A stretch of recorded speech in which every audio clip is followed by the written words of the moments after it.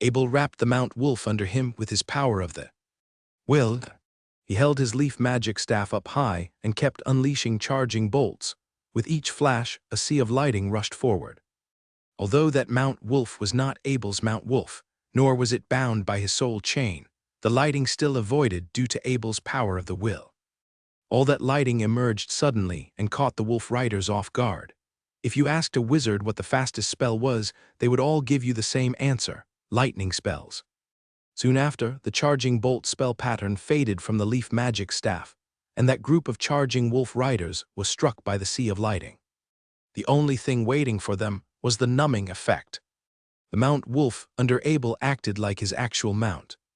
Under his precise control, they arrived in front of 15 wolf riders. To Abel, the numb wolf riders looked just like sheep waiting to get slaughtered. He gently dragged his lightweight long sword on the neck of those wolf riders. Its sharp blade on top of the double attributed force of the fire enchantment killed the wolf riders in an instant. "My God," K-3305 mumbled. He could no longer believe his eyes. Was he even looking at a wizard? Although what Abel had done looked simple, K-3305 knew exactly how complicated it was. First, he unleashed a spell while moving. This could normally be achieved when a wizard had reached a certain level of skill and experience. Unleashing a spell while moving did not mean throwing a spell while being fully protected inside a knight formation. It was unleashing a spell directly onto your enemy while controlling a mount. It was a form of multitasking. Although any wizard with at least 10 years of experience could unleash a spell while moving at a basic level, none of those beginner wizards in the Battle of the Orcs mission was anywhere close. The only wizards with more than 10 years of experience in Miracle City were the ones who stayed long-term. Unleashing spells while moving was an extremely advanced skill for wizards in Miracle City. This was not something normal wizards could do. K-3305 realized that Abel had always been a wizard who knew advanced fighting skills. At first he thought Abel's wizard skills were just average, but now he realized Abel's wizard attacks were just as scary as his physical attacks, which he was not expecting at all. Unleashing a spell while moving was not the most shocking thing to K-3305. Abel was also simultaneously attacking with a lightweight long sword in the midst of all of this, which is why K-3305's jaw dropped. He had no idea how Abel was doing this. Drawing a magic pattern was an extremely complicated and delicate process. You needed to dedicate attention to it, no matter how experienced you were. How did Abel still have the energy to control a long sword? This was beyond his imagination. Actually, the way Abel unleashed his spell was different from other wizards. Normal wizards needed to draw out a magic pattern, but Abel just unleashed a spell through the skill tree in his Horadric Q. In the past, Abel would need to use his druid soul to trigger the spell while he was attacking with a sword. But ever since he got the World Stone, his main soul could do all the work, which was a lot more convenient. The fighting continued on the battlefield, and both of the humans and orcs were stunned by what they saw. Abel dodged every arrow shot out by a wolf rider. The battle was just like a walk in a park to him. The flying arrows were just like flowers in the park, totally harmless to Abel. All he needed to do was twist a little, gently lift, or slightly slow down on his Mount Wolf. It was almost like those arrows were avoiding him. Intentionally. Since those wolf riders had already gone mad, the uselessness of their arrows just added to their fury. They howled and dashed towards Abel like they no longer cared about their lives. Abel did not stop his leaf magic staff from unleashing charging bolts as the sea of wolf riders rushed towards him. Large amounts of lighting landed on them. As soon as they were struck numb, what was waiting for them was Abel's red fire enchanted longsword. It was a massacre. A wizard with a lightweight longsword was massacring a group of insane wolf riders. The men on the rocks had stopped their attacks. By this point, it was no longer necessary. Those wolf riders were basically killing themselves by rushing towards the Abel. The only outcome was getting their necks slashed by Abel's cold-blooded sword. "Maybe this is how wizards can grow," said K-3305 with eyes flashing in admiration. He was a little bit more thoughtful than the others. This one-handed magic staff fighting style had never been seen in the Holy Continent before, and the result was clear. Every wolf rider who rushed towards Abel was numbed. then all Abel needed to do was to control his Mount Wolf to pass by those wolf riders and slit their throats.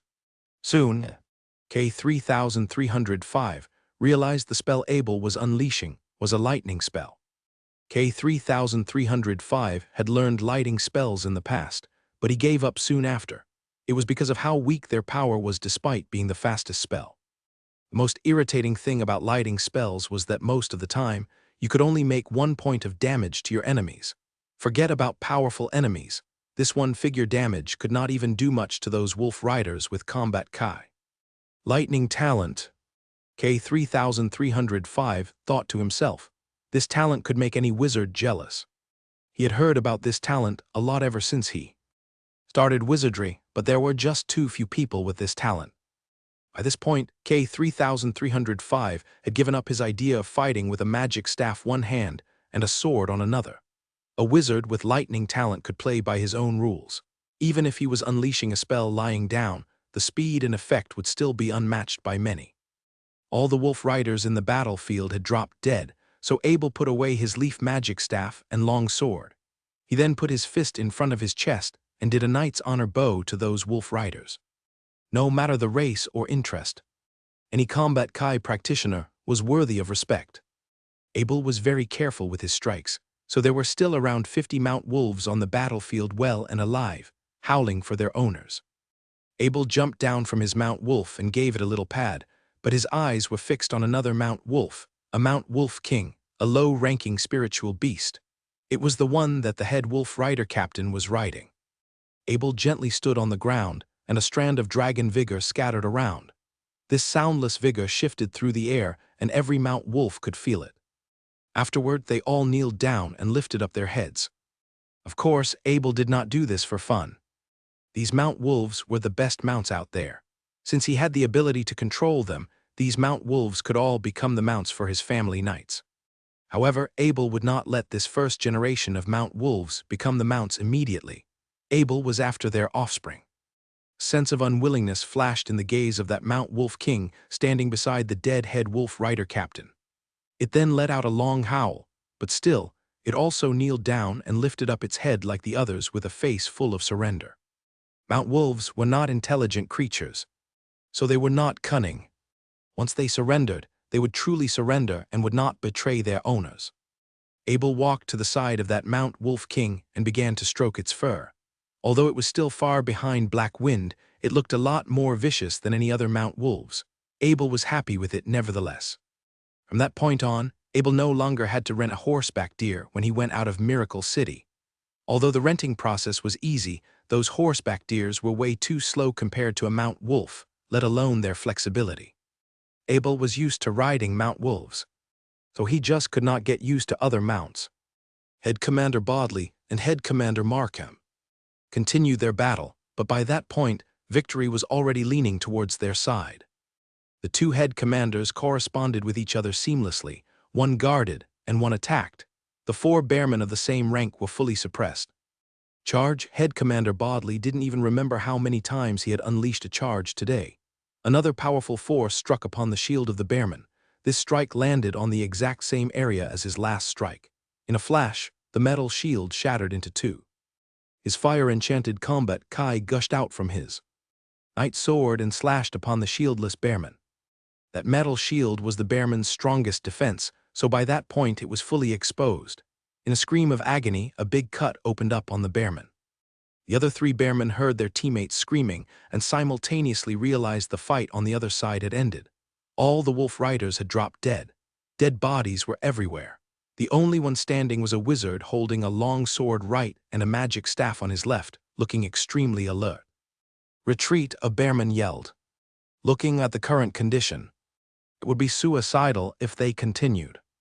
The 3 bearmen unleashed all their force and knocked away the 2 head commanders with their battle axes. Then, they nudged their gray bears to retreat to the forest behind them. They knew as soon as they could reach the forest, they would be safe. However, the moment they began to turn, 3 arrows flew towards their heads. Bang, bang, bang. The 3 bearmen dropped from their gray bears. The arrows on their heads were extremely eye-catching. Head Commander Bodley and Head Commander Markham exchanged a gaze and an awkward smile. This hurt their self-esteem. Killing one bearman was already an extremely glorious accomplishment, and the two head commanders could not have achieved it without their weapons. However, those 3 arrows had directly killed this powerful enemy in a flash.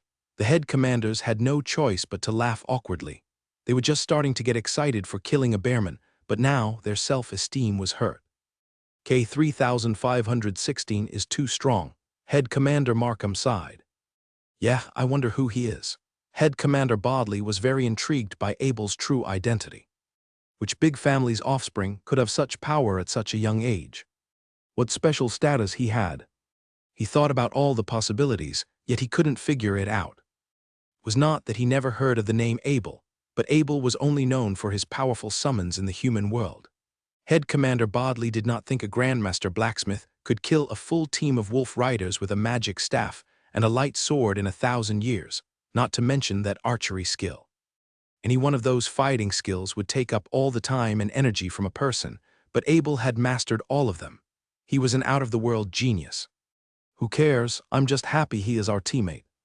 It seems like K-3308 is quite good with him. A gentle smile emerged from the cold face of Head Commander Markham. Yeah, who cares? He is not our enemy anyway. Head Commander Bodley also laughed. At that moment, Abel put away his hairy bow and walked towards that 10 meters high combat Kai smoke, where the dead body of that head wolf rider captain lay. He scanned the body with his power of the will and spotted a portal object just like he had expected.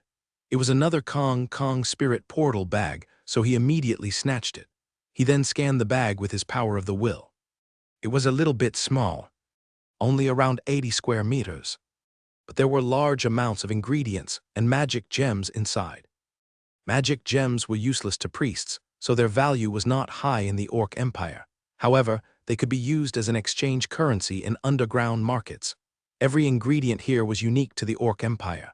They were all extremely precious in the human world. These greedy businessmen, Abel mumbled to himself in anger. Abel did not feel pity when he saw those tens of thousands of pecker orcs throwing their lives away at the miracle wall for food. Instead, he felt a chill running down his spine.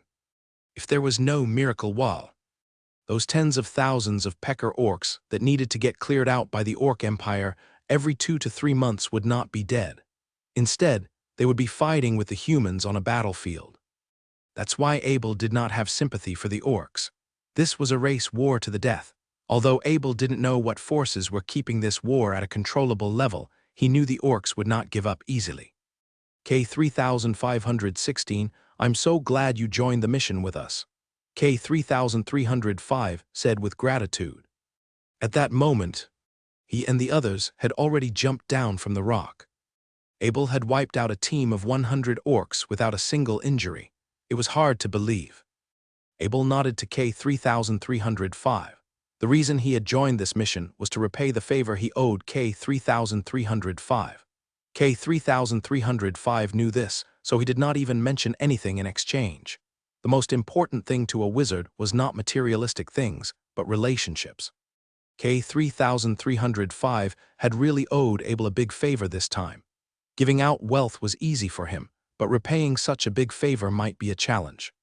K-3516. Are those Mount Wolves all listening to you? Asked K-3308 with a gentle voice and an admiring look. Yes, I have a special ability. All Mount Wolves will listen to me, Abel simply explained. Can I buy a Mount Wolf off you? K-3308 said with a face full of yearning. These are our rewards. Let's wait for the 2 head commanders to come back and we will divide them, said Abel with a smile. Can we really divide them? Said K-3308 in excitement. He then looked towards Head Commander Markham, who was running at them, and yelled, Markham, quick. We can all have Mount Wolves. K-3308. Those are like Master Wizard K-3516 spoils of war. You and I don't have the right to have them. Head Commander Markham arrived by K-3308's side and lowered his voice. I only want 1 Mount Wolf. K-3308 mumbled to Head Commander Markham in a pitiful tone. He kept looking back at Abel. He might as well say it to Abel's face than Head Commander Markham. How about this? I actually do have use for these Mount Wolves, but all of you can pick one. I can help you force them to declare you as its owner, said Abel with a smile. He then waved his Kong spirit portal bag, and continued, I still have a lot of spoils of war here. I've already taken the ingredients. You guys can have the magic gems. At that moment, Head Commander Bodley also came back. He was just in time to hear what Abel had said. There were 50 Mount Wolves being controlled by Abel. It was such a large amount of wealth, but it didn't belong to him nor anyone on the spot. On top of that, everyone was saved from those vicious orcs by Abel's scary fighting power. They didn't deserve to take any of these spoils of war, Mr. Wizard K 3516. These are all your spoils of war. It's the rule of the battlefield, said Head Commander Bodley in a certain tone. Since Abel had presented a powerful fighting power, and both Head Commander Markham and Bodley had addressed him with a respectable title. K 3308 lowered his head with a sigh and gazed towards those Mount Wolves. They were the best mounts.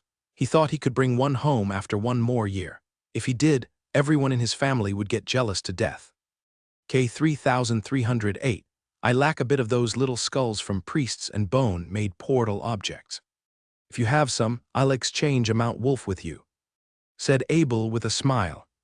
Abel had so many Mount Wolves, so he couldn't care less if he gave out one or two.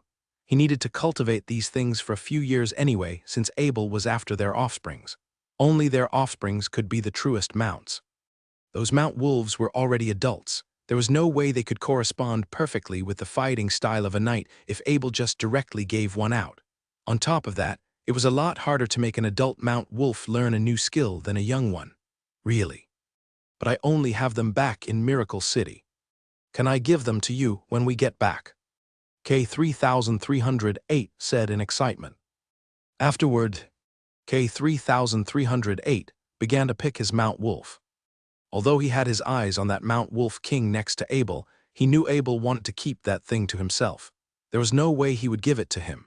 After half a day of nitpicking and choosing, he finally picked out a beautiful one.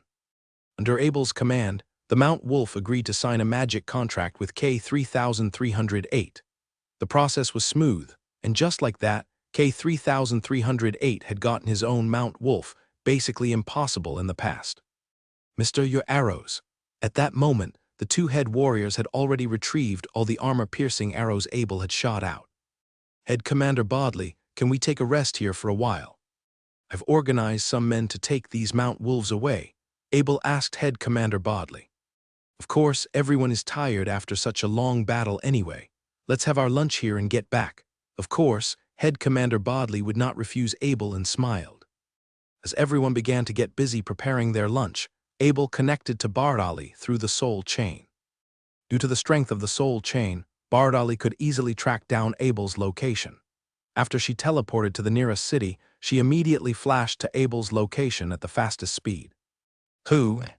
Head Commander Bodley yelled as he sensed a powerful figure emerging. At that moment, Bardali was wearing a gray robe with a hood covering all her head.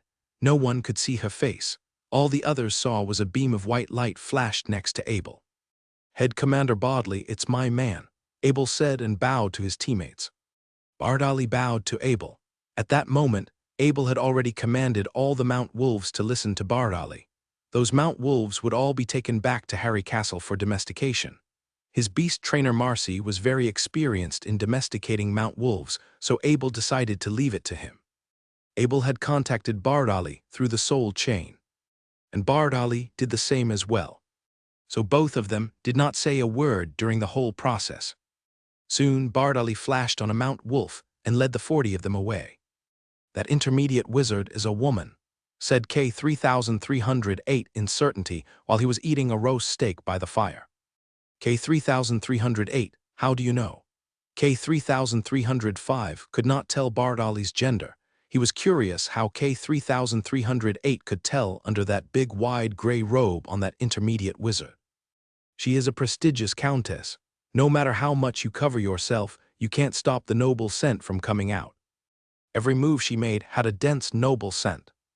K 3308 gave a little smirk and said with a gentle voice, seems like that intermediate wizard respects K 3516 a lot, just like a servant. K 3305 was born a noble as well, but he had entered the wizard's circle from a young age. He did not know as much about the common world as K-3308.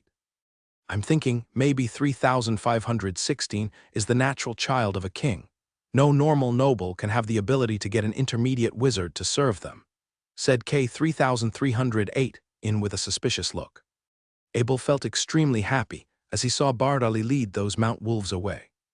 He had only got a young Mount Wolf when he was a novice knight due to immense luck. From now on, his family members no longer needed luck to get the #1 mount in the Holy Continent. On top of that, the wizard's circle in Harry Castle would cultivate a batch of domain wizards. With those Mount Wolves, Abel was more confident those wizards would stay. "Mister, your roast steak," said Joey, handing over a fresh piece of roast to Abel. "Thank you." Abel took the roast and said gently he liked Joey and Basil quite a lot. As elite warriors and hunters, they had helped him retrieve his armor-piercing arrows and took out all the valuables in those orcs for him without him asking. Head Commander Bodley then began to gaze around at the people in the circle and had his eyes fixed on K-3308 at last. Afterward, he said, "Listen up. I want to make something clear to all of you. I hope all of you can keep the fighting style of Mr. Wizard K-3516 a secret." K-3308 was not happy that Head Commander Bodley was looking at him, so he yelled, "Why are you looking at me? I'm the most trustworthy one." Even K-3305 shook his head after hearing what K-3308 had said. That guy rarely thought before he spoke, so it was very hard to believe he could keep a secret. K-3308 will keep it secret. Head Commander Markham lowered his voice. Head Commander Markham was always standing behind K-3308. With his promise, K-3308 should be able to keep this secret. "Thank you, Head Commander Markham," Abel said with a bow. Abel was not afraid of coming across as powerful. This was not his actual power anyway. He had never even used any of his most powerful methods, but still, it was better to stay low-key in a battlefield like Miracle City. "This saddle is so dirty." K-3308 rushed towards his Mount Wolf immediately after he finished his roast steak. By that point, that Mount Wolf already belonged to him, so he began to complain. Head Commander Markham did not say a word. Instead, he stepped up and helped him to take the saddle off. The saddles of Mount Wolves were special. There was nothing to exchange it with. "Bodley, I'm going to help K-3308 clean his saddle," said Head Commander Markham. "Head Commander Markham, there's no need. I have a full set of new saddles in my spoils of war. I'll give it to K-3308, said Abel with a smile as he took out a new set of Mount Wolf saddle and handed it over to Head Commander Markham. "Thank you so much, K-3516, said K-3308 as he snatched the new saddle from Abel. Head Commander Markham let out a sigh of relief. He didn't know how far away the water was. On top of that, Wirgins would normally never clean their saddles, so you could just imagine how dirty they might be. Cleaning them with pure water would not be an easy job. Actually, Abel had given out one of his personal saddles. Due to the uniqueness of those saddles, Abel had to constantly change them due to how often he fought with Black Wind. He always had a few of them ready in his Kong Spirit Portal bag. After the meal, everyone began to set off again. Abel jumped on his Mount Wolf King with his original horseback deer following behind. Those things had been trained to follow its owner even without direct control.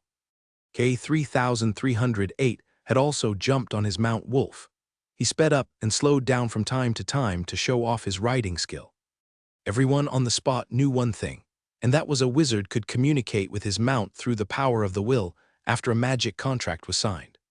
What K-3308 was doing had nothing to do with his riding skills. He was just controlling his mount with his power of the will. Of course, no one had the time to care about him. At least K-3308 was busy with his Mount Wolf and did not bother anyone else. You could just tell this by looking at the carefree look on his face. K-3308 and K-3305 were especially close on this team. He might be even closer to Head Commander Markham, but maybe it was because Markham was an Ice Combat Kai practitioner, but he did not like to talk.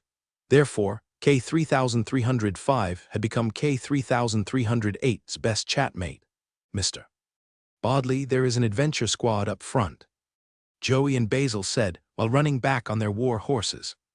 These two elite warriors had set off before the others had even finished their meal.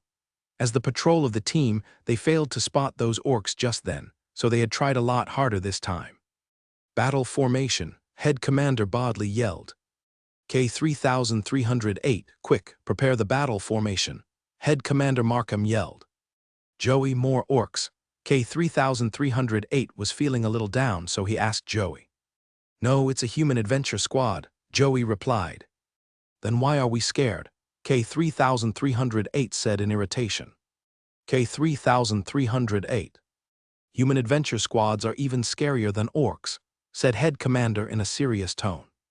"That's right, we should keep out a formation to let them know we are prepared. Then they will not want to mess with us," Head Commander Bodley added. "Any adventure squad who would enter Mount Budapest to hunt spiritual beast would at least have a head commander and a wizard. This way they could make up for their lack of manpower. A head commander's defense was just as good as their attacks, and their stamina was great too. Even without combat kai, fighting for half a day with only knight skills should be okay. This was not the case for wizards. All their power came from their magic power. When all their mana was used up, any physical impact could greatly affect them. Wizards could use defensive spells to increase their own defense, as well as attack using magic elements. A wizard depended on their mana, and normally their mana would be used up quickly. Therefore, every wizard needed a head commander to go along with them to Mount Budapest. No one had the skill of a head commander and be a wizard. Like Abel, not to mention those powerful summons of his. Therefore, only Abel could fight alone like this. Head Commander Bodley was attentive due to his fighting experience.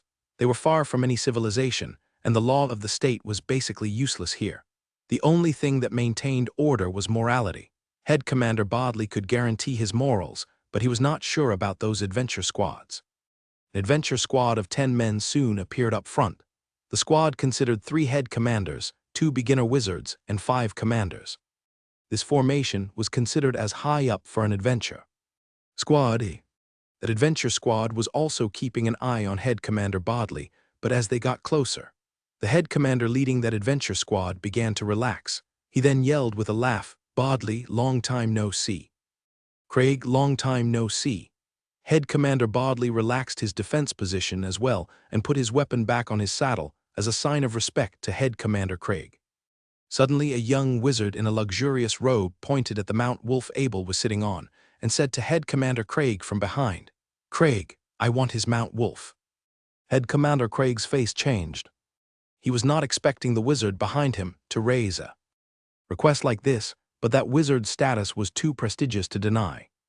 "Young Master Anthony, 2 out of those 3 wizards are wearing masks. They are from Miracle City. Miracle City is not far from here. Let's not cause any trouble." Head Commander Craig turned back and said gently, "Craig, I've said my orders." Wizard Anthony had already made up his mind. His adventure squad seemed a little bit stronger than Head Commander Bodley's. Although they had 1 less wizard, they had an extra head commander, which should be able to make it up. Most importantly, he could recognize the Mount Wolf under Abel was a Mount Wolf king. Looking at the horseback deer behind it, that Mount Wolf should be a spoil of war. Another wizard by the side was also riding a Mount Wolf with a chocobo following him, which further confirmed his idea. Wizard Anthony was born into luxury.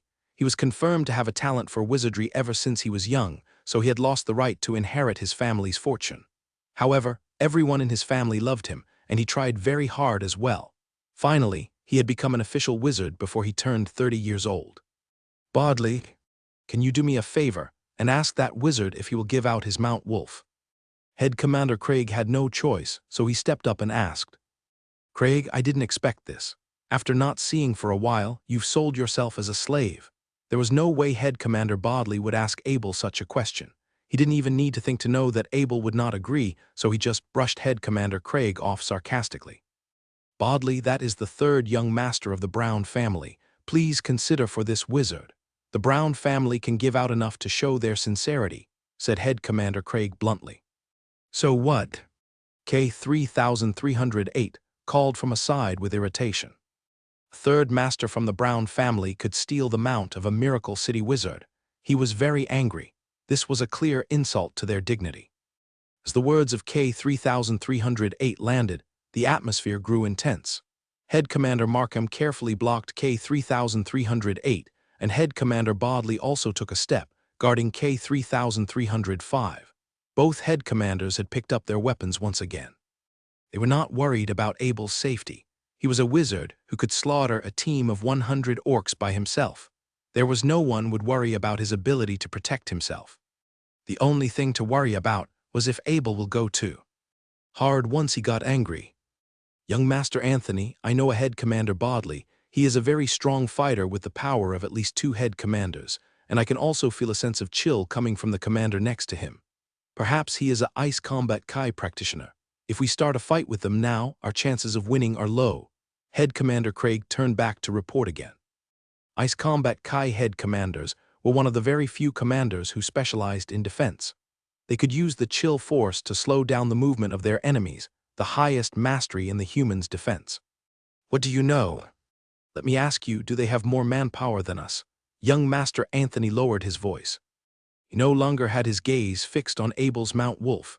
Instead, his attention was drawn by Abel's Kong Spirit portal bag.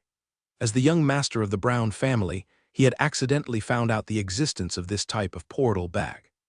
However, 2 of these military-grade weapons of the Orc Empire were hanging on the body this beginner wizard. At that moment, he thought about a sentence he'd heard a while back. Greed is in the heart of every man. In the past, he didn't really know what this sentence meant, since he had an amount of wealth that was unimaginable for any wizard. Just like this adventure to Mount Budapest, for example, it was more like 3 head commanders helping a beginner wizard open up fresh crystal cores for training. However, when he stood in front of 2 Kong Spirit portal bag and a Mount Wolf that could switch owners, he felt like nothing could stand in his way. Young Master Anthony, if we really start a fight now, perhaps we are stronger. Head Commander Craig lowered his voice. He couldn't really understand the intention of young Master Anthony. Both groups were almost neck to neck. If they started a fight, they would take a big hit even if they won. That's all I need to know. Look, those 2 head commanders are not protecting that wizard in the Mount Wolf King. Maybe it is because that wizard had gotten a lot more spoils of war than those head commanders in their previous battle. Ask them to kill that wizard first, said young Master Anthony with confidence. Young Master Anthony has a hand in his family business from a young age, so he knew a thing or two about human nature. That was why he had come up with this idea. Wizards were the most important part of a battle. Formation, and at that moment, even those 2 unnoticeable elite warriors were not protecting Abel. Abel's smirked face. Although other people might not be able to hear the conversation between head commanders Craig and Anthony, Abel knew everything they were saying just by looking at the shape of their mouths. He really wanted to tell that young Master Anthony that there was a saying that goes like, "Men die for wealth and birds die for food." At the moment, the 2 head commanders on the other team began to move. It seemed like their target was Head Commander Bodley and Head Commander Markham. "Craig, don't test me," Head Commander Bodley yelled. "Bodley, this is young Master Anthony's command." By that point, the hesitation on Head Commander Craig's face had disappeared. There was no turning back for a head commander once they decided to fight. "No need to talk, just kill them," young Master Anthony yelled as he threw a firebolt directly towards Head Commander Markham. The firebolt landed on the shield of Head Commander Markham. A white light flashed and a thick layer of frost emerged. SSSS. The firebolt plunged into frost and vanished without making any damage. The battle had officially ignited as soon as young Master Anthony made this move. The 5 commanders quickly stepped in front of young Master Anthony and the other wizard in a guarding position, as the head commander charged towards Head Commander Bodley. As Head Commander Craig yelled, his body merged with his war horse and sped in front of Head Commander Bodley in an instant. Flame engulfed his sword. With his fire combat Kai, Head Commander Craig had unleashed his most dangerous blow right from the start. Head Commander Craig had thought this through very well.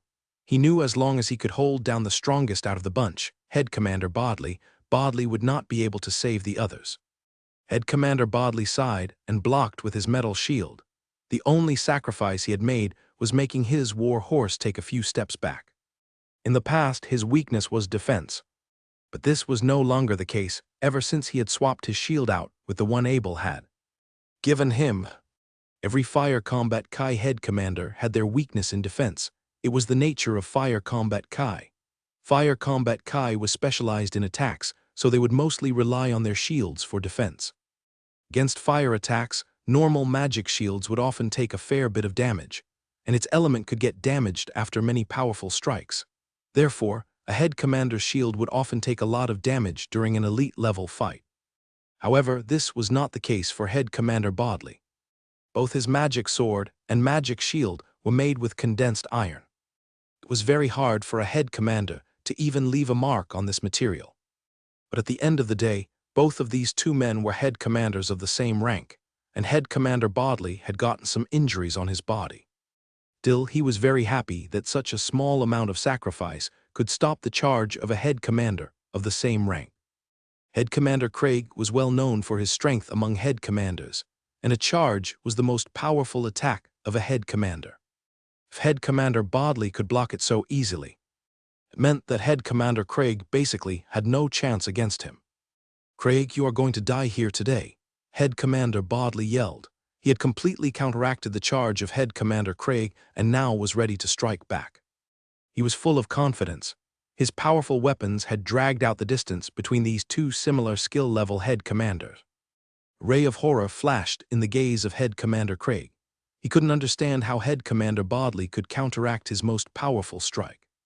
He didn't feel so well about this. He just hoped the other two head commanders could end their battle quicker and give him a hand. Head commander Bodley's knight sword began to strike back at full force. The big sword of these two head commanders kept making contact as their fire combat struck upon the bodies of each other. However, the way these two head commanders felt was completely different from each other. Head commander Craig had taken a little bit more damage with each strike of Fire Combat Kai from his opponent. Although this damage was not dramatic, it built up throughout time. Still, he was not worried. He believed head commander Bodley was going through the same thing. With every strike, head commander Bodley felt a stream of warm energy rushing towards his body. He was actually absorbing the Fire Combat Kai of his opponent to heal his own Combat Kai, and even his small injuries began to heal. He was getting stronger and stronger as his knight sword absorbed more and more life force from head commander Craig. This was the power of Abel's knight sword. Although it couldn't absorb a lot of life force, it could make a world of difference if a head commander was fighting someone of the same rank. Meanwhile, the others also began to fight. Young Master Anthony unleashed a powerful force by ruthlessly throwing out spells, simultaneously holding down both K-3305 and K-3308. The arrows of Joey and Basil were basically hopeless against the defense of the five commanders. It seemed like victory was just at Anthony's reach, so a sense of relaxation began to emerge from his face. His two head commanders had also unleashed their charge towards the masked wizard on the Mount Wolf King. A cold flash emerged in Abel's gaze. He couldn't understand why those people had unleashed an attack on a Mount Wolf King.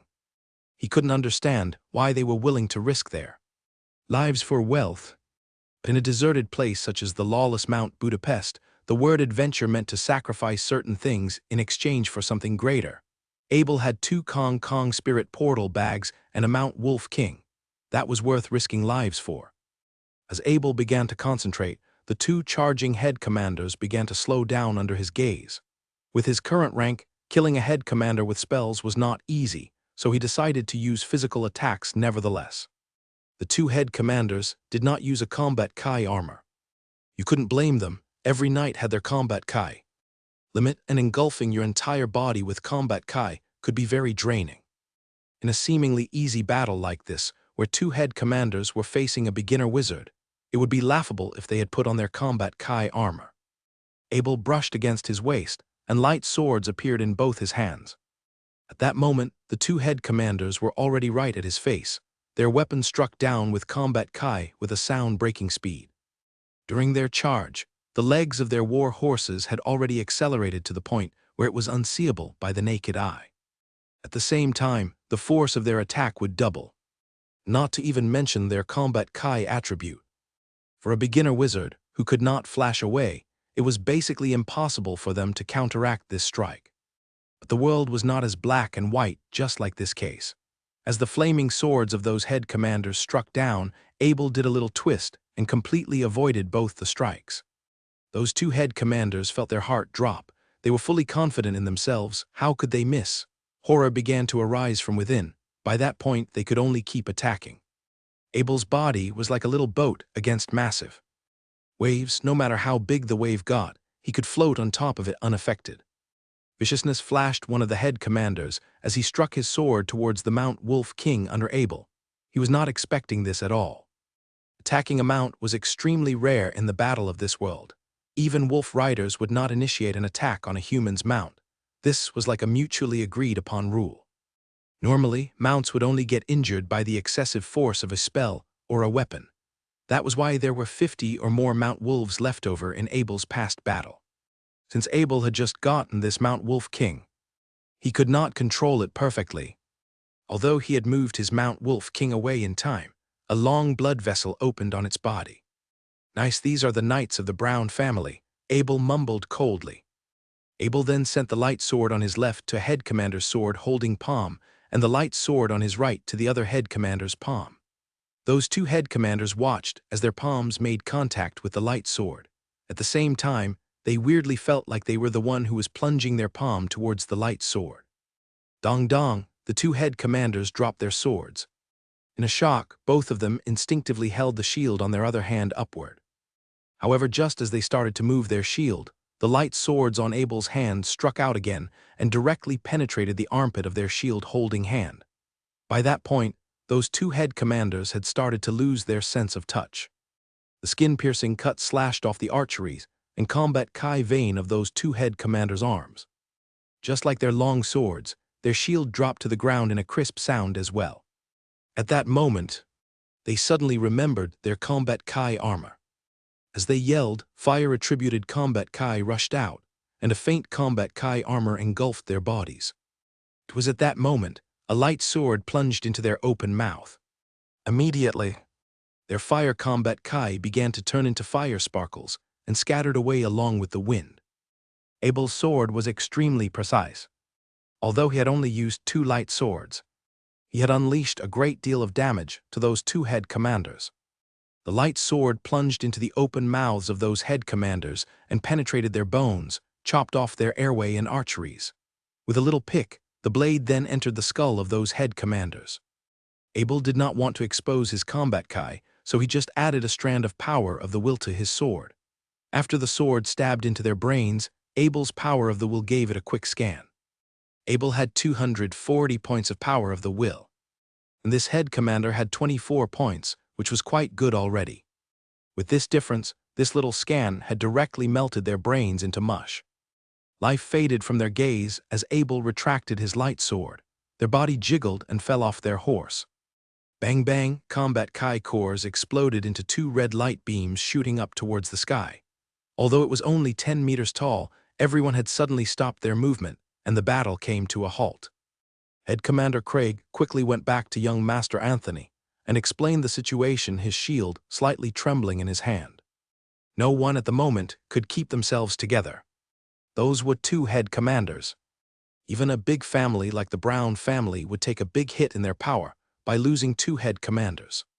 However, Head Commander Craig no longer had time to think about these things as he stood in the face of this scary beginner wizard. By that point, the confidence young Master Anthony had faded. Instead, it was replaced with cold sweat and paleness. He couldn't understand how the battle could take a 360 turn in a flash. Two head commanders had been killed by a beginner wizard with light swords. Everything had gone quite well for the young Master Anthony had. Since he was young, so at that moment, he felt like he had entered an alternate reality. He kept thinking about how the ruler of his family would react if he found out that two head commanders had been killed. Would they still treat him nicely like before?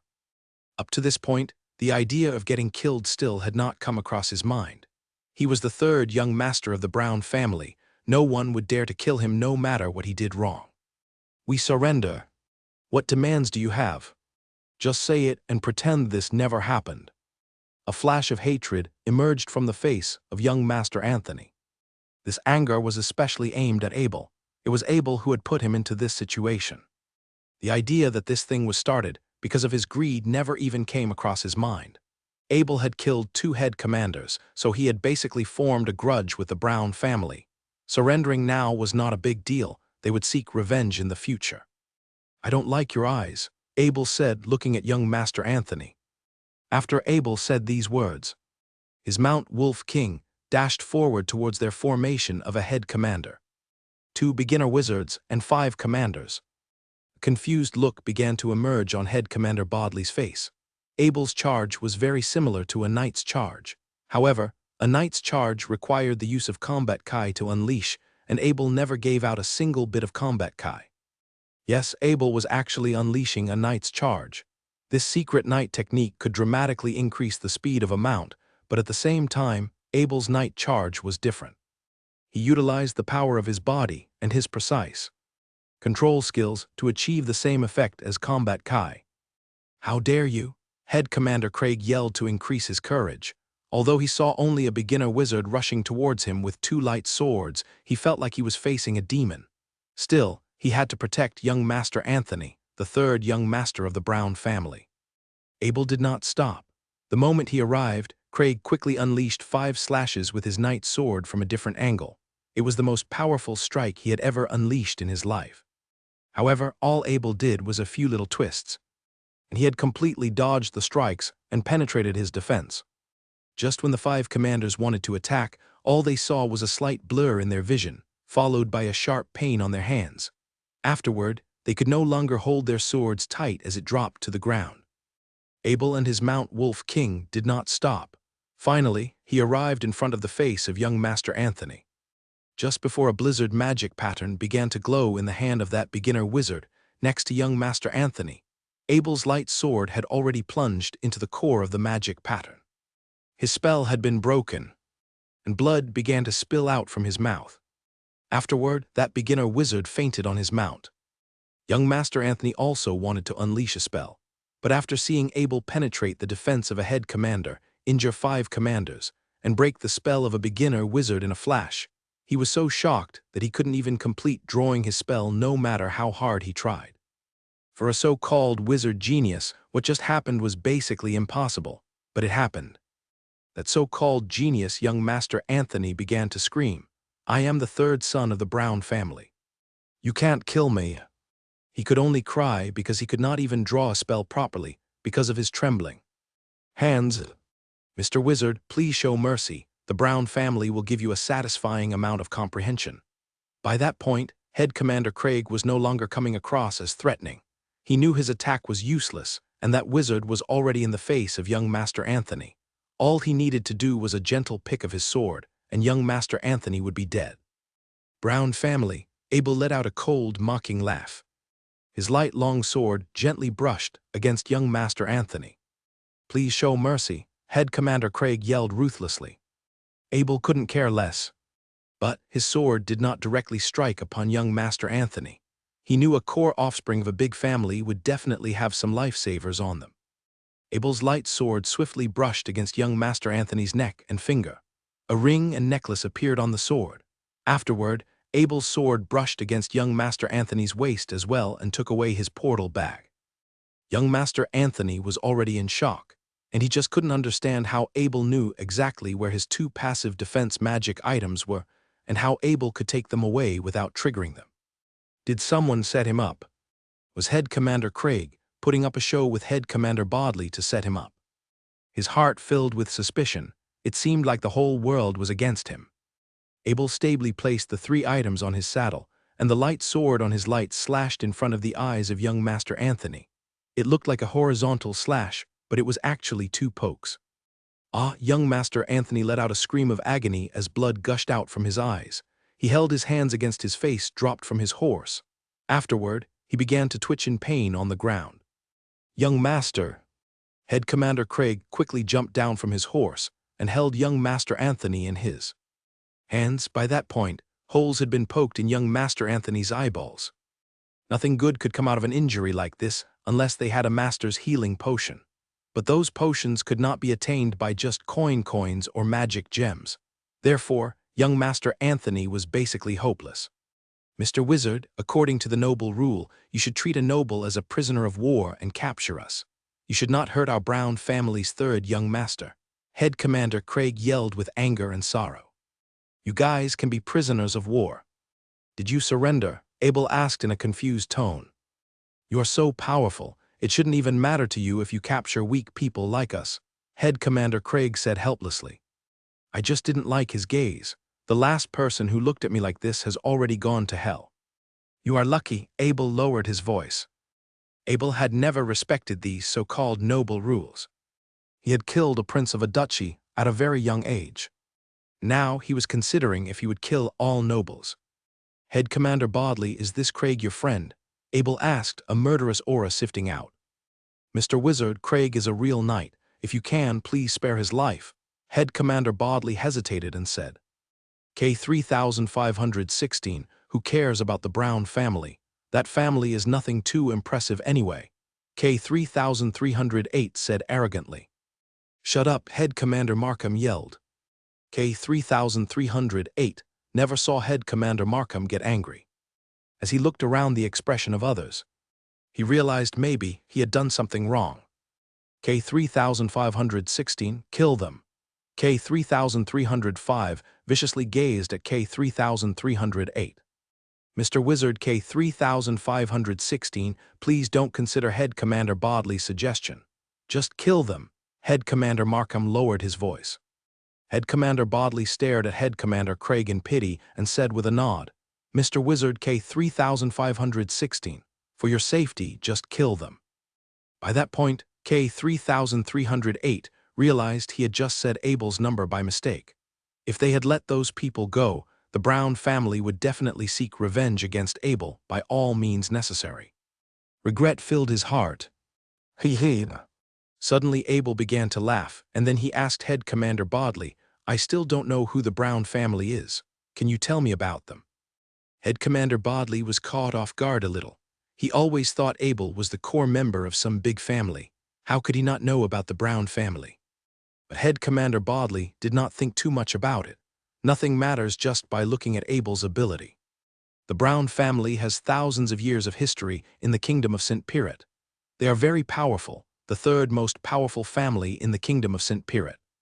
Although there are no elite wizards in their family, I heard they are very good with the elite wizards of the kingdom of St. Piret's Wizard Union. So for your safety, you should just kill them.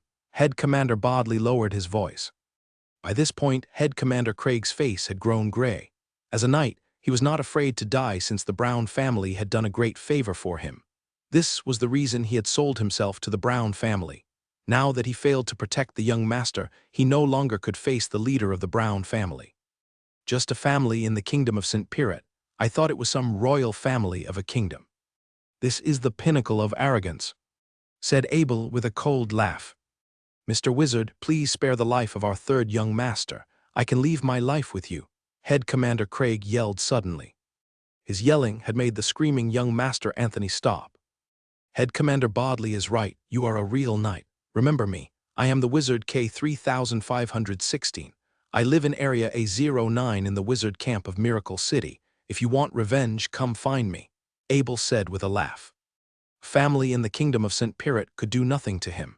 It was not worth it to make Head Commander Bodley lose face.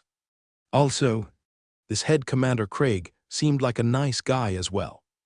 It would be a pity if he had just killed him. Everyone was shocked by what Abel had said. How could he be? How could he act so calm in the face of a 1,000-year-old family's revenge? Wait, Abel's face suddenly took a dark turn as he stared at Head Commander Craig, who was getting ready to leave. Head Commander Craig felt his heart drop. Abel was so giving just then, so why did his face change all of a sudden? He quickly nudged the few commanders to step in front of young Master Anthony, who was treating his wounds. Abel's Mount Wolf King viciously dashed out, and he arrived in front of Head Commander Craig. Head Commander Craig struck his sword out instinctively, and all Abel did was a little twist, and he avoided the sword. Abel struck his hand between Head Commander Craig's sword and shield. Then, he grabbed his belt and gave it a little push. Head Commander Craig wanted to dodge, but he lacked a little bit of time. Abel's force had landed on his body, and he began to fall, but suddenly that push became a pull. Abel didn't use too much force. All he did was a little technique and the perfect grasp of time. Just like that, the head commander without combat Kai armor had been pushed down his war horse like a baby. Afterward, he picked up the injured young Master Anthony and went back to his Mount Wolf King. He heavily slammed young Master Anthony in the ground and said in a cold voice with a touch of anger, "Anthony, now I know why you have attacked us." Abel knew young Master Anthony was a noble, and he had tried to respect their rules as much as possible. Poking holes in this spoiled young master's eyes would probably teach him a lesson, and Abel wanted to save some face for Head Commander Bodley. However, the situation was actually a lot more serious than he initially expected. "Mr. Wizard K3516, what did you realize?" Head Commander Bodley asked. "Head Commander Bodley, take a look at this portal bag," said Abel as he threw young Master Anthony's portal bag to Head Commander Bodley. Head Commander Bodley held the portal bag in his hand. Even though head commanders had only grasped a tiny bit of magic power, it was enough for them to open a portal bag. The only thing was that a portal bag was extremely precious. Head commanders rarely had the chance to come into contact with one. It was a portal bag with 10 square meters of space. This was big even for an intermediate wizard, which just showed how important young Master Anthony was to the Brown family. However, this was not the most important thing. The most important thing was what's inside. Other than some wizard resources, there was also a bunch of iron. 100 skills iron. Head Commander Bodley was not a blacksmith, but he was very familiar with iron material. 100 skills iron was the most important material for top-quality weapons. In the human world, most weapons did not have the privilege to be forged with iron like this. 100 skills iron was basically a blacksmith. Master hammering 100 skills on to a top-quality iron. This iron was basically useless to normal people, or even wizards. Only a blacksmith could forge a weapon out of it. Now here came the question. Why was a beginner wizard carrying so many 100 skills iron with him, especially in the border between the orcs and humans, such as Mount Budapest? By that point, anger emerged on the face of Head Commander Bodley as well. He was the guardian of Miracle City. He had fought with the orcs countless times. Of course, he knew what the orcs could do with this iron. Just like that bearman he had killed if its giant shield was made entirely out of these iron. Even his condensed iron sword would not be able to break it in a short period of time. How come the humans could come out dominant in almost every battle with the orcs? The orcs were clearly superior in speed, power, and physics, but still, they could not win against human knights. This was all because of gear. Human gears and forgery skills were far superior to the orcs, and these 100 skills iron was a clear reflection. "Craig, you don't deserve to be a knight." Head Commander Bodley lowered his voice and threw a chunk of 100 skills iron on the ground. Head Commander Craig had just recovered from the shock of falling off his horse. He gazed at the iron in confusion. He knew Head Commander Bodley would care about trivial stuff. What was so serious about this 100 skills iron? "I, Craig, have always lived by the glory of knights. I have not and will not offend it." "Why did you say I don't deserve to be a knight?" Head Commander Craig yelled in question.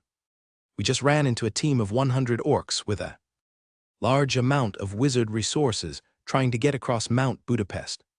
"I'm afraid you don't need me to explain anymore, do you?" said Abel coldly. Head Commander Craig nodded. Actually, he did not know too much about the details of this Crystal Core mission. Everything from the direction, position, and process was organized by young Master Anthony, which was rare.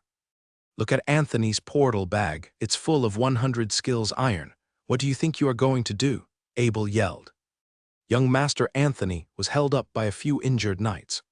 His face had already grown white from his poked eyeballs, but now it was starting to look gray. His whole body began to shake. There was nothing more frowned upon than being a race traitor in this world by all humans, no matter the time or circumstance. No matter who much of a prestigious noble you were, if you betrayed your race, your whole family would end. The Brown family, a family with 1,000 years of history, it seems like it will end from today. Abel's voice sounded like ice shard plunging into the heart of young Master Anthony. "No, this has nothing to do with my family. It's my fault. It has nothing to do with my family," young Master Anthony yelled crazily.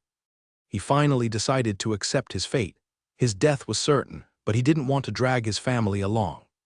Family was miles more important than anything in the hearts of nobles. It was only with their family a noble's offspring could be protected and have resources. Therefore, every noble in this world had immense respect for their family, even for a wizard like young Master Anthony. There are 500 pieces of 100 skills iron.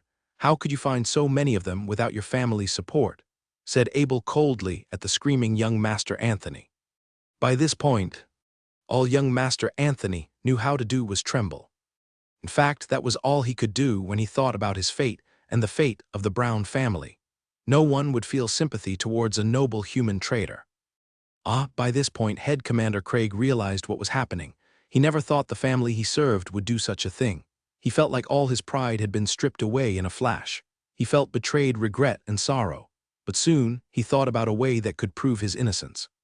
He drew out his knight's sword from his waist and mumbled, "Humble glory, sacrifice, bravery, pity, will, honor, justice." Afterward, he viciously plunged the sword towards his heart. The moment when Abel realized what Head Commander Craig was doing, he took out a magic gem from his portal bag and threw it towards Head Commander Craig as his sword was about to make contact with his chest. The magic gem struck perfectly on the elbow joint. Although the force was not big, it had made Head Commander Craig drop his sword. "Head Commander Craig, you need to use orc blood to cleanse your mistake. You should find your glory back on the battlefield. Don't be a coward and kill yourself," said Abel. Abel's gesture implied that he thought Head Commander Craig was innocent. Young Master Anthony would definitely use a secretive method to contact his exchanger personally. There was no way he would let anyone know a big crime like this unless it was totally necessary. "Mr. Wizard, I will go to Miracle City and fight against the orcs until the end of my life." Head Commander Craig kneeled in front of Abel and did a knight's bow. He then stood up again and jumped on his horse without even giving young Master Anthony a look. On his way to Miracle City, he did not look back. Abel knew the Miracle City lacked head commanders. So if a human head commander wanted to go there, the Miracle Spirit would definitely accept. "What do we do with him?" Head Commander Bodley said, pointing at young Master Anthony on the ground. Their little team still had not completed their mission, and it would be very inconvenient if they brought young Master Anthony along. However, they didn't want to just kill Anthony either. If they did kill him, they would lack important evidence to investigate the Brown family in the future. "Bodley, there's no need to talk. Just kill him. With you and Markham as testimony, I don't need to write a letter home to ask for a favor." K-3308 couldn't help himself and yelled. Abel did not reply. Instead, a firebolt flew out in his hand and directly ignited young Master Anthony. He intentionally controlled the power of this firebolt, so young Master Anthony would suffer longer before he died. The already raspy voice of young Master Anthony began to scream again, but this time, it would be the last scream he gave out in this life. Afterward, Abel turned back to his teammates and said, "I'll take care of this, no need for you guys to worry." Suddenly, another idea had struck upon Abel's mind. Light flashed in his hand, and the portal bag of the other beginner wizard was sucked in by the telekinesis spell. "I knew it." A murderous aura flashed in Abel's gaze and flew a fire bolt to that beginner wizard as well. Under the beginner wizard's screams, Abel lifted his portal bag and said, "It's filled with 100 skills iron as well." "Well deserved." The others looked at that screaming wizard and sighed. How could a person like this become a wizard? Without anyone noticing, Abel had connected with Bardali through the soul chain. At that moment, Bardali was transferring the Mount Wolves through a teleportation circle one by one. "Bardali, help me contact the Kingdom of St. Pirat's head of management, Duke Eddington, and let him know I am very unhappy with the Brown family. They had exchanged 100 skills irons with the orcs. Also, help me find out who is the blacksmith for the Brown family. Make sure you don't let him know it is my intention." "Yes, master." Abel believed with all his heart that Duke Eddington would make the right decision and take care of this. Which was more important? Grandmaster Blacksmith who could kill elite wizards or a race traitor noble family. Also wanted to know who was the blacksmith master forging all these 100 skills iron. Normal blacksmith masters would not do this since forging a 100 skills iron was basically a step away from forging an actual weapon. Half-complete products such as 100 skills iron definitely would not be as valuable as an actual weapon. Therefore, a blacksmith master would not just sell 100 skills iron, especially that much 100 skills iron. The second portal was a little bit smaller, but it still had 5 cubic meters of space. There were 200 pieces of 100 skills iron, which was quite shocking to Abel. Even a grandmaster blacksmith like himself would take quite a long time to complete forging that many 100 skills iron. Abel's teacher, Master Bentham, was a blacksmith master by name. His actual forging level lay between a blacksmith master and an advanced blacksmith. It would take him half a day to forge a single 100 skills iron. 700 pieces of 100 skills iron would take a blacksmith master at least half a year of non-stop forging. As a grandmaster blacksmith in the blacksmith union, Abel knew none of the blacksmiths in the union would spend half a year forging 100 skills iron non-stop. Mr. Wizard K. 3516. Should we continue? Although Head Commander Bodley was the leader of this team, the power Abel had shown was way too scary. Maybe even their entire team together would not be able to take down Abel. Abel stored up the 2 portal bags. He was quite interested in these 700 pieces of 100 skills iron. In some time, he would make more condensed iron out of them and swapped out the iron balls in Johnson. Although the iron balls on Johnson were the works of blacksmith dwarfs, it required way too many 100 skills iron, and no blacksmith master would help him make that many 100 skills iron. Now, with all these 100 skills iron, he could swap out the iron balls in Johnson and give it a new body. Let's go, Abel nodded. K. 3516. Isn't your waist getting tired? Said K. 3308, looking at the 5 portal bags on Abel's waist, drool running down his mouth. He also had a very powerful family, but they wouldn't give him any bigger portal bags. Even if they had bigger ones, they would give them to their elite wizards first. It was very rare to see a family giving a beginner wizard larger than average portal bag, like the Brown family. Maybe they had only given it to Anthony to make his exchange with the orcs go smoother. Anthony had become a wizard at such a young age, not only because he was extremely gifted, but also because he had gained a large amount of wizard resources through exchanges with the orcs. Don't worry, I'm not tired, Abel said, patting his portal bags. There was no way he would give those larger than normal portal bags to other wizards of the same rank. They were his family's bases. Those things were very hard to attain with magic gems or gold coins. Even in Lion City's Wizard Union, you could not exchange a portal bag with credit points. K. 3308 felt a little sad as he rode his Mount Wolf. From the side, Head Commander Markham gazed at him helplessly. Nothing too special happened the following day. Without a single interruption, they arrived at Zephyr Lake. We just get on top of that mountain, and we can see that Zephyr Lake, said Head Commander Bodley, pointing towards a nearby mountain peak. Zephyr Lake was located in the center of a mountain peak. As Abel climbed towards the top, he saw a patch of dark blue water. You could tell just how deep the lake was from the color. Everyone, be careful. We have entered the domain of a fiery bear. We can run into it at any moment. Head Commander Bodley lowered his voice as he held his magic knight sword and shield tightly in his hand. He was ready for the fiery bear to attack at any moment. From what he knew of Abel's scary fighting skills, Abel was an expert in sword techniques.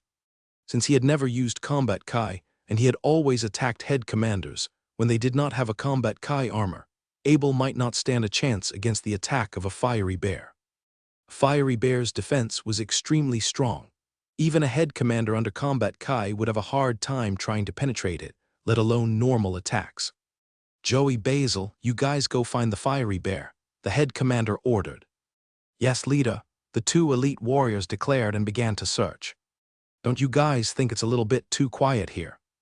Abel's intuition told him there was basically no life here. This was extremely weird. Even in a spiritual beast's domain would be habitable to tiny creatures. Spiritual beasts would not attack tiny creatures, and since there wouldn't be any medium-sized carnivores living in a spiritual beast's domain, tiny creatures could thrive. However, not in this place. There weren't even any insects or bugs, let alone tiny creatures. It was basically a ghost town.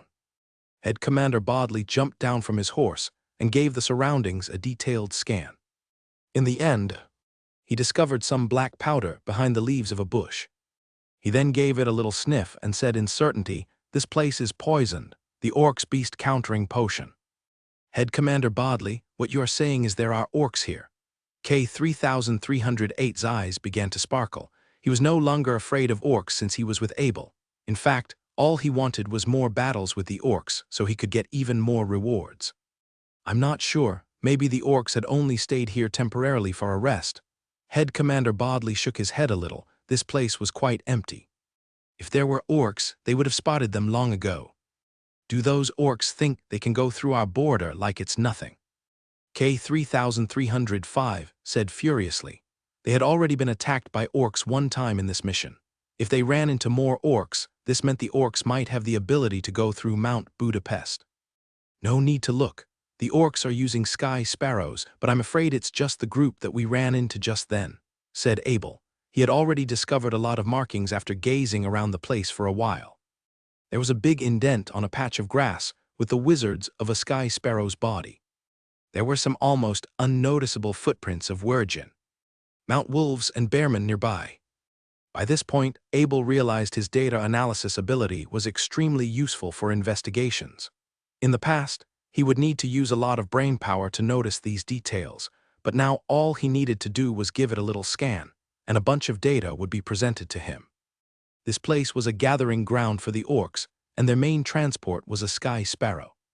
This also explained why that entire team of 100 orcs could appear on the human side of Mount Budapest.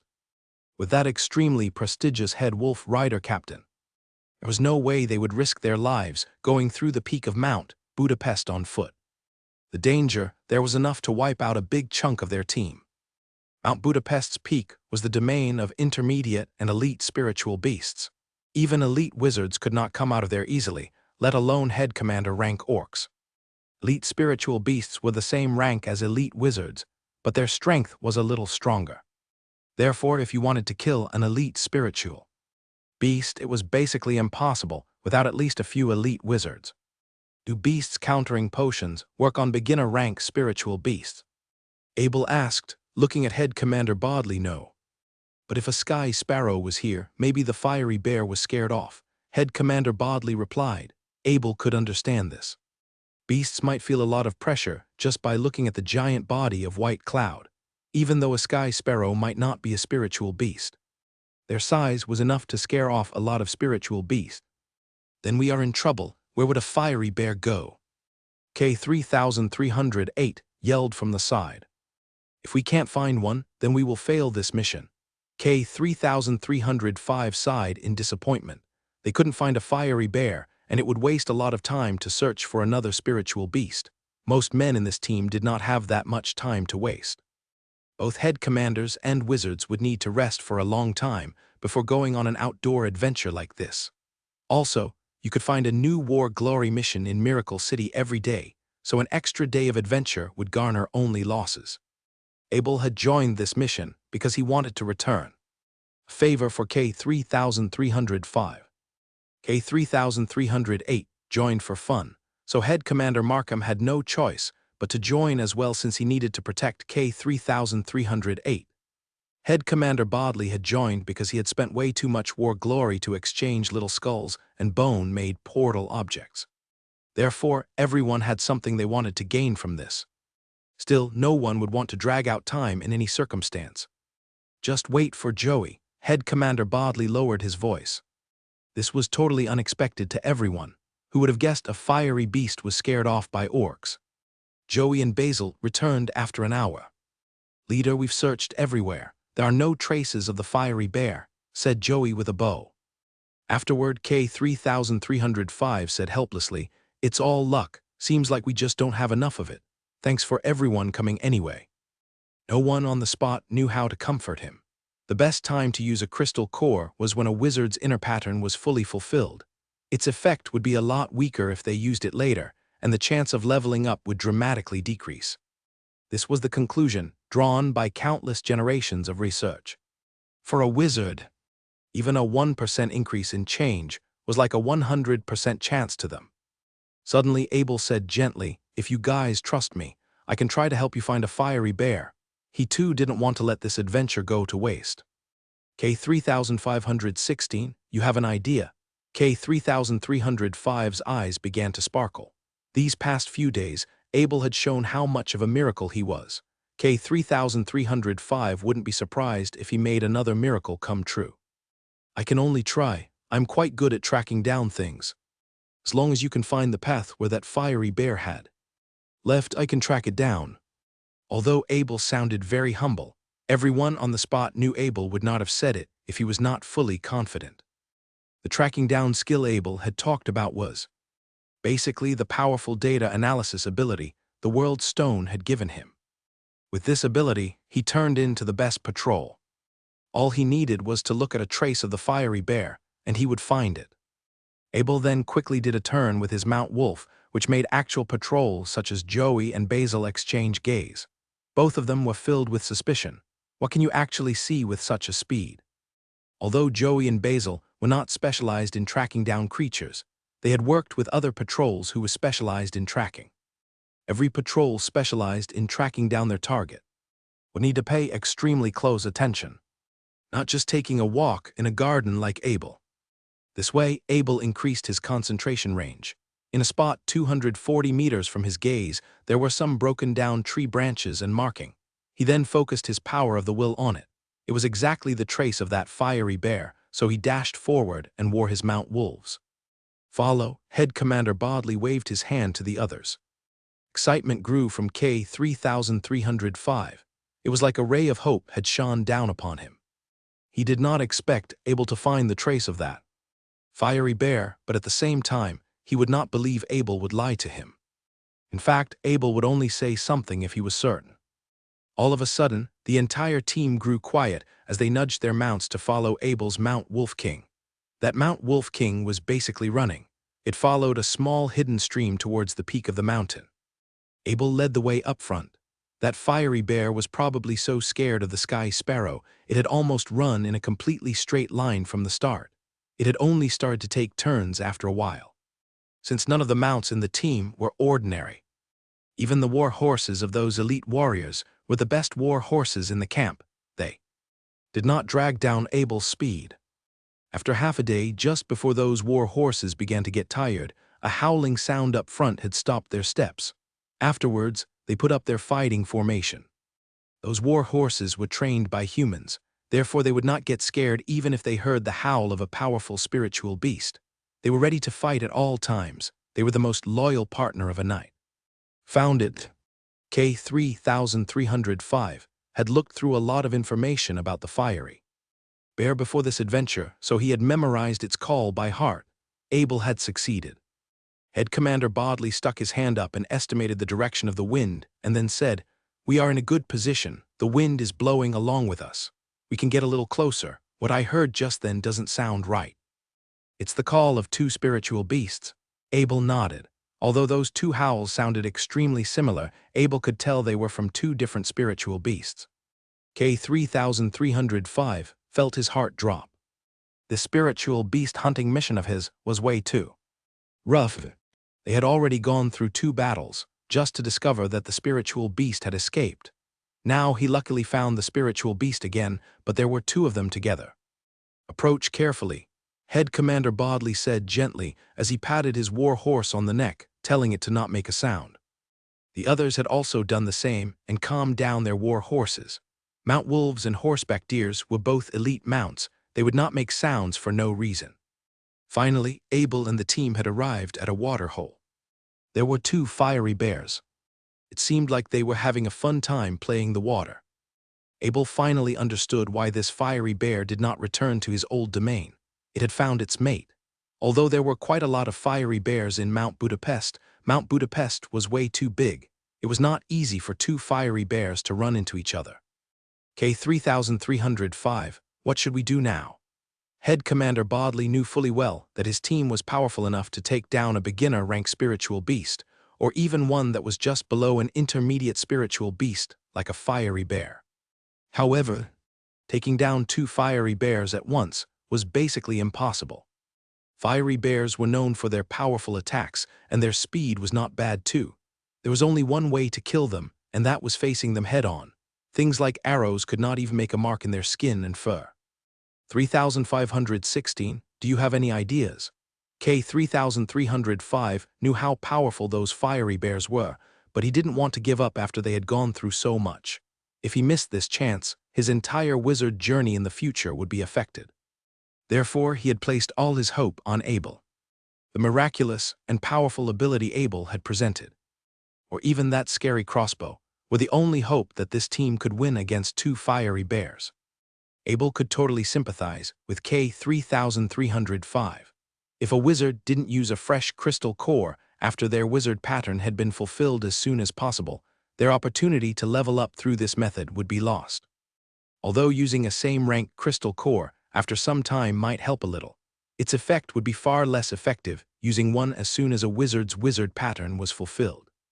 Therefore, this was the only opportunity for K3305 to maximize his success rate to progress to the next rank. If K3305 missed this chance, a long and dreadful bottleneck would be waiting for him. By that point, he could only level through luck. This would have a big emotional impact on any ambitious wizard. Abel was considering if he should show even more of his ability.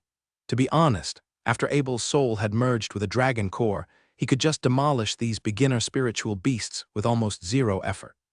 K3305, how many crystal cores do you need? Abel asked after some thinking. Although K3305 was wearing a mask, his sense overwhelm still managed to sift through his gaze. He didn't know how to reply to Abel all of a sudden. The confidence in Abel's voice also made Head Commander Bodley and Markham exchange gaze. Those beginner spiritual beast fiery bear's power was just below an intermediate spiritual beast, and there were two of them together. Their fighting power was not as simple as 1+1. However, at that moment, they could sense that Abel didn't even show a single concern towards those two fiery bears. It was like taking their crystal cores out was like walk in a park. Abel was a beginner wizard. No matter how powerful your magic staff or magic gears were, a beginner could not be a match against two fiery bears. The only thing special about Abel was his physical attacks, which even made Head Commander Bodley afraid. But without combat Kai, all techniques would be useless. The only reason why a knight was powerful in this world was their use of combat Kai. Although there were many structured knight techniques that could help them unleash their full potential, combat Kai would still be their core lifesaver against a powerful opponent. This was why no one had really spent too much time developing extremely precise and speedy attack methods. No matter how perfect you execute a move, everything would be blown away against powerful combat Kai. The two head commanders doubted what Abel was going to do, but at the same time, they were excited to see some powerful ability. Both of them had already reached the pinnacle of knights. Technically, there should be no more progress they could make, but what Abel was about to do might give them some inspiration. Of course, two crystal cores, K3308 said gently without thinking. He heard his family wizard once said, 2 crystal cores of the same rank would be even more beneficial to wizard during level up. He did not doubt Abel's ability to kill those two fiery bears at the slightest bit. He was surprised too many times by looking at Abel throughout this journey. By this point, he would just believe anything Abel said. Please help me keep my fighting process a secret, Abel warned against. Of course, Mr. Wizard K3516, you can count on me. I will promise with my honor as a knight, said Head Commander Bodley seriously with his fist in front of his chest and did a knight bow. K3516. I will promise with the honor of my family, said K3308 with a serious face as well, but excitement still managed to come through. He knew they were in for a big battle soon. K3516, I will keep your secret to my grave, I promise. K3305 was the most direct. He drew a 6-star magic circle with his hand. The 6-star magic circle gave out a white flash and vanished. This was a wizard promise, an extremely powerful contract. If a wizard broke his promise, he would be punished harshly. Normally, a wizard would rarely make a wizard's promise, which just showed how much this meant to K3305. At the same time, the two elite warriors also promised Abel not to tell anyone his secret. Abel jumped down from his Mount Wolf King and walked towards the water hole without holding any weapons. His steps were extremely relaxed. It looked nothing like he was about to fight a powerful spiritual beast. The moment the two fiery bears noticed Abel, they began to howl to declare that this was their domain. However, at the same time, they couldn't understand why a human was here. They were not stupid. Does this guy want to die? The two fiery bears dashed forward towards this provoking human under giant sparkles of flames. A weird smirk emerged on Abel's face under his mask. Ever since his body and strength had penetrated the limits of humans, he could control his dragon vigor. Also, with that scattered piece of world stone in him, he could control his dragon vigor to the maximum level. Although he knew his dragon vigor was not as strong as a real dragon, it was dragon vigor nevertheless.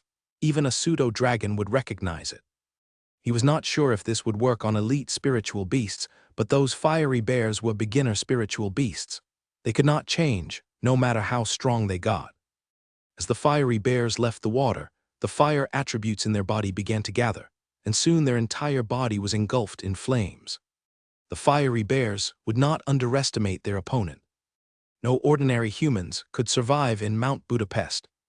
The first thing that came into those fiery bears' minds was to kill that human as soon as possible.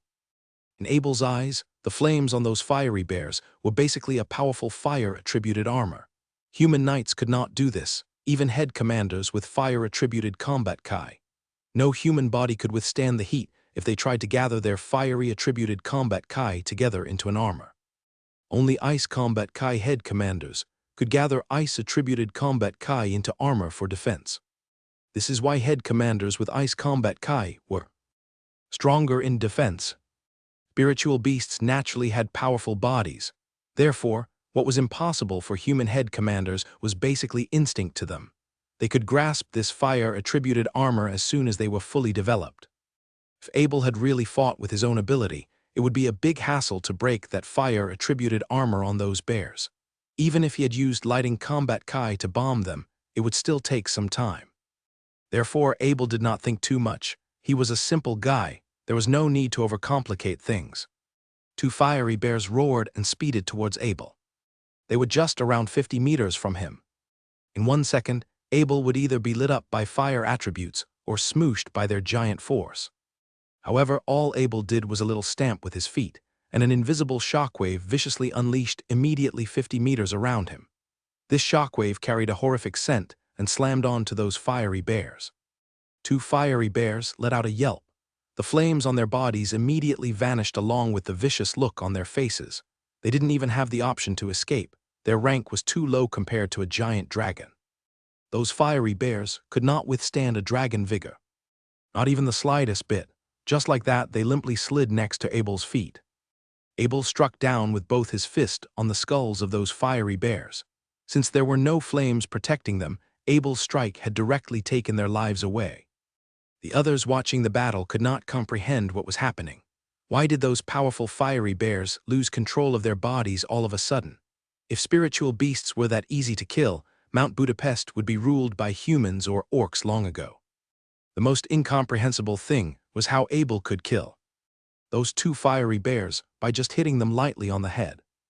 Although the two-head commander could see that the strike of Abel towards those fiery bear skulls was actually 6 speedy strikes together, they still could not understand how it could kill those fiery bears. Even if they had lost their fire attributes, their natural defense was extremely strong. By this point, everyone realized that keeping this battle a secret was basically useless. No one would believe them even if they made it public anyway. Although Abel did not use combat kai when he struck his hand towards those fiery bear skulls, the strength was still massive. However, even with the human limit breaking, 55 points of strength Abel had, it should not be enough to kill those fiery bears at an instant. The most important part was that Abel had unleashed a second strike perfectly on their brain, as the brain of those fiery bears was still shaking up and down in their skull after the first strike. This second strike had intensified the power of the first strike, making their brains slam inside their skull even harder. But Abel did not stop. He unleashed a third strike, which sped up the process even more. By the fourth and fifth strike, at the speed at which those fiery bears' brains were vibrating in their skull had reached its limit. Therefore, the sixth strike penetrated this limit and directly turned their brains into mush.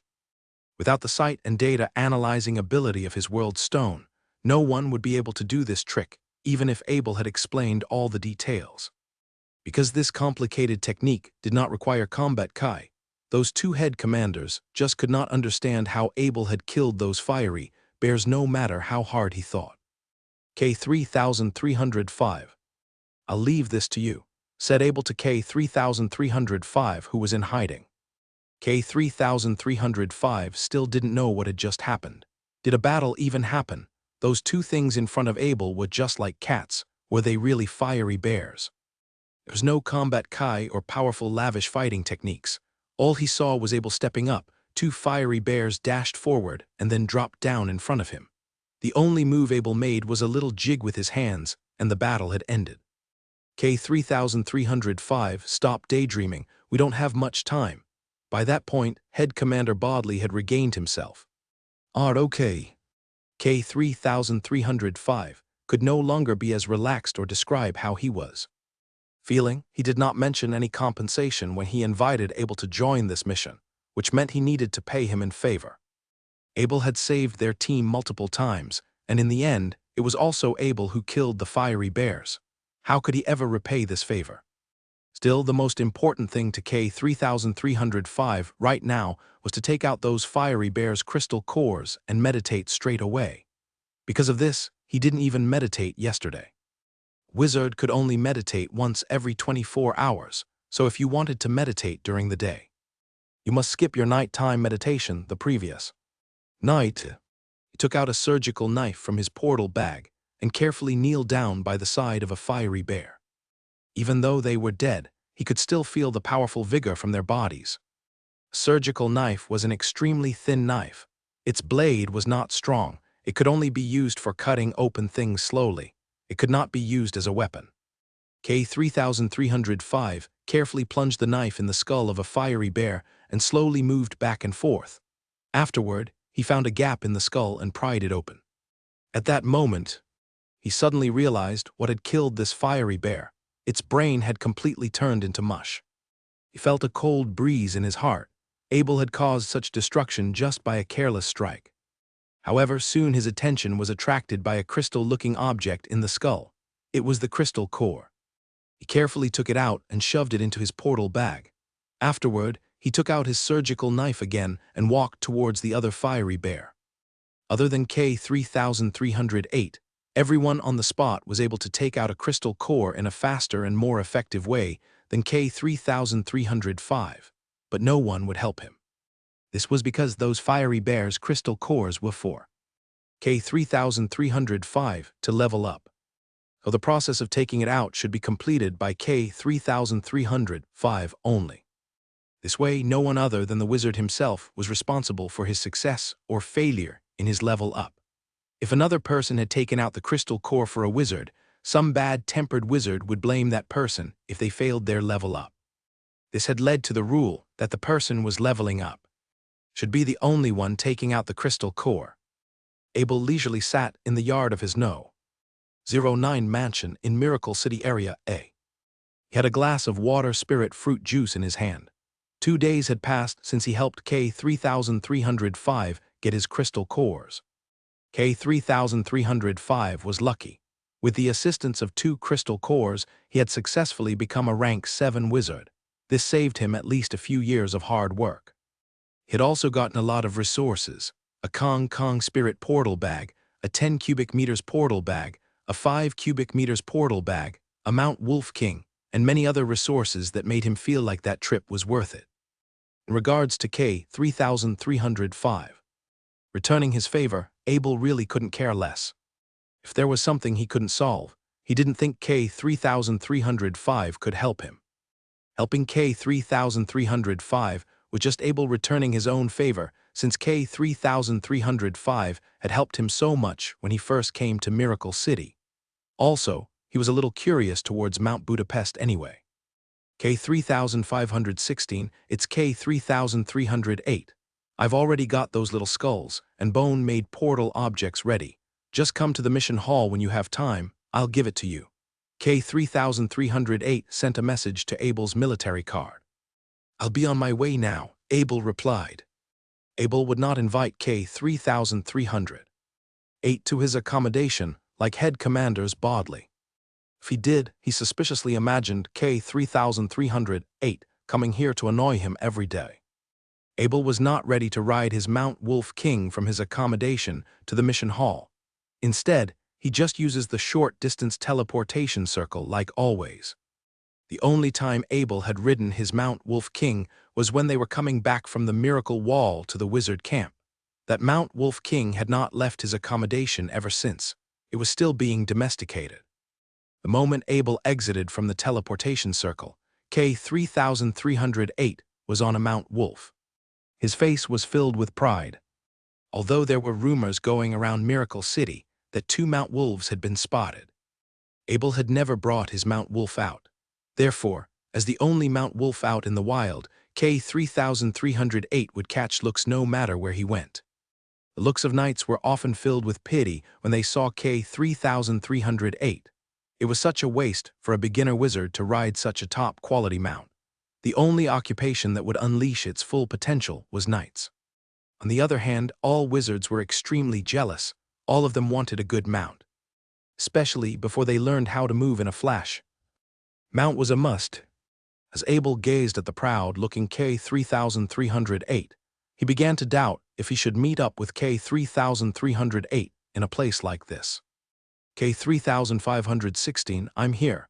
K-3308 saw Abel and quickly yelled. Abel didn't even have time to turn back, and he was stopped by K-3308. K-3308 then handed his Mount Wolf to Head Commander Markham standing by his side and pointed towards the lounge and said, "Let's have a seat there." The moment when they sat down, K-3308 began to lift his hand and asked, "K-3516, what do you want to drink?" Abel was surprised such a service even existed, but as K-3308 continued to lift his hand, a servant stepped forward and bowed, "Mr. Wizards, what do you want to drink? Today's on me." "Feel free to get whatever you like, they have everything," said K-3308 confidently. "They have everything?" Abel asked with a laugh. "Of course, as long as the Holy Continent has it, they will have it here." K-3308 replied and turned to the servant and continued, "Am I right?" "Yes, Mr. Wizard, this is Miracle City," said the servant proudly. "Okay, give me a water spirit fruit juice," said Abel with a nod. "That will be 2 points of war glory. Mr. Wizard, are you sure?" the servant asked in a weird tone. "What? How can juice be so expensive? Who would even buy such a thing?" Although K-3308 was rich, he was rich in other ways. Or glory was different in Miracle City. "Mr. Wizard, water spirit fruits are special to the elves. There are a few intermediate wizards in Miracle City who especially love this juice. Normally, they are the only ones who will order it," the servant explained. Okay, just give me a coffee," said Abel waving his hand. What a joke, how could a water spirit fruit juice be that expensive? You couldn't blame Abel. He did not expect to interact with extremely prestigious elves exclusively as well. There was no way the juice they gave him would be ordinary. Only a master alchemist like him could get unlimited amounts of water spirit fruit juice. "No way," I said. "I'll let you order whatever you want. Give this man a glass of water spirit fruit juice." K-3308 interrupted and said to the servant. He then continued, "Give me a cup of coffee, no sugar." K-3308's heart was pounding. A glass of juice for 2 or glory was way too much of a luxury. Head Commander Markham noticed K-3308 was holding his fist on his lap. He knew he was hurt. War glory was not a normal currency. You needed to work hard for every bit of it. However, looking at the face of K-3308, Head Commander Markham felt like he was going to burst out laughing. He had caught way too many weird looks following around K-3308 these past few days. Now, all his tension was released. Abel gave out a little laugh. He did not insist. If the face carrying K-3308 really wanted to treat him, then he would let him. The servant quickly brought on the drinks, put them in front of the two, bowed, and left. The war glory was then automatically deducted from the military card of K-3308. Only the wealthy bunch would order drinks here anyway, since even something like coffee cost 0.1. Or glary, that was why you would not see anyone ordering things here. K3308 felt his military card vibrate, and he immediately knew 2.1 or glory had been deducted from him. K3516, check if this is enough. But at this point, K3308 wanted to get this over with quickly and get out of this place of sadness. Abel gazed at Head Commander Markham, standing by his side opening a box. Inside was 2 compartments. One was placed with 400 little skulls, and the other was a place with 500 bone-made portal objects. I don't even know how, but basically no knights have little skulls, and bone-made portal objects. I've exchanged all of these from wizards. K3308 said in a fury. Abel knew the reason why. Everything the knights had was all scooped up by Head Commander Bodley last month. Knights would rarely have anything from orc priests anyway. Most of the time, only wizards would have them. Wow, so much. It must have been a hassle, right? Said Abel with a smile. Of course not. I only needed to talk to my wizard friends for a bit, and they asked their friends as well. I'm just not expecting these little skulls and bone-made portal object to increase in value, who will want them anyway. But I am smart. I've exchanged most of them with magic gems, said K3308 with a smile. But then he remembered he just lost 2 war glory, and he began to feel sad again. Okay, deal, said Abel with a nod. He really admired K3308's trading skills. Although K3308 was a bit annoying, arrogant, pretentious, and lazy, he was quite a good friend. Especially after K3308 had wasted 2 war glory to treat him for juice, their friendship had immediately deepened. This was also why Head Commander Markham did not stop K3308 from treating Abel. It would be such a show of respect to do so. K3308 had given Abel even more stuff than Head Commander Bodley with this exchange, but Abel didn't care too much. Those knight swords could appear in the Holy Continent without much surprise, especially after Abel had gained so many little skulls. These double attributes of absorbing swords could bring a lot of wealth to their family since they could be traded publicly. In regards to his family knights, he would combine those little skulls and make some higher quality knight swords out of them. In regards to his offspring or disciples, he would give them knight swords with perfect skulls. However, Abel would not trade his mount wolves. Those things needed at least 10 years to domesticate. He would only reserve them for his offsprings and disciple knights and wizards. If he wanted to give them to his family knights, it would take at least another 100 years. Now those were some really valuable resources. Days passed. Abel had finally put together his last socket gear.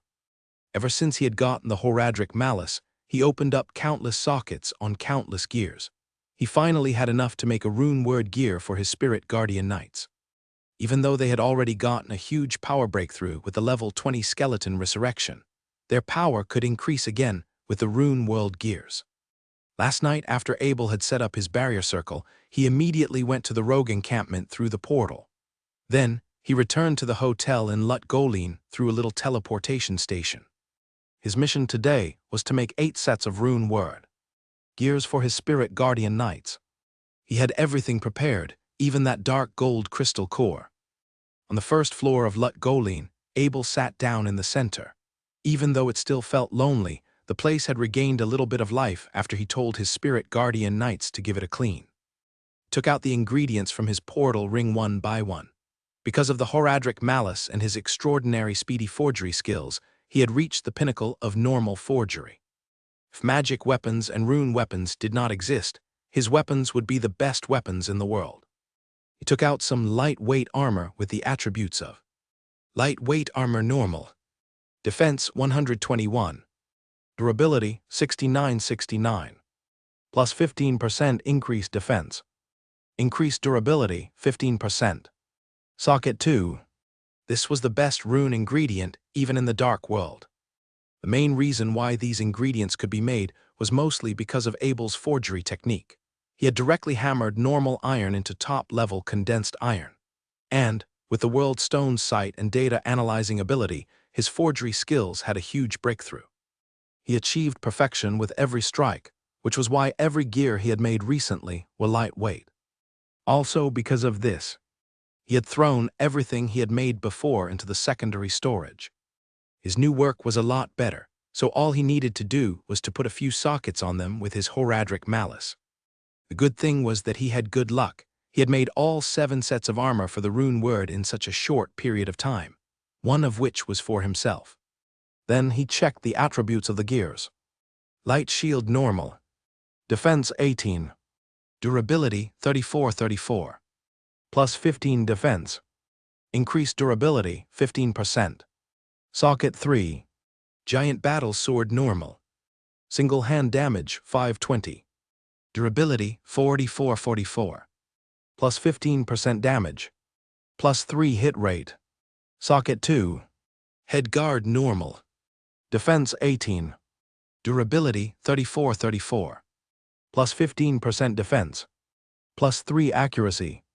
Socket 2. Everything was set. Now all Abel needed to do was to etch out the according rune on the dark gold crystal cores, then install them on to those gear sockets. Abel took out the Ankara rune pen and placed 2 bottles of ready-made rune ink on the table. Then, he took out the invisible cape from his portal bracelet and put it on.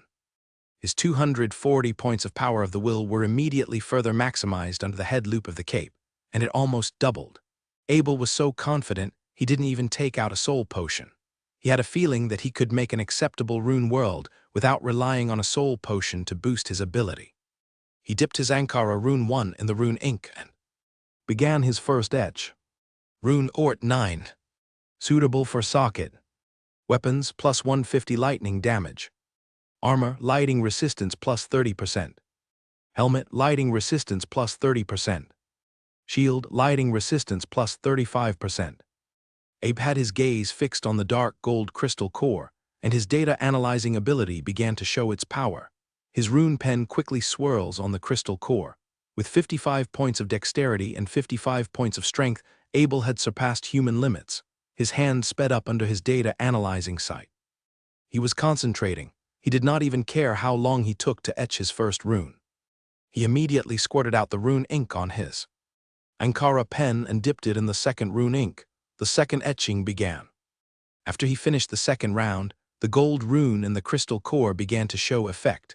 Just when it started to calm down again, Abel was left with a powerful Ort rune. Abel let out a long breath of relief. He finally etched a rune without using a soul potion. These days, soul potions no longer had too much effect on him, but still, they were very beneficial to the growth of his summons. With this first successful, the following should be easy. Just like that, different kinds of runes were made and placed on the table.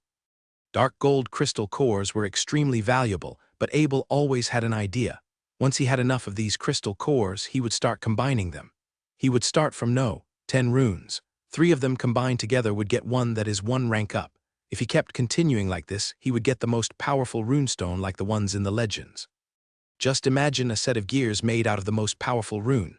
The most practical armor was the Enigma armor. It required the 31 rune plus the 6 rune plus the 30 rune. On the other hand, the Executioner's Justice Glorious Axe needed the 30 rune plus the 23 rune plus the 30 rune plus the 24 rune. There were many more elite rank rune word gears. Abel just thought about 2 of them, and he was stunned by how many dark golf crystal cores he would need. If he wanted to combine that many runes, he would need at least tens of years in the Holy Continent.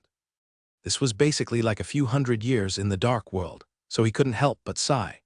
Even if he could dramatically increase the power of his oak tree to breed more blue howling rabbits, it would take way too long for him to get that many crystal cores.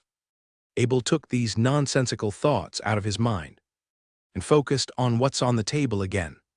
Everything was set. He was ready to install. This was the easiest task. As long as he put them in the right spot, it should be fine. First was a lightweight helmet. He held the helmet in his hand and picked up a 7 rune with his left. He then jammed it in the first socket. Then he picked up a 5 rune and jammed it in the second socket. A dark gold glow wrapped around the helmet. Afterward, a beam of light shot out from the 7 rune towards the 5 rune, connecting both of them.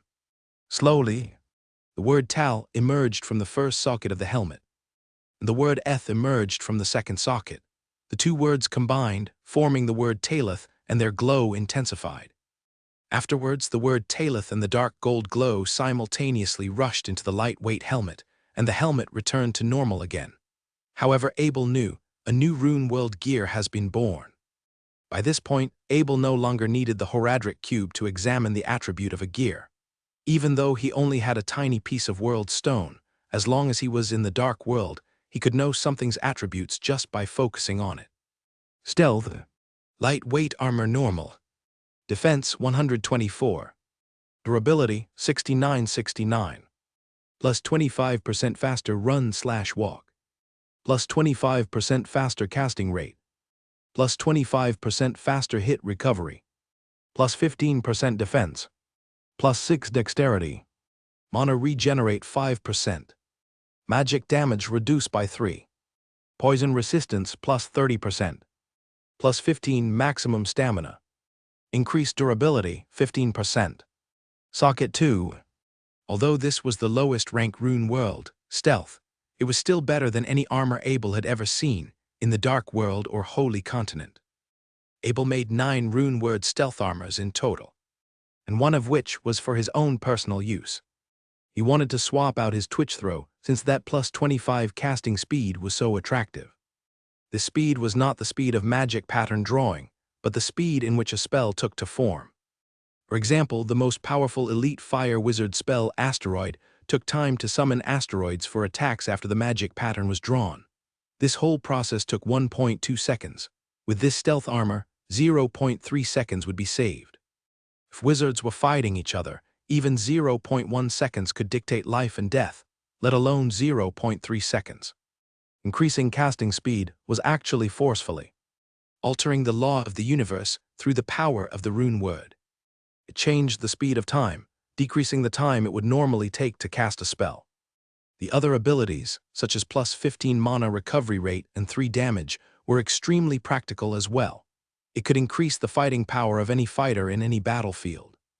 Afterward, Abel had made another rune word. Contract of the Ancient. Defense 31.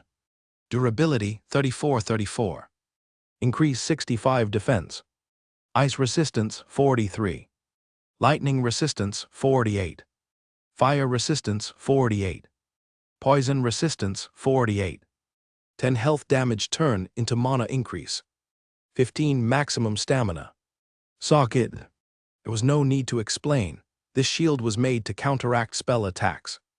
With this many attribute resistance, no beginner wizard in the Holy Continent could even leave a mark on it. The third rune word was a helmet. Defense 61. Durability 40. Increase 65 defense. Plus 10 defense. Plus 30 defense to long-range attacks. Plus 5 strength. Plus 2 mana with every kill. 3 illumination range. Plus 15 maximum stamina. Rank 13 magic cape. Socket. The fourth rune word was an iron weapon. Giant battle sword.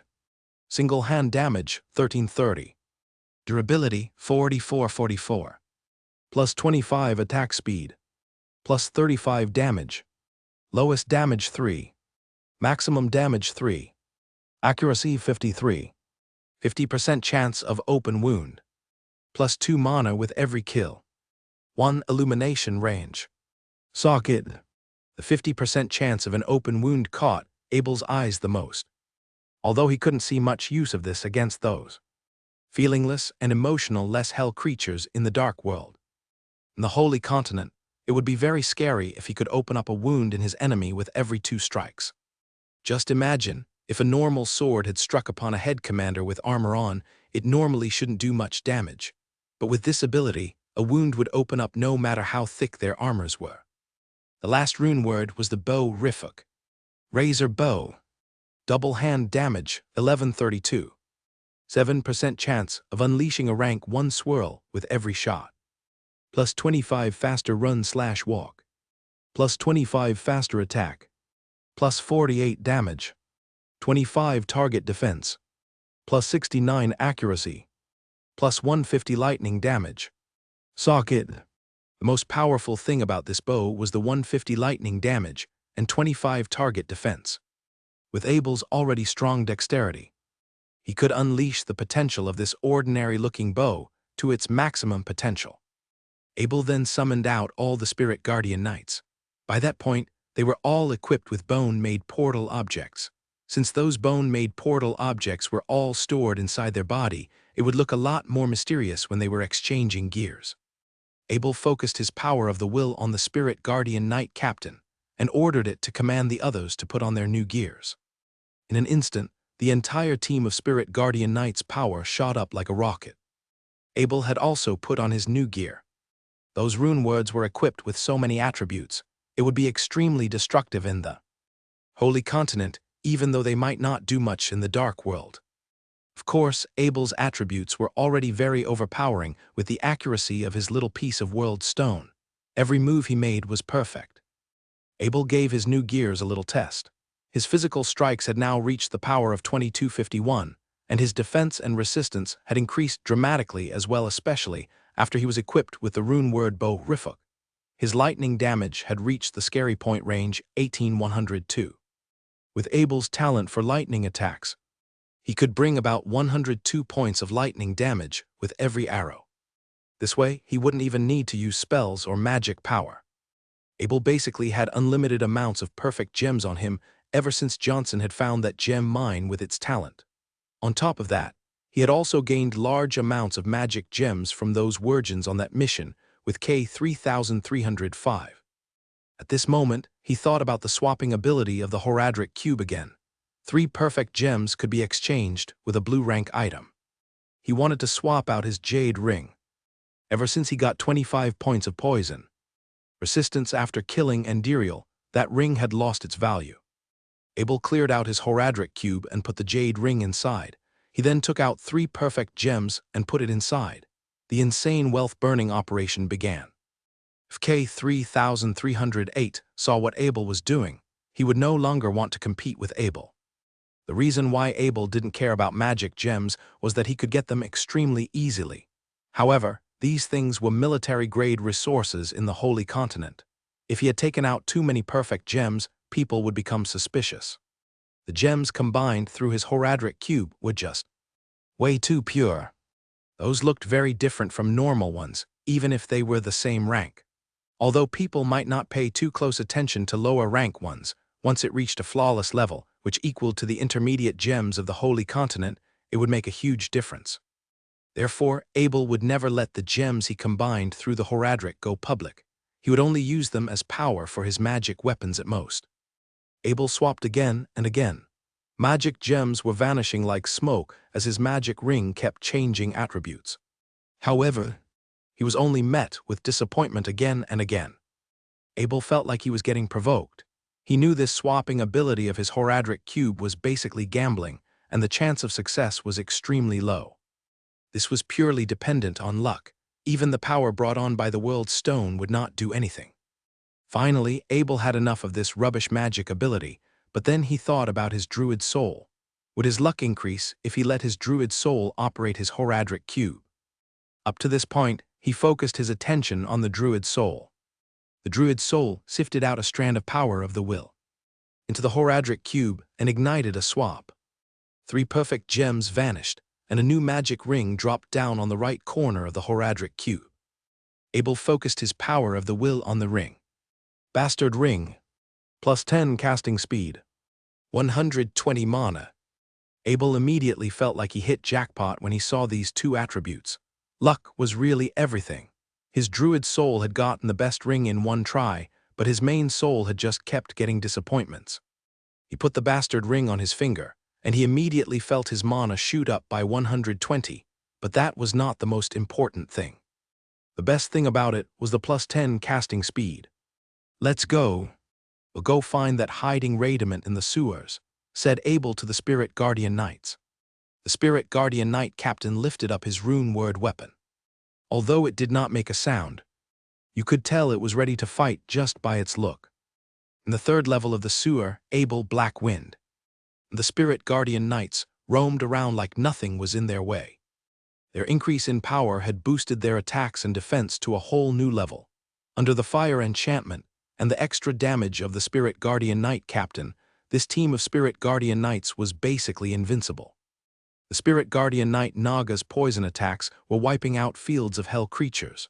On the other hand, the Oak Sage was duly standing beside Abel, giving all his summons extra life. By this point, he had regained that demolishing thrill he got when he was in the rogue encampment. His team of Spirit Guardian Knights' fighting power had become far superior to human head commanders. Since they were riding spirit wolves, their flashing ability would basically be a nightmare to intermediate wizards. Although Abel could not accurately predict how powerful his team of Spirit Guardian Knights was in the Holy Continent, it was obvious that their fighting power had taken a big leap after this change of gear. Hell creatures kept emerging and dying in their hands. By that point, the flaming arrows of those burning dead archers had very little effect on the Spirit Guardian. Knights with 48 over 100 fire resistance, 3 magic damage, and plus 30 defense to long-range attacks. The flaming arrows no longer form a threat to them like before. Not to even mention the damage of other hell creatures. The biggest difference between the hell creatures in the rogue encampment to where they were at now was their rank and attributes. Ever since the Spirit Guardian Knights have become resistant to so many attributes, those hell creatures could no longer do much to them. Although the hell creatures had stronger attacks and defense, with their increase in rank, it was nothing compared to the skeleton support and the Spirit Guardian Knight's new gear. That was why Abel had dominated the battle. After a few days of battle, those Spirit Guardian Knights had gotten used to their new gears as they made their way through the third-level sewer faster and faster. Abel took a little turn with the team of Spirit Guardian Knights following behind and suddenly sensed a strong dark force gathering up front. He had faced countless hell creatures in the past, but he had never sensed such a strong dark force. Abel knew immediately it was the dark gold level. Shaman Radiant. The Spirit Guardian Knights stepped up front with Abel at the back. They moved another 10 meters, and a large open field came into their vision. There were countless hell creatures under the eternal flame of hell. Burning dead shaman, burning corpses, horror bones, and horror shamans formed a skeleton battle formation with both physical and spell attacks. Those hell creatures were naturally fire resistant. Even Abel's most powerful leaf magic staff wouldn't be able to unleash its full potential. However, since he had gotten some new gear, he wanted to test it out on this seemingly very powerful team of hell creatures. Abel commanded his Spirit Guardian Knights, which took out their rune-word Rifuk bow. Together with Abel, they formed a 9-men archery formation. Abel pulled on his Rifuk bow and immediately saw lighting flashing on the arrow. With a little lift, an arrow flew straight towards those skeletons like lightning. As soon as Abel made the first move, the other Spirit Guardian Knights followed. 8 more arrows shot forward like lightning. 102 points of lightning damage immediately. Blasted 1/3 of life from a burning dead shaman away. Of course, Abel would not know this if he didn't have the sight and data analysis ability. The most surprising thing to Abel was that the arrows those Spirit Guardian Knights shot out almost had 100 points of damage as well. Even though they had the same gear, their attributes were different, so it made sense that their lighting damage was different as well. He was sure that those bone arrows of his Spirit Guardian Knights could also unleash lightning damage to the maximum. Suddenly, he was reminded that skeletons could perfectly inherit the ability of their summoner. Therefore, of course, his talent for lightning attacks was included as well. Looking at the current battle, those Spirit Guardian Knights could perfectly unleash lightning to the maximum, just like Abel. However, how come those Spirit Guardian Knights did not have the sight and data analyzing ability that Abel had? Suddenly, Abel had an idea. If he could give this data analysis ability to the Spirit Guardian Knights, their power would at least double. Maybe the World Stone was so powerful it had penetrated the law of magic, or maybe it was because Abel only had a tiny piece of it, so its power could not be divided. There were countless possibilities, but Abel was certain of one thing. At this moment, those Spirit Guardian Knights could not inherit his data and sight analysis ability. Perhaps it would only be possible once his ability increased or found other pieces of the World Stone. After rounds of arrow strikes, tens of hell creatures dropped dead. However, soon they stood up again with a flash of white light. This was the most annoying tactic of Radiant. He could resurrect hell creatures for an unlimited amount of time.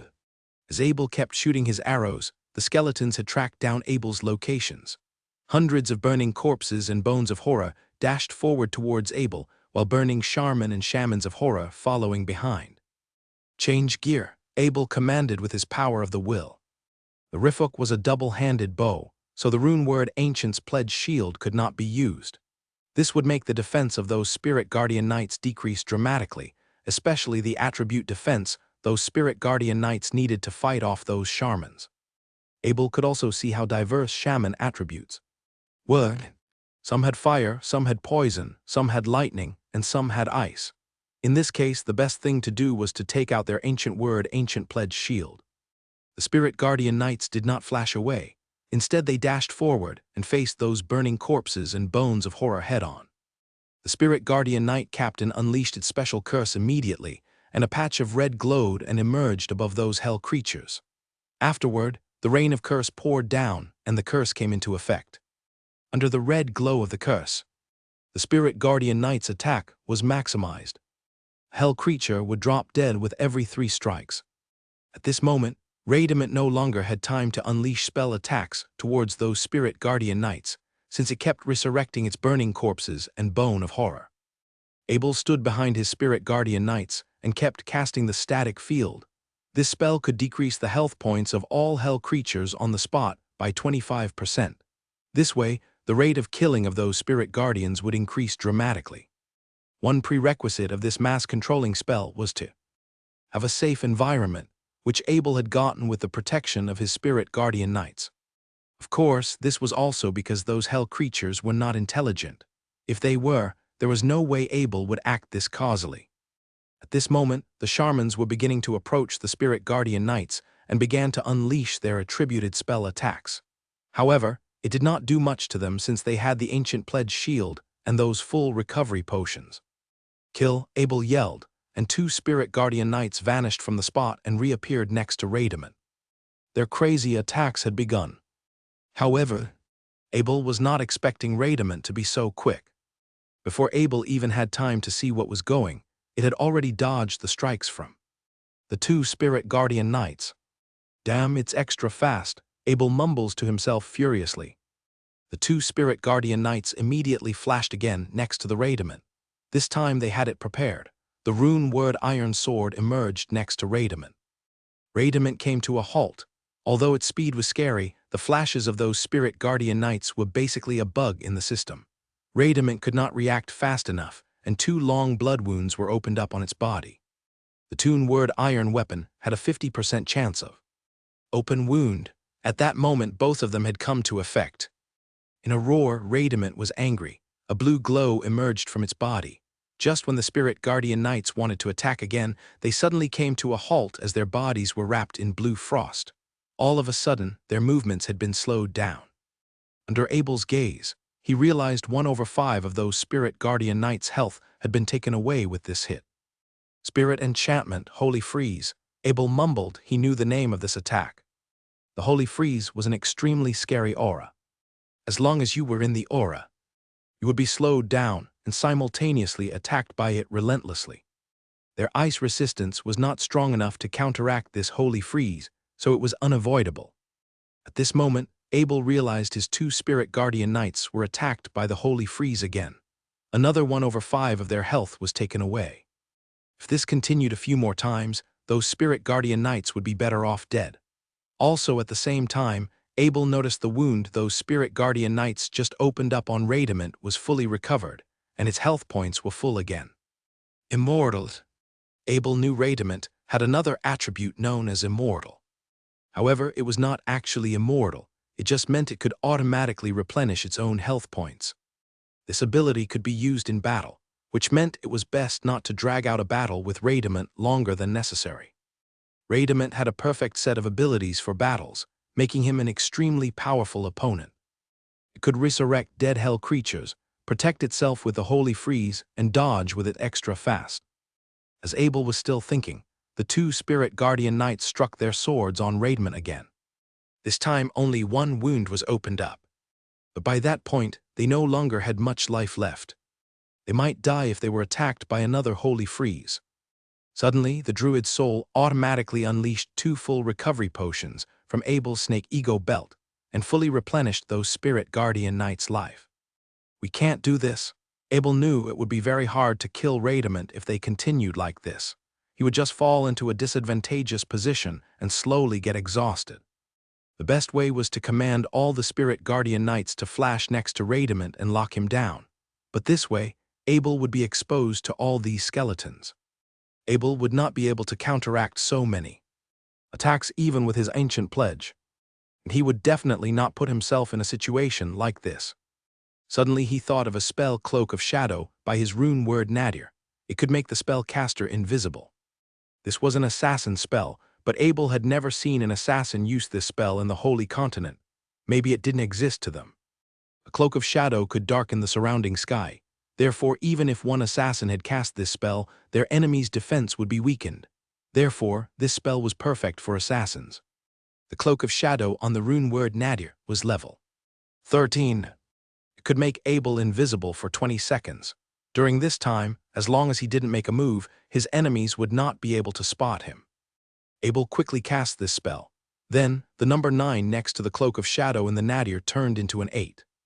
All of a sudden, dark clouds emerged above those skeletons.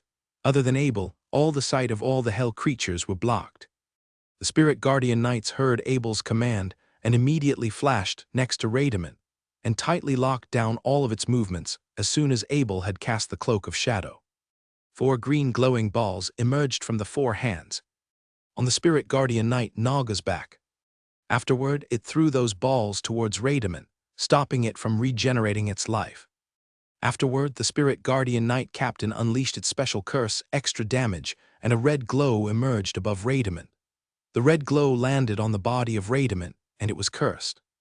Radiant roared and summoned its followers to save it. However, all of those skeletons were under the Cloak of Shadow, and they were unable to see a single thing. Until those dark clouds began to fade, those hell creatures could not save their master. At that moment, the team of spirit guardian knights had started their attack. 8 rune word irons struck upon the body of Radiant under the flame of the fire enchantment. Wounds began to open up. Of course, Abel did not just stand and watch. As long as he didn't attack those skeletons, he would not be spotted. He could still attack Radiant from afar. He took out his rifuk and kept putting arrows on it one by one. He shot out a string of arrows simultaneously. This was a special knight archery technique by holding 4 arrows on one hand and shooting them out at the fastest speed. However, Abel could do even better since he had the portal bracelet. An arrow would appear in his hand just with a flick of his power of the will. At this moment, his attention was fixed on Radiant. With the sight and data analysis ability of his world stone at its peak, 55 points of strength and 55 points of dexterity, his movements had turned into a shadow. With the rate of 5 arrows per second, an almost unending line of arrows were shot out. This speed was maintained throughout the 20 seconds. In 10 short seconds, Radiant was wrapped in wounds and poisonous green smog. With that smog contaminating its wounds, its immortal ability had taken a big hit. Even its first wound was not healing up. Abel counted his heart 10, 9.8, 7. As time dragged on, the effect of the Cloak of Shadow was about to fade. Still, Radiant was not dying. Abel felt a little irritated. There was one special thing about these hell creatures, and it was the fact that they did not have the weakness of an actual being. For example, if you attack the eye of a being in the Holy Continent, it might get blind. However, if you attack Radiant or most hell creatures in the eye, they would not get blind. The only thing that would bring about a special blinding effect was the peck of those immortal ravens. This does not mean that hell creatures did not have weaknesses. There were certain areas that would do more damage if you attacked them, but they would not have the response a normal being would have. In this situation, the precision of Abel's archery could not show its strength. 3.2.1. Abel counted one, and the next second, all the hell creatures in the skeleton formation regained their consciousness. A strange gray sparkle emerged from Abel's arrow, but soon it was surrounded by his gold combat kai. This was his last chance. If he failed, he would need to dodge and think of another solution later. That strange gray sparkle wrapping in his combat kai was his only dimensional force. It was the first time he had cast a dimension force onto an arrow. However, with his precision and control, he had successfully locked the dimensional force down. The arrow flew out from the rifthook and did swirl in the sky towards Radiment's forehead. This was the strongest part of Radiment's body. As a wizard altered by hell, its body was at least a few times stronger than human wizards. A strike of lightning flashed as the arrow made contact with Radiment's forehead. A dark burned spot opened up. Afterward, the gray dimensional force rushed in that spot along with the golden combat kai. Abel heard the sound of a bottle opening. Against the dimensional force, Radiment's thick skull was like a piece of paper. In a flash, a hole opened up on its forehead. The dimensional force directly shot through its brain and came out from the back. This strike had cleared out all of its life, and the roaring stopped. A smile of relief emerged on its ugly face. Although that smile was still quite ugly, Abel could tell it was coming from the heart. As a half-altered product of hell with some remaining memories of its past life, no one could imagine how Radiment had made it through these tens of thousands of years in here after being given up. Although hell had left, the law of its body remained. He could not leave the third level of the sewer, not even the corner of this small tunnel. Everything had finally come to an end. The moment before Radiment died, it was liberated from the law of this place. It felt freedom. Even if this freedom only lasted for 1 second. It was still worth it. Abel did not have time to look at the dead Radiment or that giant gray shadow that flew into his Horadric cube. At this moment, those skeletons in formation in front of him had finally awakened again. Red fireballs, green poison balls, blue ice balls, and white lightning balls flew at him at once. Black Wind, Abel yelled. In a flash of white light, Black Wind flashed away with Abel on its back and reappeared behind the Spirit Guardian Knights. The Spirit Guardian Knights rushed towards the skeleton formation and began their massacre. This time they could no longer resurrect, so their number was decreasing at an alarming rate. Abel didn't even need to look at the battle. He was sure of the outcome. Instead, they walked towards the dead body of Radiment to check his rewards. Abel did not pay too much attention to the magic robe Radiment wore. Although it was extremely luxurious and lively with a golden hue and tens of shimmering gems scattered on top, by this point, it had basically turned into little strings after being struck by 8 rune-word iron relentlessly. It was a pity. But at the same time, Abel knew this magic robe was not something extraordinarily precious. If it was, it wouldn't be damaged this easily. Abel's gaze was then fixed on the hand of Radiment. It did not let go of its short magic staff even after it died. Abel harshly snatched that magic staff from the hand of Radiment and focused his attention on it. It was made out of bones, and soon some statistics appeared. Graven Spine. Bone Wand. 1 hand damage 3/7. Durability 15/15. +2 to Necromancer skill levels. Adds 4/8 cold damage, cold duration 3 seconds. 5% mana stolen per hit. +25/50 mana. +10 to dexterity. +10 to strength. +50% damage to undead. A necromancer was basically an orc priest in the Holy Continent. Although there were slight differences between these two occupations, most aspects were the same. This was another overpowering magic wand. If Abel was a professional priest, this bone wand could do wonders for him. However, he was a wizard. He could use spells even when he was summoning his Spirit Guardian Knights. Even if he didn't use a spell, he could attack with his knight skills. Why would he ever hold this bone wand in his hand? Increasing a priest level by 2 levels could technically allow Abel to add an extra Spirit Guardian Knight to the battle, while simultaneously increasing the skill level of all of them. However, even if he had summoned his 9th Spirit Guardian Knight, that 9th Spirit Guardian Knight would die without power as soon as he put this Graven Spine away. On top of that, the attack power this Graven Spine could add to his Spirit Guardian Knights were nowhere as good as the fire enchantment of his leaf magic staff.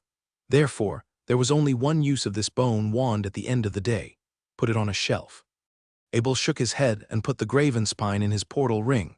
Afterward, he kept searching Radiment's body. Since its magic robe had been damaged, the dark gold sparkle of its belt sifted through. This belt was still in top condition after all the attacks. It seemed like it should be good. Abel then took it off and focused on his gaze to find out the attributes of this belt. Night Smoke. Belt normal. Durability 16/16. plus 50% extra defense, plus 15 defense, plus 20 mana, resistance plus 10, 2 physical damage, 50% damage turns into mana. This was a dark gold belt, so Abel quickly took off his snake ego belt and put this night smoke belt on. The best thing about this belt was not its long list of attributes, but that it had 4 extra slots. It could hold 12 bottles of potions at once and unleash it at immense speed.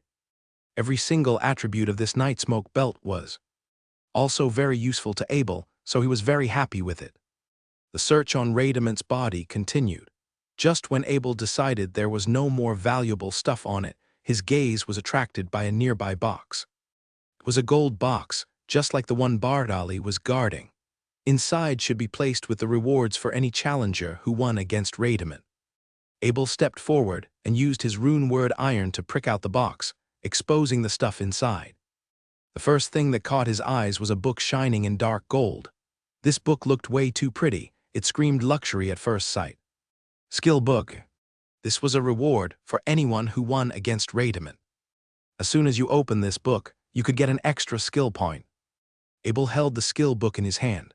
There were countless strange patterns on the cover of this book, and every line was filled with dark gold energy. He quickly opened it to look at the details inside. As soon as he made this move, a dark gold shimmer plunged into his body. At that moment, another glowing ball of skill emerged from within. As long as he concentrated his power of the will on this ball, he could freely select any skill he wanted. Abel had an idea. These glowing balls with the ability to increase the skill of any spell were extremely useful. It would be a waste if he used it at that moment. He trusted his intuition with all his heart, but most importantly, his ability to increase spell levels was extremely quick. With the time difference of the Dark World, Abel basically had a lot more time to practice spells than any other wizards in the Holy Continent. With the strength of his power of the will and his 2,000 points of mana, he would rarely need to fully deplete his mana. Therefore, his spell practice had gotten faster and faster. Of course, as his wizard rank increased, the mana he would need for his spells would increase as well. But that was still miles away for Abel. The battle had ended, not a single hell creature was still standing. Abel did not rest after he returned to Lut Golin. Instead, he rushed out the gate with his spirit guardian knights into the rocky waste. He needed to clear out the hell creatures here so he could continue with his journey. Along the way, Abel ran into countless long-distance attack stone monsters, carrion birds in the sky, speedy sand leapers in the sand, close body attack huntress, slingers, and flying scimitar that could shoot lightning. Abel walked out of the training room by dawn. When he did, Pemin was already sending breakfast over. As Abel chewed on his breakfast, he started thinking to himself. He wondered if he should continue to do his missions. Right now, his tag had only a total of 23.4 points. That was very far from his 200 goal. Besides, he needed more than 200. He wanted to make extra, so he could use it to buy skeleton gemstones and bone-made portal items. Still, that last mission he did felt like a scam. He spent 1 month cleaning up Death Kai at the Miracle City Wall, and for what? He got 10 points of war glory for that. And if he wasn't in need for a great amount of Death Kai, he would have wasted too much time. Abel murmured to himself, "All right, if I'm going to do a mission, I'll have to know what exactly it is I am doing." After breakfast, he used the short-distance teleportal circle to travel to the mission hall. When he arrived, he realized that it was too early for anyone to be around. On the left side of the mission, Abel found a few missions that he could take. Hunting quest in the Orc Empire. Duration 1 month, no, of people required 20. Reward 10 outstanding points of war glory. Patrolling around Miracle City. Duration 1 month, no, of people required 10. Reward 10 outstanding points of war glory. Crafting rune cards. Duration 1 month, no, of people required 10. Reward 10 outstanding points of war glory. Weapon forging and maintenance. Duration 1 month, no, of people required 10. Reward 10 outstanding points of war glory. These were the missions that Abel could take. He wasn't going to jump in and take any of them, however. He had enough with his last mission. When he tried to contact K3305 with his military tag, a notification popped up. The person you're trying to contact is not available. Please make a call again after 15 days. So K3305 was on a mission of his own. Actually, maybe he was on shut-off training. Since he just got promoted lately, it was probably the latter. What a hard-working man he was. K3308 then, actually forget it. Soon as Abel thought about making a call to K3308, he immediately gave up on the idea. K3308 was probably too busy anyway, because, well, he was probably still trying to show off his Mount Wolf to anyone that he saw. Speaking of which, K3308 happened to be right next to him. Wow, what a coincidence. K3308 greeted Abel. Good morning there, K3308. Abel nodded his head in reply. K3308 immediately noticed. What is it? Are you looking for another mission? Yeah, about that. From what I remembered, you just finished a lot of them lately. It's best if you take some rest, you know. I always take at least a month off before I continue my work. You know, so I can always continue without getting a burnout. Abel shook his head. It's fine, I don't have a lot to do lately. Really, I just want to do something easy to kill time. Oh, all right then. You know, it's best if you ask me about the missions here. I happen to do a lot of research on them. Something's been bugging Abel this whole time. Just how did K3308 become an official wizard with that attitude?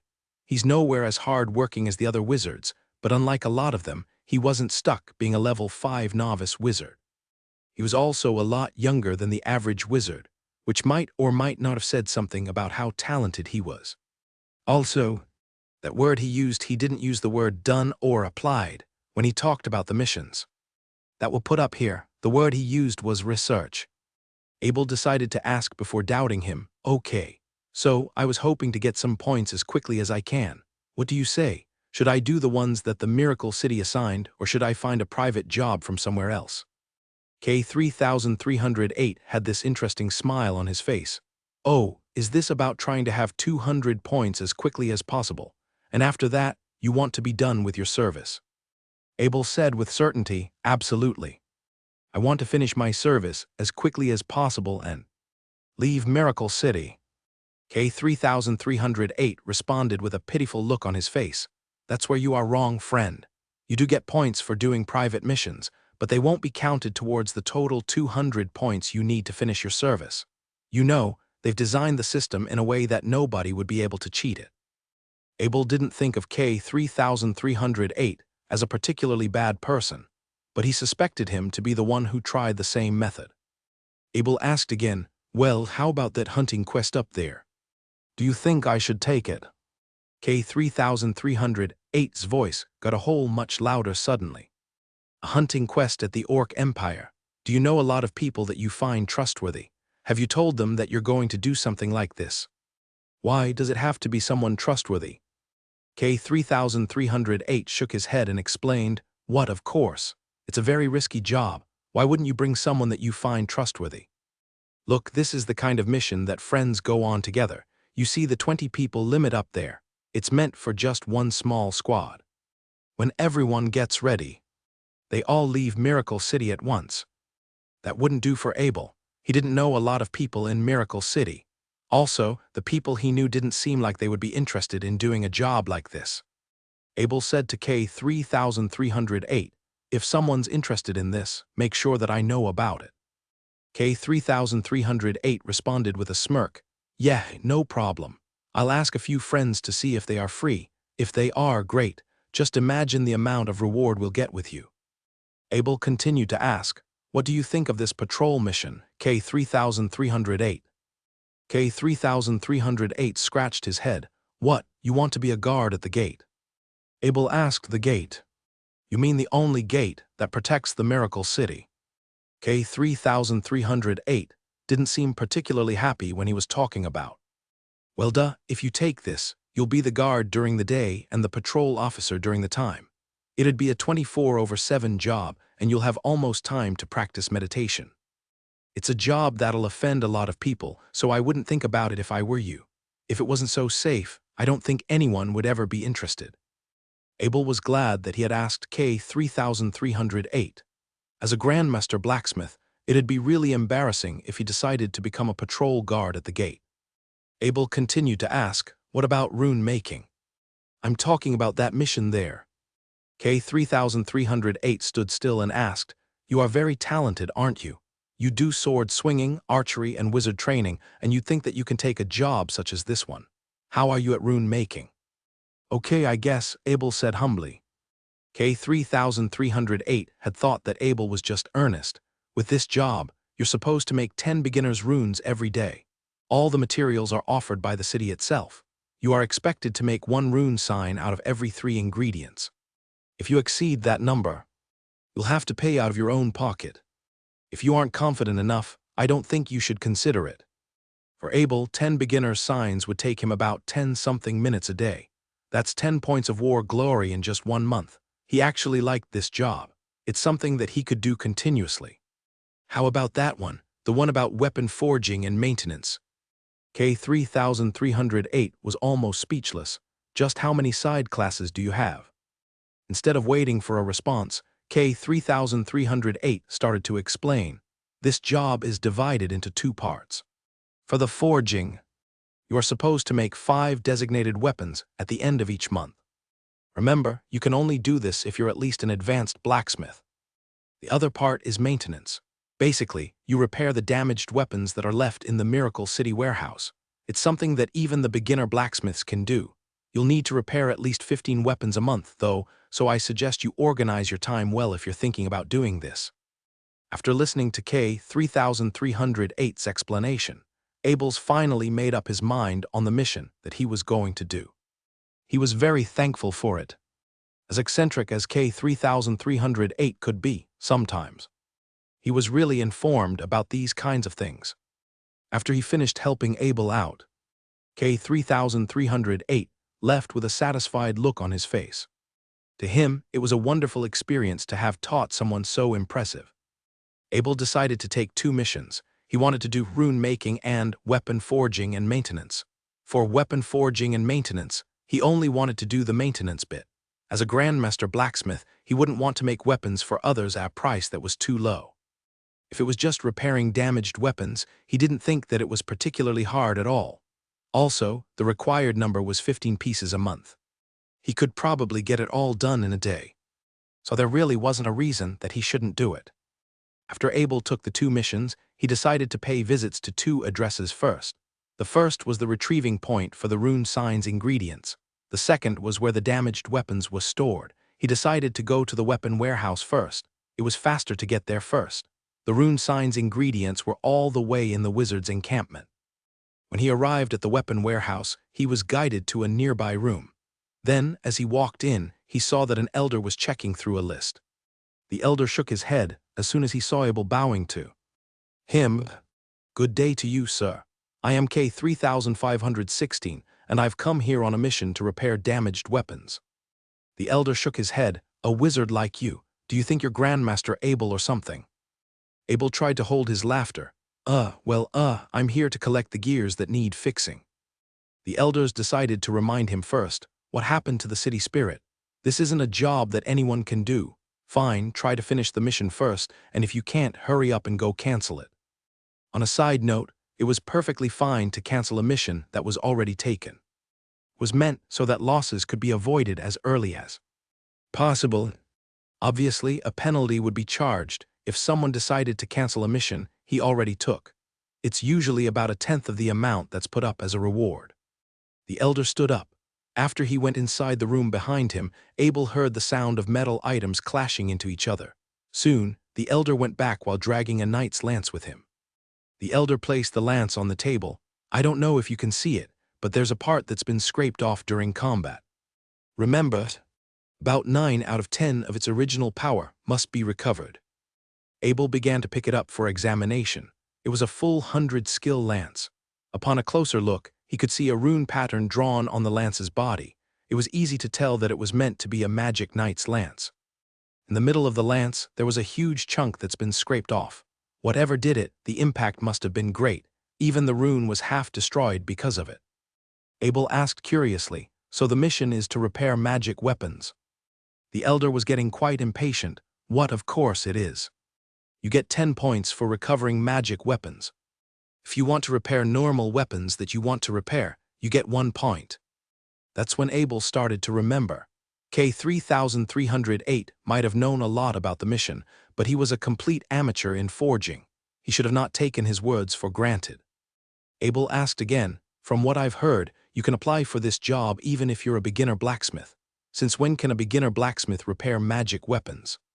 The elder was about to yell at this point. "You said it yourself. Apply doesn't mean you can complete the mission. Stop wasting my time. If you don't think you're good enough, just take the 1-point job already." Abel waved his hand at the elder. All right. Hey, is it all right for me to take all 15 magic weapons in one go?" The elder was quite surprised. "So you're not canceling the mission?" "Of course not, I'm sure of it," Abel nodded. The elder decided to remind him for the last time. "Sure, then. Remember, if you can't finish the mission, it won't just be 1 point that you'll have to pay. You'll have to pay more than that to compensate for the other losses." After seeing how resolute Abel was, the elder went back to the room to get the other gears. Soon, he went back with a trolley full of damaged magic weapons. The elder reminded Abel again, "After 1 month from today, you are to bring back all 15 magic weapons back here. If there are any you can't repair, you must be on time to exchange for the ones that you can. If you go over time, the miracle spirit will automatically take your points away." "Got it, sir. Thank you for telling me," Abel said as he proceeded to take the weapons into his portal bag. The elder said at last, "For 1 month from today, you are free to use your military tag to access the tools at the blacksmith department." When Abel walked out, he scratched his head as he thought about how hard the mission had actually turned out to be. Normally, fixing magic weapons was something for the master blacksmith to do. He might have been a grandmaster blacksmith himself, but this was quite demanding in itself. That being said, he really doubted K-3308's words now. Next stop, let's hope it's not too much of a hassle. As Abel arrived at the wizard encampment, it didn't take much time for him to find the retrieving point for the ingredient he was supposed to take.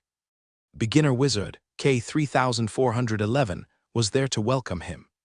"Good to see you arrive here, K-3561.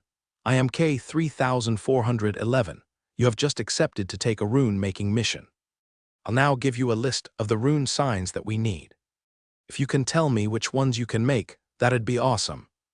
Below was what's written on the parchment paper K-3411 gave Abel. 11 am, 12 sol, 13 shale, 14 dal, 16 eo, 17 lum, 18 ko, 19 fal. Abel was starting to feel a headache. All the rune signs were of advanced levels. They were all meant to be learned from advanced wizards. Like even he didn't manage to learn all of them.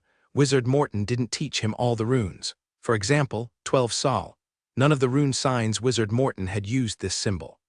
Abel couldn't help but ask, "These are all beginner signs?" K-3411 wasn't sure what the question was. "Well, yeah, 1 to 10 are low-tier symbols. The ones I'm showing you are beginner level." That was basic knowledge for the wizards that came to do this job. Of course, K-3411 would think that question was weird. Not to Abel, though. He didn't learn how to draw runes directly from Wizard Morton. He did it by reading a book he got from Wizard Morton. It'd make sense that he would lack a lot of the basic knowledge required. K-3411 was a bit uncertain now. "Are you okay with this list, K-3516? Abel nodded his head. "Yes, no problem. Just, give me a month worth of ingredients, yeah." K-3411 shook his head. "A month's worth would be too much to give out, I'm afraid. The most I can do for you is 5 days. If we weren't so close to the Budapest mountain range, it'd be much less than that." "Sure, 5 then," Abel nodded. K-3411 reminded, "Remember, after 5 days, you must bring what you've completed. Also, you get 3 shots for every rune sign. If you can manage to make fewer failures than 3 per sign, you'll get to keep the spares that you have." After Abel scanned his military tag on the table, a sack full of materials was quickly teleported over. "Here, this is 5 days' worth of raw materials. Good luck now." When Abel opened the sack, he saw there were a total of 150 low-tier spiritual beast crystal cores. Inside, After being softened with a special potion, they were all merged into the shape of rune signs. He also received a bottle of rune ink. Judging from how big the bottle was, he could probably draw about 200 runes in total. Before he got to work, he decided to make a little comparison first. He tried comparing the low-tier spiritual beast crystal cores and his synthesized blue howling rabbit crystal core. While the former was a bit inferior in terms of its quality, he could discern that the two were about one level apart from each other. He was really starting to understand something. If the mission had a total of 10 military points as its reward, then it wouldn't be easy at all. If he had to choose, the easiest would have been to fight outside the Miracle City wall, and that's a very exhausting task in itself. If it's about forging and maintaining magic weapons, one must learn to understand how magic weapons were made. That was a job for master blacksmiths, which meant that it was a job for the professionals among the professionals. Same with the rune making. Without being directly instructed by a wizard, no one would know how to draw the runes. Like, even if they could, it'd almost be impossible to have a success rate that was at least 1/3. This just showed how tough it was to be on the orc battlefield. With the next 3 years, if he didn't have any specialties whatsoever, he would have had no choice but to keep fighting on the front line. Come to think of it, that's probably why the Miracle City was built in the first place. As dangerous and extremely challenging as it was to be here, it made certain that the one who survived could truly become a battle wizard, not someone who was undeserving of the title he possessed. Anyways, Abel decided to go back to his own residence. When he arrived at his study room, he took out 50 crystal cores from his own portal bag. It's been a while since he had last drawn on any crystal cores, but he was confident that he was just as good as before. Like, before he even had possession of the world stone fragment, he already had a very high success rate in his rune drawing. He was thinking about drawing 4 different runes. There were 16 low, 17 lum, 18 ko, and 19 foul. None of them were exactly for attack purposes. To be precise, they were for enhancing different bodily functions within a short period of time, which would then help him with boosting his combat ability. Actually, these were the first 4 runes that Abel chose whenever he faced off a strong opponent. That being said, he figured that they would have the highest demand out of all the runes. As he held a crystal core with his left, he picked up the Akara's rune pen with his right.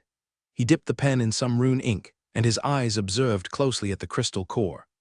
Soon, the world around him seemed to be a lot slower. His pen started drawing rapidly on the crystal core. By spreading the mana evenly with his power of the will, the lines were drawn neatly on the places that they should be at. Under a flash of light, the 16 low was drawn in an instant. If Abel had to make an estimate, it probably took about 30 seconds in total. He was really feeling good about himself. After doing this for about 30 minutes, he had a total of 50 perfectly drawn runes placed on the table. He wasn't thinking about using the rest of the crystal cores. At this point, he had no need to practice rune drawing. He was already too good at it. To him, it had made more sense to give the crystal cores to Wizard Morton, just to show how much of a model disciple he was. After 5 days, the rune-making mission was finished.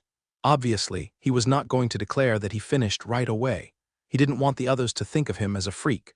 It's not like he minded being thought of as one, but it was usually a lot safer if he stayed low. After he was done, he stood up and did some stretching. Next up, he decided to go to the blacksmith department to finish his second mission. He could do it in the rogue's encampment, but there might be a problem if he wasn't seen by the miracle spirit.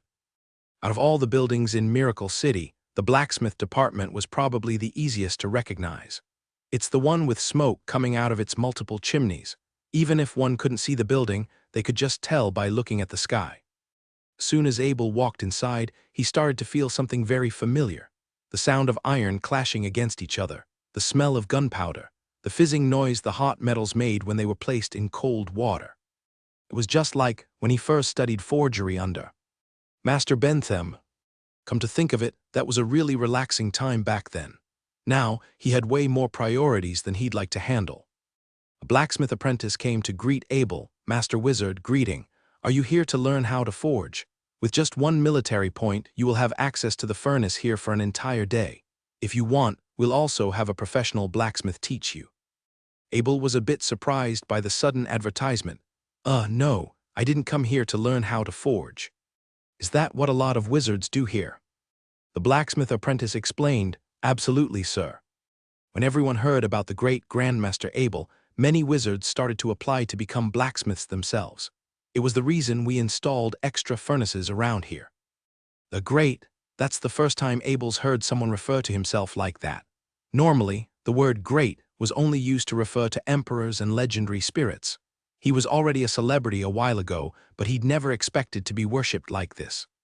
On a side note, Abel's success story had brought what was called a revolution to the blacksmith class. Before, there were virtually no human blacksmiths who could control their power of the will. Anyone who exhibited such abilities all turned to wizardry.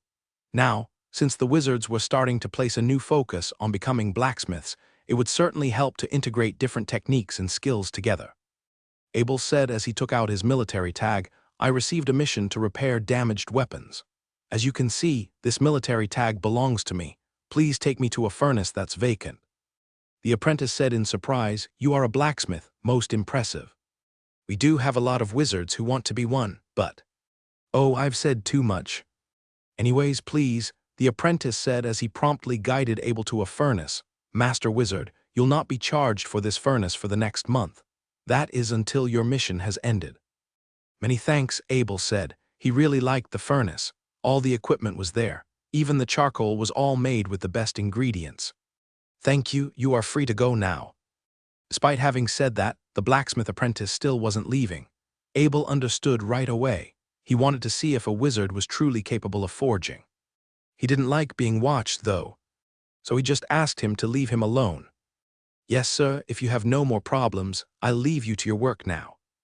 After the apprentice left, Abel picked up the heaviest hammer he could find. Still, it was too light to his liking.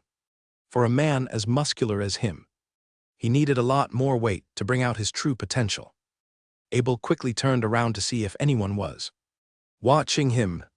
Then, after he decided that it was safe, he took out the 700-pound giant hammer Master Mori gave him from his portal bracelet. His best tool was the dark golden Horadric Malice, but he had been keeping that in the dark world. After he got his tools ready, he began to take out the first weapon that he had to fix. It was the Magic Knight's lance. After he took it out from his portal bag, he checked the spot that had been scraped off. Countless data started popping up inside his head. The World Stone fragment was helping him come up with multiple ways of repairing this weapon. After he picked the most ideal plan, he decided to throw the lance inside the furnace first. If it was about fixing magic weapons, the most important thing to consider was the strength of the heat. He couldn't heat the lance for too long, because that was going to destroy the energy protection device that was installed on the rune. He had to be careful and precise.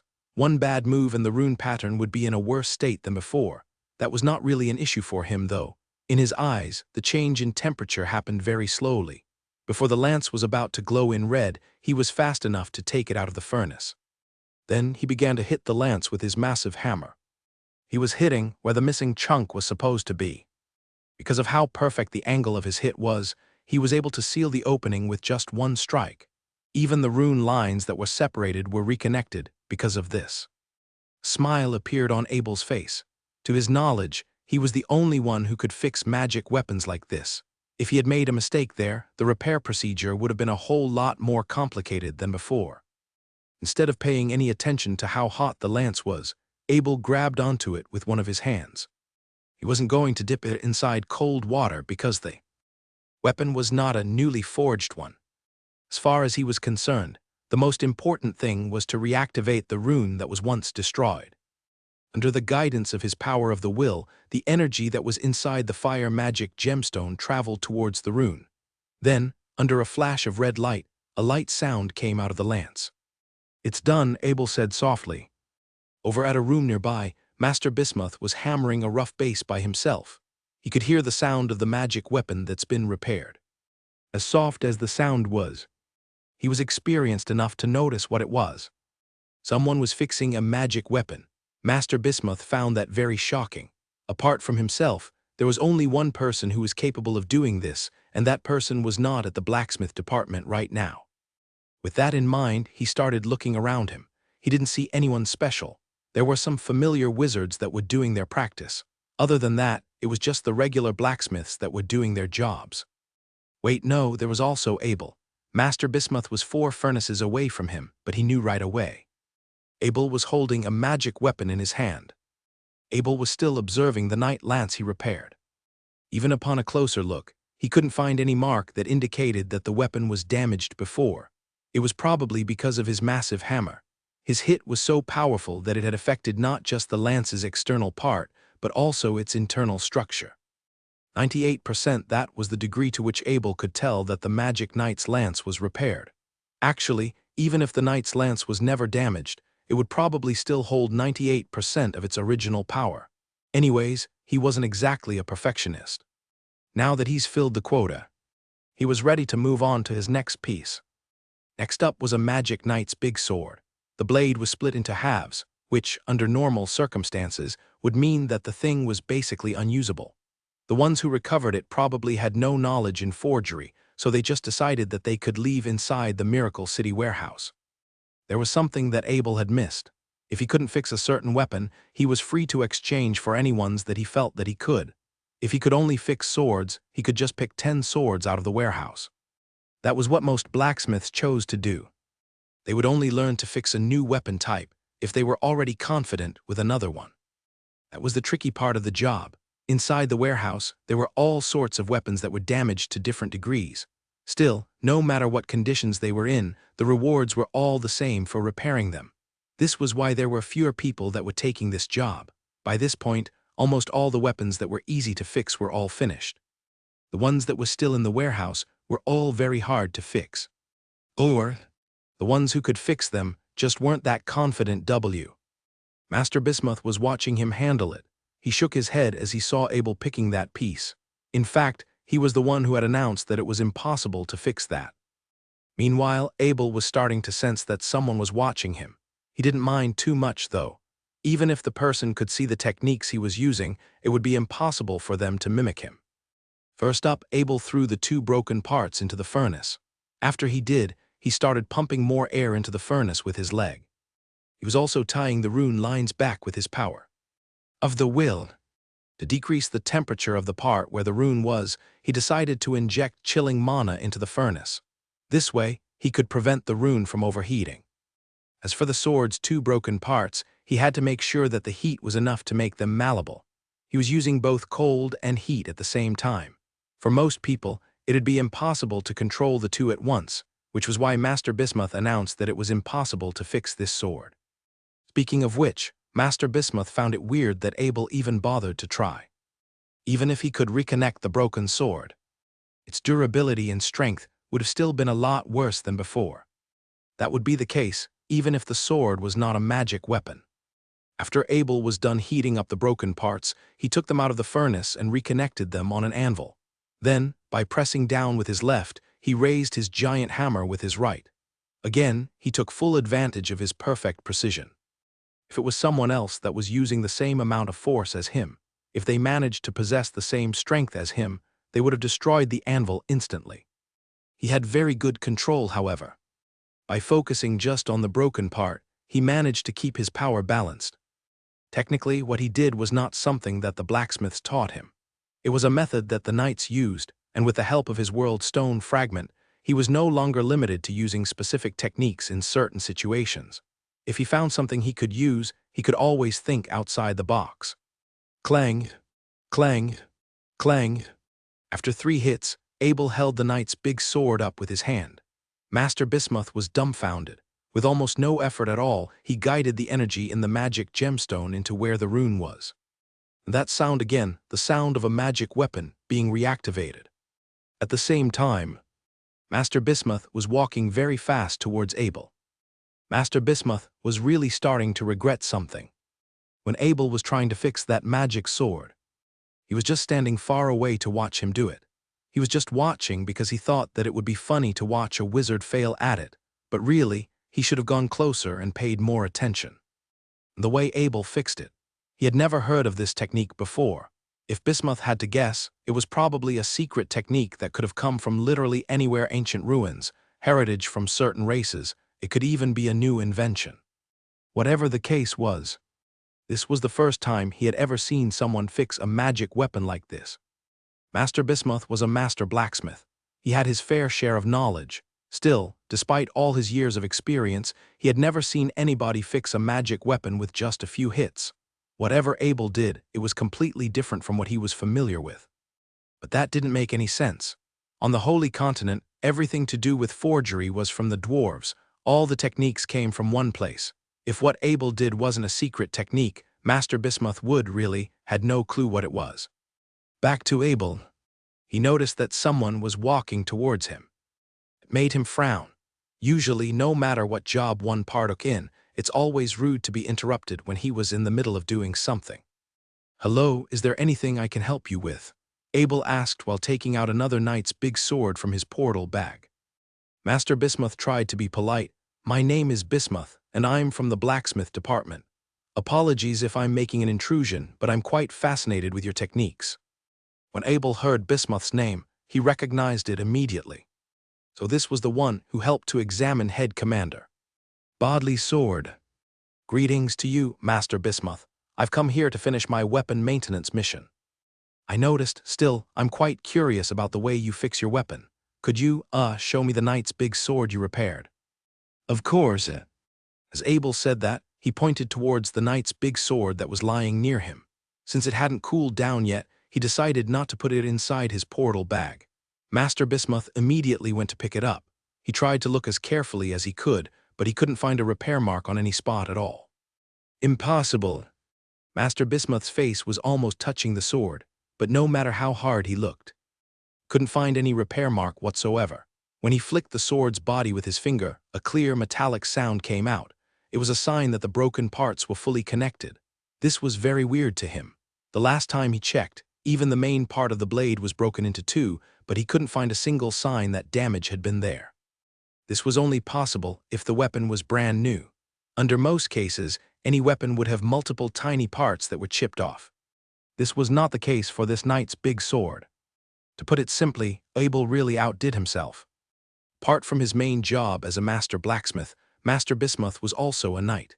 He was at around the rank of an intermediate knight. That being said, he was already good enough to direct his own combat kai into the weapon he was holding. With the weapon he was holding, he was more than willing to direct his white combat kai into it. And there he went. By directing his own combat kai into the knight's big sword, he made the estimate that the knight's big sword was completely repaired. Of course, if Abel knew what he was thinking, he would have told him that it wasn't the case. The sword was about 95% complete. As perfect as the repair job seemed to be, there was still a deficit in the rune signs effects. Master Bismuth couldn't hide his curiosity anymore. "Sir, please, could you tell me how you did it? How did you manage to find a way to fix this weapon?" Abel shook his head. "I'm sorry, Master Bismuth, but that's a very private question.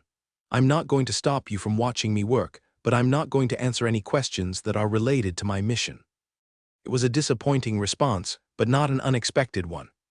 In fact, Master Bismuth didn't even expect Abel to allow him to watch. This was a secret technique that he was given permission to lay his eyes on.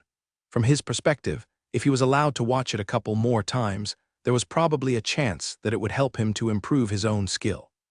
Abel didn't really care to talk more to him. After throwing another damaged sword into the furnace, he stomped harder on the pump to increase the heat of the furnace. When the sword's body started turning red, he picked the broken parts out of the furnace.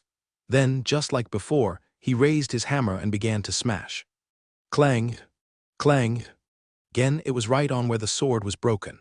Then, after placing down his giant hammer, Abel started channeling the magic gemstone's energy with his power of the will. Soon, the energy was successfully redirected to the rune that was on the sword. There, the magic knight's big sword was repaired. Master Bismuth was watching the entire time, but he couldn't believe what he was seeing. Actually, his entire ego was starting to crumble. After witnessing how easy Abel made it seem, he felt like his whole career had been for naught. "What secret technique is this?" Master Bismuth asked. His voice was starting to get very coarse. "Secret technique." Abel was surprised to even hear that term. What he did just then was nothing of the sort. The only thing he did was to use his brute force. There was a lot of precision that was involved, but that was pretty much all there was. Master Bismuth was really looking upset. No, you shouldn't answer my question. Forgive me for asking." Abel didn't know how to respond, so he just shook his head. He didn't know what was wrong with Master Bismuth. Instead of continuing the conversation, he grabbed the repaired sword and tossed it to the side. Then, after taking out another damaged magic weapon, he went back to his work. Master Bismuth was just silent now. From what he saw, if the weapon was not too damaged, all it took for Abel to repair it was with one hit. If the damage was severe, it would take about 1 or 2 more, but it would never be more than 3 hits. That was when the suspicion started kicking in. Master Bismuth started to wonder if it was actually the legendary Grandmaster Abel. Still, he abandoned that thought right away. According to common knowledge, Grandmaster Abel was a proper blacksmith that used standard techniques. There was no mention of such unorthodox methods.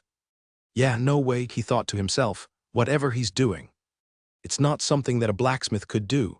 Yeah, not even a grandmaster. Actually, on second thought, Master Bismuth was starting to suspect that the technique was specialized for wizards.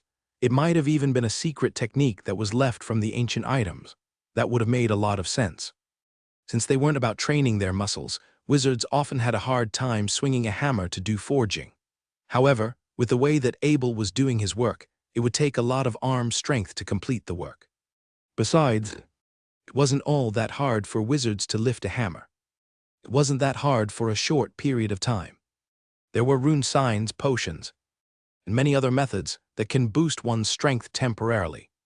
For the following few days, Abel returned to his regular routine of doing practices.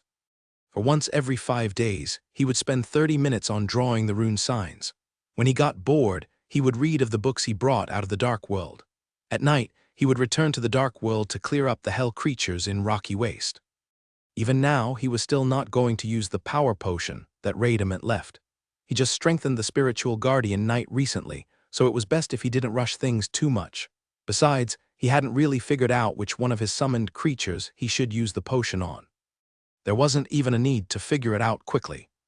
Actually, his adventure in the Dark World recently was just too smooth for him to need any sort of upgrade.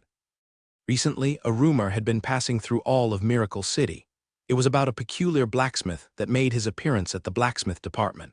He didn't do any forging tasks. All he did was to fix magic weapons that were supposed to be well beyond repair. A lot of the people didn't get to see that person. After fixing 15 magic weapons in a very short period of time, he had never shown up at the blacksmith department again. It was not like people could track his whereabouts either. The only lead they had was that he was a wizard that was wearing a mask. And there were just too many people that fit these criteria. When it was the middle of August, Abel had reached his 1-month limit for his mission. While bringing the 15 repaired weapons with him, he began to make way for the weapon warehouse. It was the same elder that was greeting. When he noticed that it was him, a disappointed look appeared on his face. "You, K-3516, if I'm not mistaken. Why are you so late to bring back the weapons? I told you that if the mission is too hard for you, it's best if you give up right away." That's what he said before Abel even said anything. He did have a point, though. In this mission, all the weapons that were easy to fix had already been fixed. About a third of the ones Abel were handed to were all classified as completely destroyed. When he decided to give Abel these, he was already implying that he should just give up immediately. Abel might have not said it, but he appreciated the elder's advice. I've already fixed all 15 of them. Here, have a look yourself." The elder was very straightforward. "What did you just say?" "It's not a good thing to lie, young man." "What?" Without waiting for the elder to finish his sentence, Abel already took out a magic weapon from his portal bag. It was a magic knight's big sword, and it was fixed from top to bottom. "What, so you're the one that people are gossiping about?" 1, 2, 3, 15. All 15 weapons were here. Oddly enough, none of the damages could be seen from them. Also, despite the amount of time he's been given, the elder didn't think that Abel just replaced old pieces with new ones he's made. The elder said with shock, "You've done an excellent job there, K-3516. A notification popped up from Abel's military tag. K-1516, you have completed your weapon forging task. You will receive 10 points of war glory for your effort. You now have a total of 33.4 points. Do you wish to continue your weapon forging mission?" If it wasn't for the fact that the weapon forging task could only be accepted once a month, Abel would have taken 20 of it in one go. Still, doing it once a month wasn't so bad either. If he was to combine the points he got with the ones he got from the rune-making mission, that was a total of 20 points of war glory that he'd be getting. Even if he wasn't taking any other mission, he would still be able to leave in less than 10 months. "Yeah, I'll take another weapon forging mission," Abel said to his military tag. K3516, you have successfully accepted a new weapon forging task. Abel said to the elder in front of him, "I've taken my mission for next month. If you will, please give me another 15 damaged magic weapons." After nodding his head, the elder walked to the room behind him. Soon, he came back with a trolley full of damaged magic weapons. Next up, it was time for Abel to make a stop at the wizard's encampment. K3516. A surprised voice came over distance. It was K3515, a fellow wizard who had been with Abel when he was doing his apprenticeship. Abel gave him a warm welcome. "You've passed the test as well. It's good to see you, K3515. K3515 said, "Well, I don't think it could be done without you. After you've killed Vice Instructor Layard, the Miracle Spirit appointed Instructor Copper as the new supervisor for our test. Apart from 2 unlucky men, all of us managed to pass the test." "Great, that's great," Abel said with a smile. K3515 laughed. "Ha ha, yeah. We've been trying to find you since then. But we've never seen you at the wizard's encampment. Here, I'll add your contact. I'm quite busy lately, but if you give me a call, I can reply most of the time." Truth be told, Abel was really busy lately. He's been stuck inside the Miracle City wall for the first month. Ever since he got out, he had been spending a lot of time helping K3305 kill spiritual beasts. His recent jobs weren't as tiring as before, but he still wasn't all that free. K3515 had the same issue as well. "Thanks for adding me. Man, the missions here are just so tough, aren't they? I've spent a whole month guarding the gate, and all I get is 10 points of war glory." Abel spoke his mind. "The term is 200 points within 3 years. I think the system is designed so that we're encouraged to fight on the front line." K3513 nodded. "True, but it's hard for us wizards to find missions that'll get us out of the walls. Nobody wants to team up with us. It's not like I mind being in action, but there's just no opportunity for it." Unlike Abel, K3513 didn't get a high enough score when he first came to this place. Naturally, the Miracle City wouldn't want to let him die on the battlefield too quickly.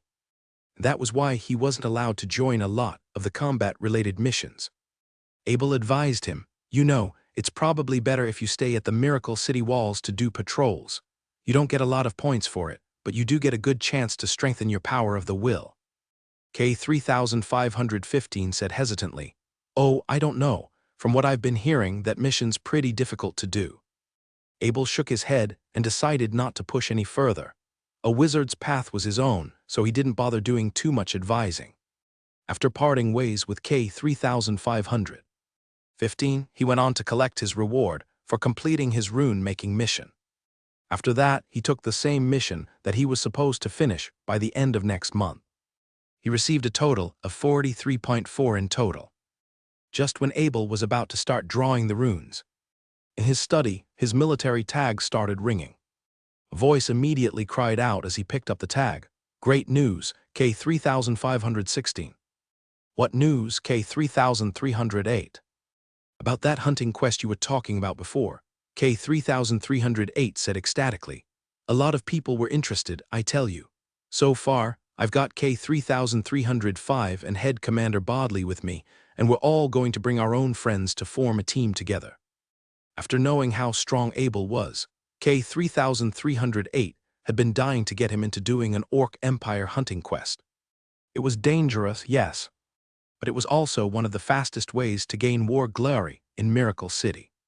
For every orc that was killed within a 50-mile radius from the Miracle City walls, the corresponding amount of war glory would go to the one who did it.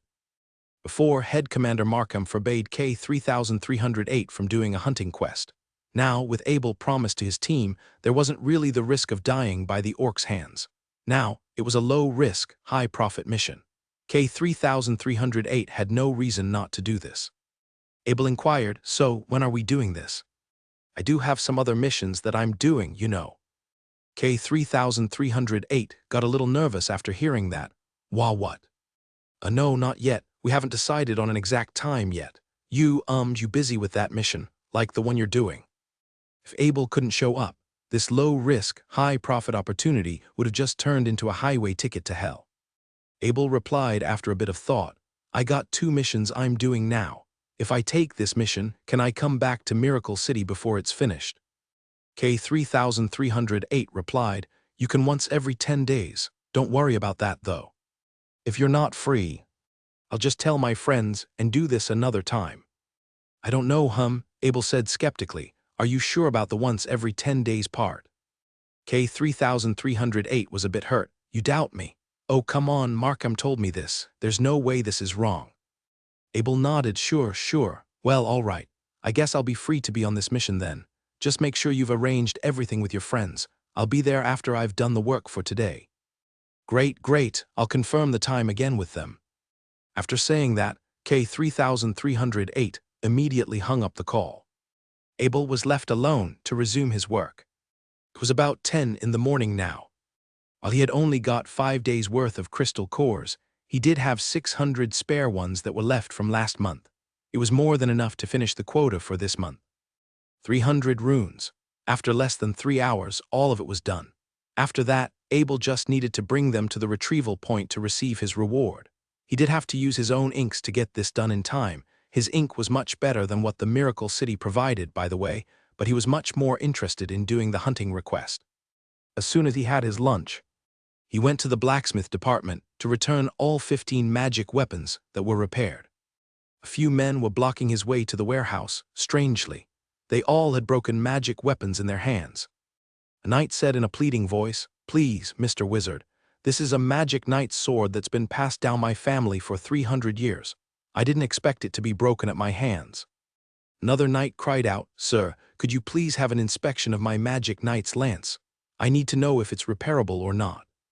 One after the next, all these people started asking all sorts of questions. They were all trying to speak to an apprentice wizard, but even he had no idea what's going on. He only came here because of his admiration for blacksmith Abel. He came here to finish his mission. Actually, he didn't even know about what happened here over the last month. Please stop. I've come here to learn. You got the wrong person. The wizard tried to tell the knights to stop, but his body was too frail to make way. Abel knew that the knights were waiting for him. Since he wanted to get his mission done in time, he just walked faster and rushed into the blacksmith department. The wizard apprentice saw this. Just when he was about to call him out, Abel made a shushing gesture with his finger. The wizard apprentice understood right away. Before, he wanted no part in this, but after seeing that Abel, a respected figure, was asking a favor from him, he decided to go ahead to block the entrance with his body. One of the knights was just starting to notice Abel, but the wizard apprentice was already blocking the door. It's not like he could use violence to make a forced entry, too. With the Miracle City watching, any use of violence would have led to very dire consequences. Master Bismuth greeted Abel as soon as he saw him. Welcome, please use the furnace here. After following the direction that Master Bismuth was taking him, Abel came to an empty room that had a furnace in it. It was a weird feeling. Before, he used to work at furnaces that were out in the open. He didn't think that he'd received special attention like this. Still, it'd be rude if he refused this. After bowing to Master Bismuth, Abel went inside the room to start working. Master Bismuth walked in with him, of course.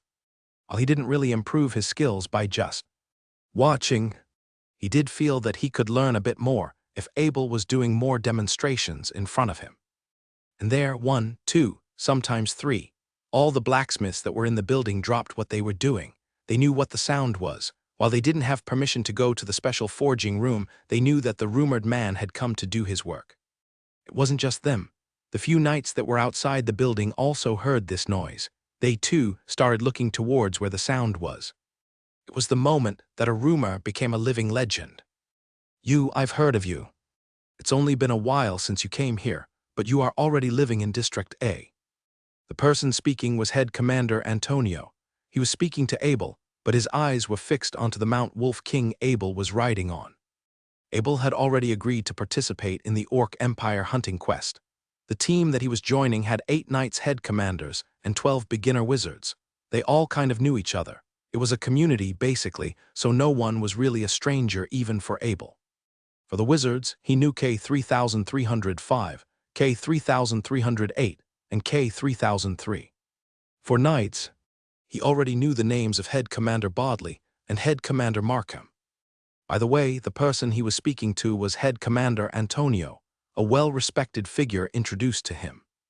Abel greeted with a bow. "That would be me, yes. I'm K-3515, a wizard that has just been here recently."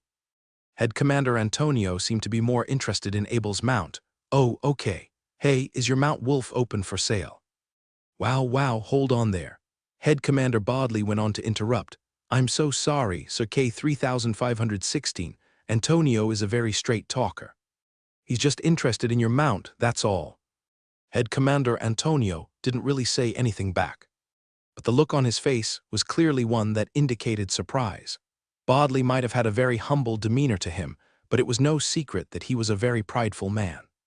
Still, just now he used the word sir to refer to a beginner wizard. Either Abel had a very powerful background, or it was himself that was very powerful. Actually, even if neither was true, no one would just happen to own his own Mount Wolf. Who gave Antonio the idea to just ask if Abel's Mount Wolf King was for sale? Well, it was K-3308 and that big mouth of his. K-3308 never talked about their journey into the Budapest mountain range, but he was always bragging about the Mount Wolf he had just newly acquired. More importantly, he was bragging about how his Mount Wolf could be transferred to another owner. Mount Wolves were supposed to be loyal. For most people, it was the very first time that they had heard of a Mount Wolf that could change its owner. It was not like K-3308 was lying about it, either. The one he owned was a fully matured one, and it had only been recently that he decided to show it to everyone else. Back to Abel. Now that Head Commander Antonio asked him if the Mount Wolf King was for sale, they were all waiting for his response. Abel nodded to show that he understood. "Yeah, I can tell. He's just interested in my mount. To be honest, I don't really mind selling this Mount Wolf King to someone else. I'm only keeping for as long as I'm in Miracle City. Before that, though, I need it to do something for me first." "A Mount Wolf King, you say?" Head Commander Antonio was almost screaming when he said that. He had suspected that Abel's mount was different, but he didn't think that it'd be a Mount Wolf King. Even most orcs didn't get to own their own mount. Wolf Kings. By the way, the team was already about 5 miles away from Miracle City. "Everyone be careful," a knight in full black called out. "As the one who arranged the preparation for this mission, I'll also take the role in leading this 20-man team. Does anyone object to that?" So K-3308 lied again. When he talked to Abel, he said that he was the one who arranged everything. Abel threw a look at K-3308, but K-3308 just looked back with a wide grin on his face. In his view, he wasn't really lying about being the one to have arranged this mission. At least 3 of the 20 people were here because of him, so it was really all fair and square. One of Head Commander Knights laughed out loudly. "Who else but you, Eddie? You're the strongest knight in Miracle City. Of course, it'd be you that's going to lead the mission." "Yeah, just go for it," the rest of the team said. As it turned out, Head Commander Eddie was a very popular man. There didn't seem to be anyone who objected to him being the leader. Head Commander Bodley whispered to Abel, "K-3516, this is Head Commander Eddie. As the wielder of both ice and fire-type combat Kai, his fighting strength is in the top 3 of Miracle City. Even the intermediate orc priests have a difficult time facing him. A head commander capable of wielding ice and fire combat Kai. That was the first time Abel's seen anyone like that. Well, anyone aside from himself, lightning plus the power of dimension, to be specific, but that was a different story. Even if one had the potential to cultivate 2 elements, it would usually be extremely hard to master one element when one was already in place. It was not just about combining the 2 elements, too. To be it simply, it was about making a giant leap in one's overall ability. It was about being stronger, faster, containing a higher capacity of mana, about twice than before. And it was about just being a much better version of oneself. Head Commander Eddie continued with his announcement. "We'll split out 20 men into 3 mini squads. Every squad will look out for each other from different angles. We'll make about 1 mile of distance between each one. If you can take an enemy troop yourself, go ahead and do. If you can't, send a signal so the other two can come to reinforcement. No one really disagreed or was confused by this suggestion. It seemed to be the standard squad formation. In Abel's view, he did think it's a good way to find the orcs quickly and efficiently.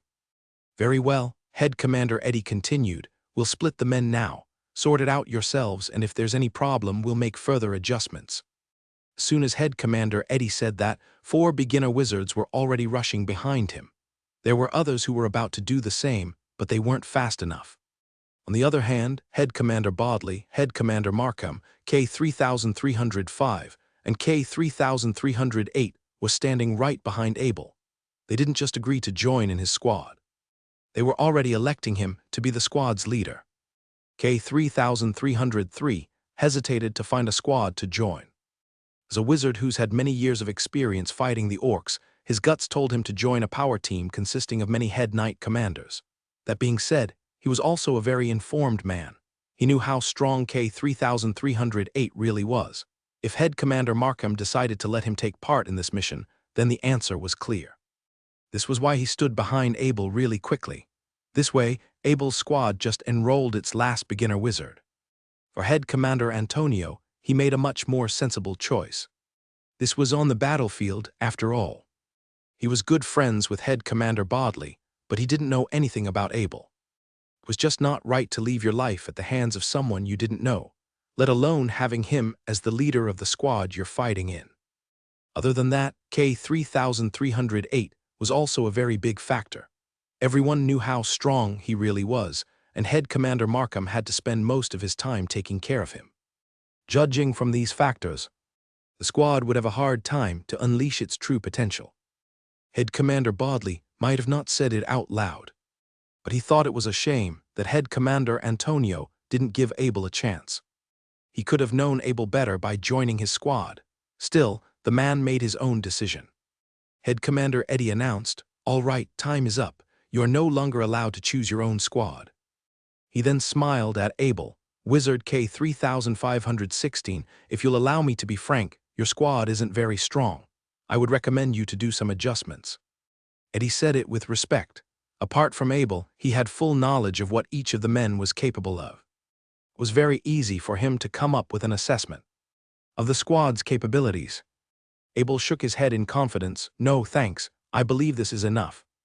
Head Commander said as he saw K-3305 and K-3308 nodding as well. "Very well, my squad will be in the middle, the Gloger squad will be on the left. K-3516 squad will be on the right. Let's disperse now, men." "Let's go," Abel told his squad members. Soon the 3 squads formed a massive triangle on the battlefield.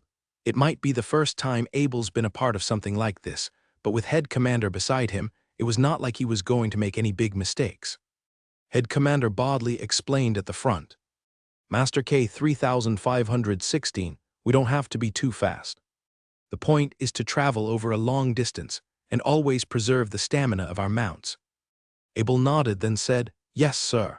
I didn't really ask to be the leader, and to be fair, I don't think I have the experience. Maybe you should take the role instead." K-3305 agreed. "Yeah, why not? Just take it, Bodley. K-3516 is a fighter. Let's not have him be distracted with strategies and all that." Head Commander Bodley accepted immediately. "Fine then. I'll take the lead from here then." The whole squad started jogging with their mounts. They were doing a very standard form of their knights. Training. By having the mounts having one leg off the ground all the time, they were basically training them to have a disciplined form when they were moving in line. Instead of being speed-focused, the point was to make sure that the mount could run for more than a day and a night. Usually, even with the enhancement of a knight's combat kai, it'd be hard for a war horse to run over 5 hours. Also, with all the weight that came with the armor, jogging was still the preferred choice if the squad was to make haste to their destination. Unlike the knights, the horse deers that the wizards were riding didn't need any training. They were just as fast, and probably better in terms of their durability. If it wasn't for their rareness, the horse deers, they would have been an excellent choice for a mount to purchase. There were also the Mount Wolves Abel and K-3308 were riding. There wasn't that much to say about them. If there was, it'd be that Mount Wolves were the best mounts on land. After 2 hours, Abel's squad still didn't find any orcs. Abel asked K3303, "Are we at the wrong spot, K3303?" K3303 laughed as he replied, "Ha, you're funny, K3516. It's daytime right now. The orcs only come at night, because that's when we can't see as well." "Oh, all right," Abel nodded. Come to think of it, the last time he eradicated orcs was during sunset. K3308 joined in the chat. "If it was up to me, I would just tell the whole squad to fasten our mounts. Like, what's there to be scared about? We can just sweep the battlefield with K3516. Head Commander Markham shook his head. "That won't do, K3308. I've told you before, humans aren't just stronger than the orcs because we have better equipment. Disciple, coordination, that's what really sets us apart from them." Suddenly Abel felt something watching over them. He looked up towards the sky, and a few birds were circling over them. When he looked towards a higher altitude, he could see a tiny spot that was looking directly at them. It was a blue falcon. He was sure of it. "The orc spotted us," Abel said with concern. Head Commander Bodley asked, "You found them?" Abel pointed towards the black spot in the sky. "There. That's a falcon that's been circling over us the whole time. The orcs probably sent it over to scout on us." K3308 wasn't afraid at all. "Ha ha ha. There it is, my military point is ready for the picking." Head Commander Bodley believed Abel. "It'd be very troubling if we're already spotted. That's going to put us in a very passive position." K3305 didn't seem to be too worried. "It will be fine if we are all careful. We just need to be closer. Once we do, K3516 will spot them." Abel smiled at the comment. K3305 was on the money with this one. If he could figure out where the orcs were, he could just tell Flying Flame to burn them into cinder. Meanwhile, K3003 was still trying to figure out what's wrong. He didn't know how strong Abel really was. But from what he's seen so far, everyone else had this unconditional trust in him. Head Commander Bodley sighed. "If only that falcon can get closer." "Yeah," Abel said. Both of them knew it. If the falcon came a bit closer, he could just shoot it down with his arrow. After 1 hour, it was noontime. The falcon was still not leaving. This was when Abel's military tag started ringing. It was a message from Head Commander Eddie. "We'll take an hour break from here, men. Get ready for lunch." Abel said to Head Commander Bodley, "Bodley, it's an order from Head Commander. He wants us to rest for an hour to make lunch. For this mission, they must stay in their best condition at all times." That being said, eating and sleeping were very crucial. It was the same even for the mounts. Right now, there was 1 mile of distance between the squad. They could all see each other. After the signal was given, they stopped together and started taking breaks where they were. Abel got down his Mount Wolf King. Then, he started feeding it fresh beef from his portal bag. It was very hot in August, but the portal bag was chilly enough to preserve this meat for about 3 or 4 days. If not for this, it'd be impossible for Mount Wolves to last in a 10-day mission like this. For the war horses that the knights were riding, K3305 got some hay and beans from his own portal bag. After handing them to Head Commander Bodley and Head Commander Markham, they all started feeding their own mounts.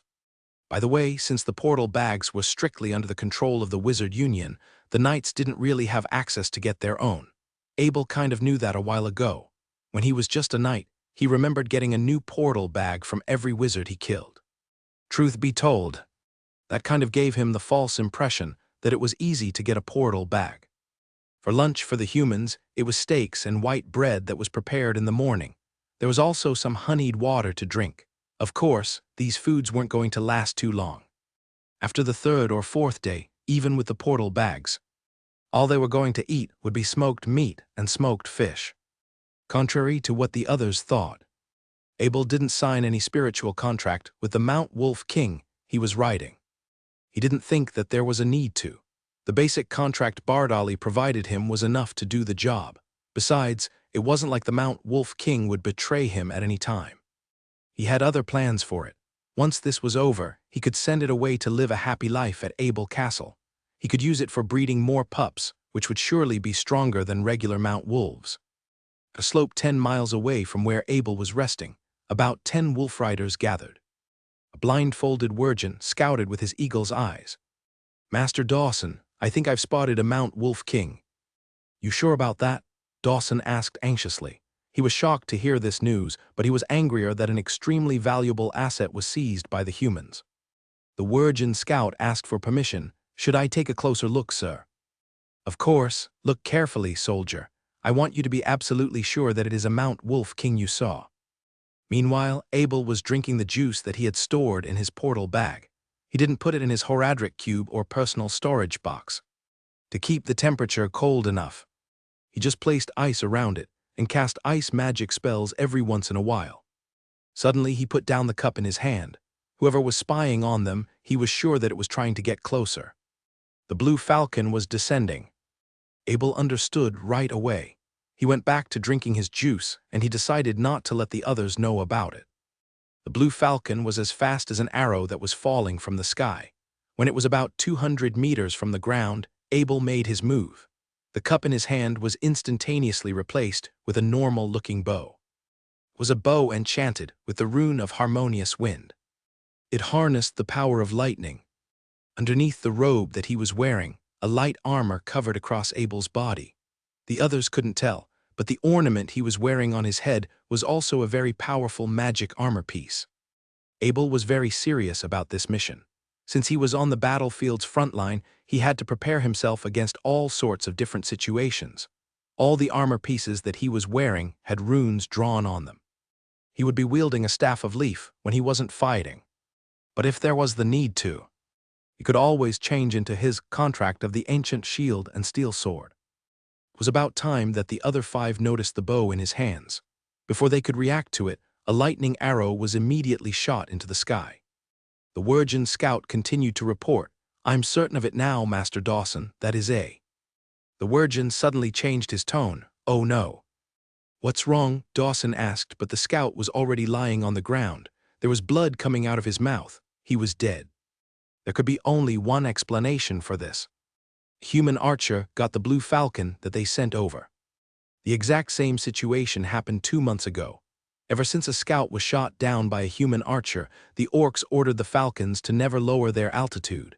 As it turned out, Dawson was too greedy for the Mount Wolf King. Still, Dawson was done here. After confirming that there was, indeed, a Mount Wolf King that was under the possession of the humans, all he had to do was to go back and report about it.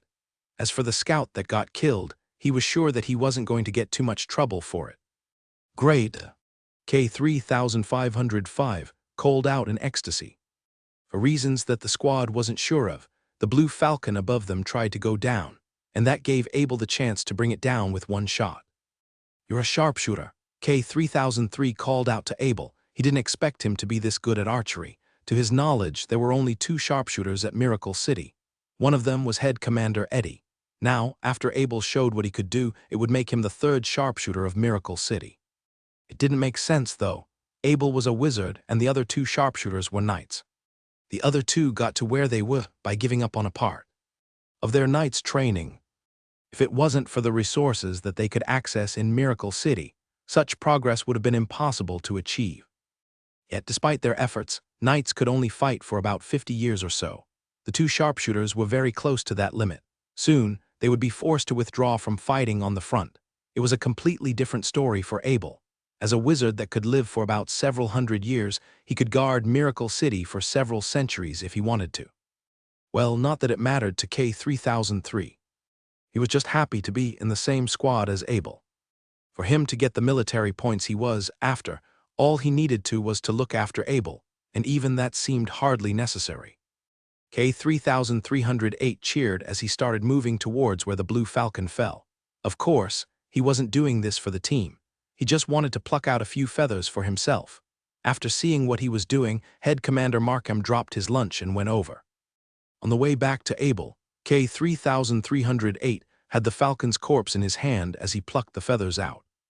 Head Commander Markham followed behind him, and he was shaking his head the entire time. K3008 passed a feather to Abel not so willingly. "Do you want this, K3516? Abel shook his head. "You can keep it." Without asking anybody else, K3308 dropped the feather into his own portal bag. K3305 thought that it was a pretty shameless thing to do. Still, he wasn't going to argue about it. Once something was in K3308's hands, it'd be very hard to get it away from him. Abel asked Head Commander Bodley, "It's getting a bit too quiet, don't you think? If the orcs did saw their blue falcon getting shot down, they would have come for revenge already."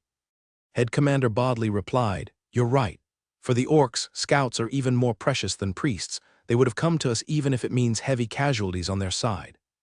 After a bit more contemplation, an explanation came to Head Commander Bodley. "That's right. We were probably against just one scouting troop. Let's wait a bit longer.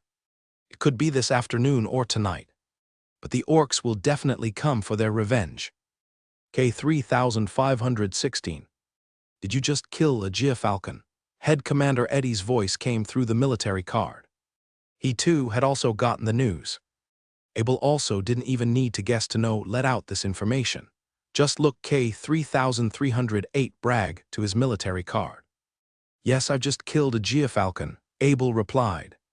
"Amazing, that's great news for us." Head Commander Eddie said with a laugh and continued, "Just be careful, we might have a battle with the orcs any time now. If we begin to lose, we'll call support immediately." Head Commander Bodley and Head Commander Eddie were not wrong. That afternoon, more Falcon had appeared above Abel. Not only one, but three.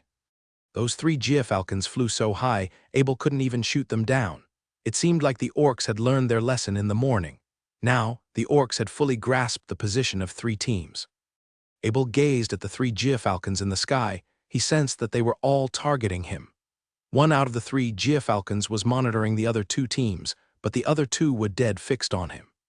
Although those Falcons were flying extremely high, Abel's intuition could still feel two gazes spying on him.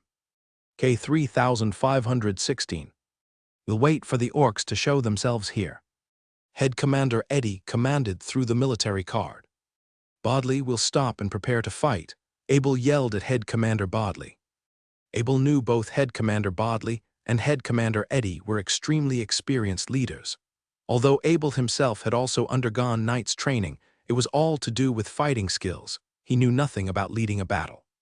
"Mr. Wizard K3516, your defense is set up. We will go all out to protect our wizards," Head Commander Bodley replied. Abel nodded and took out the protection circle board and threw it on the ground. He then installed some intermediate mana gems onto it and ignited it with his power of the will. A 10 cubic meters protection dome emerged from the ground. 4 wizards entered inside. With this protector, the wizards could cast their spells before they made contact with them and make contact with the orcs, which would give them a leg up. Something's not right today. 3 Falcons appeared above. Normally there will only be one. This means there are at least 3 teams of orcs heading our way. Head Commander Bodley lowered his voice. "I have this feeling too. Things like this are too rare. Maybe the orcs think we are too powerful. With 3 Falcons, it's no wonder Eddie would tell us to stay and wait." Head Commander Markham added. Head Commander Bodley gazed at Head Commander Markham and said with a smile, "Great, more war glory for us." "Right, who cares how many they sent? It's all war glory," said Head Commander Markham with a confidence laugh as well. Their confidence was all because of Abel, especially when they noticed that Abel had just gotten a new bow. His original bow was already an amazing bow, but the bow he used to kill that Falcon in the morning was a magic bow. Since Abel was already so scary with a normal bow, one would wonder how much more powerful he would become if he had a magic bow. The 2 head commanders were not worried about the orcs' surprise attack. In fact, they were worried that not enough orcs came. K3308 took out a rune card from his portal bag and kept casting more and more of it on his body. Although he shouldn't be nervous, he couldn't help it without a head commander protecting him against the orcs. The orcs hadn't showed up, but he was already in full defense mode. "K3308, are you nervous? It's better to get your defense on after the orcs show up." K3305 couldn't help but smile. "I'm not nervous," K3308 said coldly. K3516. "I've always thought K3308 is the wealthiest in the team, but the wealthiest is actually you." K3003 exclaimed, touching the protection circle. Both Abel's magic bow and protection circle board were not something normal wizards could get. Also, looking at the speed Abel had set this thing up, he should be using it quite often. K3003, it just means that I'm the most afraid of death. Abel followed with a smile. This joke made the entire team crack up, and the K3308's nervousness was diffused alongside it. The orcs are here. Abel sensed the ground rumbling with his sensitive senses. This rumble was getting stronger. Ready to fight, Markham protects the wizards. Wizards, get your spells ready, cast it as soon as they enter your range. Mr. Wizard K3516, keep your eyes sharp. Head Commander Bodley didn't sense anything, but he trusted Abel with all his heart. Head Commander Markham took out his long sword, shield, and unleashed his ice combat kai. Soon, his shield was wrapped in ice. His shield turned into a giant ice shield, completely blocking the team. This was the scariest thing about an ice-attributed head commander. As long as they had not used up their ice combat kai, they could form a strong, repairable defense line with freezing ice. K3305 had also taken out his magic staff and added a defense onto himself. But at that point, K3308 was no longer as nervous.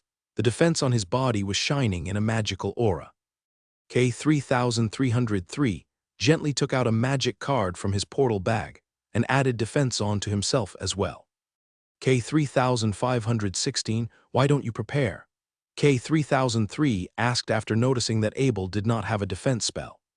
It's okay, I have enough defense on me. Abel replied and turned back to K3305 and K3308.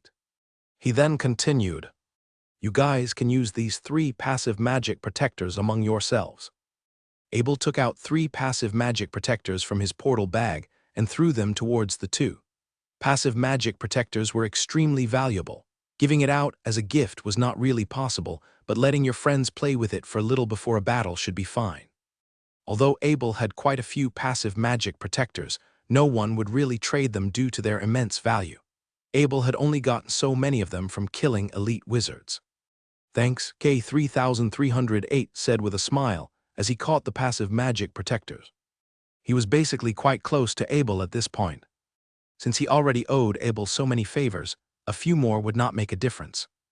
You are the best, K3516. K3308 also said with a smile. With an extra defense, it was like he had gained an extra life, especially on the battlefield. It is a team of 1,000 wolf riders. Head Commander Bodley yelled as he saw a vast amount of vicious wolf riders roaring towards them from the horizon. However, Abel himself actually noticed not 1 but 2 teams of 1,000 wolf riders heading their way. One was heading towards Head Commander Glodger on the far left. Only the team led by Head Commander Eddie was not being targeted. Abel felt a little let down. There was not a single priest in that team of wolf rider rushing towards them. With his Rifuk bow and new gears, his lightning attack had reached 102 points. This basically equals the most powerful spell attack by a beginner wizard, but to Abel, it was just a shot of an arrow. No mana was needed, and its range was a lot further. At this moment, Head Commander Eddie stood in the middle. He realized their target, but he was just not expecting the orcs to send this many wolf riders. Even though there were no priests among those 2,000 wolf riders, none of their team could fight off 1,000 orcs alone. They might need to sacrifice a lot, even if they won. He could not accept this. He was the one who brought his team out. He needed every member to return safely. Everyone in this mission was his friend. They had all joined because they trusted him. The team of commanders led by Head Commander Glodger on the left was ready to fight. All ice head commanders lifted up their ice shield, and Head Commander Eddie also saw some ice shield and protection circle arising. If both teams needed their help at once, the most probable outcome was both teams getting directly attacked by those wolf riders. This was also why the 2 teams of 1,000 wolf riders only attacked the teams on the side, but not the one in the middle. The 3 Geofalcons up above had clearly grasped the positions of the human, and Head Commander Eddie had underestimated the orcs. Looking at the distance from those wolf riders, as soon as one team began to move towards the center team for support, those wolf riders would be able to strike the other one. Head Commander Eddie was thrown into a dilemma, but it was at that moment Abel's voice emerged from his military card. Head Commander Eddie, our team is stronger in defense. Go help Head Commander Glodger to clear their wolf riders first, and then help us. Abel knew Head Commander Eddie was in a tough position, so he suggested. At first, Head Commander Eddie was leaning towards helping Abel's team since Head Commander Glodger had 3 head commanders in his team, while Abel's team only had 2. He didn't know Abel too well. In fact, it was the first time he had connected with Abel, so he quickly called Head Commander Bodley. Bodley, can your team survive against 1,000 wolf riders? Head Commander Eddie asked gently. Don't worry, Eddie. We won't have a single problem, said Head Commander Bodley with confidence. Head Commander Eddie didn't know where Head Commander Bodley had gotten his confidence, but he knew an experienced head commander like Head Commander Bodley would not play with his life. Everyone turn left and support Glodger. As Head Commander Eddie yelled, his team branched out from their defensive position and began to head towards the left. Head Commander Eddie thought the wolf riders would change target as soon as they saw them moving, since they no longer had their defense on. However, those wolf riders were acting very strange. They kept their speed at a constant rate and continued to move forward. It seemed like they were trying to give Head Commander Eddie a chance to unite with the other team. Careful, maybe we are the orcs' target. Abel lowered his voice. Bring it on, I can't wait. K-3308 yelled with a rune card in his hand. It seemed like his nervousness had never existed. Then why don't you go first, K-3308? Said K-3305 in a provoking tone. He had enough. I'm not stupid. I will stand behind K-3516 and guard him from the back, said K-3308 in a serious tone. K-3305 and K-3003 were stunned by K-3308's thick skin. They had totally underestimated him. At that moment, the wolf riders were slowly getting near, and the team heading towards Abel had begun to accelerate. Combat Kai began to flash. In that team of wolf riders, 20 wolf rider captains had already put on their combat Kai armor. 2 head wolf rider captain also had their combat Kai armor on, and they were shining especially bright. This is an elite wolf rider team. They at least have to be the level of a team directly sent out by the royals. Head Commander Bodley lowered his voice after seeing so many wolf riders. This was the first time Abel had seen a team of 1,000 wolf riders in a mission. Not only that, but this team of wolf riders had 10 head wolf captains and 10 beginner orc priests. It was a temporarily thrown together team for the sole purpose of getting things done. Normally, a team of 1,000 wolf riders would only have 2 wolf rider captains. Head wolf rider captains were normally only reserved for a team of 10,000 or higher. Therefore, this team of 1,000 wolf riders was the pinnacle of elites. Only the royal wolves could afford such a powerful force, but those royals would rarely get their troops involved in the orc battlefield. The reason why those wolf rider captains had ignited their combat Kai armor before their charge was because they knew there was a godly archer in this team of humans after Abel badly shot down a geofalcon. The frontline head wolf rider captain in metal armor let out a long howl and threw a bottle of red potion to the sky. In a flash, the eyes of every single virgin and their mount wolves in the team had turned blood red. An insanity potion, Abel asked Head Commander Bodley. Yeah, but maybe the chance of dying from using the potion might be lower since these are wolf riders. Still, what are they thinking? Head Commander Bodley replied. He was very shocked by this move by the wolf riders. Why were they gambling with their lives? Although insanity potions could make the user painless and more powerful, there was a side effect, and that was a chance of dying. Normal insanity potions had a 50% death rate. Although the ones used by wolf riders might be a little better, dying was not a joke. All the wolf riders had grown insane. Their mount wolf had almost doubled its speed. There was only one thing in their mind, and that was to kill those humans.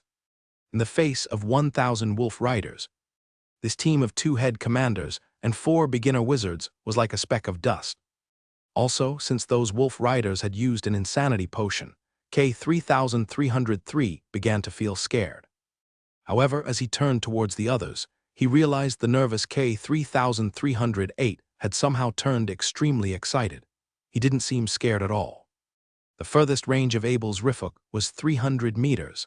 Abel already had his focus ready as soon as the first wolf rider entered the range. All of a sudden, the whole world turned slow. Abel could clearly see the red glow in those wolf riders' eyes and the ferocious look on their faces. Things like the insanity potion did not have too much effect on the head wolf rider captain, but it still ignited their thirst for battle. Abel gently lifted his fingers from his rifuk, and an arrow of lightning flew out.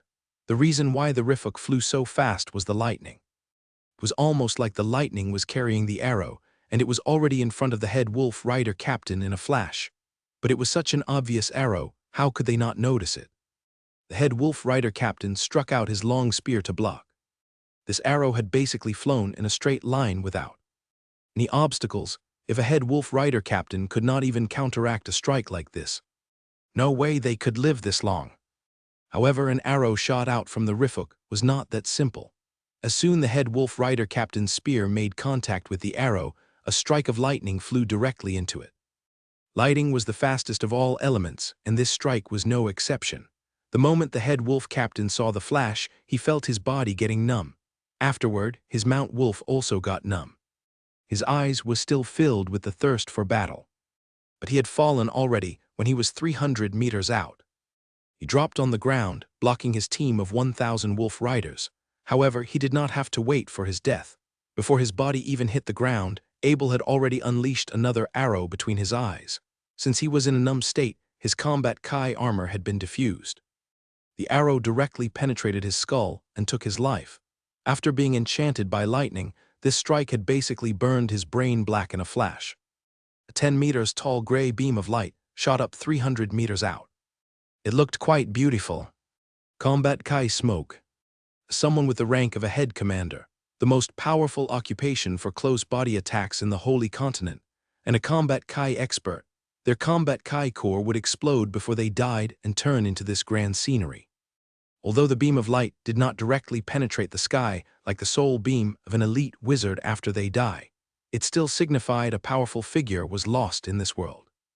Normally, a combat Kai smoke would definitely disrupt the flow of a team of wolf riders, but those 1,000 wolf riders were all drunk on insanity potion.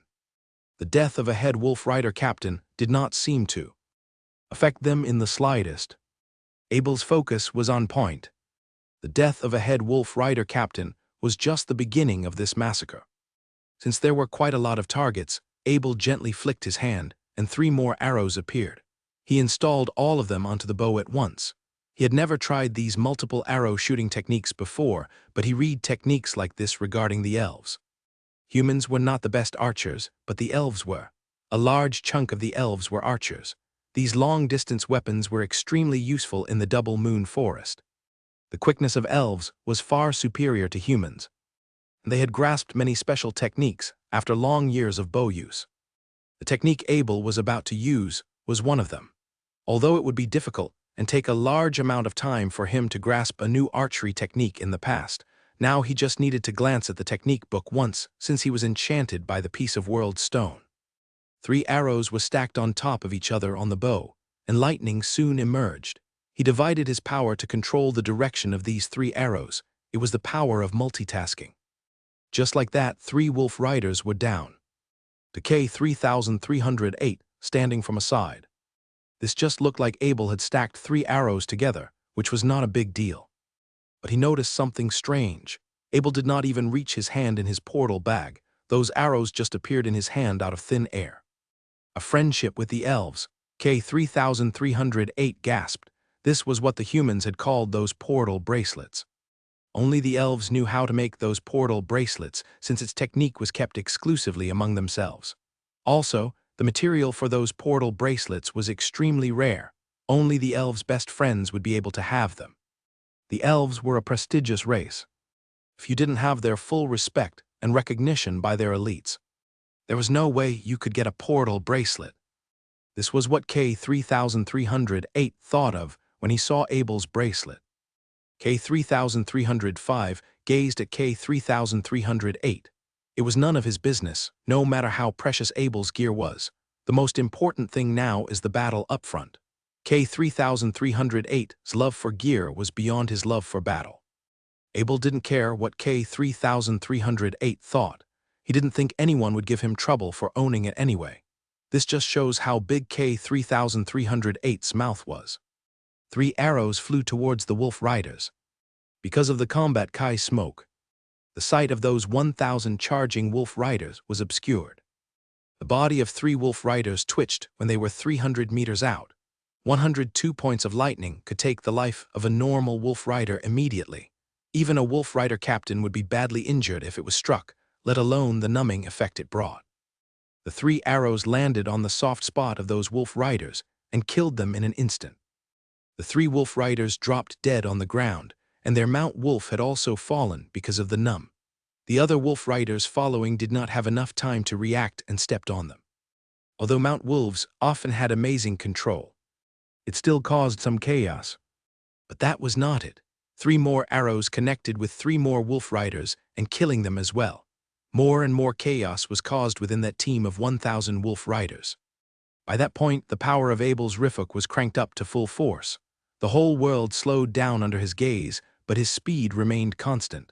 Abel could basically unleash 5 shots per second, which was insane. With this speed of 5 shots per second and 3 arrows per shot, Abel could shoot out 15 arrows per second. That was basically a small team. Not only that, but Abel had carefully picked each target so it could cause chaos and slow down those wolf riders. Under the influence of the insanity potion, the only thing in those crazy wolf riders' minds was to move forward. However, due to the obstacles, some had instinctively taken a turn, especially seeing more and more of their teammates drop dead. Crashing into each other was extremely dangerous in a charge like this. That was a big chance you would drop from your horse. This was exactly what Abel wanted. They only had 6 men.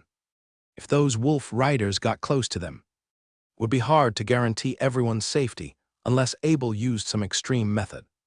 Concentrate and dodge, a clear-headed head wolf rider captain yelled. He wanted to restructure their formation, but those wolf riders were insane. There was no way they would listen to his commands. The head wolf rider began to regret the insanity potion. He was the leader of this team, and this mission was to avenge the wolf's royal father. That royal head wolf rider captain father had gone to Mount Budapest for a simple trading mission for a bit of war glory, but he did not come back, and his Kong Kong spirit portal bag was taken as well. The orcs wanted to spy through the humans to find that mission Kong Kong spirit portal bag. Kong Kong spirit portal bags were military-graded resources. Their value was unmatchable to the wolf clan. They didn't have many of them in the first place, and they had already lost one of them 2 years ago. That one was taken by Abel as well. Although the wolf clan had ordered a powerful wolf rider captain to find it, they failed. As Abel grew, getting that Kong Kong spirit portal bag back from him seemed to grow further and further from possible. This time they had lost another one.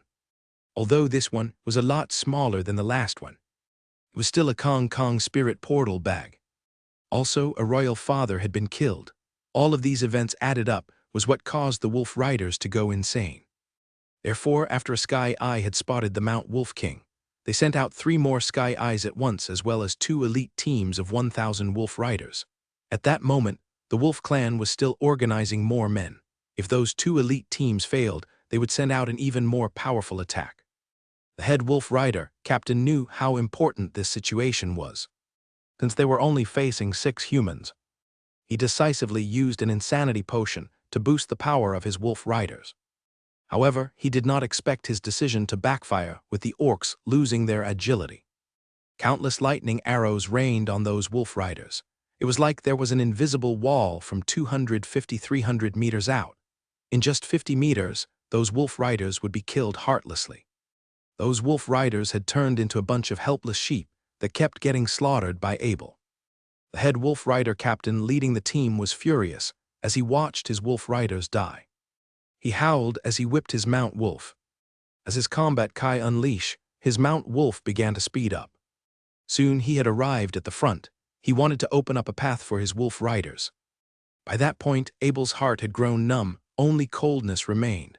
It was almost like his body had entered a strange state. He felt invincible like the god of this world, controlling life and death. The howling face of that wolf rider captain was so ugly he looked like a clown.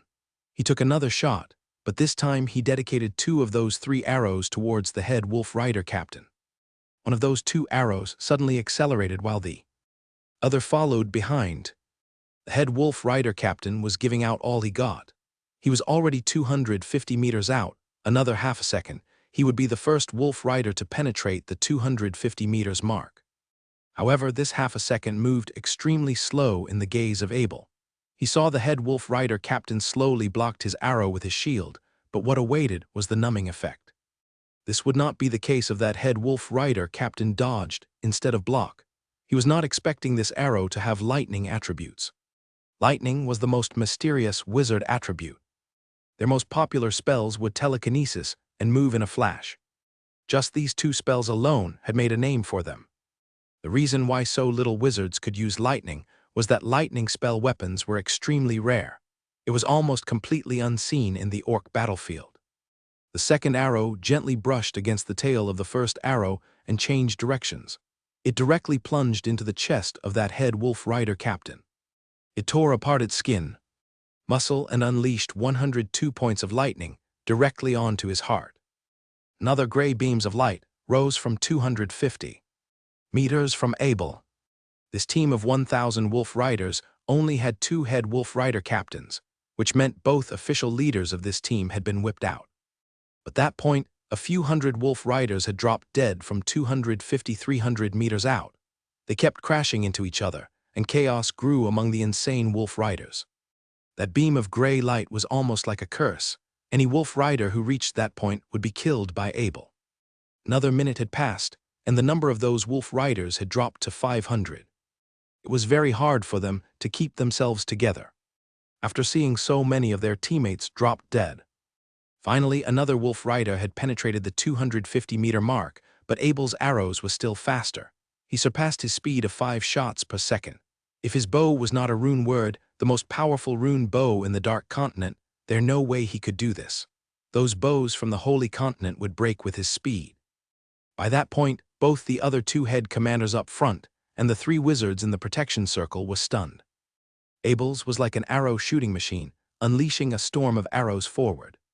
This storm was caused by a single person with a portal bracelet, the rune word Rifuk, and possibly the most important, that piece of world stone. At this moment, the other team of wolf riders heading towards the left abruptly came to a halt. They were also stunned. Since they did not take the insanity potion, they were aware of what was happening. That 2 gray beam of light signified the death of that elite team of 1,000 wolf riders. 2 of their most powerful forces were killed by a team of 6 humans from a few hundred meters away. The only thing Abel could think of was to kill. Even though he had an immensely strong body, he felt his muscles getting sore. He was far beyond the limit of humans. Still, Abel did not stop. 3 minutes had passed, and the last wolf rider dropped dead. His rain of arrows had fully demolished a team of 1,000 wolf riders before they could even come close to 100 meters. Although this might seem impossible to any godly archer, none of Abel's arrows were wasted. They were all shot with extreme precision. Not only a wolf rider was killed with every arrow, that wolf rider would also block the way of 1 or a few other wolf riders behind him. "Go," Abel said coldly to his Mount Wolf King. The Mount Wolf King sensed the horror of his owner from below, but its instinct told it that his owner still possessed even more powerful force. It carried Abel out of the protection circle towards the other team of 1,000 wolf riders. K-3516, what are you doing? Head Commander Eddie was stunned by what Abel had just done.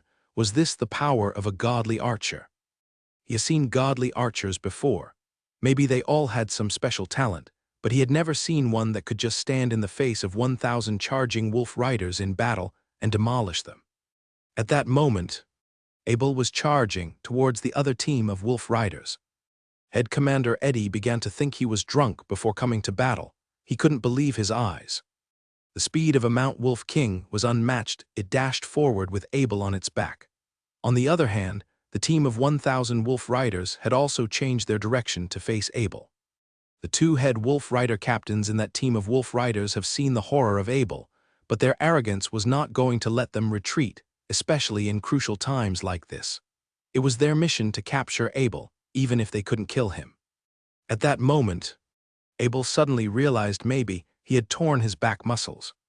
Waves of pain began to pulse on his back. However, a purple glow soon emerged from his body. Without anyone noticing, Abel had opened a bottle of full recovery potion through his Knight-Mage belt. All of a sudden, his back fully recovered and all the pain disappeared. Not only that, but he had also become energized again. He was back at his peak performance. His body was so full of energy, it was almost like he was going to explode. When he was 300 meters from those wolf riders, he gently nudged the stomach of his Mount Wolf King with his left leg. The Mount Wolf King quickly did a turn and speeded towards the left. Abel began to pull on his Rifuk bow again, as 3 arrows appeared on his hand. His gaze was extremely calm, as though he was looking at a bunch of ants. 3 arrows shot out from the Rifuk along with strikes of lightning. A new battle had begun. "Be careful of the arrows," the head wolf rider captain yelled. The other team of wolf riders was entirely wiped out because of Abel's arrows. They could only imagine how scary it was. That was why that head wolf rider captain had to warn his team the moment he saw arrows disappearing from Abel's hand. However, dodging Abel's arrow was not as easy. Before the head wolf rider captain even finished his words, those 3 arrows were already 100 meters from those wolf riders. Seeing 3 arrows flying towards their eyes, those wolf riders lifted up their leather shield to block. Those 3 arrows were all flying in a slight curve in the sky. When they were around 10 meters from the wolf riders, those 3 arrows crashed together. This seemingly accidental crash had changed the direction of the arrows, sending them straight into the team of wolf riders from an odd angle. 3 unlucky wolf riders were struck simultaneously. The arrows entered their body, and the 102 points of lightning blasted out from within.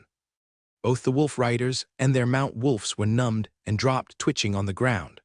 Those mount wolves might still have a chance to recover, but those wolf riders had fallen into an endless sleep. "Approach him, accelerate," the head wolf rider captain yelled again, seeing 3 dead. Before that head wolf rider captain had even finished his words, another 6 arrows were shot out. Another 6 wolf riders dropped dead.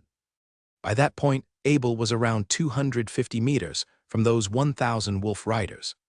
It was the optimal range for his Rifuk bow. And at the same time, those wolf riders' arrows were not strong enough to reach him. Since Abel was a small moving target, those wolf riders could only use a short bow to strike horizontally. They could not use a longbow to do an arching strike, so their range was limited to 200 meters. Weird scene emerged from the battlefield. Although Abel's Mount Wolf King was superior to the Mount Wolf of those wolf riders, Abel had kept a perfectly constant range of 250 meters from them as they chased after him. Abel deliberately controlled the speed of his Mount Wolf King to not drag out war distance. There was only one Mount Wolf King on the battlefield. The others were all normal Mount Wolves, which was the fastest thing on the battlefield. Within this 250 meters range, Abel did not stop shooting his arrows. Instead, he sped up. Soon, another storm of arrows poured down. Wolf riders kept dropping dead. At that moment, the head wolf rider captain no longer knew what to do. It could not catch up to that Mount Wolf King, but if they stepped back, that mount would just follow them. The speed that only the orcs had because of their mounts was now Abel's biggest advantage. "Spread out, Team 1, 2, 3, stay." Everyone else spread out. The head wolf rider captain yelled in command.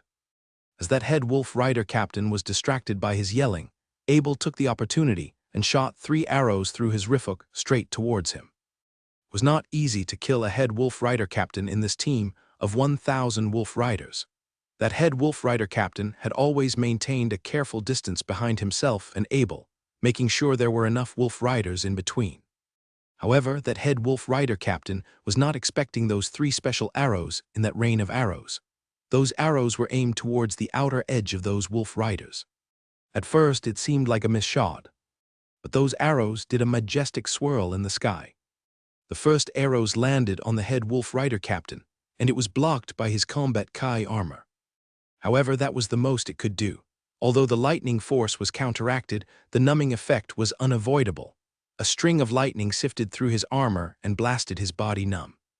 The following 2 arrows plunged into his chest from both sides. Without a combat Kai armor, That head wolf rider captain was helpless as a baby in the face of Abel's rifhook.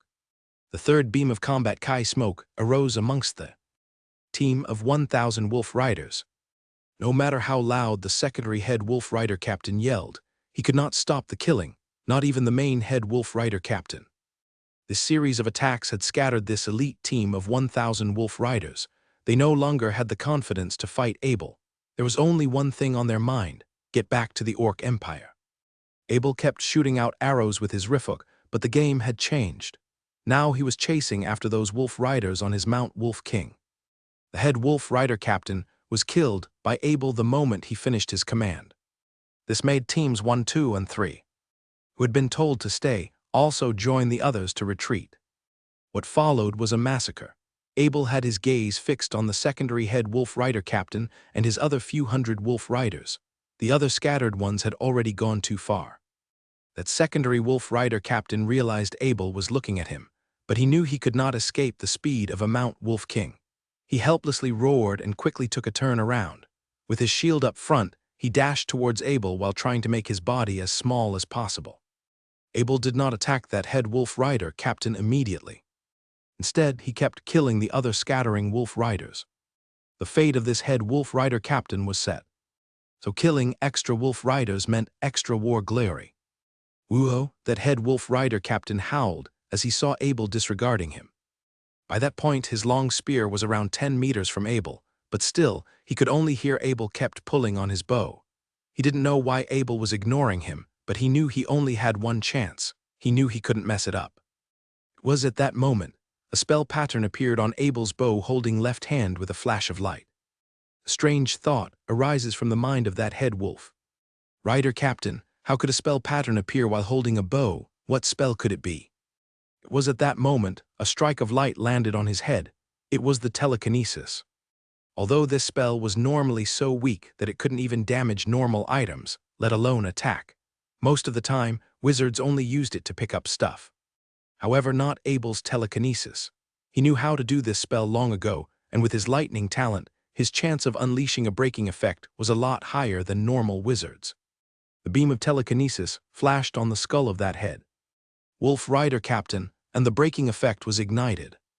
Even with a combat Kai armor, that head wolf rider captain could not change the law of the universe. His combat Kai armor vanished, and his long spear came to a halt for a second. Every second was life and death in a battlefield, especially when you don't have your combat Kai armor. An arrow flew straight through the eyes of that head wolf rider captain. Before he even got the chance to yell, the lightning attribute of the arrow had burned up his brain. With his mouth wide open, he and his Mount Wolf dropped dead limply in front of Abel, like a criminal begging for mercy.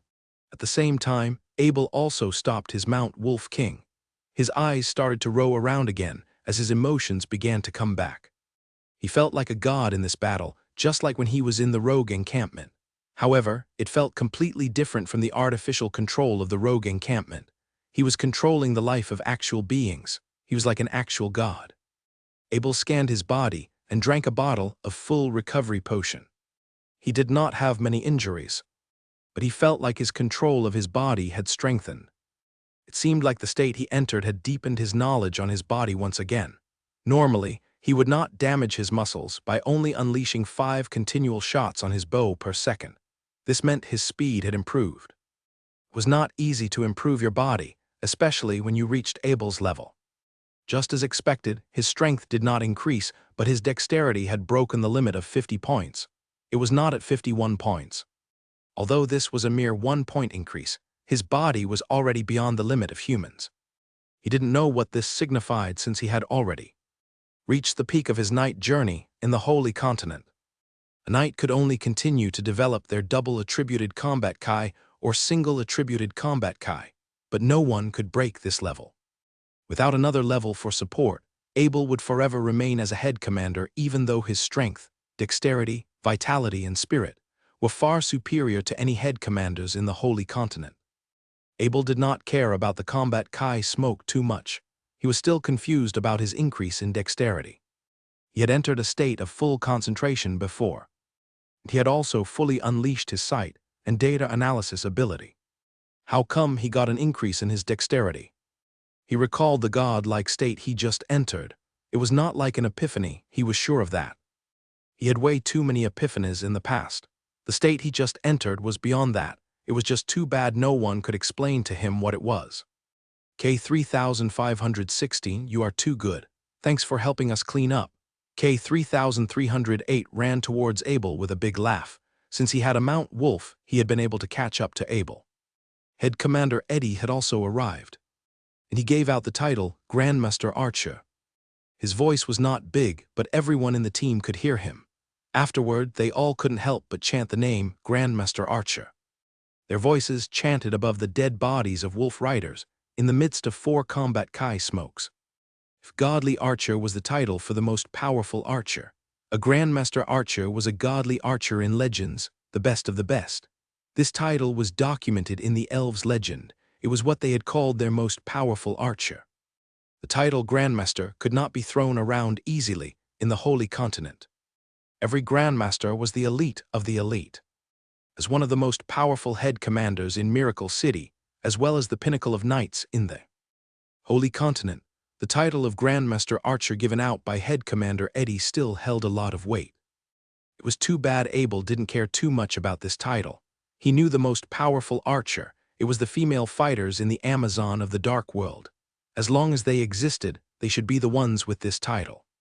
The number of arrows those female fighters in the Amazon could shoot out was a few times, if not 10 times more than Abel. Their bow could automatically change direction to follow their target, so they could never miss a shot.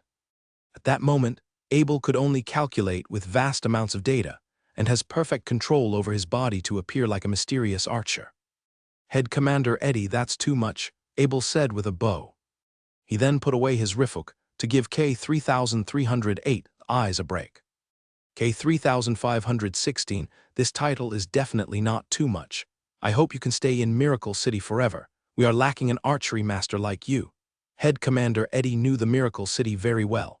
He was one of the very few people who could actually change how things were organized. No, I am only a wizard joining the Battle of the Orcs mission here. I can't be a professional archer. Abel shook his head and said. Head Commander Eddie sighed and followed. It's too bad. With your archery skills and that magic bow, you can basically wipe out the entire orc battlefield. It seems like you won't be here for long. K3516. Your protection circle. K3305 arrived a little late since he had packed up the protection circle for Abel. Everyone, quick, get the spoils of war and let's get out of here. The orcs have lost a lot, so they will definitely get revenge. The attack next time will be even more powerful. Head Commander Eddie yelled in command. Since basically all wolf riders were killed by Abel, all of their possessions should belong to Abel, according to paper. Even though everyone was helping him put away the stuff still belonged to Abel. Not a single ordinary fighter that was sent out this time, and Abel was not planning to share his spoils of war with everyone.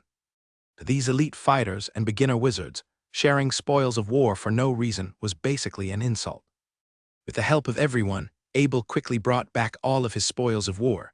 Most of them were weapons and jewelry worn by wolf riders. Those things were all valuable in the human world. Since magical gems were not useful in the Orc Empire, and they would often use it to craft jewelry. However, those jewelry made by orcs were quite ugly, its quality fine.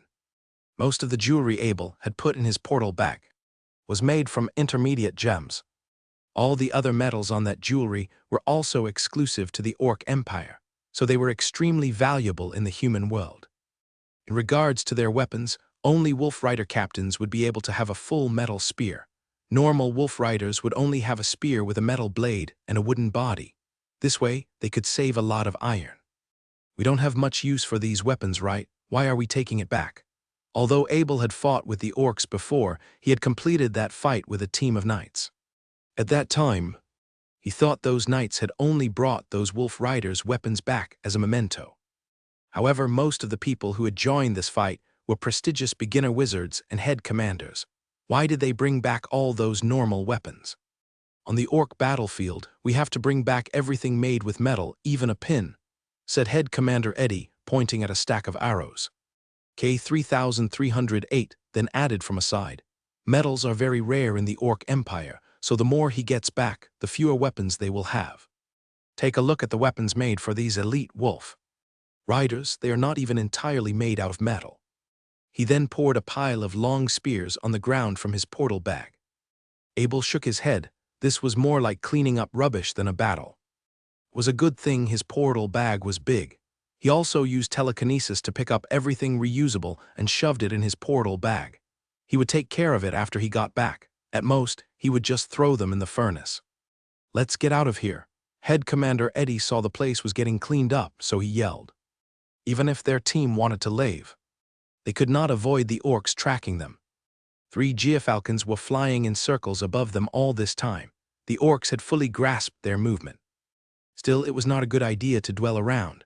There were so many dead bodies here. If an orc priest arrived, all of those dead bodies would become weapons. The blast of an exploding corpse was no joke, and its range was quite large as well. It was the most powerful mass attack spell a priest could do. The battle had ended way too fast. The sky still hadn't gotten dark, but this time they no longer needed to find the orcs. The 3 Geofalcons above them signified that the orcs would find them. By that point, Head Commander Eddie no longer requested to divide the teams. He had just underestimated the orcs. If Abel wasn't a godly archer, some of them would be dead already. K3516, what about those Mount Wolves? K3308 asked gently, seeing the team was about to leave. Abel gazed at K3308. He suddenly felt the urge to shove a rune card down K3308's throat. He had promised before that he would not mention anything about the past battle. Things such as controlling Mount Wolves could only be done in Mount Budapest, where there was no one around. If he had taken control of those ownerless Mount Wolves on the orc battlefield, the 3 Geofalcons above would definitely report it to the orcs. Then the only thing waiting for Abel would be endless chasing and killing. Maybe the orcs would even send out some actual superpowers. Only a tiny part of the orcs' military was sent out to the orc battlefield. A lot of races would not even appear on the battlefield, such as the bears, the tauren, the lions, the tigers, and the behemoth.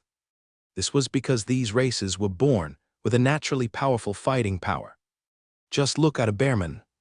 For example, they could fight against a head commander just when they turned into adults. The other races, such as the tauren, lions, and tigers, were not as strong as a head commander when they reached adulthood, but they could be much stronger just by a little bit of training.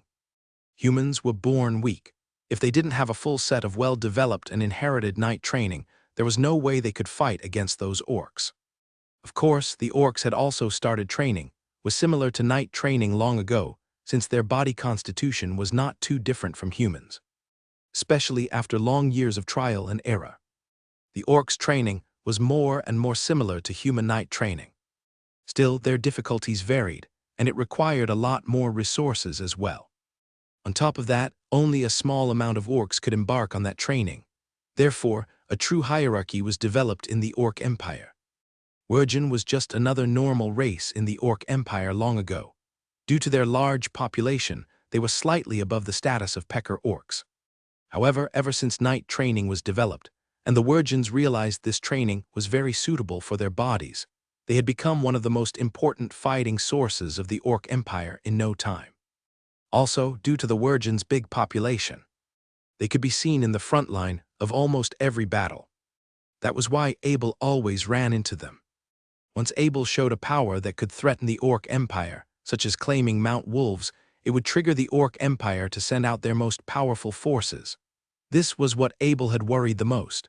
He was not confident enough to escape from an elite priest. Elite priests were a direct counterpart to elite wizards. They were the most powerful occupations in the Holy Continent. Their summoning spells, their bone spells, their poison spells, as well as their curses, were what made this occupation so mysterious. K3308, shut up. Head Commander Bodley turned back in a vicious gaze and grunted. He then gazed at Head Commander Markham. Although he didn't say anything, this gaze meant that Head Commander Markham should keep a closer eye on K3308. Luckily, they were quite far away from everyone else, so the words of K3308 didn't attract any attention. However, K3303 by their side seemed to have noticed something. The team of 20 men continued forward. Actually, the best thing to do was to head back to Miracle City for a rest. Everyone knew the next orc attack would not be easy. However, they were on an orc empire hunting mission. They could not go back before 10 days. Once they went back, their mission would directly fail. 10 war glory would be deducted, and it would be a big embarrassment especially for these prestigious wizards and head commanders. Going back to the Miracle Wall was not forbidden, but that place was filled with Death Kai. Unless the Miracle City sent out support, they would be at a big disadvantage if a battle broke out. After moving for around 5 miles, Head Commander Eddie lifted up his hand and stopped the team. "We'll have dinner early. The orcs might not let us rest tonight." Head Commander Eddie lowered his voice. The men came to a halt. They fed their mounts some peas and grass before preparing their dinner. Head Commander Eddie gazed at Abel, who was having his dinner, and sighed. He knew that if Abel didn't unleash such horrific archery skills, he might have ended this mission already. Just like those 2 teams of 1,000 wolf riders, for example, according to his past experience, their team would definitely take a big hit to wipe them out. The commanders of those wolf riders were extremely powerful. If they were unlucky, a large chunk of his men would be dead already. Dong dong, dong dong, crisp sounds of drums emerged in the dark battlefield. It's the orc battle drum. Are they really insane, using battle drums on us? An ugly look emerged from Head Commander Eddie's face. Abel knew the orc battle drum must be a very powerful fighting object just from the look on Head Commander Eddie's face, but he was not familiar with the orc empire, so he turned to K-3305 and asked, "What is an orc battle drum?" Orc battle drums are made by the skeleton of powerful orc priests. Since the body of orc priests are condensed with death, those battle drums, as well as the magic patterns on them, can perfectly suppress their enemy's power while strengthening themselves. K-3305 explained softly. His face had also changed. Abel could basically guess what a battle drum was. It was a type of cursed object. As the orcs banged upon it, their enemy's power would be suppressed and their own power would increase. Dong dong. The sound got louder and louder, and Abel felt his heart slowly beating faster and faster. Not good. Abel knew his body very well, and he had good control over it. It was definitely not normal for his heart to beat so fast. He looked at his skin. They felt strange. It seemed like it was vibrating along with the beat of the drums. He focused on his hand, and the world slowly turned slow. He could clearly see that there was a faint layer of energy wrapping around him, especially on his hand. It seemed like it was a type of altered Death Kai. With his data analysis ability, he came to the conclusion that this energy was like a faint curse. This curse was not strong at all, so it could not be spotted by the person being cursed. However, this curse seemed to have the ability to accumulate. As the drum beat increased, the curse would get more and more powerful. Knowing what was affecting him, Abel decided to push this energy away with the power of the will. However, this energy was almost like water that was stuck to his body. As soon as he pushed with his power of the will, more would rush in from the side. Suddenly, he realized the horror of the orc battle drum. If he could not break free from this state, how much fighting power would his team of 20 men still have by the time the orcs reached them? If it can't be pushed away, can it be absorbed? The colorless energy in Abel's druid soul could tolerate both Death Kai and Combat Kai simultaneously, as well as transforming them. If this curse could take a hit on his fighting power, why not just directly absorb it and turn it into his own energy? Of course, he would not absorb too much at first. He needed to make sure this curse would not affect his druid soul first. He carefully moved a handful of curse energy into his druid soul, but soon it began to expand viciously. It seemed like it was going to colonize this soul. Luckily, the colorless energy of his druid soul was a rank above both Death Kai and Life Kai. This curse energy was only a kind of altered Death Kai. It was still Death Kai nevertheless. As the druid's soul began to work its magic, that curse energy started to shrink like a punctured balloon. Upon seeing this, Abel quickly opened up a Kai pathway and directly absorbed all the curse energy into his druid soul from his body. Its colorless energy could turn it into his own energy. As the curse energy slowly faded from his body, although there were more coming as the drum sound approached, it was no longer greatly affecting Abel. "I'm cursed," the sensitive K-3308 yelled. His body was the weakest out of the bunch. so he was the first one to feel it. He madly breathed as his heart rate increased. A horrific image appeared in his mind, and it was all affecting him tremendously. The orc battle drum is showing effect. Try a defense spell to see if we can get rid of it.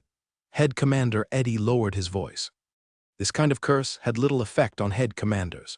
If Abel's senses weren't so strong, and if he didn't have a data analysis ability, it would be very hard for him to detect those changes as well. Head Commander Eddie had his eyes fixed on K-3308.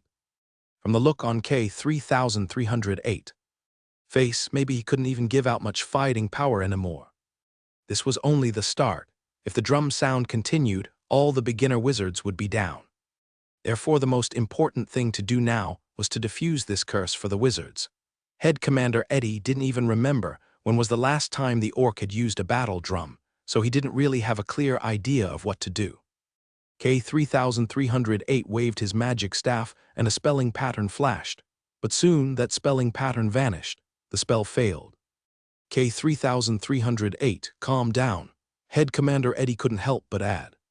K-3308 was the weakest in the team.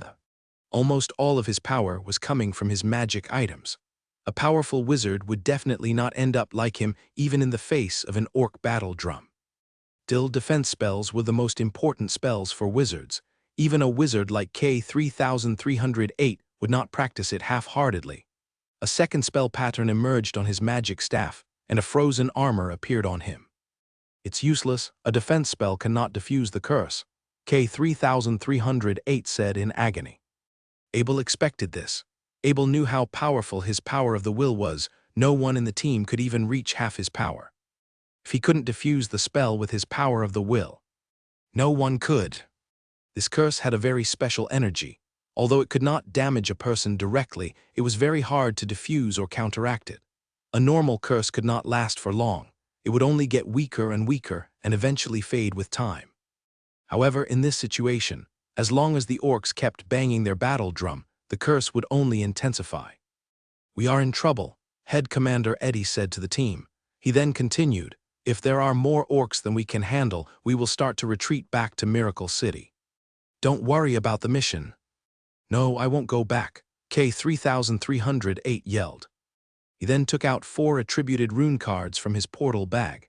As those cards began to glow, 4 flashes of light emerged from his body. However, soon he was met with disappointment. Although his attributes had increased, the curse was still in effect. "Let me help you," Abel said after a bit of hesitation. K-3516, you have an idea? Head Commander Eddie asked in surprise. As long as their team could unleash their true power as well as Abel's horrific archery skill, they would be able to retreat safely, even if they weren't able to win. "Everyone, don't try to counteract my power of the will," Abel said as he reached out with his power of the will. Head commanders could not sense the power of the will very well. At most, their intuition would just tell them someone was spying on them. However, not wizards. To wizards, power of the will was basically like an arm. It would be very unsafe if another person's arm appeared beside them. Therefore, Abel had to warn everyone on the spot, especially to beginner wizards, since he would be approaching them with his power of the will. Abel divided his power of the will into 19 strands, and each connected to a teammate. His power of the will had soon turned into energy pathways, directly transferring energy into his druid soul. Actually, Abel didn't feel too good about this as well. Death Kai was extremely rare. Although they were weak, its quality was high. If he had any developing priest spells, this energy would be the best support for increasing its ability. "The spell is getting weaker," K-3308 yelled again after 10 seconds. He was the most sensitive one after all. Head Commander Eddie stopped grimacing. But he knew the battle today won't be easy. Looking at the current conditions, the orc seemed very confident. The drum sound had been going off for a while, but the orcs still had not appeared. Where were they waiting for? The orc battle drum sound continued. Perhaps the orcs knew that their battle drum needed a bit of time to come to full effect, so they did not appear immediately. Although he had his attention focused on the drum sound while helping everyone clear their curse, he kept analyzing the direction and distance the drum sound was coming from. Those orc battle drum sounds had a strange, mysterious effect that made its location very hard to predict. However, to Abel, this just meant a little extra time. Soon, he had tracked down the location of the orcs. The drum sound was around 5 miles from them. He took out his telescope from his portal bag and looked towards that direction. Even though the sky was dark, he could clearly see a group of orcs gathering on a little hill through the crystal lenses. A team of them were guarding a giant battle drum, and 2 especially burly ones were banging on it with all their might. "Head Commander Eddie, I'll go destroy the drum." Abel turned and said, "K-3516, you know the location." Head Commander Eddie knew how important it was to destroy the battle drum, but he also knew it was very hard to track it down, especially under a dark sky like this. He then gazed at Abel's telescope. It seemed like Abel had only gotten his confidence after looking at that thing. "Have a look yourself," said Abel as he handed the telescope to Head Commander Eddie. Head Commander Eddie followed Abel's instructions and saw the orcs and their drum on a hill through the lenses. "This thing is amazing. This way, our patrols don't even need to approach our enemy, and we can spot them in a battle. This can save a lot of risks," Head Commander Eddie complimented. As a knight guarding the Miracle Wall, the first thing he thought about was how useful this telescope could be. It didn't matter if they failed this mission or battle. He could gain those war glory back anyway. However, not the telescope. It had the potential to completely change their battle tactic, and it would be extremely useful for a commander.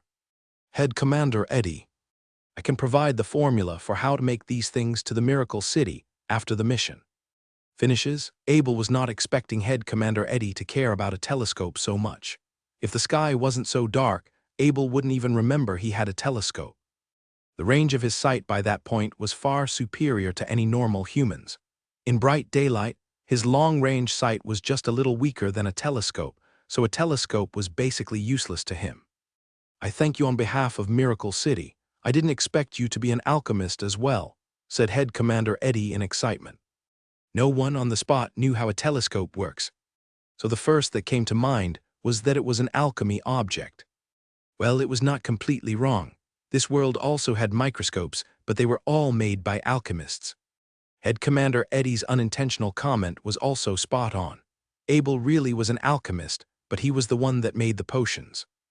"I am a member of the Miracle City as well. You can keep the telescope as a gift. I'll get going now. I'll give that orc battle drum a good beating," said Abel, waving his hand. "Mr. Wizard K-3516, let me go with you," Head Commander Bodley added. "No need, my mount is faster. It will save us a lot of time." Abel said it so easily, like he wouldn't need any time to kill the orcs. This vast amount of confidence boosted everyone's energy at an instant, especially after just being dragged down by the curse. Abel disconnected his power of the will with everyone and dashed out on his Mount Wolf King. He speeded straight towards that hill. After a few hundred meters, an idea suddenly felt his heart dropped. Immediately, a cape appeared on him. It was the invincible cape he got from the old assassin. Abel put on the hood of the invincible cape. Its head loop automation tightened on his head. Although the cape did not come into effect as he was moving. What Abel really wanted was the head loop.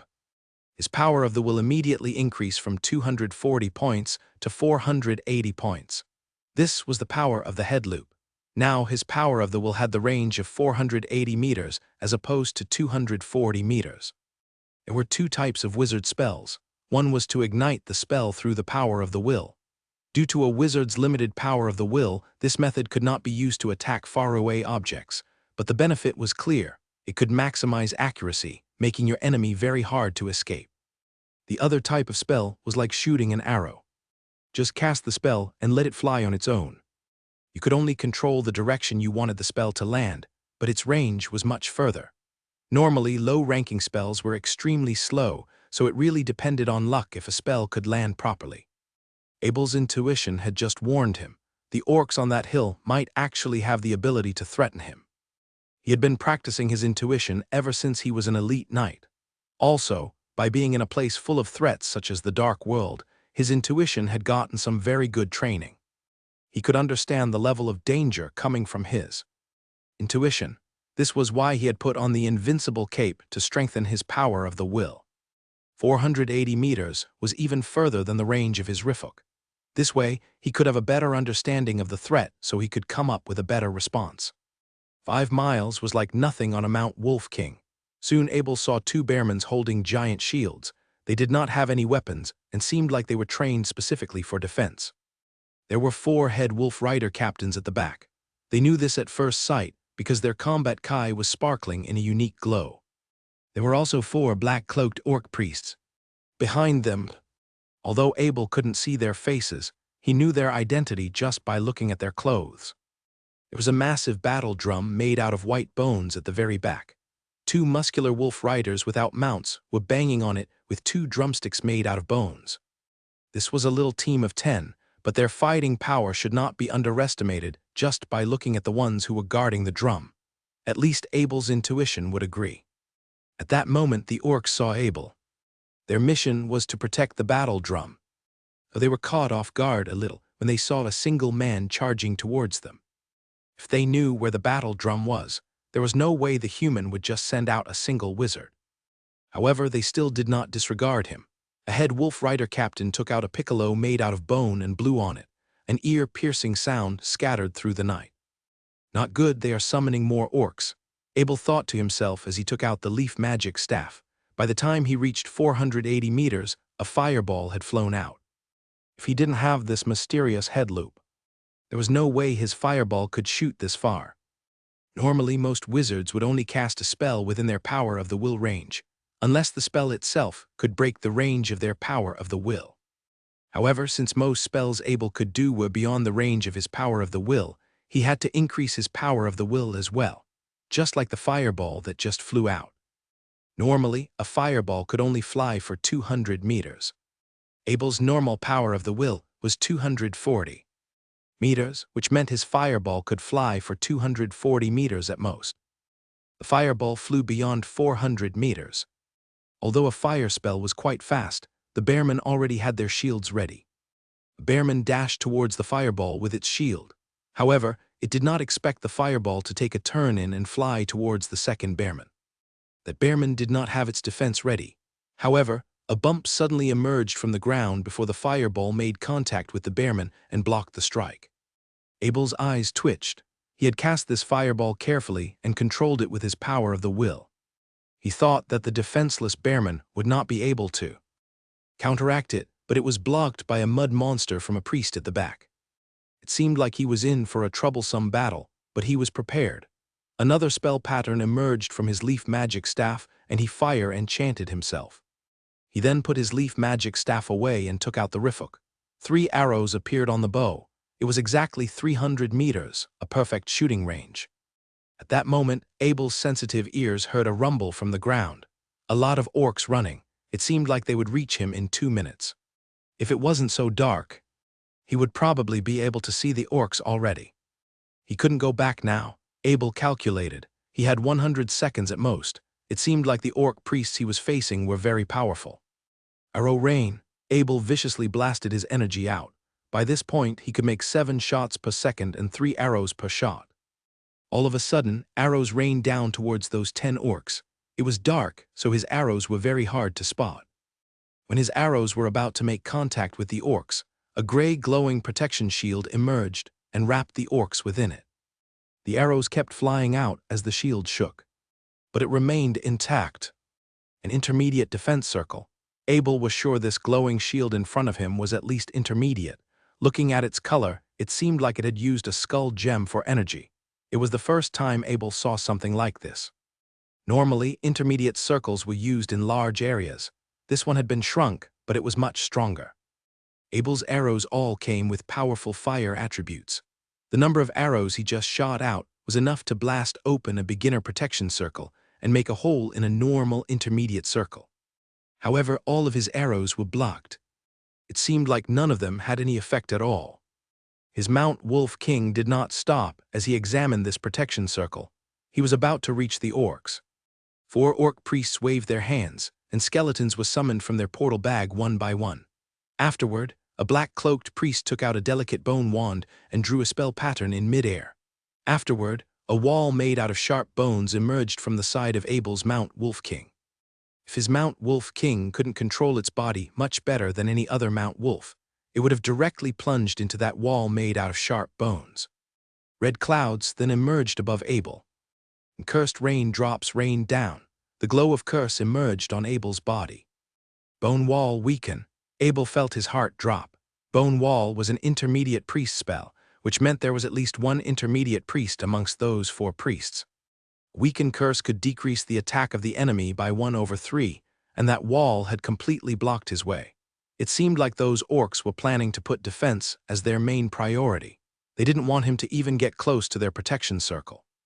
As long as they could hold him down for a while, their support would arrive. Especially since Abel had just shown some powerful archery skills, so those orcs didn't want to fight him head-on. 20 seconds had passed.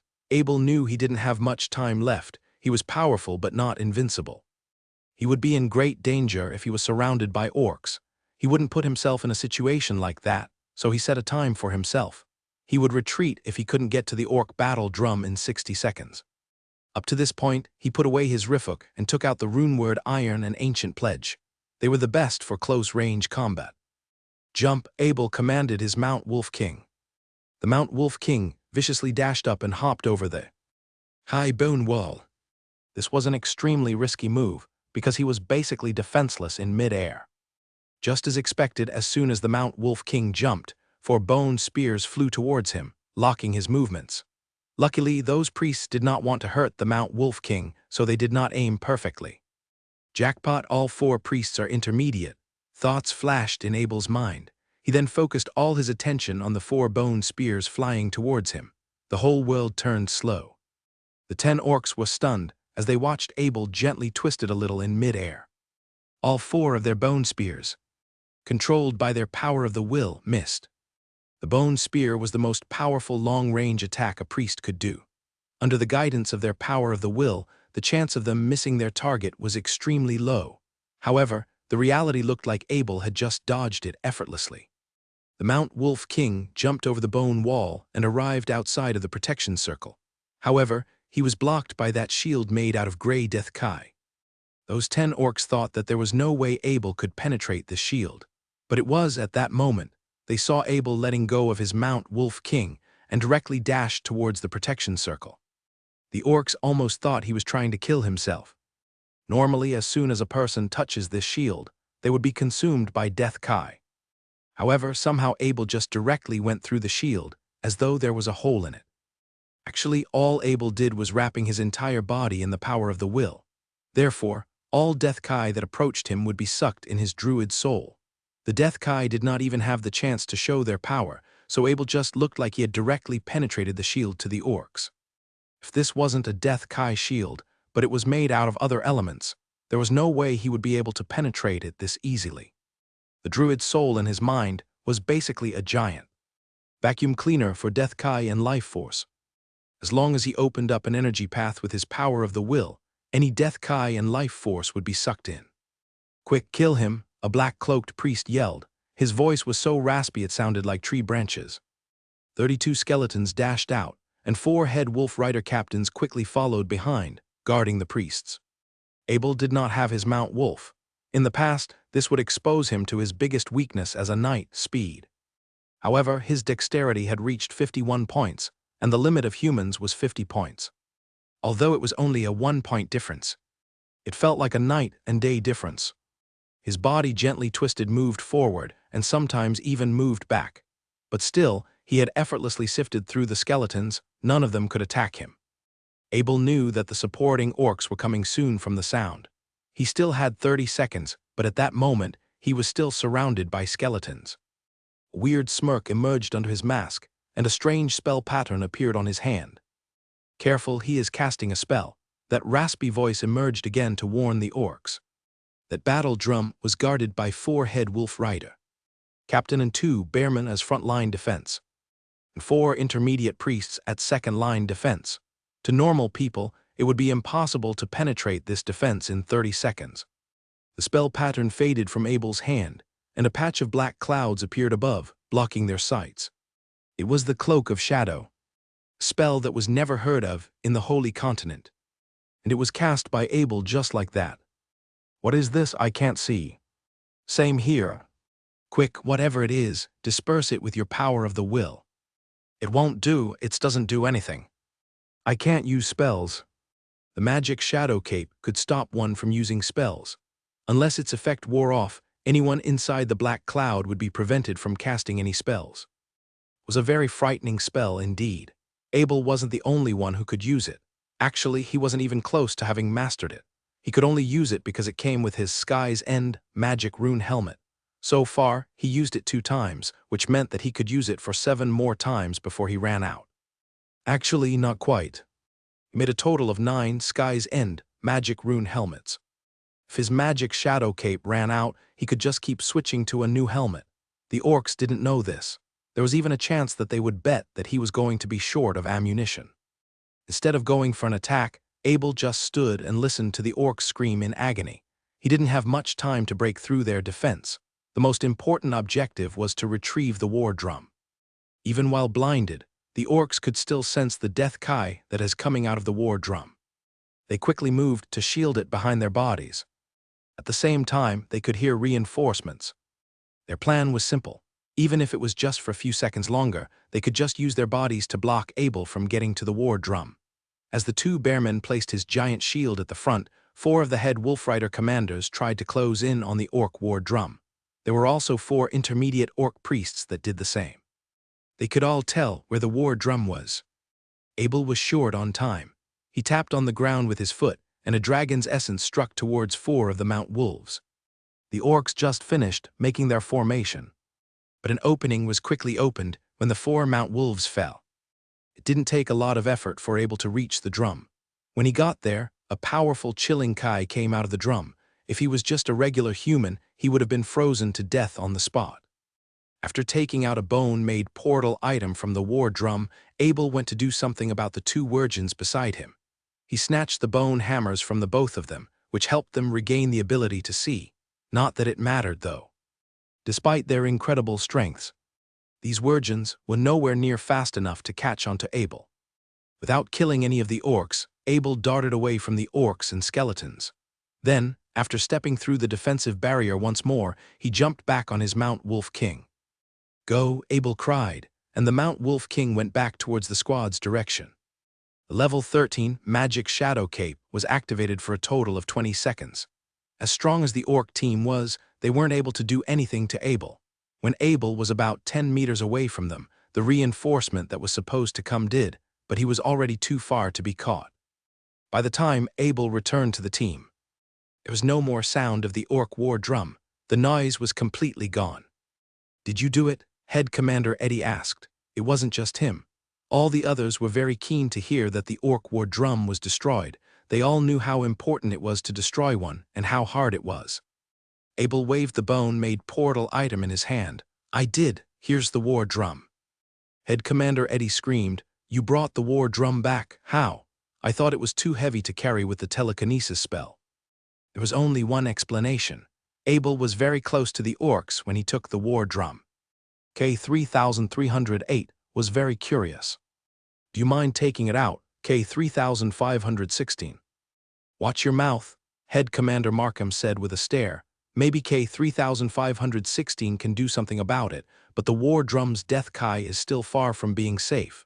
I've heard too many stories that I don't want to be repeated." Ruthless. A horn blew from over the distance. The ground below them started shaking. Head Commander Eddie screamed, "Incoming orcs, ready your position, men." The attack could come from any direction. To counter against all possibilities, the 8 head commanders formed a circle and had the 12 wizards inside it. They started moving in this formation. But there was a flaw that they couldn't avoid. Despite all their training, war horses were just not as fast as the Mount Wolves. More importantly, human knights were not familiar with fighting on the move. They could charge, rush, block, but nothing indirect was ever taught to them. Fabian strategy, guerrilla tactics. These things were only considered cowardly and were almost never put into consideration. From Abel's understanding, the best thing that they could do was to go for Fabian strategy. Instead of waiting for the orcs to come, they should make occasional attacks while trying to move away. Still, judging from Head Commander Eddie's look, a simple defense was probably good enough. Head Commander Eddie had something positive to say. "Hear me out, men. The miracle spirit has called for reinforcements to come to our aid. If we can hold on for 5 minutes, the numbers on either side will be even. They were about 50 miles away from Miracle City. Whatever source Head Commander Eddie's got, it was probably right. Oh, good saving grace, yes, aid is coming to us. K-3308 was the happiest to hear this. He thought that the mission was simple, but to his dismay, they started facing off an army of powerful orcs. Whether it was due to the number or the power of the enemies, he was really starting to feel insecure. As powerful as the 20-man squad was, it was still just a squad of 20 men. Reinforcements were coming. It might be good news, but Abel wasn't too happy to hear about it. After all, if the humans knew about this, there was no way that the orcs didn't as well. The reinforcement would come in 5 minutes. Until then, they would surely become more aggressive in their attacks. There was also something else that was troubling. It was easy to tell from the 4 intermediate orc priests back then. Abel wasn't really sure what the orcs were planning, but they were probably preparing for something big. It was night time now. Since it was hard to see, the quaking earth became all the even scarier. The human team couldn't make an estimate of the enemy's number. They could only tell once the two were close enough to each other. As though the spirits had come to help, a gentle breeze swept away the clouds that were blocking the moon.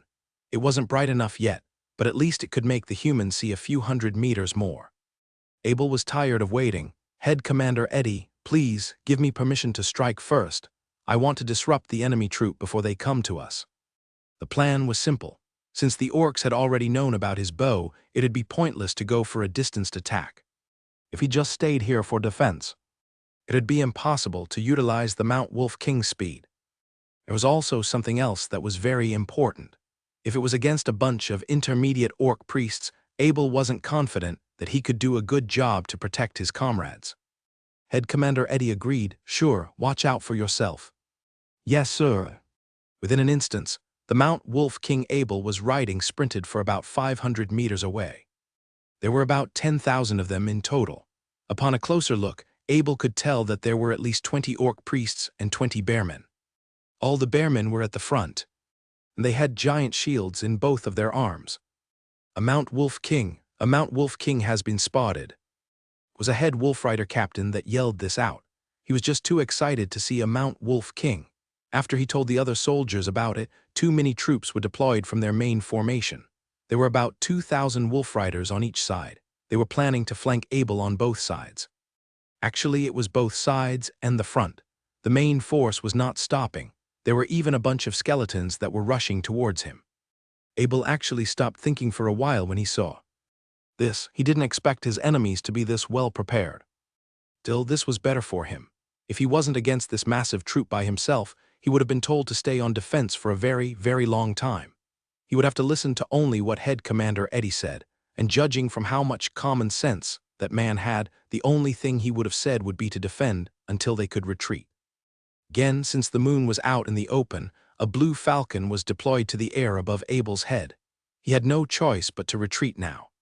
Still, instead of guiding these orcs to where the team was, he decided to lure them into a slightly different direction. All this time, he didn't stop shooting arrows from his bow. He was riding backward on his Mount Wolf King, and after switching to arrow rain mode, he just shot the arrows out without doing too much aiming. In front of the Wolf Riders that were chasing Abel, the skeletons were running at a terrifying speed. Since it was nighttime, it took them much less time to be recharged with Death Kai. They were in their best condition to run up to Abel. For the first pile of his arrows, Abel decided to shoot at the skeletons that were running the fastest. He did in 3 seconds. By injecting lighting into 60 of his readied arrows, a bunch of arrows was unleashed at these creatures. To Abel's dismay, his arrows seemed to be a waste. Whatever these skeletons used to be, they must have been at least in the rank of a knight's commander. And now, with the buff effect of the Death Kai, their defensive capability could be compared to that of a head knight's commander. When the arrows hit them, the zapping effect would only last for a few seconds before they got themselves to start running again. It was a horrifying thing to see. When one of the arrows just snapped off a skeleton's left from the rest of its body. It just kept running with its remaining 3 limbs. It wasn't even getting slower. Damn, Abel cursed when he saw this. There was only one way now. He could destroy the soul fire of these skeletons, but there wasn't really a way for him to target their heads. He could try, but he just couldn't be as accurate as he would during the day. Luckily enough, the Mount Wolf King was still pretty fast. It was already luring the Wolf Riders' troop in a different direction. An orc priest in a gray hood screamed, "You can't run from us." Like most priests, this one was riding on top of a beast-type skeleton that was running extremely fast. 3 bone shields were floating around his body. Underneath the robe that he was wearing, he had clay covering all parts of his body. The only parts that weren't were his eyes, nose, and mouth. When Abel shot 3 arrows at the orc priest, they were all blocked with his bone shield. The lightning effect was completely neutralized by the clay that the priest was wearing. Abel was in trouble. He didn't have a lot of experience with fighting powerful orc priests. He could try to use his full power to deal with this, but that would risk revealing his true identity. So far, the only reason they were targeting him was his mount and the Kong spiritual beast bag that he had. He wanted to keep it that way. If they knew that he was Abel, the only human Grandmaster blacksmith, there's no telling what they would do to try to get him. Abel had other choices, but he decided to retreat for now. Whenever he moved back a little, he would try to kill off as many orcs as he could. Instead of going for the strong ones, he would try to sweep off the weaker, but more numerous enemies. It turned out to be the right strategy. Things started working to Abel's favor after he decided to target only the regular wolf riders. For every second, he would make at least 20 wolf riders fall on the ground. They might still be alive after that, but the ones behind them would almost certainly trample over them and turn them into mush. Still, 10,000 was a very massive number. Even with the speed that the Mount Wolf King had, the Wolf Rider troop continued to push Abel back from 3 different angles. Abel had to keep changing the direction that he was moving, but he never really got the chance to cut them off. The main reason was the blue falcon that was watching over him. It was spying his every single movement. Also, no matter which direction he went to, he would have to make sure that he wasn't guiding the enemy to where his team was. After 2 minutes, Abel had lost count of the number of arrows he shot out. He probably killed a lot already if he had to guess. Since he had run in a full circle, he could see that he was riding into a bunch of dead wolf riders. Before the Mount Wolf King was about to be stopped by the pile of corpses, Abel switched into his steel sword and contract of the ancient shield. Banged! One of the corpses beside him suddenly exploded. If he didn't block with his shield in time, the fire element that was bursting towards him would have gone straight towards his flesh. Some damage was dealt to the Mount Wolf King he was riding. The corpse explosion was an area attack. And Abel's shield wasn't big enough to cover every part of the mount he was riding. Luckily, the wound wasn't enough to slow the Mount Wolf King down. "They got me," Abel gasped. He really underestimated these orcs. After they found out about his excellent archery skills, they instantly developed a counter-strategy with the corpses that he laid with his bow. There were corpses all around Abel. The 20 orc priests had completely surrounded this area. To track Abel's every moment, they had the blue falcon continuously flying over him. He could run and run and run, but he was just going to go back to the spot that he started at. It's quite embarrassing, actually. He was trying to lure the orcs to the reinforcements that were coming, but he was the one that ended up being cornered. These orcs were very experienced against fighting wizards. The circular trap they had for Abel was 300 meters in radius. It was designed to stop him from escaping with his instantaneously movement spell. Normally, the instantaneous movement spell could only move at about 200 meters at max. There was no easy exit for Abel. The orc priests weren't giving him the time to think. Either, while he was still trying to come up with a plan, several of them started drawing spell runes with their bone staffs. Banged, banged, bang, bang, banged. One after another, the corpses around Abel continued to explode. Before Abel decided to do anything else, his first response was to put the Mount Wolf King back to his portal beast ring. If he let stay here, it would have died within seconds. After doing that, he shielded his entire body with the contract of the ancient shield. It wasn't really good enough. The explosions happened in all directions, and the shield was a flat object. The best he could do was to block where the explosion was the worst. For the parts that were not as severe, he tried to defend with his defensive spells and passive defensive magic items. Despite all this chaos, It was easy to tell that the gray-hooded, skeleton-riding priest did the most damage with his corpse explosion spells. After activating it for 2 times, he even activated a poison explosion spell, which released a huge cloud of poisonous mist that trapped Abel into it. Abel had never been this devastated in combat. That being said, he could still neglect the attacks that were doing the most damage. For the attacks that he couldn't, he had to take the hits right on with his equipment.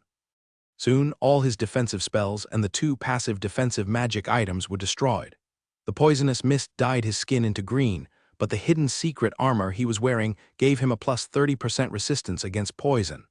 Added with the effect of his shield, he had a total poison resistance buff of plus 48%. As awful as it looked, the poison was doing surprisingly little harm.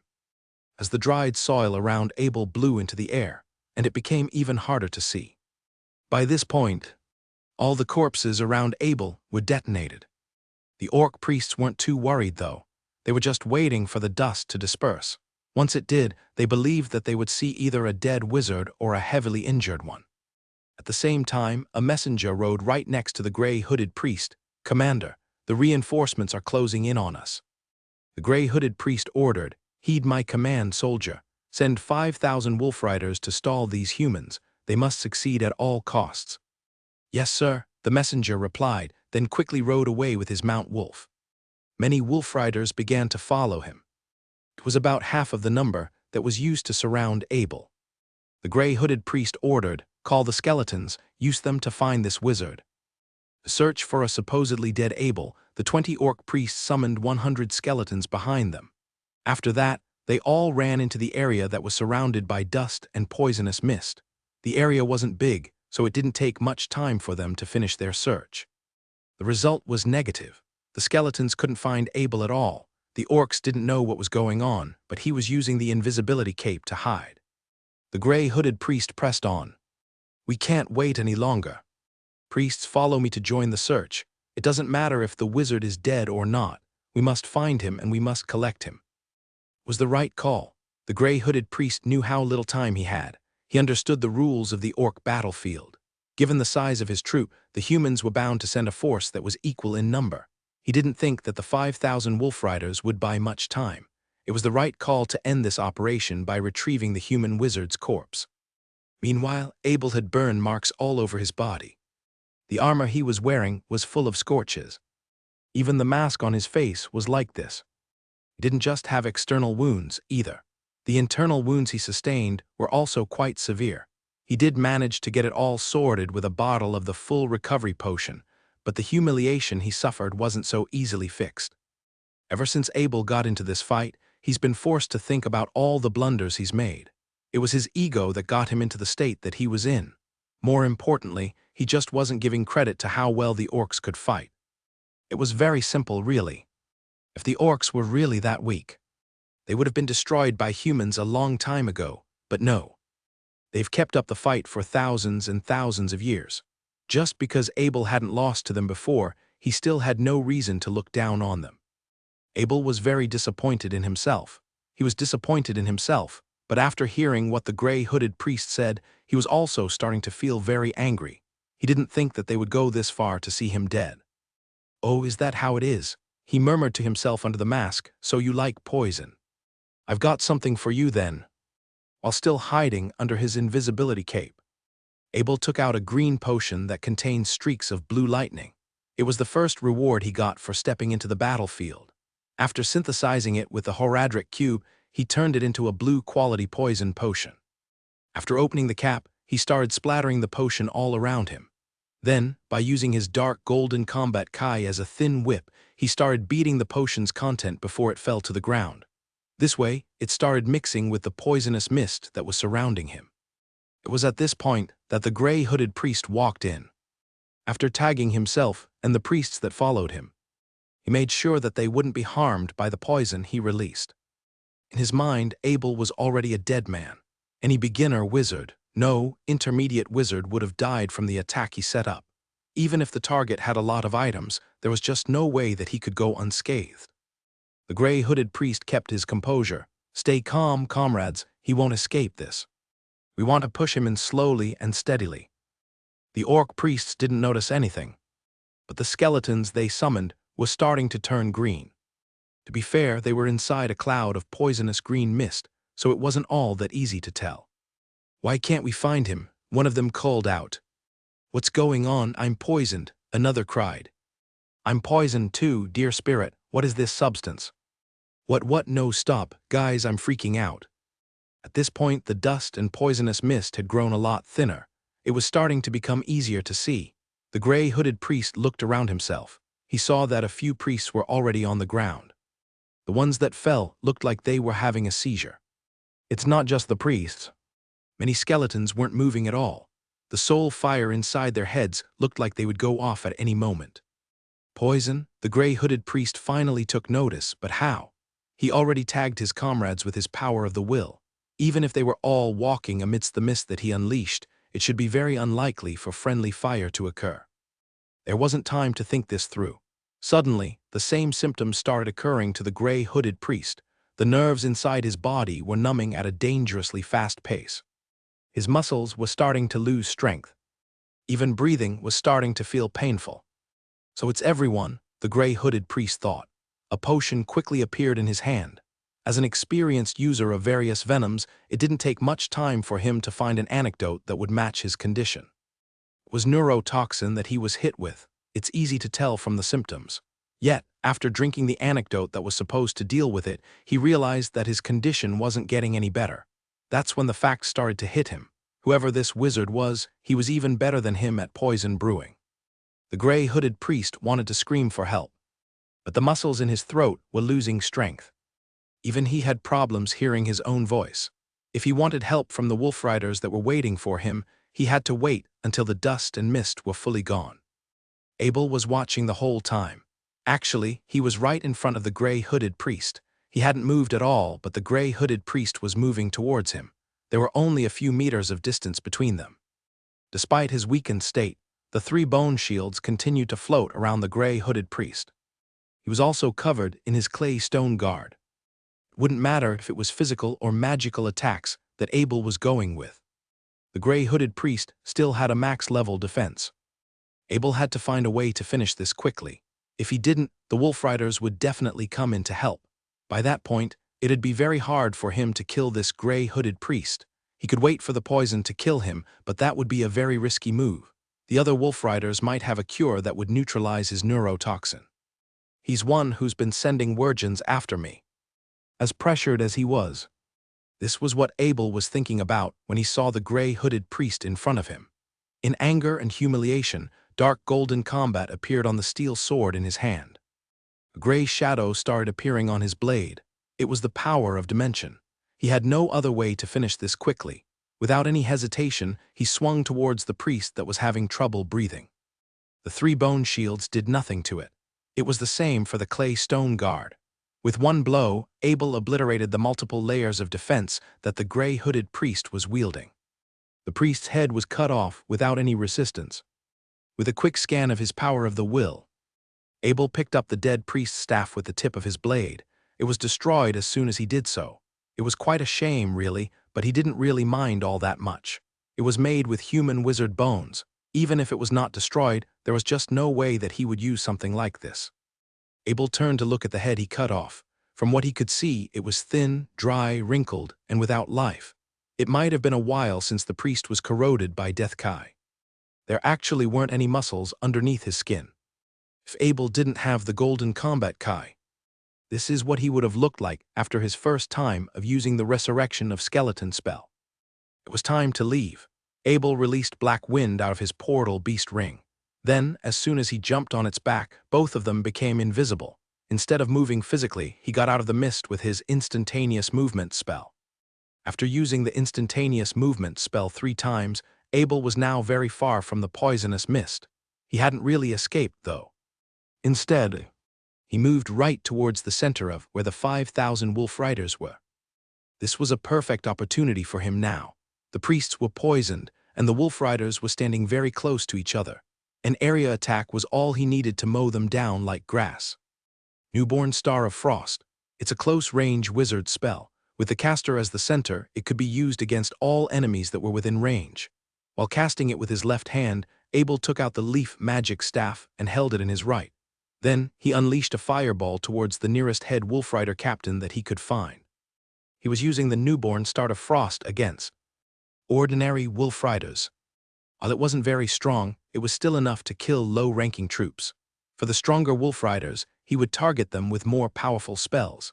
With the mystic headband he was wearing, his attack range was about 480 meters in radius. Because of how sudden and random Abel's attack was, a huge number of wolfriders were killed instantly. As for the head wolfrider captain, after being slowed down by the newborn star of frost, he was forced to brace himself against the fireball Abel shot at him. When the fireball made contact, the head wolfrider commander took heavy damage. Abel didn't stop there, though. Without waiting for a response, he continued to cast the two spells with both his hands. He was planning to use up all 2,000-something mana within the next few seconds.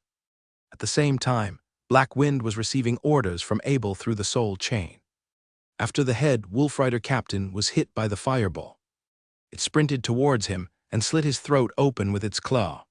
As Black Wind rushed into the middle of another troop of wolfriders, a giant pillar of gray light appeared right behind it. It was about 10 meters tall. The light was so bright that it engulfed everything that was around it. Abel was still very angry. Killing one head wolfrider captain wasn't good enough for him. He told Black Wind to go faster, and it darted between the wolfriders like a leopard at full speed. Meanwhile, he continued to clear off the wolfriders with his newborn star of frost. The whole thing happened for only a few seconds, but it was more than enough to bring absolute chaos to the 5,000 elites that were his enemies. "The beastly god protects me," one of the head wolfrider captains shouted. Suddenly, the combat chi around his body was magnified by many, many times. "The beastly god protects me," another one shouted. When the title of the beast god was mentioned, many others returned to their senses. They then all started to charge towards Abel. These Wirgins tried everything: javelins, arrows, close-range sword attacks. They knew that they were running into a field of spells, but they didn't stop moving towards Abel. It was a weird feeling for Abel. He was thrilled by killing these Wirgins by the thousands, but something started to feel off for him. The Wirgins were no longer afraid. Abel suddenly noticed that he couldn't exploit their weakness any longer. He changed his leaf magic staff into his sword and shield. Then, after telling Black Wind to speed up, he quickly rushed out of the Wirgin troop and disappeared into the night. One of the head Wirgin commanders shouted, Hey, how is that Mount Wolf King so fast?" It was not a Mount Wolf King. This was Black Wind, Abel's most trusted summoned creature to travel on land. Right now, there was not a single creature on this earth faster than it. After having made an escape from the Wirgin troop, Abel tapped on Black Wind's head and told it to stop. As soon as he jumped down from its back, it knew that it was going back inside the portal beast ring. As big as the space was inside the portal beast ring, it didn't like staying there all the time. Black Wind started licking off the burn marks on Abel's mask.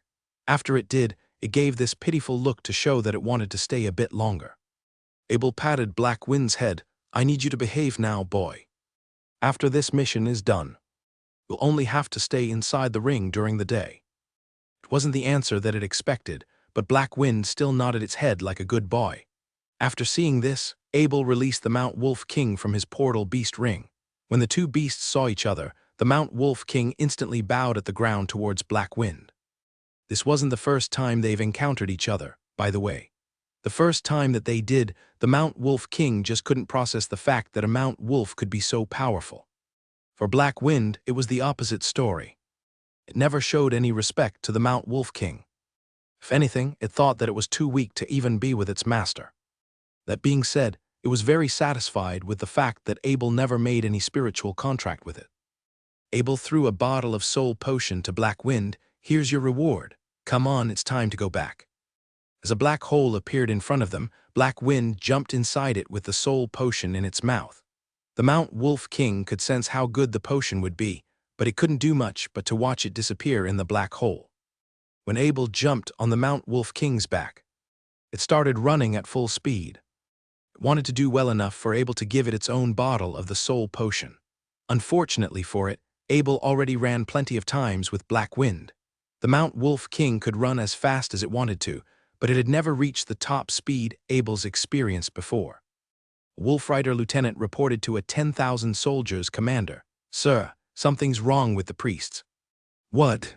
The Wolf Rider's 10,000 commander was just done escaping from Abel, and now he had to hear this from his own man. He was more shocked than worried. Actually, he didn't even know how to report this once he was back. In this mission, tens of virgin priests were slain. About 20 of them were intermediate priests, and they were among the top elites of the virgin community. Even one casualty could have an enormous change to the whole troop's performance. Apart from the regular priests that wore black, there were also those who dressed in gray. These ones were considered geniuses. They might still be intermediate priests, but it could be said that they were guaranteed to become advanced priests. Once the Virgin's 10,000 commander rode out of the trap they set up for Abel, all the dust and poisonous mist were gone. It was as clear as day. There were 20 priests on the ground. They were elites of the Virgin community, but no one could help them get back on their feet. The gray-hooded priest, especially, his head was completely removed from the rest of his body. The Virgin's 10,000 commander was screaming at this point, "Is anyone still alive? Anyone?" A head Wolf Rider commander reported, "Sir, we've sent a few Wolf Riders to check on them, but when they did, the poison got them instantly. Even their mounts couldn't survive." Such was to be expected. If the blue quality potion was strong enough to kill the Virgin priests, it wouldn't take much at all for it to kill regular Wolf Rider soldiers. Still, what Abel created with his Horadric cube was a weapon of mass murder. When he decided to use it on these virgins, he was afraid that he would die along with them. The 10,000 commander was in denial. "The priests aren't dead yet. Open your eyes, will you? Their skeletons are standing right there. Just pull them out of where they are." As soon as 10,000 commander pointed at the skeletons, they all started falling apart like domino pieces. PFFFFFFTTT. The 10,000 commander couldn't take it anymore. In frustration and stress, he started coughing up blood. It almost made him faint. "Sir, the others saw this and tried to help." I'm fine." He tried to get back on his feet. "Just burn them, clean this up, and bring back what you can for proper burial." Abel didn't know what happened after he left. He didn't know how powerful his blue quality potion was. He didn't need to know everything about it, though. As far as he saw it, it was good enough that he could neutralize intermediate priests. Meanwhile, Abel heard the sound of human knights screaming on top of their longs. There was also the sound of virgins howling at them. There were even noises of explosive spells being used. "Reinforcements are here." As soon as he realized that, he rode the Mount Wolf King to the source of the sound. Soon, he saw a burning torch that was thrown to the ground.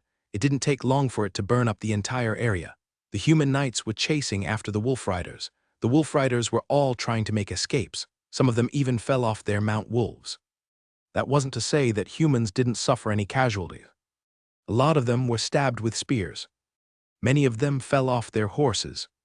Still, with the help of the wizards, it was very easy to tell which side was winning.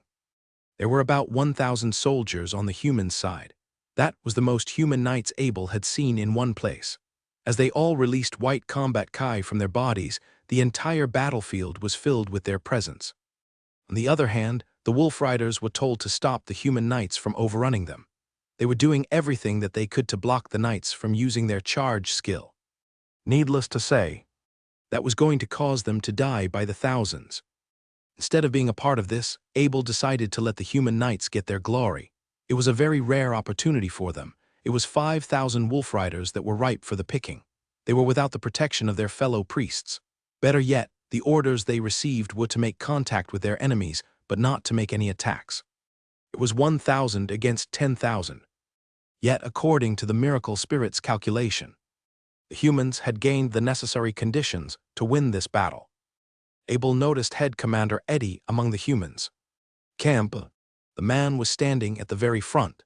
He was accompanied by other head commanders, and they were protecting the beginner wizards behind them.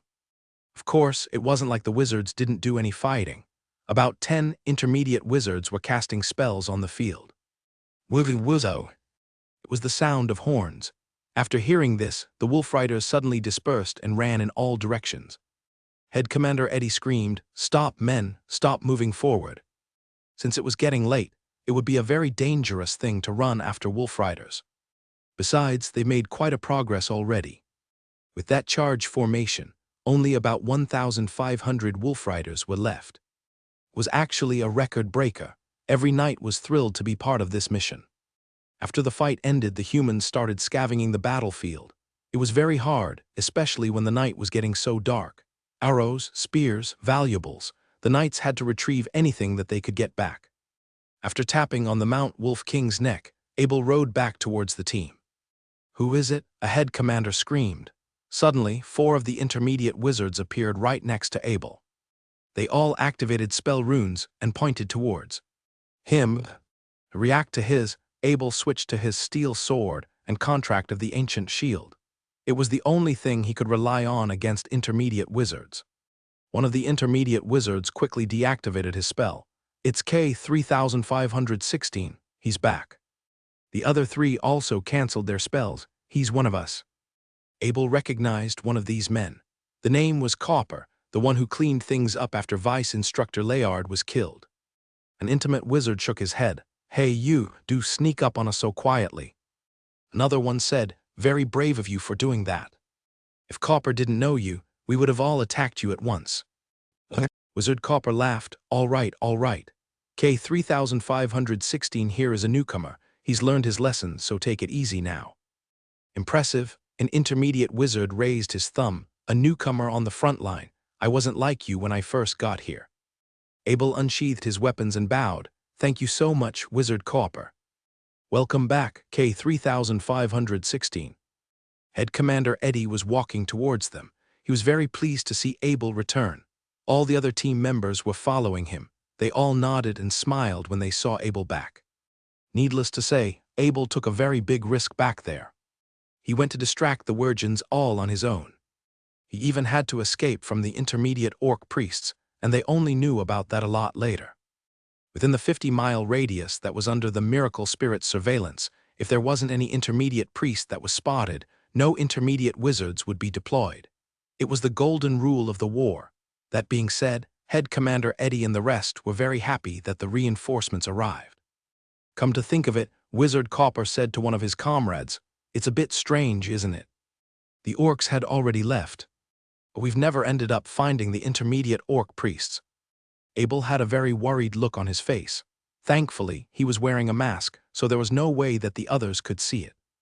Now this could go 2 ways. It could be that the intermediate priests were killed, or they were rescued by their fellow soldiers. Whatever the case was, it was no longer possible to see them again.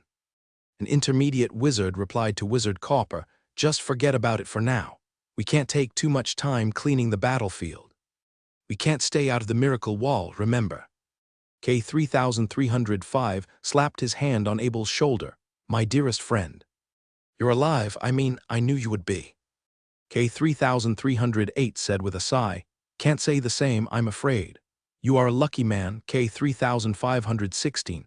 That was a total of 10,000 orcs you have escaped."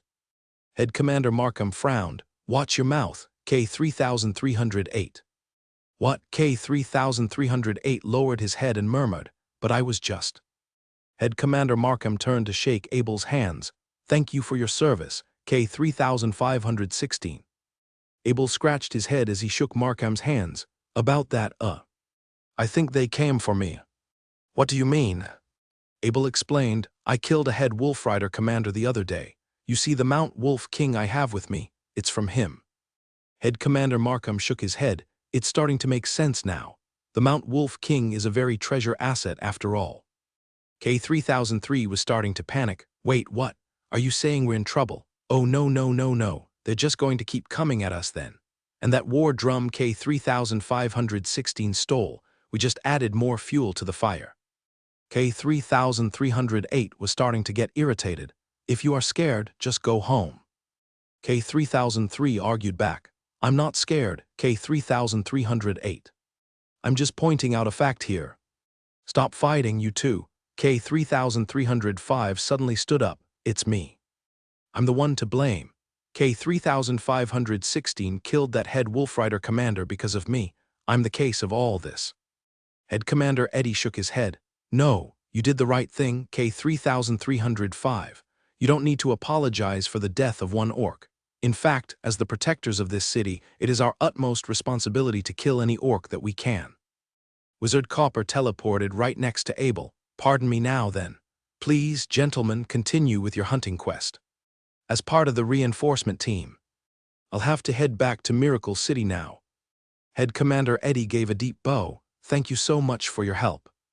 When the torches on the ground started extinguishing, things started to quiet down. Almost all the corpses were cleared. They couldn't get rid of the bloodstains, though. It had become a part of the landscape here. Again, the moon hid behind the night clouds. It was getting very hard to sleep. Head Commander Eddie announced, "Hear me out, men. Let's find a place to sleep." Luckily, no man was injured. Everyone was fine to walk on their own feet. Soon, after being led to the back of a valley, the team began to make camp. With just 1 or 2 men as scouts, they had no worries that the orcs would find them. The night was very quiet. It was during summer, so there wasn't even the need to make camp. They didn't even have to worry about the mosquitoes. Bugs couldn't feel comfortable being in a place with this much death kai. Everyone got up during sunrise. It was the head knights commanders that were doing patrols last night, so they all felt comfortable taking their naps. Even K-3308 had a good sleep. While breakfast was getting prepared, Abel walked towards Head Commander Eddie. "I'm thinking about moving on my own," Abel said. "No," Head Commander Eddie said immediately. "I am not abandoning any allies." Abel insisted, "It is me that they are targeting. It's very obvious now. Now that the sun has come out, they'll be sending more scouts to come after the Mount Wolf King I have. We can't be lucky every time, you know." Head Commander Eddie did not change his mind. "Since you are in this team, K-3516, you'll have to be under my protection before you head back to Miracle City. You are a very powerful man. We all know that, but you must take some break as well. There's still 9 days before we can head back." Abel replied, "I've got plenty of ways to hide from the orcs. Besides, it's not like you need my help that much. With so many wizards here, it'd be an ideal choice to let me elsewhere." Abel was now a major target of the orcs. Now, if there was the need to, Head Commander Eddie could always call for reinforcements, but it's not like reinforcement would always come in time. Head Commander Eddie knew this, so he went silent for a bit. After a bit of thought, Head Commander Eddie called towards the other men. "Hear me, men? K-3516 here just proposed to move on his own. If any of you have something to say about that, please do." Head Commander Bodley raised his sword. "Sir K-3516. If that's what you're planning to do, take me with you." "Same thing here, take me as well," K-3305 also said. K-3308 called out, but his head was pressed down by Head Commander Markham. Yeah, bring me, K-3516. We'll share lots of military points together." Head Commander Markham said apologetically, "K-3308 and I will be staying. Forgive us for that." Abel laughed and said, friends, please, it's not like I'm leaving forever, is it? I'm just going to hide for a bit until the orcs lost sight of me. I'll be back as soon as they leave." As for Head Commander Markham's, where he stood was pretty clear already. So far, K-3308's real identity had been a mystery. But it was Head Commander Markham's role to act as his bodyguard. Head Commander Bodley was not backing down. "Sir, you need at least one head commander with you. Who's going to protect you in your sleep?" Abel smiled. You can stay here, Bodley. Just look after K-3308 with Markham and K-3305. It'd be really great if you can do that for me." K-3308 was not very satisfied to hear this. "You looking down on me now, is that it? Let me remind you, K-3516. I've got my own Mount Wolf. I've got my own portal bag rune sign. If someone wants to do something to me, they'll always regret it the moment they did so." Instead of saying anything back, Abel took out a skeleton gemstone sword and a magic shield from his portal bag. "Here, Markham," Abel said as he passed these to Head Commander Markham. "Give them back when this mission's done. Same for you too, K-3305, K-3308. Give me the passive defensive magic items back later." It didn't take Head Commander Markham long to realize what these weapons were. It was the same as the ones Head Commander Bodley had. With these on, he could increase his overall ability by 30% more. "Thank you so much. So Wizard K-3516. Head Commander Bodley spoke. As you wish, Sir K-3516. I won't stop you if you've already made up your mind. Please, though, if you sense any danger, remember to contact us immediately. Head Commander Eddie finally spoke. Take care now, K-3516. I will, Abel said. When he was about to leave, Head Commander Eddie came up to him again. Head Commander Eddie said with a serious look, There's something I need to tell you, K-3516. Please go ahead.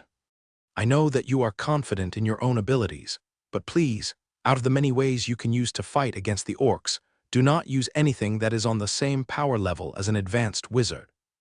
Abel wasn't sure if he should listen to Eddie. Why? Is the miracle spirit going to find out if I do? Head Commander Eddie explained, if you want to finish your service on the battlefield, K-3516, you must never do such a thing. If you do, you'll be instantly disqualified from doing any mission. Abel had no choice but to obey then. Come to think of it, he had a lot of things that were on the same power level as an advanced wizard. There was Johnson, Flying Flame, the Hanging Fort 03, and many, many other things. So what if they send advanced priests?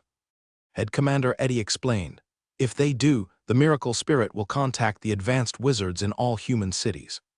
It'd be really fast before they come to help. Everything will be on record, so don't do anything that's going to go against you. Instead of saying anything, Abel bowed towards Head Commander Eddie. Then, after jumping on his Mount Wolf King's back, he left the whole team and went on his own. Head Commander Eddie said to the rest of the men, You are all very lucky to be his friends. It must be really nice to have him watch your backs. Haha, you're right about that one. Head Commander Bodley laughed. Head Commander Eddie was right. Almost everyone here had something good from Abel. Bodley got a magic sword and a magic shield. K-3305 got 2 fresh spiritual beast cores. K-3308 and Markham had their lives saved multiple times, and every time Abel did something to them, he never really asked for anything in return. For Abel, he just preferred having some time to himself. It's a way of being he's cultivated during his time in the dark world. Instead of fighting with others, he had been a lone wolf that faced his own challenges. Abel was about 10 miles from where he left the team. There was a chance that he could find other humans that were on the orc battlefield. It just wasn't that likely, though. By the way, the blue falcon was up in the sky again. It was really getting on his nerves. He wanted to get Flying Flame to incinerate it, but there was no way he could do that without being detected by the miracle spirit. After scratching his head for a bit, Abel decided that he would act as a decoy for the second time. As the Mount Wolf King started running, the blue falcon quickly took notice of him. Meanwhile, a Wergen scout was screaming over the distance. The troop he was in was relatively small, with about 10 other orcs that were looking to retrieve the war drum. The head Wolfrider captain asked, Did you find that wizard? The scout replied, Yes, but he's left his team with his Mount Wolf King. He was going east before now. He's gone. The head Wolfrider captain kept his composure. Keep watching out for him, soldier. He's probably hiding somewhere, so it's best if you wait for him to come out. Usually, this same head Wolfrider captain would have yelled at the scout for losing sight of the target. Things were different this time, however. The scout wasn't one of his own, but someone that they borrowed from their clan. After losing the war drum, they were forced to use all they had to get their war drum back. At the same time, Abel looked up towards the blue falcon and smiled. He didn't care that it was watching. It's not like they were going to go after him right away, so he just went on to examine the stuff he scavenged yesterday. He set up a seclusion circle next to him, and the Mount Wolf King sat and rested. The first thing he decided to check on was the orc war drum. He wasn't too sure of what it could do, but seeing how desperate the orcs were for it, it must have been of extraordinary value to them. As soon as the war drum was taken out of the bone-made portal bag, a huge pile of death kai swarmed inside the seclusion circle. Abel wasn't too worried, though. If anything, it was the death kai that should be afraid of him. It was the same for the Mount Wolf King. It was born in the Orc Empire, after all. With a close look, Abel could tell that the war drum's frame was made with rib bones. The upper and lower end was secured with spines, whereas the head of the drum was made with skins that were filled with death kai. As someone who had mastered the resurrection of skeleton spell, Abel had a good understanding of what these bones could do. Take the ribs, for example. They were probably taken straight from the bodies of advanced priests. Also, judging from the amount of ominous aura that he was sensing, the way the priests died must have been both painful and extremely unpleasant. There was no way that it was from natural causes, but there really wasn't a lot of things that could kill advanced priests. From its size, the drum should take about at least 10 advanced priests to complete. Without at least 1,000 years, it would have been impossible to gather all the materials that were needed. With a quick scan of his power of the will, Abel found a marking that was supposed to indicate who the drum's owner was. It was sealed with the owner's own power of the will, but it didn't take much for his 240 power of the will point to break through its defense. Soon, he was able to overwrite the seal and turn the drum into his. A notification was suddenly sent to his brain. It was an instruction manual on how to use the orc war drum. Unlike the humans, orcs didn't really have schools, so this was their way of passing down knowledge to their successor. One of the orc priests started screaming on top of his lungs. Because of what Abel did, his dry, wrinkled face became even paler than before. "My marking, someone erased it," he screamed hatefully. "Can you tell where it is?" the head wolf rider captain asked. If they weren't fast enough, the war drum would just fall into that human wizard's hands. The orc priest said with certainty, "The drum is still on the battlefield. We must go and get it." The head wolf rider captain nodded. "Yes, we will. As long as it is still here. We'll have the chance to find someone that has it." Right now, the blue falcon could find the seclusion circle that Abel was hiding in. It couldn't actually see him, though, so it had no idea of what he was doing. Unbeknownst to the orcs, Abel was having a great time checking on the war drum. He was just starting to figure out what it's used for. As a weapon that targeted the mind, beating this drum would mean cursing on those who had heard its noise. The further the sound, the stronger its effect would be. When the orcs used the war drum, they would often have someone strong to hit it as hard as possible. This way, they could bring out the max power of the curse effect. After taking out the drum hammers, Abel touched the drum head to see how durable it was. Usually, the orcs would be much stronger than the humans, but he was a whole new league above the vast majority of them. He wouldn't want to destroy something like this with his monstrous muscles. That being said, without piercing the head with a legendary spear or something, it'd be very difficult to destroy this 10,000-year item. With one hammer in each of his hands, Abel looked towards the blue falcons in the sky. He wanted it to be his very first target. The drum's noise had a maximal range of 15 miles, and the curse effect worked best within a 10 miles radius. "Drums, cover your ears, men," Head Commander Eddie warned his team members. K-3303 said in doubt, "Wait, it's not targeted at us." "Could it be K-3516 that's doing this?" K-3305 asked. K-3308 nodded with certainty. "You bet it is. Now that he's using it, I'm going to ask him to teach me how to use it when he gets back." Head Commander Bodley pointed towards the sky. "Look, you all. Look at that blue falcon." The blue falcon looked like it was drunk. It wanted to fly steadily in the air, but its body just kept wobbling and gradually descending. K-3308 laughed. "I knew it, I knew it. K-3516 just used to drum to attack the enemy scout. Oh my, it's so relieving to see that annoying bird gone." Head Commander Bodley laughed too. "You're right about the relieving part. Now that K-3516's done it, I'm sure that they won't be sending any more scouts to spy on us." It was the same for Head Commander Eddie. As the leader of this operation, it was very relieving to see the scouts being taken down.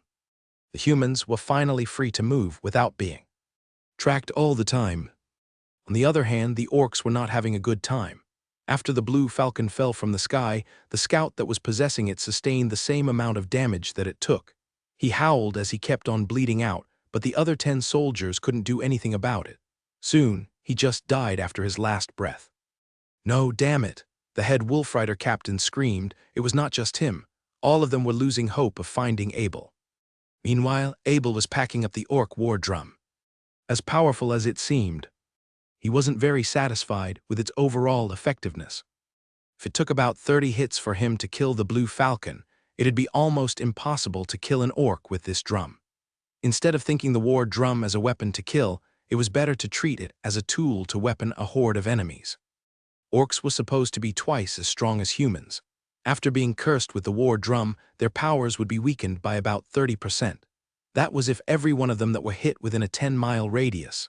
If they were about 10 to 15 miles away, it'd be roughly 10% of their total power. Of course, that was if Abel was in the ideal situation to use the drum. For it to really work, he had to be using it at a place that was relatively safe. By the way, it would be perfect if he was using it to defend a fort. If he could use the drum for about 20 minutes inside the fort, the aggressors would fall. For now, Abel was just happy that the war drum could kill the Blue Falcon. After he packed up the war drum, he decided to reach for the gray hooded priest's portal bone ring. He was curious to find out why all the powerful priests were using it. When he scanned the inside of the portal bone ring with his power of the will, he could see that there was a space of about 10 cubic meters. It contained a huge amount of skeleton gemstones, which made him have a very wide grin on his face. There were also some other items. There were a lot of jars, actually. Looking back, since the previous user was using the poison explosion spell, he was probably very acknowledged in the use of various types of poison. Instead of risking his own safety, Abel decided to deal with the jars later. He was pretty confident in his own resistance against poison, but now was not the time. And this is... He decided to take a book out from the portal bone ring. The cover was made with human skin. There was no way that this was made in the human world. As repulsive as it was, he tried to open it up to have a look. From the contents, it was a book on how to cast different spells. There were a lot of various annotations written inside. A lot of it was opinions on what casting the spells felt like. Abel tried to glimpse for any useful information he could find.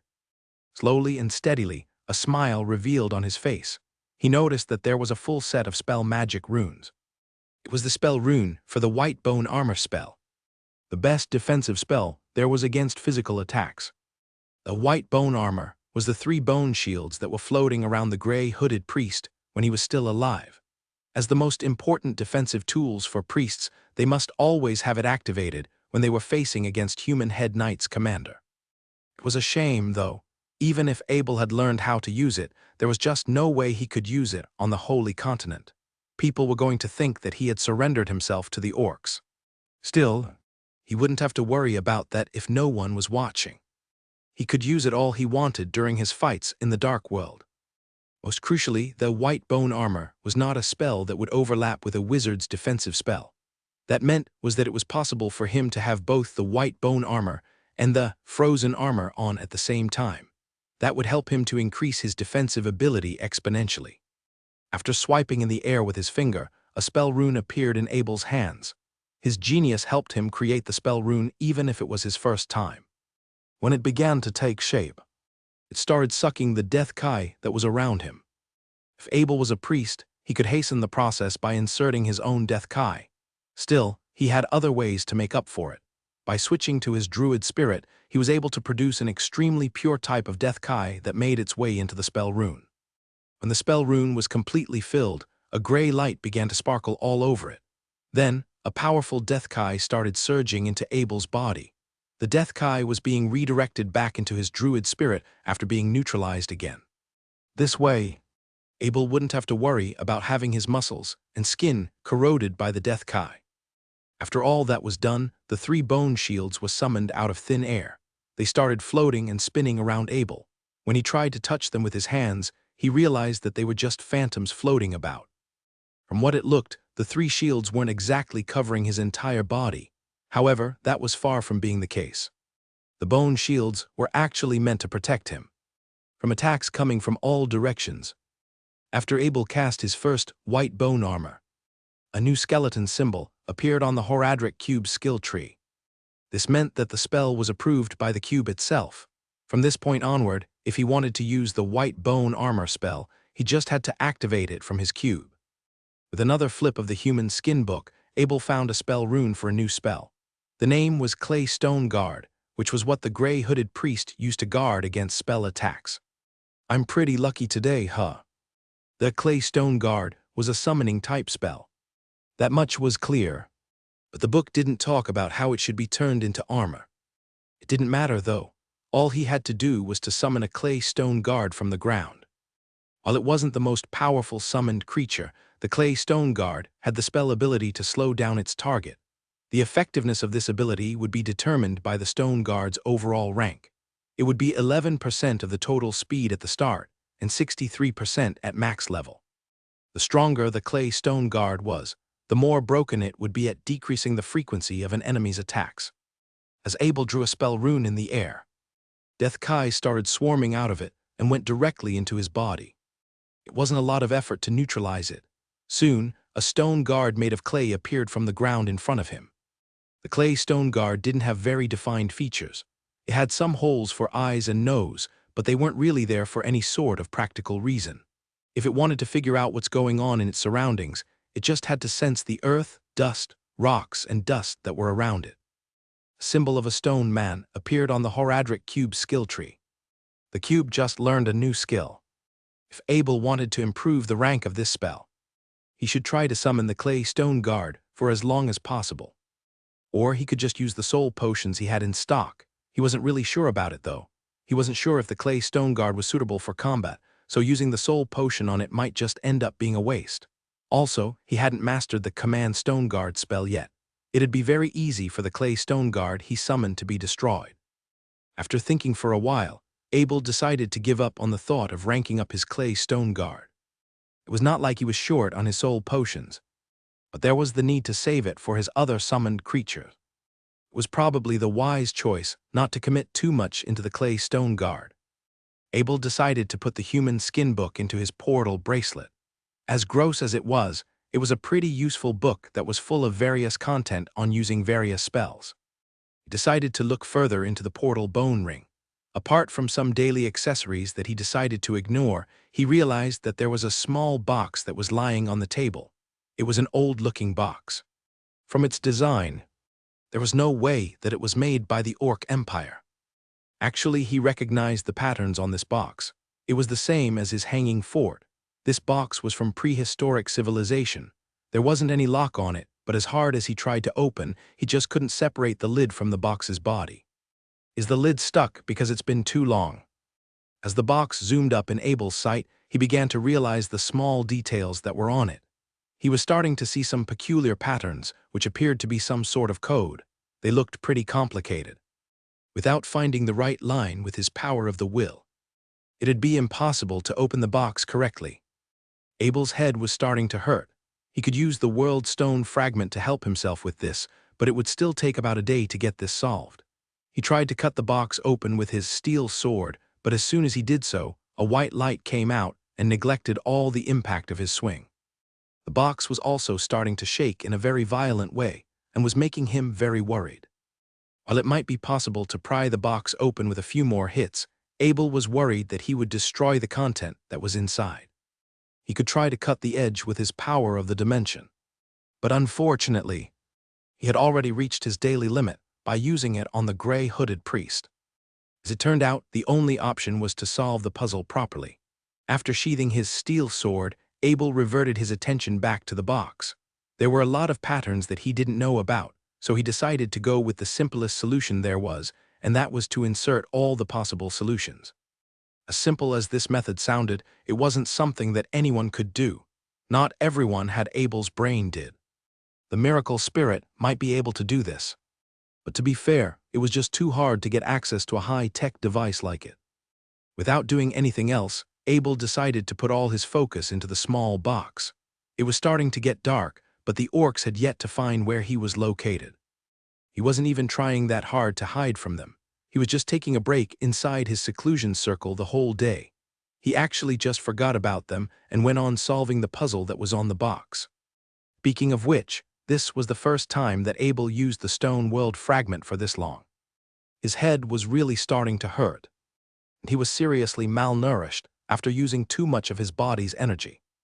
After drinking a whole bottle of the blue howling rabbit's ration potion, all the pain and hunger inside his body started going away. He tried to scan the box with his power of the will again, and after doing so for an entire day, he was finally able to find the right way to open the box. He started drawing a line with his finger. While doing so, he started injecting his power of the will into the box. As Abel moved his fingers, a strange pattern emerged from the little box. As his finger kept moving, more and more patterns appeared. When the entire pattern emerged, Abel lifted his finger from the box. The pattern began to glow and then disappeared. After, the box automatically opened. Finally, Abel shook his head. The function of things passed down from ancient times was totally different. Abel had to spend time to figure it out by himself. Luckily, his processing ability had been enchanted by the piece of world stone.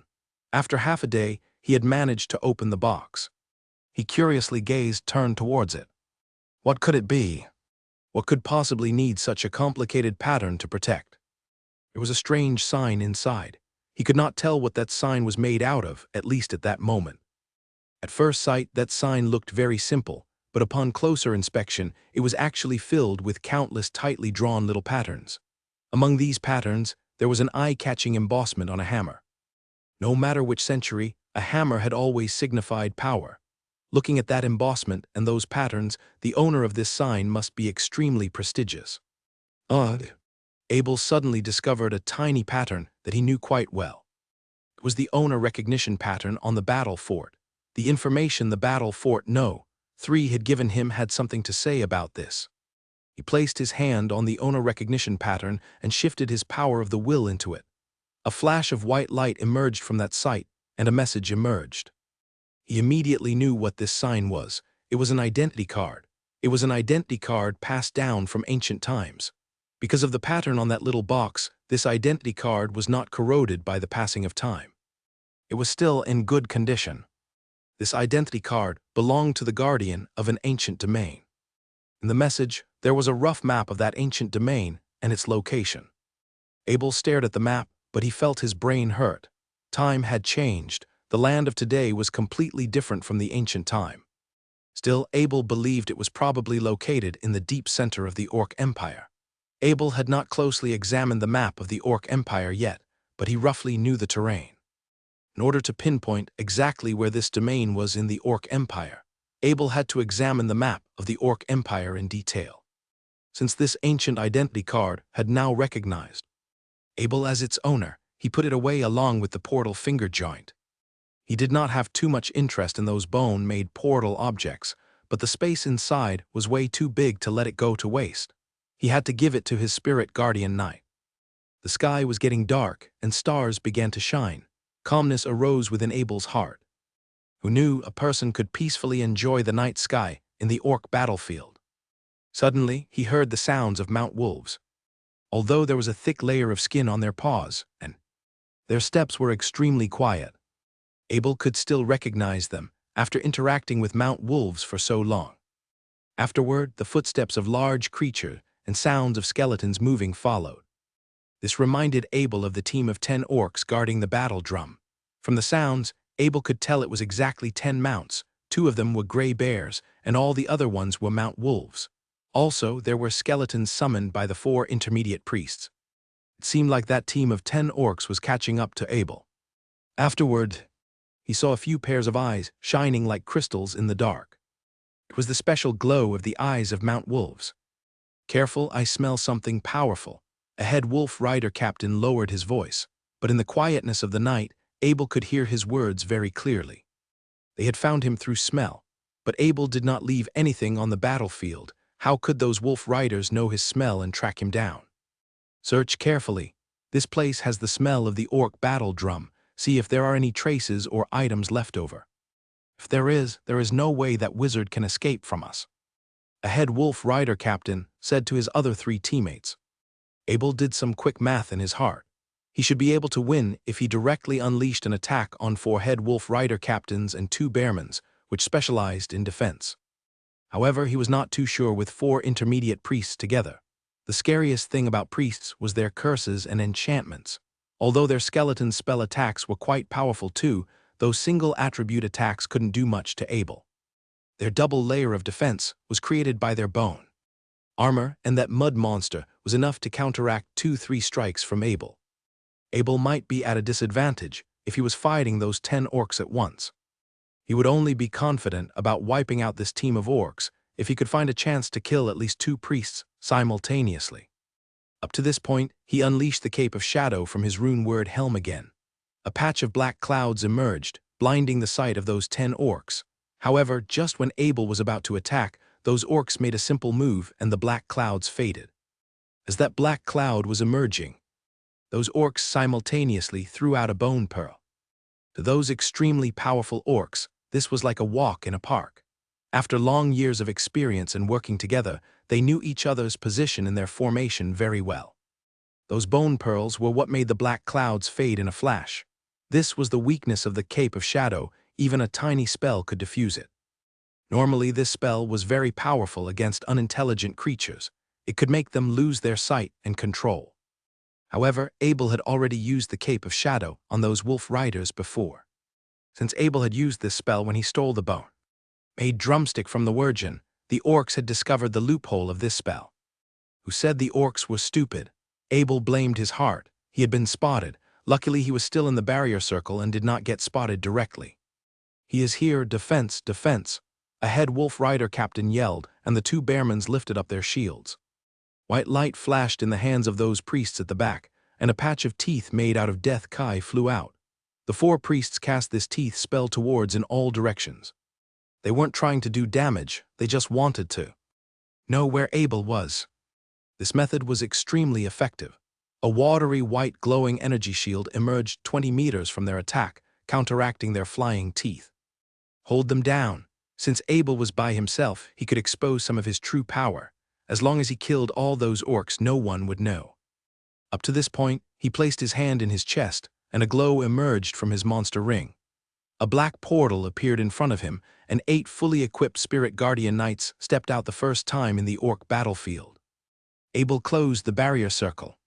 Although this barrier circle had a level of protection, it would be destroyed by those orcs in 1 or 2 seconds anyway, so it was better to put it away before it fought.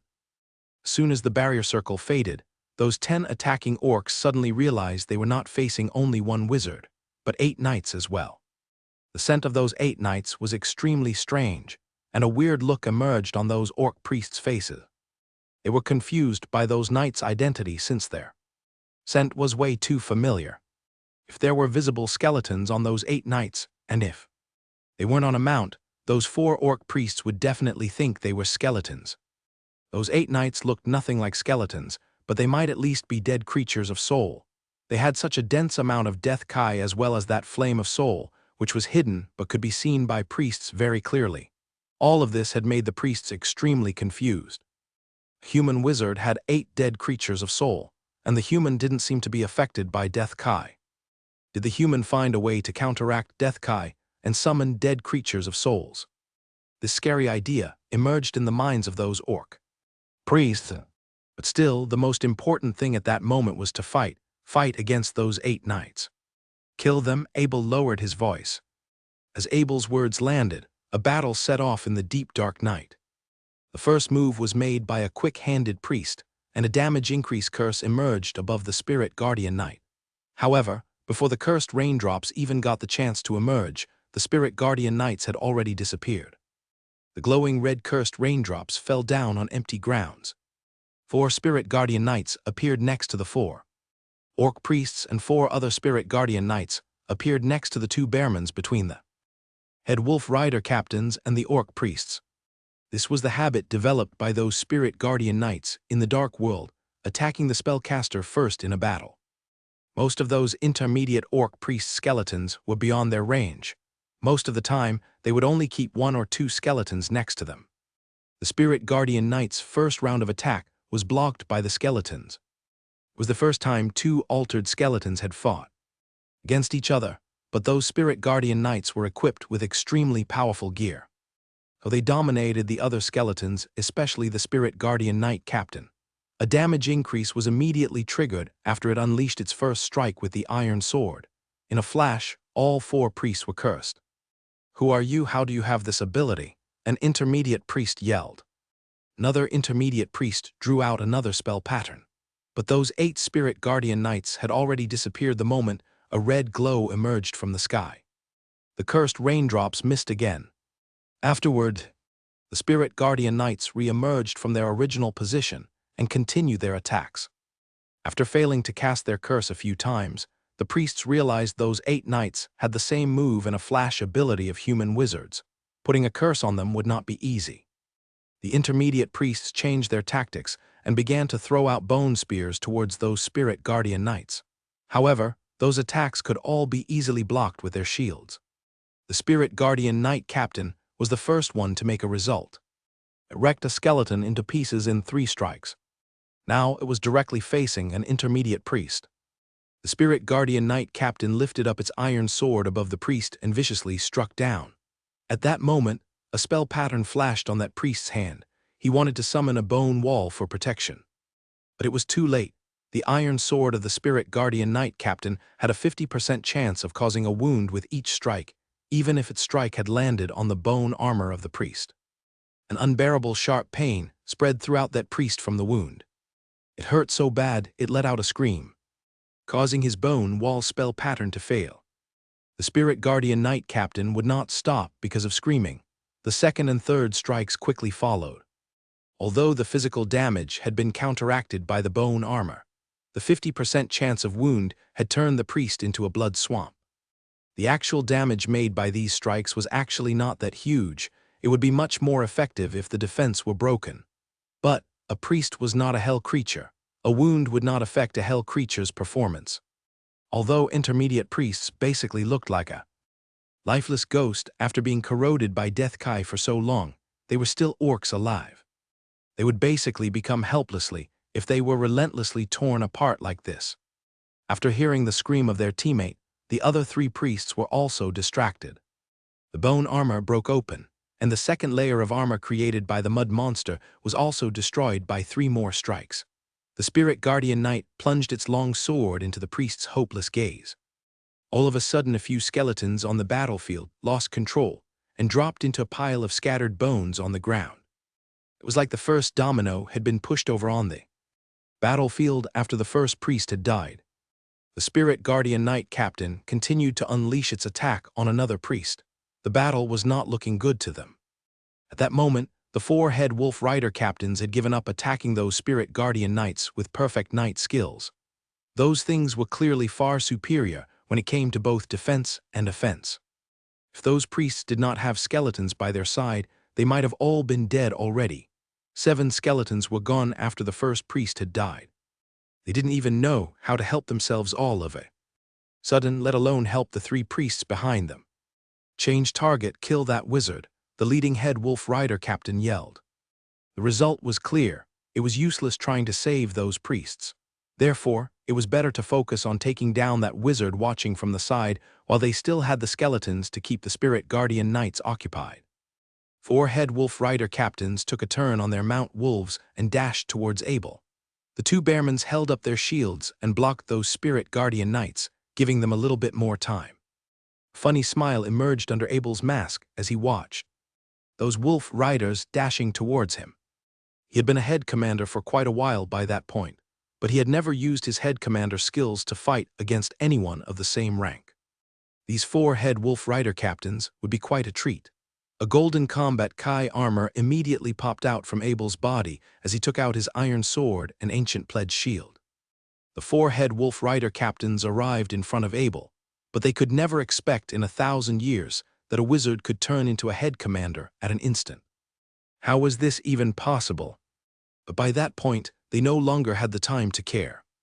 The power those spirit guardian knights had shown made them understand that they did not have much time left.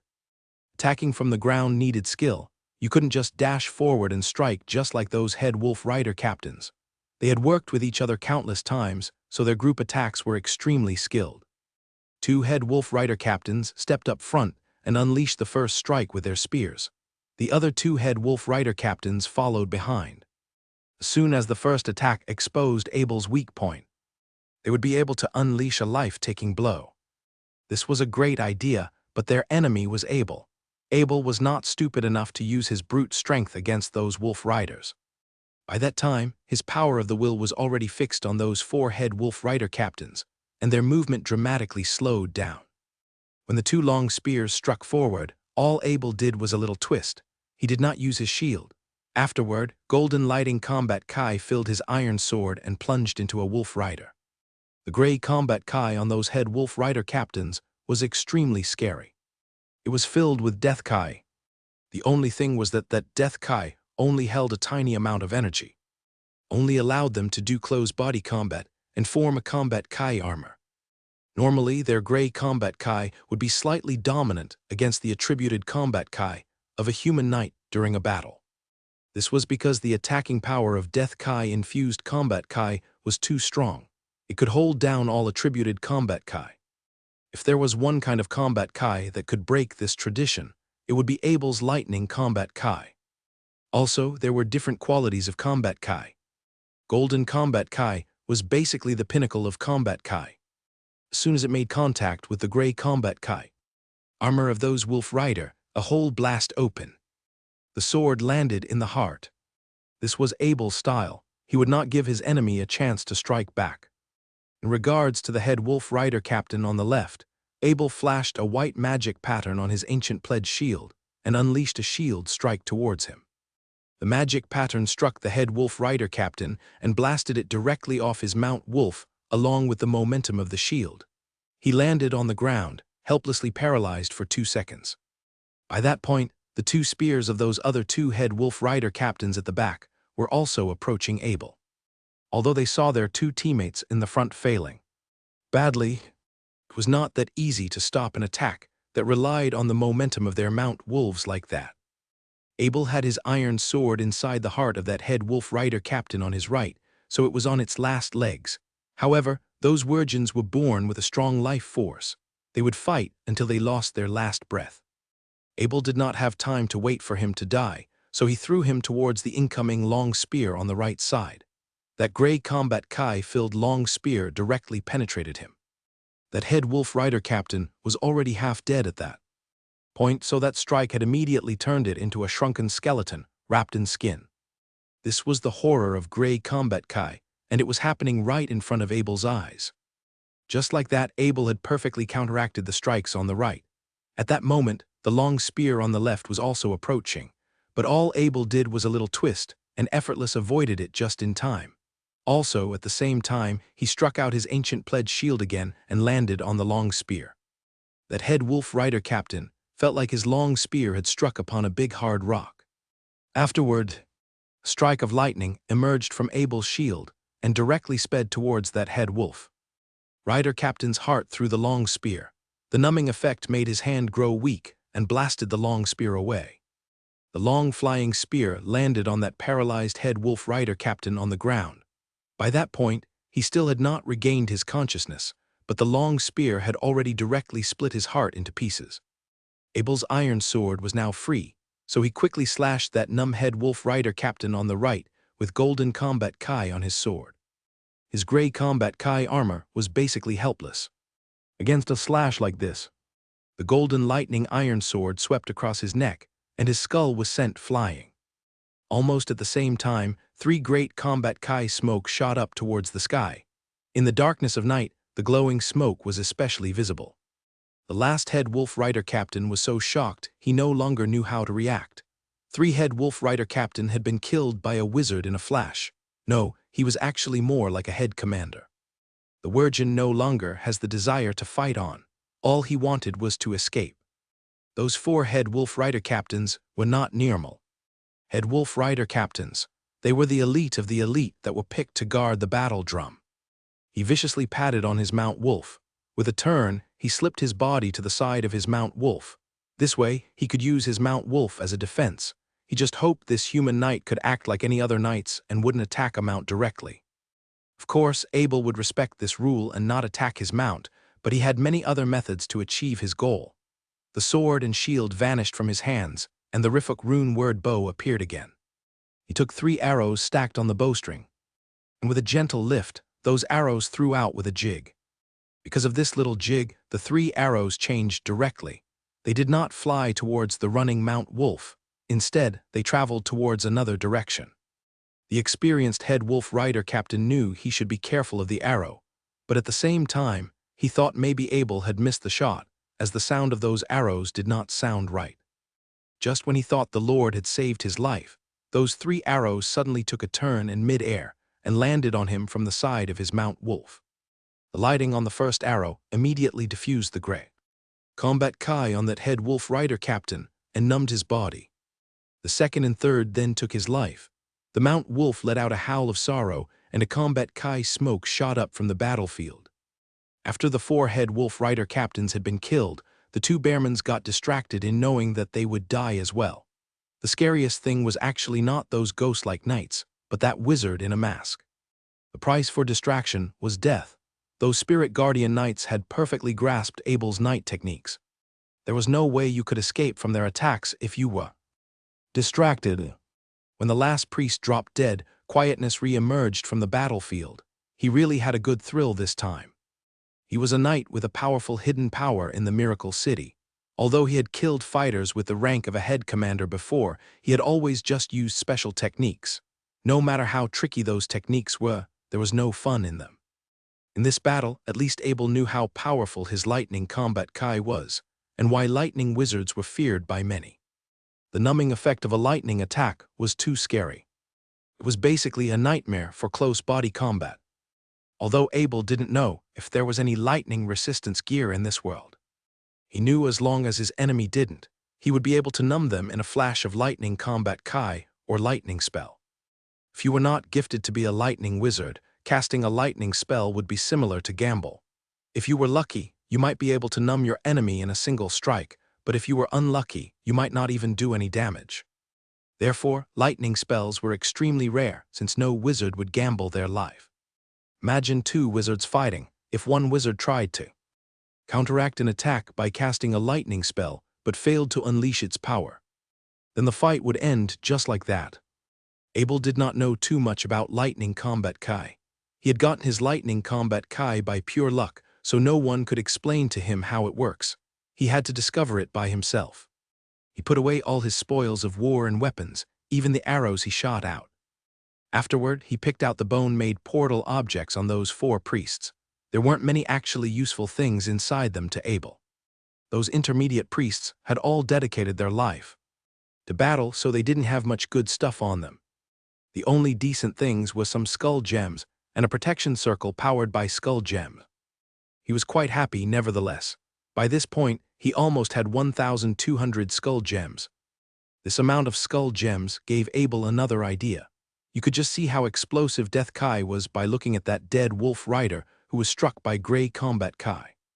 If Abel could combine all of those skull gems into perfect skull gems, then he would be able to make a super exploding ball with it. How powerful would that be? Excitement lit up in his heart. His original super exploding ball made with perfect red gems could basically wipe out everything with fire attributes. Those skull gems were filled with Death Kai. What result would it make? Abel could almost imagine what a gray shockwave would look like. Every living thing in the range of explosion might turn into dried-up zombies in a flash. He still had 5 half-complete super exploding balls on him. All he needed to do was to install a perfect skull gem on them. Suddenly, he felt the urge to do this experiment. He couldn't even wait to find a place to test out these Death Kai super exploding balls. Under the glow of 4 beams of combat Kai smoke, Abel left this place. He walked for a while and found another spot to set up his barrier circle. He effortlessly combined 5 perfect skull gems. He then made 5 super Death Kai exploding balls out of them and put it in his personal storage box. Although the condition of the orc battle was quite harsh, Abel would not let himself suffer. He took out a giant wooden bucket from his Kong Kong Spirit portal bag and filled it with clean water.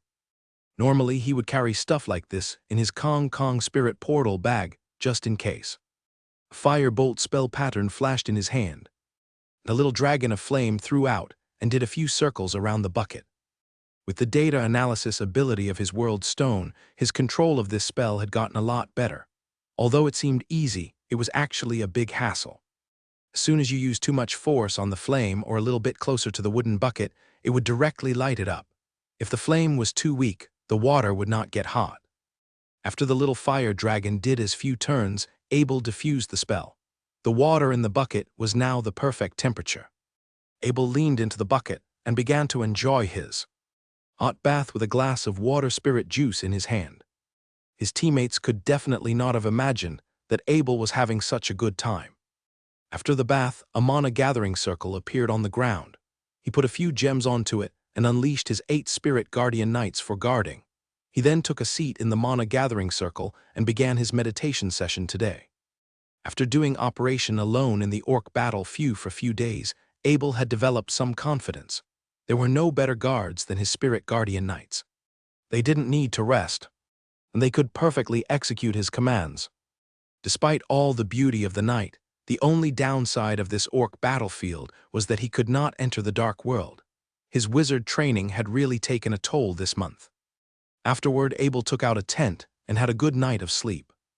Early the next morning, Abel casually took out a bottle of blue howling rabbit hunger potion and drank it. The bottle he drank yesterday did not last for long due to the amount of energy his body had used. Also, he had become a head commander, so he needed a lot more energy. Abel then retreated the spirit guardian knights and shut off the barrier circle. It was Abel's third day on the orc hunting mission. Head Commander Bodley, K-3305, and K-3308 had all contacted him to make sure he was doing fine. Nothing happened on the third day, and he was too lazy to track down the orcs, so he just found a high place on a hill and lay down on an armchair to wait for the orcs. However, he had no luck. From day to night, not a single orc appeared in his range. Abel almost felt like he was on holiday. He just had so much time in his hands. On the fourth day, Abel took out the books he got from the dark world and plunged into it. Of course, at the same time, he also continued summoning a little mud monster with one hand. That little mud monster was only the size of his thumb, but size did not matter. It could still have an ability to increase with each successful summon. This task would not affect his main soul's ability to read the books, since his druid soul could basically work forever. Some geofalcons appeared in the sky on the fifth day. Abel did not hold back. He took out the orc battle drum again and directly cursed the geofalcons to death. But just like that, Abel waited from the 5th day to the 10th day. Not a single geofalcon reappeared. The 11th day arrived. It was the day where Abel reunited with his team. Early in the morning, he was already woken up by a message from his military card. Abel followed the location head commander Eddie had given him, and soon he found his team. They were just packing up their camp and getting ready to head back to the city. K-3516, welcome back, Head Commander Eddie said with a smile the moment he saw Abel. Head Commander Eddie, thank you, Abel said with a bow. K-3516, how are you the past few days? Did you sleep well? K-3308 said sluggishly. It seemed like he had not slept well. The others in the team gazed towards K-3308 awkwardly. Couldn't K-3308 tell? Abel was wearing a new robe, and he seemed extremely energized. It does not look like he was out in the wild at all. K-3308, it seems like you are the one who needs some sleep, Abel said jokingly. Don't talk about it, my portal bag is too small. After I put all my battle gear inside, there was no more room for my daily stuff. I couldn't even bring my ice silk blanket and ice silk pillow. These past few days have been boiling, so I've had insomnia, K-3308 complained. Abel was speechless. How could someone have insomnia because of blankets and pillows? Looking at the condition of K-3308, it would be amazing if he could even retain half of his strength. Ice silk was a type of silk made by ice worms. Ice worms could only be found in the double moon forest, so you could only buy an ice silk blanket or an ice silk pillow from the elves. It was extremely expensive, but it could cool you down on a hot summer night. By this point, hot and cold could no longer do much to Abel's body, so those ice silk wouldn't do much to him either. Head Commander Markham nudged K-3308 from the side to remind him to be careful of his words. The whole team is starting to get annoyed at him. It was an orc hunting mission, not a game. If a wizard couldn't promise his ability, it would greatly affect the team. Head Commander Markham then hesitated a little and asked, Mr. Wizard K-3516, can you sell me the knight sword and magic shield you lend me? These past few days, he had truly understood how Head Commander Bodley had felt when he first got his knight sword and magic shield. In the past 10 days, they had a few small battles with the orcs, and during those battles, the knight sword kept absorbing power, which increased their power dramatically. Also, this absorbing ability allowed him to be in his top performance all the time. As long as he successfully struck on an enemy, he could be in the best shape, no matter how long the battle lasted. I just need some little skulls and bone made a portal object. If you can find some, I'll give them to you, said Abel with a smile. To Abel, that knight sword was useless. A useless single-socket knight sword in exchange for some chipped skull gems was a great deal. In regards to the magic shield, Abel could make another one from scratch in no time. Therefore, these seemingly very attractive gear to head commanders actually didn't mean much to Abel. Mr. Wizard K3516, leave it to me. I'll prepare as soon as I get back. Head Commander Markham with a rarely seen happy face. Swords and shields were basically the most important thing to a head commander when it came to their strength. Although he didn't know where Abel had gotten these gears from, just the fact that they were made by Grandmaster Abel was enough to shoot up their value. Also, Abel's request was not too demanding anyway. Both skull gems and bone-made portal objects were very low regarded when it came to the stuff you can get from an orc. Most wizards and knights who fought against the orcs for years would have piles of them. Head Commander Eddie looked at Head Commander Markham with slight jealousy in his eyes. It was too bad he was not close enough with Abel. He just could not get himself to open his mouth and raise a request to exchange gears like this. During these battles, Abel had really shown his trustworthiness, loyalty towards his friends, as well as his power. All of this had made Head Commander Eddie felt the urge to form a good relationship with Abel. Also had the thought of inviting Abel to the elite circle of Miracle City. Although there were large numbers of knights and beginner wizards in Miracle City, the elite circle was mostly made up of double-attributed head commander like himself and intermediate wizards. The team did not run into any orcs during their way back to Miracle City. After fighting the orcs for 10 days, Abel began to doubt if the orcs were intentionally avoiding him. Abel departed with the orcs after he got back. The first thing he did was submitting the rune sign making mission he accepted 10 days ago. This time he did not only accepted the rune sign ingredients for the previous 5 days, he also accepted the ones for the next 5 days. Although it was only a day of recovery, for those 20 men who on the orc battlefield for 10 days straight, it was definitely a relief. Of course, those 20 men did not include Abel. Other than the first few days, Abel had basically spent his time casually reading books. Since he couldn't enter the Dark World, his days were even more relaxed than when he was in Miracle City. He cleaned up his stuff for a while in the morning, and we were ready to get into the Dark World after lunch so he could make us for the time he had lost. However, his military car began to vibrate. He focused his power of the will onto it. The voice of Head Commander Eddie emerged, K3516. The Miracle City will have a private trading meeting. Do you want to join? Normally, Abel definitely would not join an invitation like this, especially if it was another person. Abel had already found his stream for resources in the Holy Continent. With his status, the things he wanted were far superior to beginner wizards and head commanders. However, Head Commander Eddie was different. He was one of the most powerful spiritual head commanders in the entire Miracle City. His fighting power was definitely in the top 3. The circle he interacted with was totally different from Head Commander Bodley and K3305. Maybe the private meeting might actually have some good stuff. Also, Head Commander Eddie was the one who personally invited him. Although he only wanted to deepen his relationship with Abel, Abel would not decline as he was still in Miracle City. Thanks for your invite, Head Commander Eddie. What time is the meeting? Head replied. If you are free now, I'll wait for you in the big dining hall. Head Commander Eddie suggested as soon as he heard that Abel had accepted his invitation.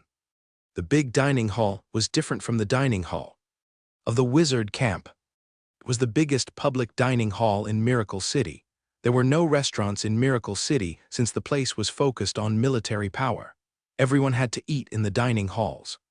Of course, for a wizard like Abel, who had the privilege to own a servant, he could just get a servant to deliver the food to his room. Abel disconnected. The reason why the houses in Area A was so demanded was not only the status it signified, it was also because they had a short-distance teleportation circle. In the wizard camp, only houses in Area A and Area B had short-distance teleportation circles inside them. Abel teleported to the big dining hall through the teleportation circle. The time for lunch had just passed, so there weren't many people there. This was a common place for knights and soldiers. It would be very eye-catching if a man in robe like him appeared. The moment Abel saw Head Commander Eddie also saw him. He greeted with a bow K-3516. Head Commander Eddie was still in full armor. However, it must have been his spare armor since his main one took some damage after 10 days of battle. Head Commander Eddie, Abel bowed back. "Just call me Eddie," Head Commander Eddie said with a smile. He then pointed at a stateroom by the side of the dining hall and continued, "The private trading meeting is happening there. Please follow me." Abel was very curious as he followed Head Commander Eddie into that stateroom. It was not small. It could easily fit 30 men.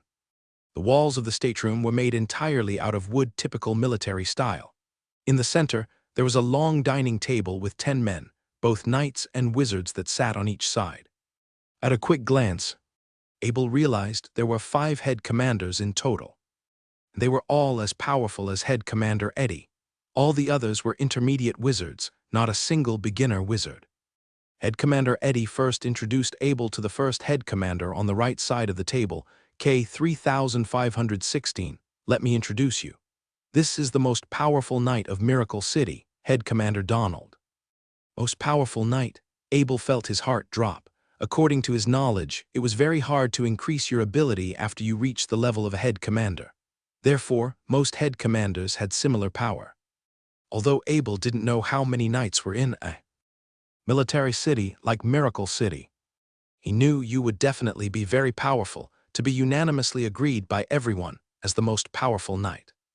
"Head Commander Donald, nice to meet you," said Abel with 2 hands in front of his chest and did a wizard bow. "K-3516, Eddie said a lot of good things about you just then. He rarely does that. Since you are Eddie's friend, you are my friend. Just find me if you need anything in the future." Head Commander Donald's voice sounded grounded. Just from his voice, you could tell he was a bold and generous person. "This is Head Commander Nelson. This is Head Commander Nashi. This is Head Commander Nate, and this is Head Commander Cloud," Head Commander Eddie continued. Abel greeted all of them. By this point, Abel realized these 5 head commanders, including Head Commander Eddie, were the 6 most powerful head commanders in Miracle City. Head Commander Eddie also introduced the intermediate wizards on the other side of the table. Although Abel was the only one wearing a mask, those intermediate wizards did not look down on him. No one in the room was stupid. It was best not to become an enemy with a powerful young wizard approved by Head Commander Eddie, even if you couldn't be friends. Abel took the last seat on the wizard's side. Although those intermediate wizards were not sitting right next to each other, and Abel could easily seat right between them, he wanted to hide his identity, and he couldn't care less about stuff like this. "K-3516, this is your first time joining our trade. Let me tell you how it works," Head Commander Donald said after Abel took a seat. "Everyone here is the most powerful figures in Miracle City. Of course, this includes the newly arrived K-3516 as well," he then said loudly. Afterward, friendly laughter emerged from the group. They all believed in Head Commander Eddie. Although the combination of a young godly archer as well as a beginner wizard was quite strange, they were all glad that an archer could join them. "We all have quite a lot of spoils of war, and it would be a waste if we sold it to Miracle City, which is why I organized this little trading group. We will get together once in a while. Of course, it is not limited to just merchandise. Things like information and hitmen are also allowed. If you give out enough, you can even get me to be your hitman," Head Commander Donald said with a laugh. His words made everyone laugh again. It seemed like not many people would have enough to hire a hitman like him. "K-3516, Brother Donald is right, but most of us just use this time to hang out and build our friendship," Head Commander Eddie added. "Who said that, Eddie? I'm here to find some blood-corroding poison. I've raised this request for a month, and none of you could help me. I need to get on with my experiment," an intermediate wizard named Relic said in dissatisfaction.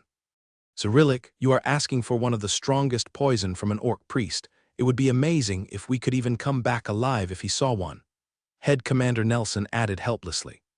Everyone on the spot knew how scary a poison attributed priest was. Due to how bad those poison antidotes in the Holy Continent were, that poison was so strong it could change the color of your skin.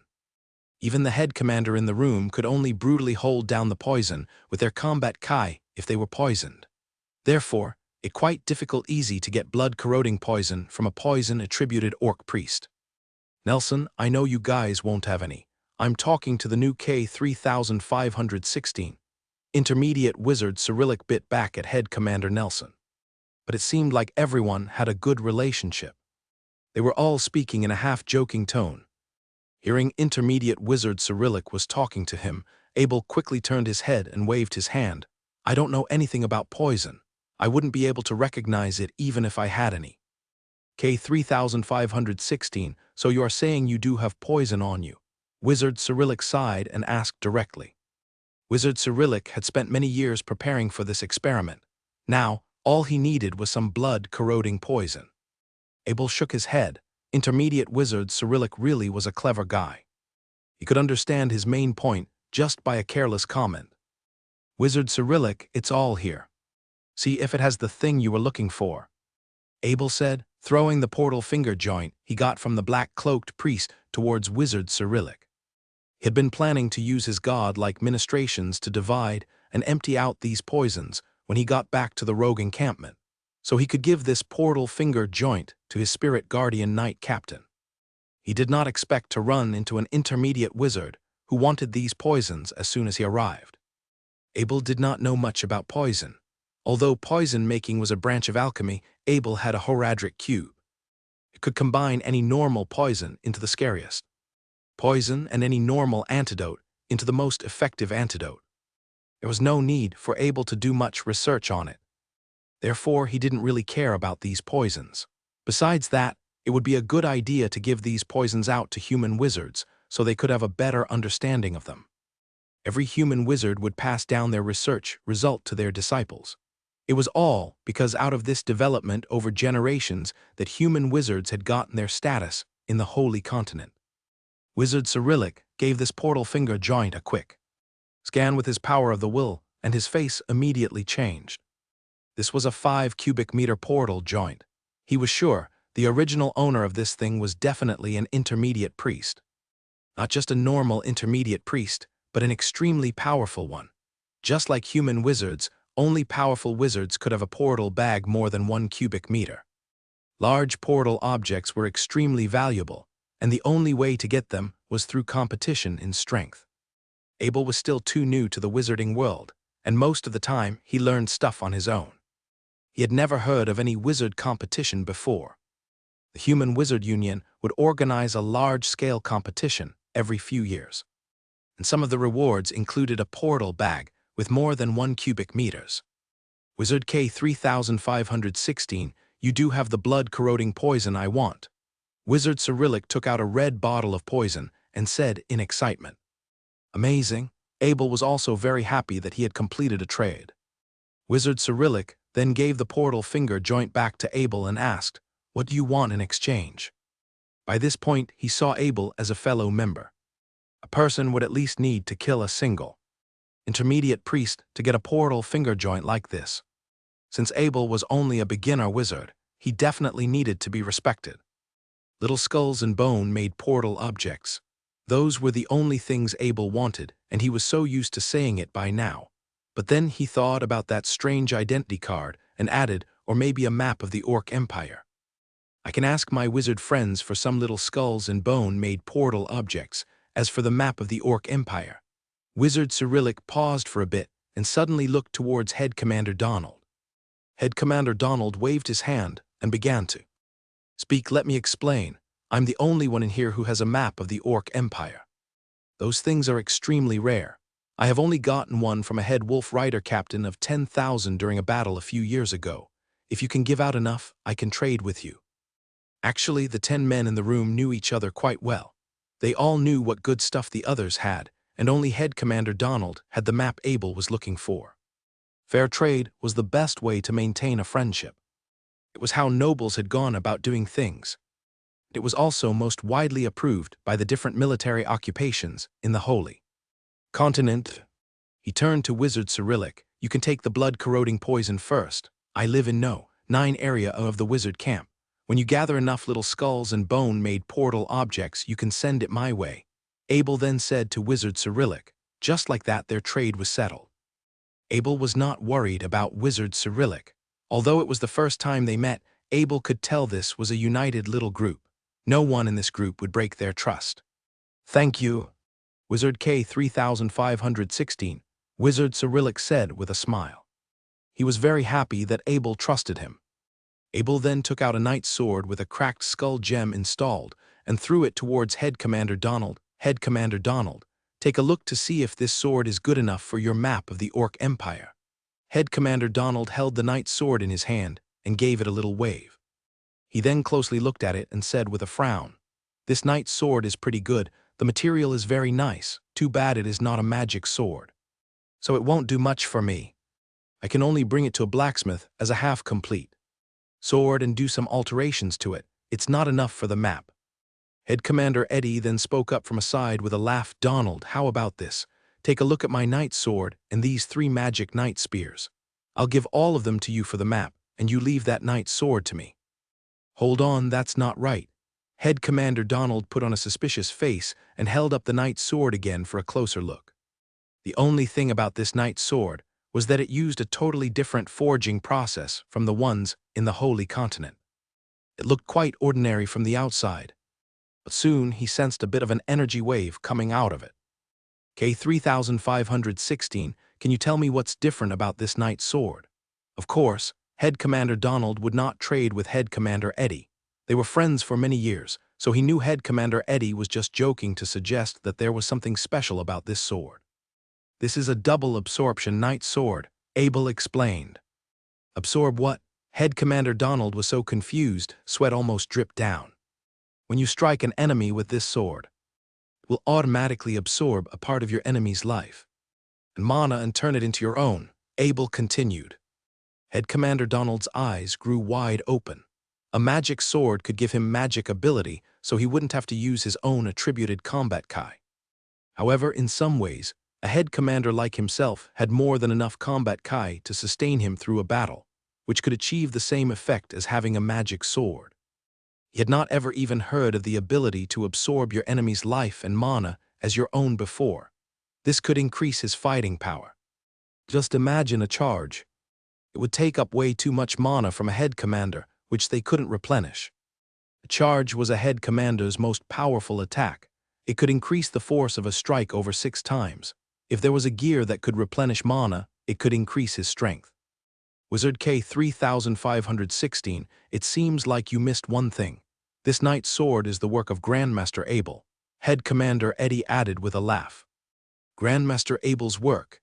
Head Commander Donald quickly picked up the sword and found a marking on the handle. He then laughed loudly and said, "You could have just told me that this was Grandmaster Abel's, and I would have traded it with you even if it was just a normal knight's sword. A knight's sword made by a Grandmaster blacksmith. Just the name alone would boost its value for a few times, even if it was a normal sword. Here's the map of the Orc Empire. It is too bad this can't be copied. If not, it will not be as near as valuable," said Head Commander Donald as he handed Abel an orc tooth. Abel held the tooth in his hand and curiosity emerged. He was just not expecting a map to look like this. At the time, Head Commander Donald was stroking his new knight's sword with his fingers. He couldn't wait to test it out. But as he turned his head, he saw the confused look on Abel's face, so he said with a laugh, "All you need to do is to hold this tooth in front of your head and you can see the map." Abel held this tooth in front of his head, and a giant map appeared in his mind almost immediately. As he kept looking, his energy began to get drained by the orc tooth. This was the evil of things made by orc priests. Even a map required the user to sacrifice his energy. Abel did not have much time to examine it anyway, so he gave it a rough scan. It was the map of the north of the Holy Continent. Afterward, he just put the map back. Few more things were traded afterward, but they were all for personal use. The Orc Empire resources were scarce in the human world, and one of the intermediate wizards, Wizard Hubert's family, had some connection, so Abel could definitely exchange more with him in the future.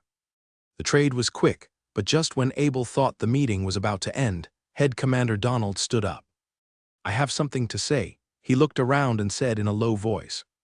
At the time, everyone was chatting casually about what they would do after this trade. But they all suddenly came to a halt and looked at Head Commander Donald. What had made him so serious? A few months ago, I traded a book with my war glory from another knight. At first, he didn't care too much about this book, but it mentioned that the orcs have something called the orc god blood, which can dramatically increase the strength of a body. This blood is located in the deepest party of the orc empire, so that knight had traded this book with me, said Head Commander Donald. Everyone on the spot knew why that knight had traded the book. It was because of resources. If you did not have power, even going into the orc battlefield would be dangerous, let alone the orc empire. Wizard Amos and I have been looking into this for a long time, and we concluded that this orc god blood does exist. Head Commander Donald pointed at Wizard Amos with a smile. Hold on, Donald. So you are saying you want to go to the orc empire to find that orc god blood? Head Commander Nelson added in shock. Everyone in the room was the man of Miracle City. They all knew how dangerous the orc empire was. Rarely any human could make it back alive after entering the orc empire. Yes, that orc god blood is significant to me. Head Commander Donald nodded. Head Commander Nelson shook his head. He couldn't understand what Head Commander Donald was thinking, so he replied, Orc god blood can increase body strength, but so do a lot of the potions made by humans. It might not be easy, but it will definitely be easier than going into the orc empire. Oh, the orc god blood can also increase your lifespan for 100 years. Wizard Amos added from aside. All of a sudden, almost all the knights stood up upon hearing this. Increasing lifespan was captivating to head commanders. Even as powerful as a head commander, they could only have 200 years of lifespan at most. This was nothing compared to wizards. Of course, if what Wizard Amos had said was true, the blood would be very attractive to wizards as well, since no wizard could guarantee their ability to level up before they died. Also, wizards could only level up a rank at a time, so even if they didn't need it at that time, they might need it in the future. According to legends, the orc god had been killed long ago, and it fell into a state of eternal sleep. But the orcs disagreed. They had always believed that their god was still alive, it just needed time to recover. If the orc god blood was real, it could possibly increase one's lifespan. The world of gods was extremely mysterious after all. Where is this thing? How do we get it? How many are there? How many people can take it? Head Commander Nashi had remained quiet all this time but asked a flurry of questions. His question had gotten straight to the point. It was what everyone wanted to know. If there was only a tiny amount of orc god blood, how could they divide them? Also, if the risks outweighed the benefits, should they still continue? It was crucial to know. The orc god blood is located in the orc god utopia. I don't know the exact location, but we can find it once we get there. I also don't know how much there are, but the book said everyone who succeeded would be equally awarded the orc god blood. Head Commander Donald lowered his voice. His words had made the standing knights hesitate. Slowly, they began to sit back down. The orc god utopia was located in the northwest part of the orc empire. It was their only utopia. Fields of the harvest would be available once the summertime arrived. If the winter weren't so cold for harvest, that place would be as prosperous as Abel's domain, Harvest City. Because of this, the orc utopia had become the most important domain for the orcs. It was located in the city of Anger, where the royal orcs were. Going to that utopia to get the orc god blood was as hard as pulling the teeth out of a tiger. There are two ways to get to the orc god utopia. One is through the wolf garden and the rocky ground, but everyone is right. Those grounds are impossible for humans to walk. Head Commander Donald saw that passion had faded from everyone, so he did not insist. Upon hearing Head Commander Donald's world, Abel took out the orc tooth again and put it in front of his head. When the map appeared, he looked towards the place Head Commander Donald had described. The first thing out of the miracle wall was the orc battlefield. If you kept walking, you would reach the wolf garden. This was why most of the humans' opponents were Wirgins. The rocky ground was located on the east side of the orc empire. One side was connected to the dwarf's earth, dividing mountain range, and the other was connected to the dead fallen lake. The wolf garden was a grassland suitable for Wirgins to live, while the rock field was a deserted place filled with tauren and weak orcs. Finally, the orc god utopia was where the lions, tigers, and behemoth lived. Those were some of the most long-lasting powerful tribes of the Orc Empire. Abel kept thinking about the path Head Commander Donald had talked about as he looked at the map. It was a deadly path. Countless wolves were living in the wolf garden. Their sense of smell on those things was naturally powerful. A portion of kobold lived there, which made the wolf garden a hell to go through. The entire wolf garden was the first line of defense, stopping the humans from entering the Orc Empire, and the rocky grounds were even rougher. Although there were little to no resources in the rocky ground, it was extremely populated with orcs. In fact, it was probably the most populated area occupied by orcs. It was impossible to get past it unless you knew how to fly. Still, the sky would be filled with all kinds of patrolling birds. How about the other paths? Head Commander Nelson asked again. First head towards the Desert of Death around the Wolf Garden, then the Fewer Swamp through the Desert of Death. After going through the Fewer Swamp, we should be able to reach the Orc God Utopia, Head Commander Donald explained. Abel looked towards the location of the Desert of Death. The Desert of Death was way too obvious. It was located right in the center of the Orc Empire. In fact, most of the Orc Empire was made out of this desert. The Fewer Swamp was located in the north of the Desert of Death. Although he didn't know what it was like, it was marked with extreme danger on the map. "I give up," Abel said as he lifted up his hand. This was too risky. He was sure that if they really set out on a mission like this, he wouldn't be able to complete it unless he exposed his identity and carried everyone there on White Cloud. There was no way Abel would do this. With White Cloud's size, those orcs patrolling birds above would be able to spot it immediately like cameras in the sky. Those things were at work all the time, so Abel could only use White Cloud's invisibility ability. But White Cloud's invisibility was one of his final lifesavers. He definitely would not let anyone know about it. Wizard K 3516, you sure you don't want to think about this a little bit more? Head Commander Donald began to frown. He knew Abel was not as simple as Head Commander Eddie had described. Head Commander Eddie had said a lot about Abel, including his ability to control a Mount Wolf King. Abel also gave K 3308's Mount Wolf, which meant Abel had the ability to control Mount Wolves as well as giving them to others. They couldn't use human war horses to go to the Orc Empire, and Abel could give everyone in the team a Mount Wolf. As long as they hide their scent with potions, they could sneak out of the Wolf Garden. Abel's godly archery skills were the best for long distance attacks. Both mana and combat kai would be used up for other attacks. Only his archery could sustain a long duration of long-distance attacks. Having an archer was the best support for going into the Orc Empire. All the other godly archers in Miracle City had their own excuses, so none of them were willing to go into the Orc Empire. Head Commander Eddie had said that Abel's archery skills had reached the level of a Grandmaster Archer. Although Head Commander Donald did not believe a young wizard would have a legendary ability, he knew that Abel's archery skill was extremely powerful. The orc battle drum Abel had gotten as a spoil of war could also do wonders for them.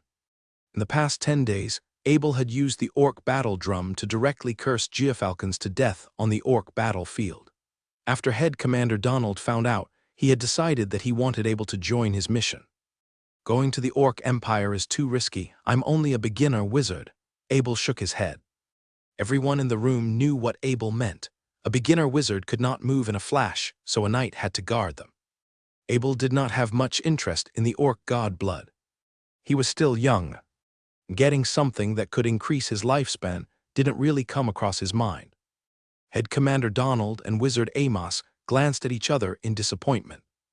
None of the others in the room had also shown too much interest in going into the Orc Empire. That orc god blood was alluring, but you still need to be alive to enjoy it. Head Commander Donald didn't get the chance to say the details of how he wanted to go about this mission, and how they would find the orc god blood. He didn't even get the chance to say his plan of getting to the Orc Empire, because Abel was such a crucial element to their mission. "Please consider carefully, everyone. If we don't go to get the orc god blood now, we might need to wait another 10 years. Head Commander Donald sighed. 10 years was not long, but a lot of things could happen during this time. He was not even sure if the orc god blood would still be there by that time. This little meeting had ended in confusion just like that. It was very easy for intermediate wizards to leave since they could just directly flash away. Head commanders were also saying goodbye to each other and getting ready to leave. K-3516, let me send you off, said Head Commander Eddie with a smile. Regardless if Abel joined the mission or not. He was a part of his group. Don't underestimate the 2 trades Abel made today. They had reflected Abel's ability to get the best spoils of war in a battle, which was why this little group existed in the first place. Sure, Eddie, Abel said with a bow. As the two were about to leave, Head Commander Donald suddenly added, Wizard K-3516, can you stay for a bit? I want to talk to you personally for a little. When he saw that Head Commander Donald wanted to talk to Abel personally, of course, Head Commander Eddie would not interrupt. He said with a smile, K-3516, we'll head out of the city tomorrow. Abel nodded as he watched Head Commander Eddie walk away. Afterward, he turned to Head Commander Donald. It was only the first time Abel met Head Commander Donald. They barely even knew each other, and he had already invited him to an extremely dangerous mission. It seemed like this was a little too quick. Therefore, Abel kept quiet and waited for Head Commander Donald to start. This was basically a way for him to show his dissatisfaction. Wizard K-3516, I want to talk to you to ask what will it take for you to join this mission. I will do my best to make you satisfied, Head Commander Donald said in a negotiating tone. Head Commander Donald, this mission is too dangerous for me. I'm still young, and I'm not that interested in orc god blood to risk my life for it. Abel shook his head and declined again. Then, can you give us your orc battle drum? Head Commander Donald asked again. What can you give me? Abel's voice sounded cold. He felt like Head Commander Donald was about to eat him alive. Did he even know what kind of treasure an orc battle drum was? Even the orc empire that made them did not have many. Magic gems, war glory. Just give me a number. Head Commander Donald did not catch what Abel actually meant, so he continued to ask. Abel shook his head. He had a pile of magic gems in his portal bag, and those were top-quality ones as well. As for war glory, he would have no use for it if he could not even complete the battle of the orcs' mission. I'll get going now, Abel gently bowed and said. Head Commander Donald's face began to sink as he watched Abel walk away. He looked nowhere as carefree as before. He told himself today that the least he would do was get that orc battle drum off Abel. If he had the orc battle drum, he would be able to kill those patrolling birds sent by the orcs, since birds like Falcons were too high to shoot with an arrow. They would be under the orcs' surveillance as soon as they enter the orc empire, even in the desert of death. If the orcs were chasing them, their chance of surviving would increase dramatically if there were no patrolling birds. At first, Head Commander Donald thought that 100 years of lifespan increase would be attractive for Abel, but did not Abel's age. As soon as a person became an official wizard, their lifespan would already be far longer than a head commander. And as a wizard kept leveling up, their lifespan would keep increasing as well. Only a wizard caught in a bottleneck would need those orc god blood to give them some extra time for their next level up. Most wizards that Head Commander Donald had interacted with were in the intermediate rank, and they would often think about their lifespan during every level up.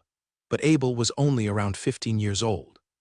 Amos, K-3516, has no intention to trade his orc battle drum, Head Commander Donald said to his military card. What request did he make? Wizard Amos's voice emerged from the military card. I'm guessing he just doesn't want to trade it anyway. He knows how precious that thing is, said Head Commander Donald helplessly. Is K-3516 still completing the orc battlefield hunting mission? Wizard Amos did not follow Abel's past. He only heard a little about him. Yeah, he is with Eddie, but I heard that he had offended the royal wolves, so he had to fight alone, Head Commander Donald explained. Okay, tomorrow I'll go to the orc battlefield. He will definitely give me the orc battle drum and that map of the orc empire as well. Wizard Amos lowered his voice and said coldly. Be careful of the miracle spirit. Head Commander Donald warned. Both of us know how fair the miracle spirit is. We cannot attack each other in Miracle City, but that does not include the orc battlefield, Wizard Amos said with a cold laugh. Maybe we can think of another way. As long as we can get him out of Miracle City, out of the range of the miracle spirit, then it will be a lot easier to clean up the mess, Head Commander Donald suggested.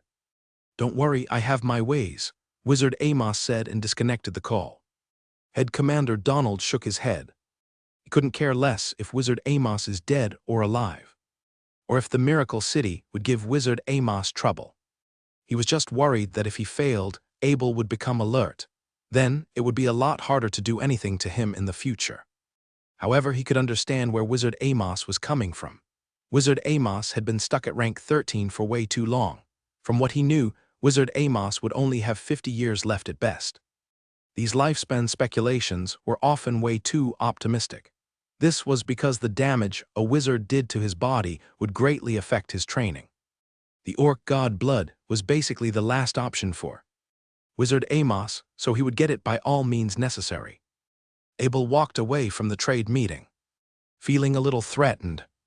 That so-called #1 knight of the Miracle City, Head Commander Donald, was not as nice as he seemed. Therefore, Abel decided that this would be the only time he would join their meeting. He would just decline it even if they invited him in the future. The others could enjoy the good and bad of Head Commander Donald all to themselves. After Abel got back to his place, he came to his training room and set up a barrier circle, ignited the portal and went straight to the rogue encampment. However, he did not go straight to Lut-Golin. Instead, he stayed at the rogue encampment. It was only in this place the power of his piece of world stone could fully unleash. He took out that orc tooth with the map of the Orc Empire.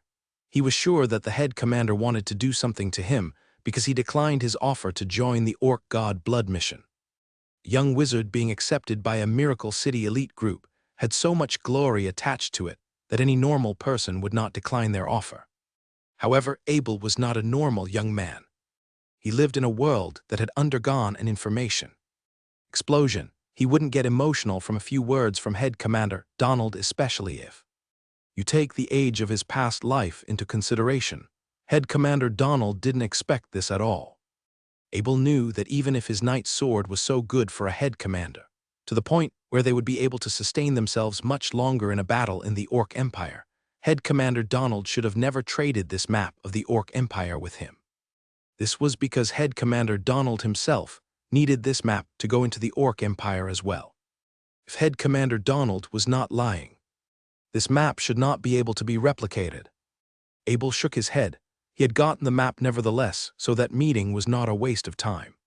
He put the orc tooth in front of his head, and the map of the Orc Empire appeared in front of his eyes.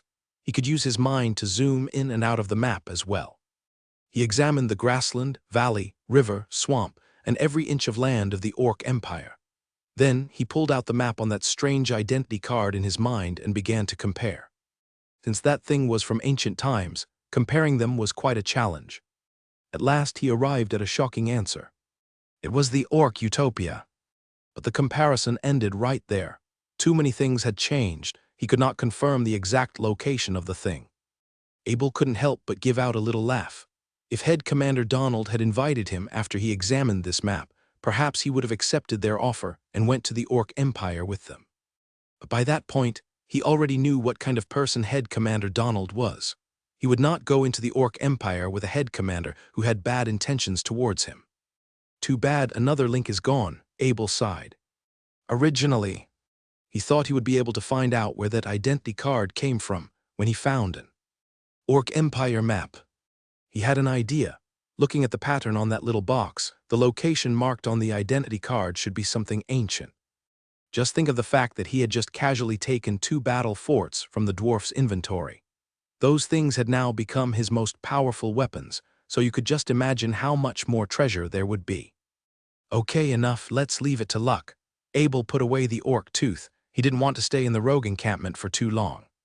That little piece of world stone made him feel like a god constantly controlling the world. Although this felt quite thrilling, he did not belong to the dark world. He belonged to the holy continent. If he was affected by this feeling for too long, it might disrupt his perception. If he suddenly felt like this in a battle in the holy continent, then he would be dead meat. He arrived at Lut-Golin through a little teleportation circle. By that point, he had already repaired the blacksmith guild, and this top-quality blacksmith guild had ground fire as the furnace as well. Abel cleaned it up a little. This place was not far from the well, so getting water was quite convenient. Therefore, he had moved all the forgery gears from his blacksmith gear from the rogue encampment to here. He already knew what to do next, and that was making a new body for Johnson. By that point, Johnson could fully unleash its power, and it was his most powerful summon. Abel was only experimenting when he changed Johnson's body last time, so he did not use the best iron. Now, Abel was thinking of making a new body for Johnson entirely out of iron of 100 skills, or maybe even condensed iron. At the moment, he had 700 blocks of 100 skills iron in his spoils of war. Every one of them could make a few iron balls. With this amount, he could basically make half a body for Johnson already. In regards to condensed iron, Abel had to hammer each of them out individually, which would take a long time. Finally, Abel decided to make iron balls out of all the irons of 100 skills he currently had and exchange it with Johnson for now. He would slowly swap it out with condensed iron balls as he made more and more of them in the future. His final goal was to have Johnson entirely made out of condensed iron balls. With the strength of condensed iron, maybe you would at least need to be a rank 17 wizard to hurt Johnson. Abel was unsure of the power of any wizard above that, so his speculation stopped there. Lut-Golin was extremely bright, perfect to go out of the city and clean up some hell creatures. Ever since he brought Johnson into the rocky waste, their speed of massacring those hell creatures out increased dramatically. Therefore, he began to wonder if he should bring Flying Flame here as well to clean out all the hell creatures on the surface first. However, Flying Flame and White Cloud were always on guard above Battle Fort No. 3.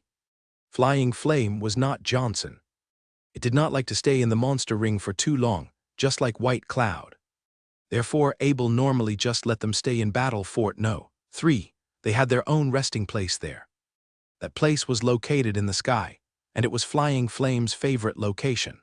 But most importantly, Abel was worried that the Miracle Spirit would realize if he had retrieved Flying Flame in Miracle City. By that point, Johnson was already extremely fast, so Flying Flame wouldn't do much anyway. Abel was quite comfortable in Lut-Golin with Johnson by his side. The battles outside the city were basically massacres. Once he had time, he would go to the Blacksmith Guild to make more iron balls for Johnson to boost its power. The sun rolled out in the early morning of Miracle City, and Abel returned from the Dark World.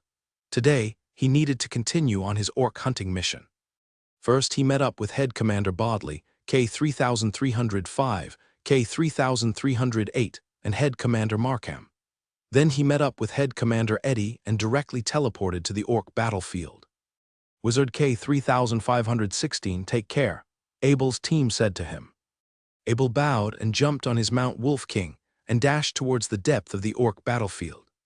The wolves have not had good ice recently. Losing a Mount Wolf King and a Kong Spirit portal bag had already made their hearts break, but they had lost another 20 intermediate wolf priests and an orc battle drum in their revenge. In a protection city 10 miles from the orc battlefield, the orc battlefield commander-in-chief Basil was furious. A beginner human wizard had killed so many of our intermediate priests and a few thousands of our best wolf riders. They were all elites from our tribe. Useless, General Basil shouted at a few wolf rider captains. General, give me some men. I will definitely capture that human wizard and make him better off dead. A wolf rider captain stood up. He was the one who lost the 20 priests last time. More men, if you were not my blood brother, I would have chopped your head off already, said General Basil as he stuck out his leg and kicked that wolf rider captain off the ground. Looking at the general's furious face, all the other wolf rider captains lowered their heads. General, that was an accident. If that wizard did not have such powerful poison, our priests wouldn't have died. We have just fallen for his trap, that head wolf rider captain explained as he suffered his beating. General, we cannot afford to make another mistake. If we do, I'm afraid even you can't handle it, a skinny virgin whispered beside General Basil. A flash of horror emerged from General Basil's eyes. By that point, he no longer wanted to revenge on the orc battlefield. Instead, he doubled down on his beating on that wolf rider captain. The blazing sun shined upon the orc battlefield, taking away some of its built-up eeriness. Abel sat on a chair at the tip of a mountain overlooking the land. His Mount Wolf King laid on the ground quietly beside him. Although it looked like it was resting, Abel could tell that it was constantly alert just by looking at its ears. Abel did not just sit there and do nothing. He had his Ankara pen in one hand and a crystal core in another. He was making a rune card. Since he was caught up yesterday afternoon, he did not complete his rune card making mission this month, so he had to catch up today. The only thing that it looked quite strange for someone to casually make rune signs on the orc battlefield. After Abel completed a rune card, he looked around and sighed, "What are those orcs doing? I'm just sitting here waiting for them. Are they blind?" Just then, a team of 20 wolf riders came to a halt a few miles from Abel. Their Mount Wolf smelled something odd, so they quickly retracted their tail. Head wolf rider captain saw his Mount Wolf's reaction, so he lowered his voice head down. "Call the others. He found the Mount Wolf King and that wizard is just beside it. Tell them to hide." "Captain, why do we have to keep our head down? Why are we afraid of a single human wizard with all our men?" A wolf rider captain asked. He wasn't up to date on what had happened recently. "He is a godly archer. He had wiped out a team of 1,000 all by himself, and I heard he even killed 20 intermediate priests. Do you want to die as well?" The head wolf rider captain said helplessly. Abel had just come to this place in the morning, and it had already become a forbidden place for the orcs without him even noticing it. What he had done was way too scary, to the point where even the orcs had lost the confidence to fight him. If you initiate a fight with someone of similar strength, that was called bravery. But if you initiate a fight with someone from a totally different league, that was called suicide. Even vicious, bloodthirsty orcs would not give their lives away for no reason without knowing their enemy. He was not the only human on the orc battlefield anyway, and they could get their war glory somewhere else. Abel sat at the top of the mountain. He was acting as bait, but he didn't know all the fishes had already been scared away by his Mount Wolf King. The scent of Mount Wolf King was extremely strong to Mount Wolves. Since it was at the tip of a hill, its scent could travel extremely far along with the wind. As he took out another crystal core, he suddenly sensed great danger. His Mount Wolf King viciously lifted its head. The crystal core and Ankara pen vanished from his hand as the iron sword, an ancient pledge shield, emerged. But just as he was putting on his gears, a beam of white light flashed beside him. An intermediate wizard appeared with a mocking smile on his face as he ignited a readily drawn spell pattern on his magic staff. Ice Pole. Abel knew what this spell pattern was at first glance. Wizard Amos had appeared all too sudden. Abel didn't even have time to jump on his Mount Wolf, and he was attacked. Abel only had time to change his iron sword into the Jade Tandu and block with his ancient pledge shield before the Ice Pole struck upon it. Ice Pole was an extremely scary ice spell. It was one of the most popular choices for intermediate wizards to kill their enemy quickly. It had a high success rate, so an intermediate wizard who could unleash a spell like this could often end up with a frozen dead body of their enemy. This spell could freeze your enemy dead and blast them into pieces. Even if someone had managed to survive the first strike, what awaited them would often be another spell attack that directly blasts their body into pieces. Of ice, the only downside of this spell was its speed. Therefore, Wizard Amos had drawn the spell pattern first before he flashed beside Abel. This method of preserving a spell pattern and igniting it at the right time was a spellcasting technique to replicate immediate spell casting. This way, the spell could just emerge in a flash before the enemy had time to react. This is why Wizard Amos had that mocking smile on his face. If an attack like this had landed on a beginner wizard, without defense, they would basically be dead 100% of the time.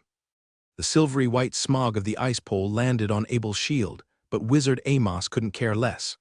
A spell like an ice pole was unable to counteract. Its effect was effective on the entirety of its target. If you blocked it with a shield, you would just get frozen along with your shield and blast into pieces together. Abel felt a bone-shivering chill coming from his shield, but it was weakened a lot by the 43% ice resistance on his ancient pledge.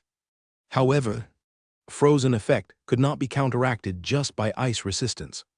Where his Jade Tandu showed its power, strange energy emerged from it and diffused the last bit of chill. Abel then viciously struck out his Jade Tandu. This stab was extremely quick and arrived in front of the scattered ice armor of Wizard Amos. As soon as this happened, Abel felt another virus chill emerging. However, it had been slowed down by his jade tan dew again. Wizard Amos quickly turned into a white light and flashed away. Wizard Amos was confused.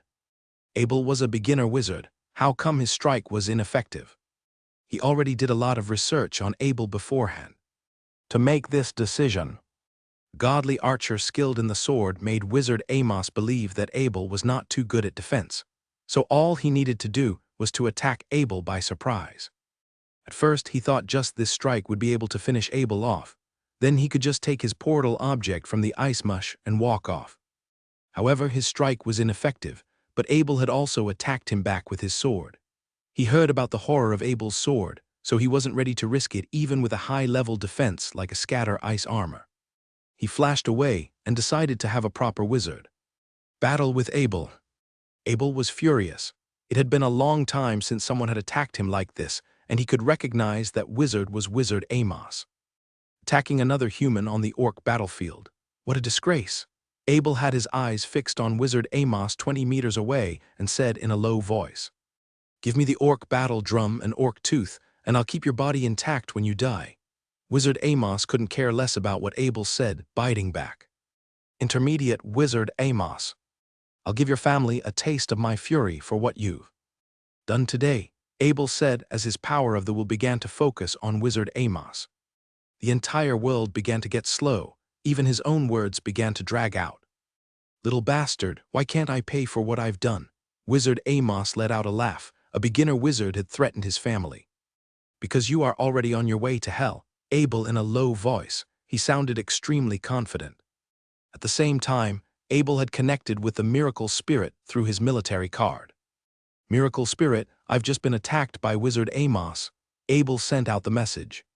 He didn't want support, he just wanted to declare that he was doing self-defense. He wasn't afraid of an intermediate wizard. He was just worried that the Miracle City would blame him for murdering an intermediate wizard and kick him out of the battle of the Orcs mission. K3516. You can defend all you want. The Miracle City has no responsibility for deaths in the Orc battlefield. The Miracle replied very quickly, lifting the last bits of Abel's worry. A cold smirk emerged from Abel's face under his mask, and a strand of golden combat transferred into his jade tan dew, an ancient pledge in the most mysterious way. Even if they were in the same rank, human wizards could still differ a lot in their overall fighting abilities.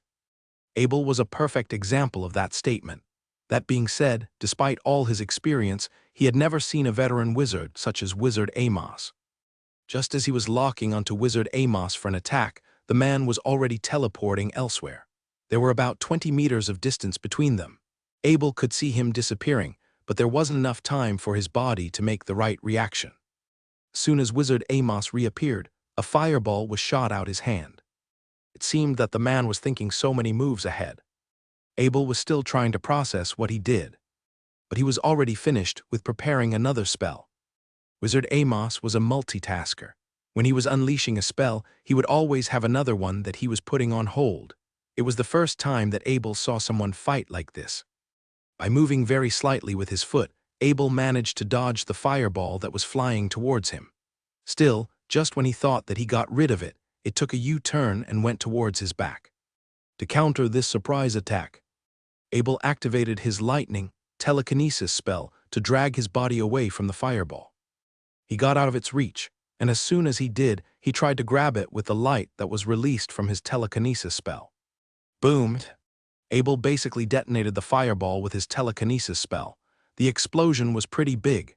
So big, in fact, it engulfed the nearby area in flame. That being said, he was a very safe distance away from it. The two were ready to cast their next spells. For Abel, it was telekinesis. For Wizard Amos, he was teleporting while throwing another fireball. This time, without giving it the chance to even get close to him, Abel detonated the fireball with his own spell. Wizard Amos was very concerned to see this. He didn't think that anyone would have the precision to do something like this. It was like trying to deflect a flying bullet by shooting arrows at it. After recognizing Abel as a worthy opponent, Wizard Amos decided to go with his strongest fighting style. He prepared his attack spells in advance, and every time he moved somewhere with his instantaneous movement spell, he would throw a new fireball towards his target. Unlike before, he wasn't planning to stop moving, which made it even harder to find the right timing to make a counterattack. It was a surefire way to prevent the target from doing anything back. Either Abel would die instantly from it, or he would be forced to escape from a lack of mana. Obviously, Abel wasn't very happy with this. This was the first time he had ever fought so uncomfortably. He would defend against a fireball, and just when he was about to do something, Wizard Amos would completely ruin his aim by going elsewhere. He really wished that Black Wind was with him. Riding it might not be enough to win the fight, but it would at least make the fight a little fairer. Abel wasn't too threatened, though. Wizard Amos was fast, but his attacks weren't that deadly. It was even possible to block the fireballs with just his vow of the ancient shield. Still, he wasn't planning on doing that. Since he wasn't planning on letting Amos live, he would rather not do anything that would make him want to escape. Wizard Amos had shot about 6 fireballs in total. They were all detonated before they got close to Abel, and it was starting to make him want to leave. He decided to throw one more at Abel before doing so, and when he did, Abel got himself into a counterattack stance. This time, Abel detonated the fireball by casting the telekinesis with his left hand. He then threw an ice blizzard back. Of course, that wasn't going to do much to Wizard Amos. But what if there were more? After throwing that first one, Abel went on an insane streak to throw about 6 more of the same ice blizzard spell. All of them were thrown in different directions. Some went straight towards Wizard Amos, while others flew in more tricky angles. For the tricky ones, he would redirect them towards Wizard Amos with his power of the will. Abel wasn't stopping. He didn't stop activating the ice blizzard spell, and he didn't stop throwing them at Wizard Amos. He was repeating the same moves like an absolute madman, but his head stayed calm and calculating the whole time. He was trying to figure out where Wizard Amos would teleport to. That way, he could find a way to gain the initiative. Wizard Amos knew that he had to do something. He wanted to force Abel to leave by making a strong move, but that seemed a little too risky. Also, his pride just wouldn't allow him to end this with a draw. Abel was getting better at finding his weaknesses, and he was not going to accept that fact. Eventually, Wizard Amos teleported to a spot that had the least number of ice balls. He thought that it was safe to be there. Little did he know that it was exactly where Abel wanted him to be. When his feet landed on the ground there, a claystone guard appeared right underneath him. The claystone guard immediately got both of Wizard Amos's feet. It wasn't very strong at all, however, so even Wizard Amos's shattered ice armor's automatic attack was enough to eliminate it. Abel didn't care that much. As far as he was concerned, he just wanted the claystone guard's slowing effect to work. He was a fast man. All he needed was to have Wizard Amos make a very slight delay. The slight delay he got. After activating his spell rune, Abel readied himself to unleash a charge at Wizard Amos. Amos was just getting out of the claystone guard's trap, but Abel was already appearing in front of him. With the white light that was coming out of the vow of the ancient's shield, he broke through all the defensive spells that Wizard Amos was casting. It would be very easy to end this from here on. Abel decided to go with a simple move.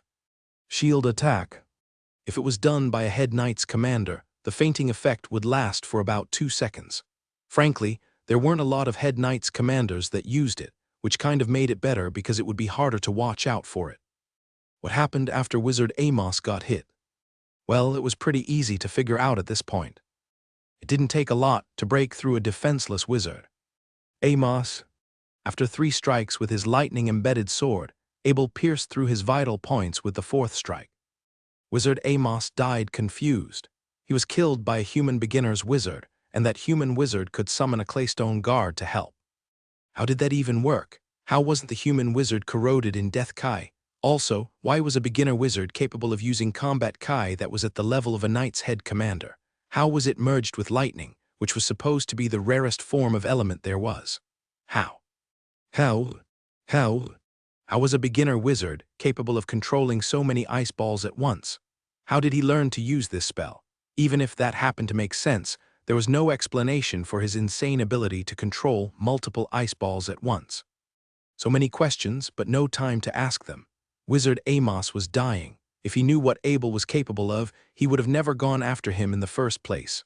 Regret filled his mind as Abel finished him with a last stab to the heart. Abel zoned out a bit when he saw Wizard Amos's corpse. The fight didn't take very long, but it was more than enough for him to understand the true fighting ability of a veteran. Intermediate wizard. Not just any veteran intermediate wizard, though, but a veteran intermediate wizard that had served in Miracle City. Intermediate wizards were supposed to be a piece of cake to Abel. That being said, it took about everything that he got to take down Wizard Amos. That was when he wasn't using his spiritual guardian knight, Johnson, and Flying Flame, but it was still the first time that someone could get so close to him in a serious fight. Wizard Amos was also very cautious. So cautious, in fact, that Abel had to make sure that he never was going to abandon the fight. It actually came very close to that. If Abel wasn't so aggressive with his attacks, Amos would have ran a few minutes ago. To collect any sort of valuable loot from Wizard Amos, Abel scanned his corpse with his power of the will. There were 2 passive defensive magic items that he found. There was also a staff and portal bag that he considered worth taking. Come to think of it, Abel was starting to suspect that Head Commander Donald might have something to do with all this. The man became suspicious the very moment he asked to trade the orc war drum. It was a shame, really. If he was at the orc battlefield, Abel would have gone after him immediately. To remove all evidence, Abel incinerated Wizard Amos's corpse with a fireball. Soon, the man's body became dust that swayed in the air. With all that done, Abel went back to where the armchair was. It turned out he's been pretty lucky. Despite all that fighting back there, the chair was still perfectly fine to sit on. While resting on the chair, Abel scattered his power of the will to his maximum range of 240 meters in radius. It was his new way of securing his own safety. The Mount Wolf King might have a very sharp sense of its surrounding, but it was not good enough to stop an experienced intermediate wizard from getting too close. It was a good change of thought. This was the most dangerous place in all of the Holy Continent, after all. Abel picked up the magic staff he got from Wizard Amos. It was a fire staff that could increase the daily usage of level 5 fireball by 3 times. Amos really should have used it back there, but he was too greedy to go for a one-shot skill. Consecutive fireballs. That was the scariest thing that a magic staff like this could do. Also, out of the several shots that it would shoot out in a row, it would release an especially devastating fireball that's been buffed by 5 levels. The randomness was what set it apart from other magic weapons. It's pretty decent. Abel didn't like this staff a lot, but it was good enough to be traded with other people. Like, for an intermediate wizard like Amos, it was impressive that he had something like this. Next up, Abel decided to open Wizard Amos's portal bag. It was about 5 cubic meters in volume. There was a lot of combat ammunition inside. Spell runes, various types of potions, and a few intermediate spell scrolls. Most of the scrolls were for removing one's own presence. If Abel had to guess, Wizard Amos was probably trying to search for the blood of the beastly god within the Orc Empire. Apart from those things, there were some daily accessories, some magic gemstones, a beginner's mana gathering circle, and a book. He noticed that the book's cover was made with tone engravings that depicted the beastly god, to be specific. As he opened the pages, he realized the content was all written in the Wirgin language. Language that he mastered as early as when Black Wind was born. The book was full of praises of the beastly god. It seemed strange, because the Wirgin language didn't contain a lot of words that were meant for praising. That was unless they were for praising the beastly god, of course, and that's exactly what the book was about. The book's content could be divided into 3 parts: the legend of the beastly god, the way in which he behaved, and how much his followers wished for his return. In other words, this was a book that was meant for spreading the Wirgin gospel. While flipping through the pages, Abel noticed a keyword that was constantly mentioned before: the blood of the beastly god. Abel thought to himself, is this the book that Head Commander Donald traded? The more he read, the more leads he found that were related to the blood of the beastly god. For example, at the northwest corner of the Holy Continent, there was a mountain called Nam Mountain, which was supposed to be the edge of the beastly god Utopia. Every decade, 30 strong orcs were elected to enter Nam Mountain to attend an event hosted by the priests. If the attendant was lucky, there was the chance of obtaining the blood of the beastly god.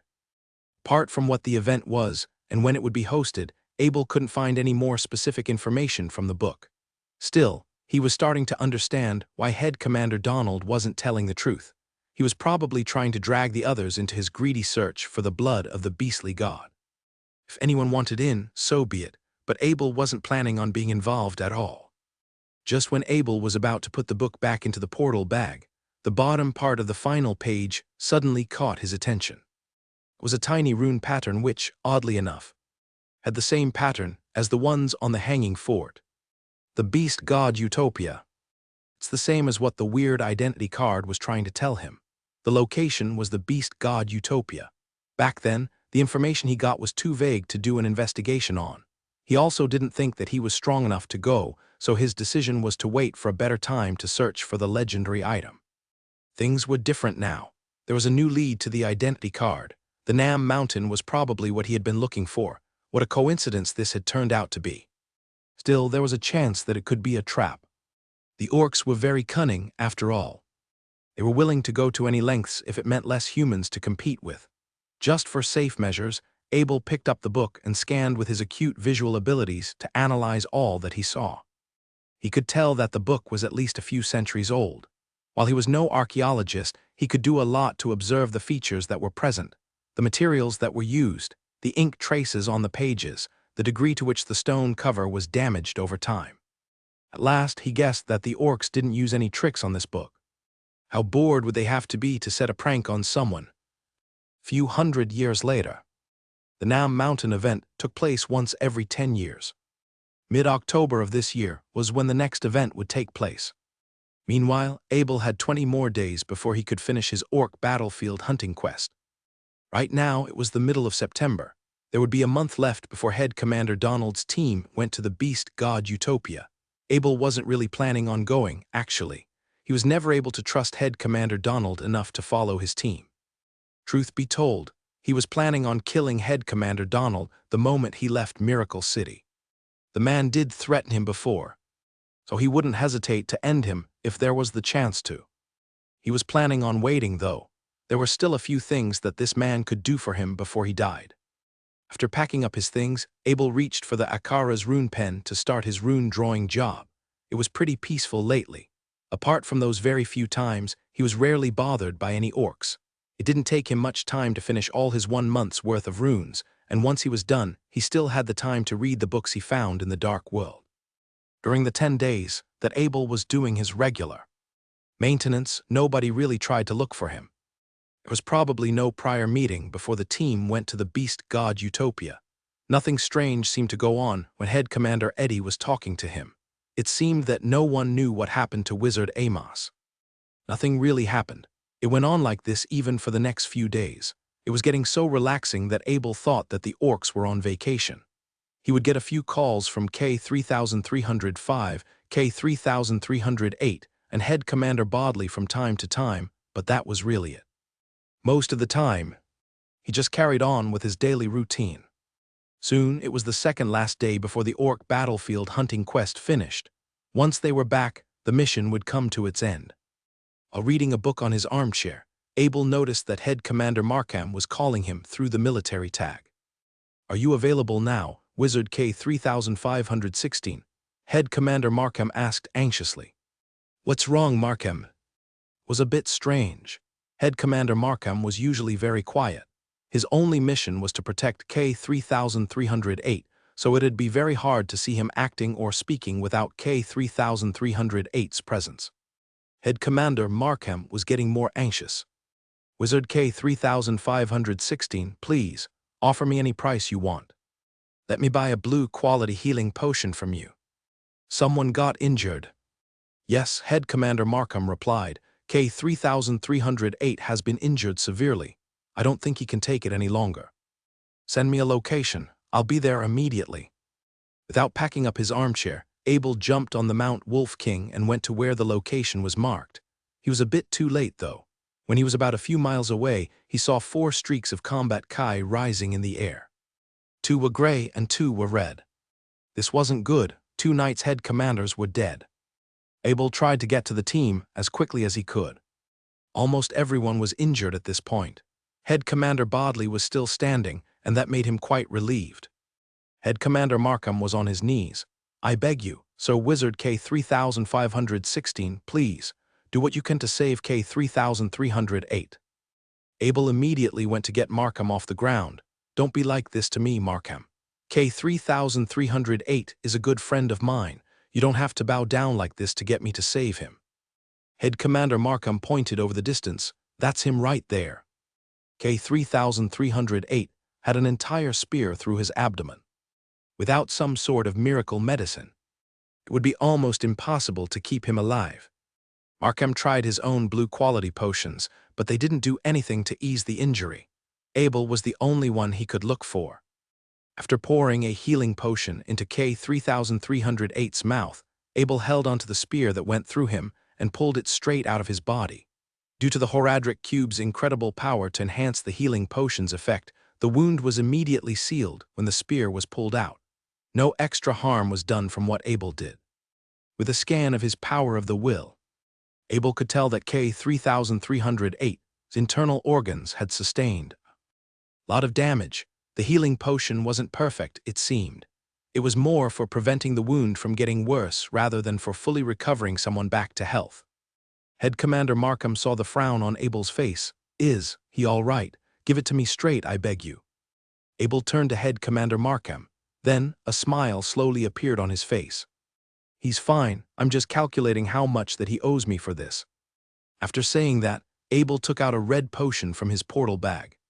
As ordinary as it seemed, it was something that he referred to as the light healing potion. Since he didn't want to use the full recovery potion, this was what he had gone for to save K3308. When the light healing potion was poured into K3308's mouth, all of his wounds were healing up by the seconds. It was that easy. The whole thing took less than 10 seconds. Abel said after he scanned with his power of the will, "We're done. Let's have K3308 with me for the next 2 days. If we go back to Miracle City now, all our efforts these few days would have been for nothing."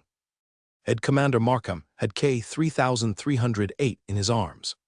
He was checking on his wounds, but they were suddenly all gone. K3308 was still unconscious. It was best if they waited for him to wake up on his own. Tears started streaming down Head Commander Markham's cheeks. How long before he wakes up, Master K3516?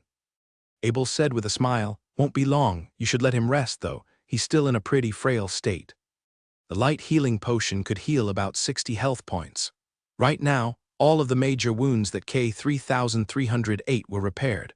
With a bit more rest and replenishment, he would be a lot better than before. Soon, K3308 started moaning and opened his eyes. Head Commander Markham couldn't believe it. "Master." "No, K3308, you're awake." K3308 was back to his normal, talkative personality. Gee, that hurt so much. Why did that virgin decide to stab me 3 times? It would have been fine if he only went for 2. Oh, K3516's here. Hello there, you know, if it wasn't for your passive defensive magic item, I would have had more holes in my body right now. Abel shook his head. Just keep quiet for a bit, K3308. You need a lot of rest right now. Hey Markham, K3308 turned to Head Commander Markham. If I remembered it right, you took a hit for me, didn't you? That's when Abel realized something. There was a giant bandage around Head Commander Markham's waist. He couldn't see what's underneath, but the wound must have been very deep. "Thank you, but it's fine. It's nothing but a small wound." Despite the obviously severe wound on his waist, Head Commander Markham had a wide grin on his face. He was just too happy to see K3308 alive and well. Abel shook his head. "No, no, no. Here, take this blue potion, Markham, take it for me. I don't want to lose a single friend today." Head Commander Markham did take the potion from Abel. He was going to say thanks for it, but at this point, what Abel had done for them was already too much to be expressed with words. There was nothing they could do back that was enough to return the favor. After drinking the blue potion, Head Commander Markham took a long, comfortable stretch with his body. He could feel the wounds on his body being healed up at an extraordinary speed, and again, he couldn't help but sigh at how generous a man Abel was. Abel asked the others, "So what happened here? Why didn't anyone tell me about being attacked?" Well, Head Commander Bodley scratched his head in embarrassment. The orcs were stronger than we thought. They also got us by surprise, so the fight escalated before we could get any help. K3305 was also very ashamed. I think you're hiding too much from a friend there, Bodley. Here, let me tell the story. K3305 coughed a bit before continuing. Okay, so. There's one of you that's surviving all alone on the orc battlefield, and there are 19 of us here, yeah. Yeah, Abel replied. During the entire month, you have never called for any reinforcements. If the 19 of us decided to call you over for some orcs. Abel understood. Oh, I get it, you don't have to say anymore. There's still quite a bit that they didn't talk about. It was actually Head Commander Bodley that declined to have Abel come over. While he never gave a specific explanation for that, it was easy to tell that his attitude towards Abel had changed. As for when, well, ever since he sent Abel the invitation. Abel decided to leave the details for later. Can I borrow you for a while? K3305. K3308 is injured quite badly. I'm going to have him with me before the mission ends. Yes, K3516. Something really bothered K3305. During all this time, Head Commander Bodley had never paid any attention to Abel. He was treating the wounds of the other members. Abel was the one that came to save them, but he never said anything to thank him. So far, K3305 had more trust in Abel than his own team. Abel was a friend, after all. Both of them had already been on a few adventures together. Head Commander Bodley spoke. I'll take care of K3308 with you, so K3516. Sure, Abel nodded. It's been a month since I've seen any orcs around where I was. Should be safe enough over there. Head Commander Eddie was struggling here. There were two options that Head Commander Donald gave him. 1. Persuade Abel to search for the blood of the beastly god with them. 2. Hand the orc war drum to them. Right now, Abel was going to leave them. And it was not like he could just call him to do otherwise. It was also something that Head Commander Eddie heard about. Wizard Amos had gone missing. Whatever happened to him, it had got to do with Abel and the drum. It was the reason why he wasn't sure how to face Abel now. He was the one who's invited him over to this whole thing after all. Abel went to talk to Head Commander Eddie. Sir, K3308 has been injured. I have to bring him with me at all times. It's for his treatment. Oh, yeah, okay. Take care of him, K3516. I'll be leaving now, Abel bowed. Actually, wait a bit. K3516, Head Commander suddenly called out. Then spoke in a quieter voice, can we talk somewhere quiet? After Abel gave his consent, the two went somewhere quiet. Head Commander Eddie spoke in hesitation. The drum, K3516. Donald wants me to trade with you for it. He said it's crucial for our quest to obtain the blood of the beastly god. An extra century to hit a level higher than a knight's head commander. Head Commander Eddie might be a pretty mellow man, but he did have his own wishes with the blood of the beastly god. Of course, he didn't think that Abel would just accept the bargain. Head Commander Donald. Right, Donald, Abel repeated the name. He should have given up when he realized what happened to Wizard Amos. Sweat started flowing down Head Commander's cheeks. What happened to Wizard Amos? A staff appeared in Abel's hand. You're asking about Amos. It's not like I want to talk about it, but oh well. I need to know K3516. He used a very special way to tell me to hand the war drum and the map over. You know what I did? I was standing right here, sir, and I made sure he would never leave the orc battlefield ever again. Head Commander Eddie's heart started beating very fast. He recognized the staff Abel was holding. He realized how stupid Donald and Amos were for messing with Abel. Most importantly, he was starting to get a sense of how strong Abel really was. Head Commander Eddie had a lot of ideas about who K3516 could be. Of course, Abel had always been on his list, but Abel was just too much of a prominent figure. Abel's the legendary man that was notorious for killing several advanced wizards. He wasn't an advanced wizard himself, but everyone recognized him as such. There was no way that he would be allowed at the Miracle City. Head Commander Eddie was kneeling to Abel. I did not know what happened, K3516. Abel went to get him up off the ground. I knew that, of course. If you did know about it, it wouldn't make sense for you to come here alone with me. Still, Abel said in a calm but murderous tone, "I need you to tell Head Commander Donald something, sir. For what he's done to me, he has to die." Head Commander Eddie didn't know how to change Abel's mind. Donald was a friend of his, but more importantly, he was the key to get to the blood of the beastly god. Abel was not up for any sort of negotiation, it seemed. The staff Abel had belonged to Wizard Amos. All this time, Head Commander Eddie had thought of him as a master archer, but now, it seemed that the man had a lot more up his sleeves. The armchair was still there when Abel, K3308, K3305, Markham, and Bodley went to the top of the slope. Abel didn't know why, but he thought that it was pretty funny. Abel said with a smile, "Hey K3308, that chair belongs to you now." K3308 was still a bit pale. "Such pleasure. It would have been better if I had a cup of juice, though." Sure. Abel took out a cup of chilled water spirit fruit juice from his portal bracelet. "Here, take this. It's good for you." "Wow, I was just kidding about the juice, brother, thanks." K3308 kind of just snatched the juice from Abel's hand. Most people would have made fun of him for this. But he was an injured man. Right now, Head Commander Markham and Head Commander Bodley were watching everything around them.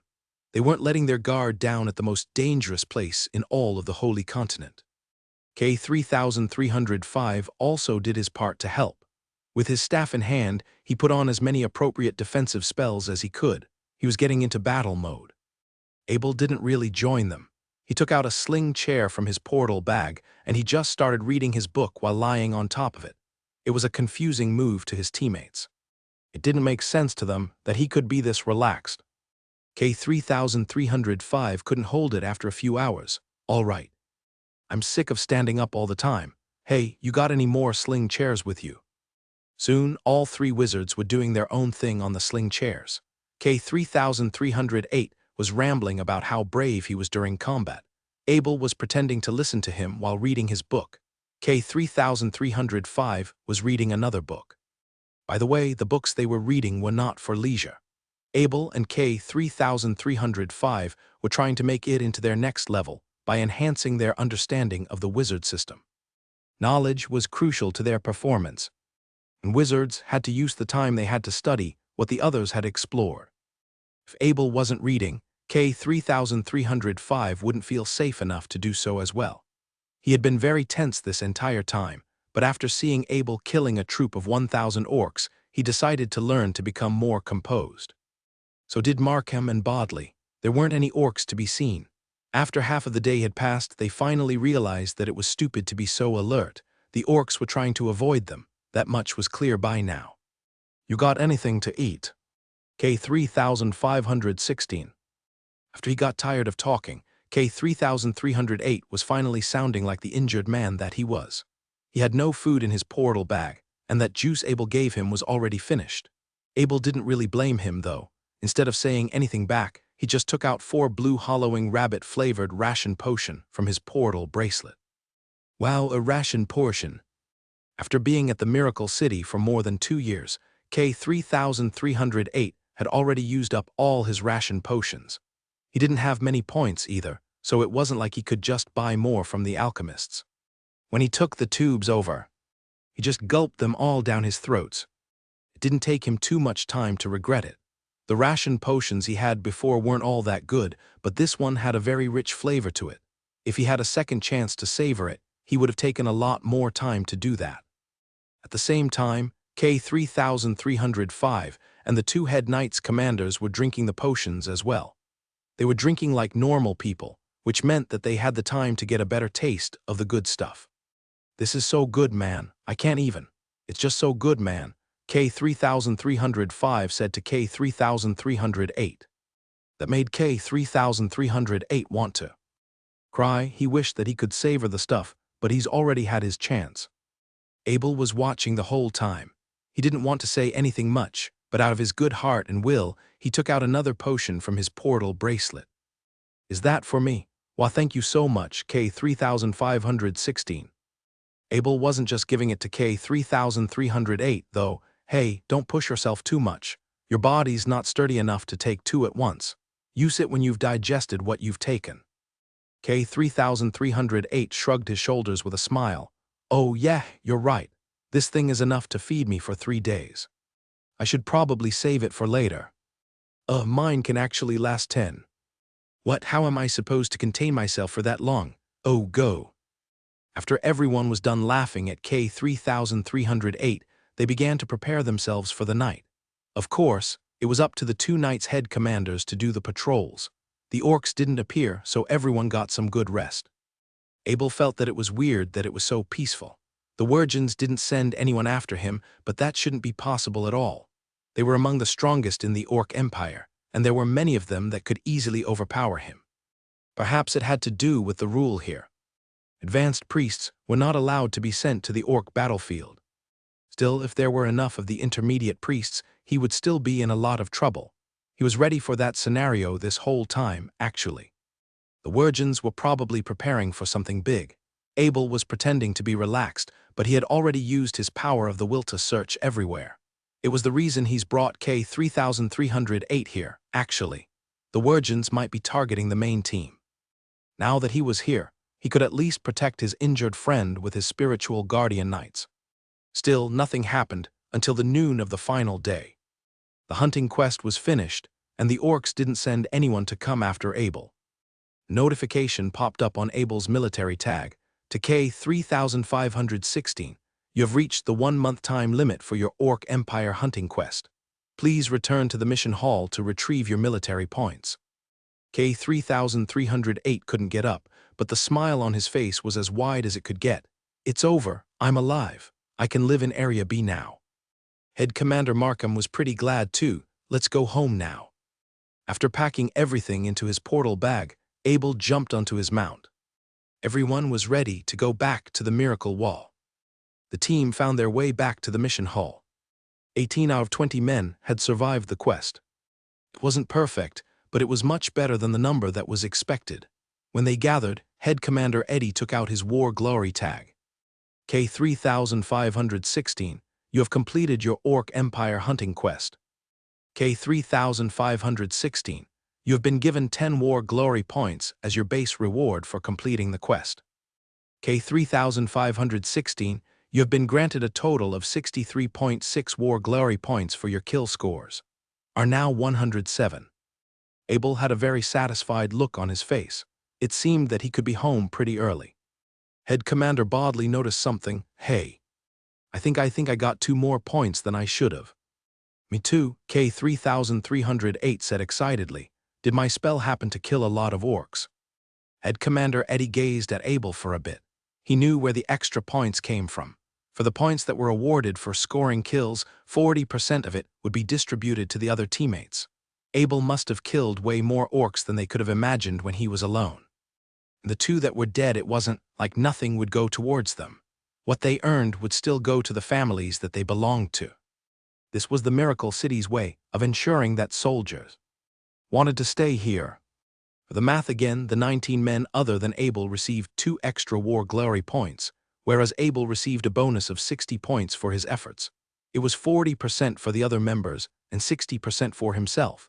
If Head Commander Eddie weren't on bad terms with him, he would have gone ahead and asked him what happened. Speaking of which, Head Commander Donald had just made a very dangerous enemy for himself. Abel was a beginner wizard, but he was probably the strongest person ever at the Miracle City. Head Commander Eddie was starting to have second thoughts. He wished that he had spent more time with Abel during the mission. The blood of the beastly god was all that he was focused on, and he really missed a chance of a lifetime back then. So how many orcs did you actually kill? That question came from K3308. It was always him that's asking the inappropriate questions, but this time, everyone was just as curious as him. Abel replied as everyone stared at him, I don't know actually, a lot. As far as Abel remembered, the only one he killed with his hands was the gray-hooded priest. The other intermediate priests was still alive when he was trying to leave the trap. Still, he wasn't there to see it, but he figured that his blue quality poison did manage to kill a lot of his enemies. Head Commander Markham tried to be sensible. You don't have to answer if you don't want to, K3516. And you, K3308. Stop bothering him and get some rest. But K3308 said innocently, "Ah, fine, let me just return the things I've borrowed." As he said that, K3308 returned the passive defensive magic item he borrowed from Abel. He didn't say thanks explicitly, but everyone knew how grateful he really was. K3305 also returned the two items he borrowed. "Here's the stuff you lent me. Can I be honest with you, K3516? I don't think I can ever come back here without these." K3308 nodded. "True, true. You know, without K3516 with us, I would have never gone on an insane mission like this." It was a bit of a rude remark, but no one really talked back to K3308. After all, Abel was the one who saved the day. Even the knights couldn't say otherwise. While it was their responsibility to take care of all the wizards, it was actually Abel that helped them guarantee a lot of the members' safety. After Abel parted ways with the others, he decided to make his stop at the rune pattern retrieval point first. He was going to make his final stop there. It'd be the last time he was going to draw runes for that place. His next stop would be Nam Mountain. Of course, he was not interested in the blood of the beastly god. What he was after was the origin of his unique identity card. He wanted to make sure that it was related to the ancient ruins. K3516, you have completed your rune drawing mission. K3516, you have been given 10 points for completing the mission. K3516, you now have a total of 117 War Glory points. After doing a bit of math, Abel figured out that he got a total of 600 crystal cores for doing this mission. He wasn't really planning on making runes with them, because they were all for low tiers, but it'd be very useful for his future commercial activity. Next, he went to the weapon warehouse to return the repaired weapons. K3516, you have completed your weapon maintenance mission. K3516, you have been given 10 War Glory points for completing your mission. K3516, you now have a total of 127 War Glory points. At the end of the day, Abel had 127 War Glory points in total. He was now officially recognized as someone worthy. Once he was home, he could use this record to apply to become an E-Knot that he was that interested. Right now, his status was too high to be improved with War Glory services. He was also a wizard and a Grandmaster blacksmith, so it'd be impossible for the Wizard Union to allow him to be further involved with the nobleman class. With that being said, he could be granted a very bountiful piece of land. For what he's done to protect mankind's border, Abel would have ownership over the richest terrain within Harvest City. There weren't any mines there, but the farming he could do there could last for thousands and thousands of years. When Abel returned to Area A, 2 red-cloaked wizards were waiting for him at the door. A red-cloaked intermediate wizard said with a cocky tone, "K3516. You are now under suspicion for having killed a human wizard. I will have to ask you to come with us and cooperate with our investigation." Classic intimidation move. These two came under Head Commander Donald. With Donald's support, they decided that it was safe enough to do this. Supposedly, as long as they could trick Abel into going to the Justice Department, it'd be very easy to threaten him to hand over the 2 items Head Commander Donald was after. "And who are you?" Abel said with a gloomy look. "He's already reported to the wizard Amos to the Miracle Spirit. Whatever these two were doing, it wasn't legal." One of the wizards started yelling at Abel, "You're trying to be funny with that question. Look closely, we are wizarding law enforcers. Just shut your mouth and come to the Justice Department with us."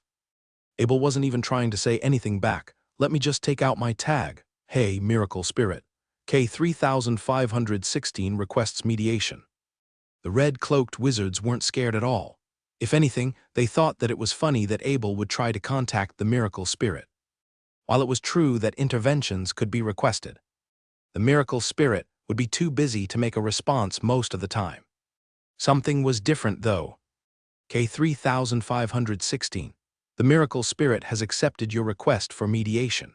If there are any wizard law enforcers harassing you illegally, they will be instantly dispatched from their posts and have 50 War Glory points taken away from them.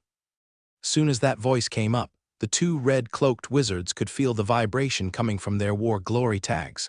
They didn't even have to look to know what it was. They were really starting to regret coming here. whoever this K-3516 was. He was a VIP member of this city. There went their entire life's effort. While it wasn't hard to earn back the 50 points within a year, they dedicated way too much to become wizard law enforcers. If they knew this would happen, they would never have tried to become friends with Head Commander Donald. Damn you, Donald, you ruined us. As for Abel, he didn't even care. He just went home while the two wizards screamed and howled outside.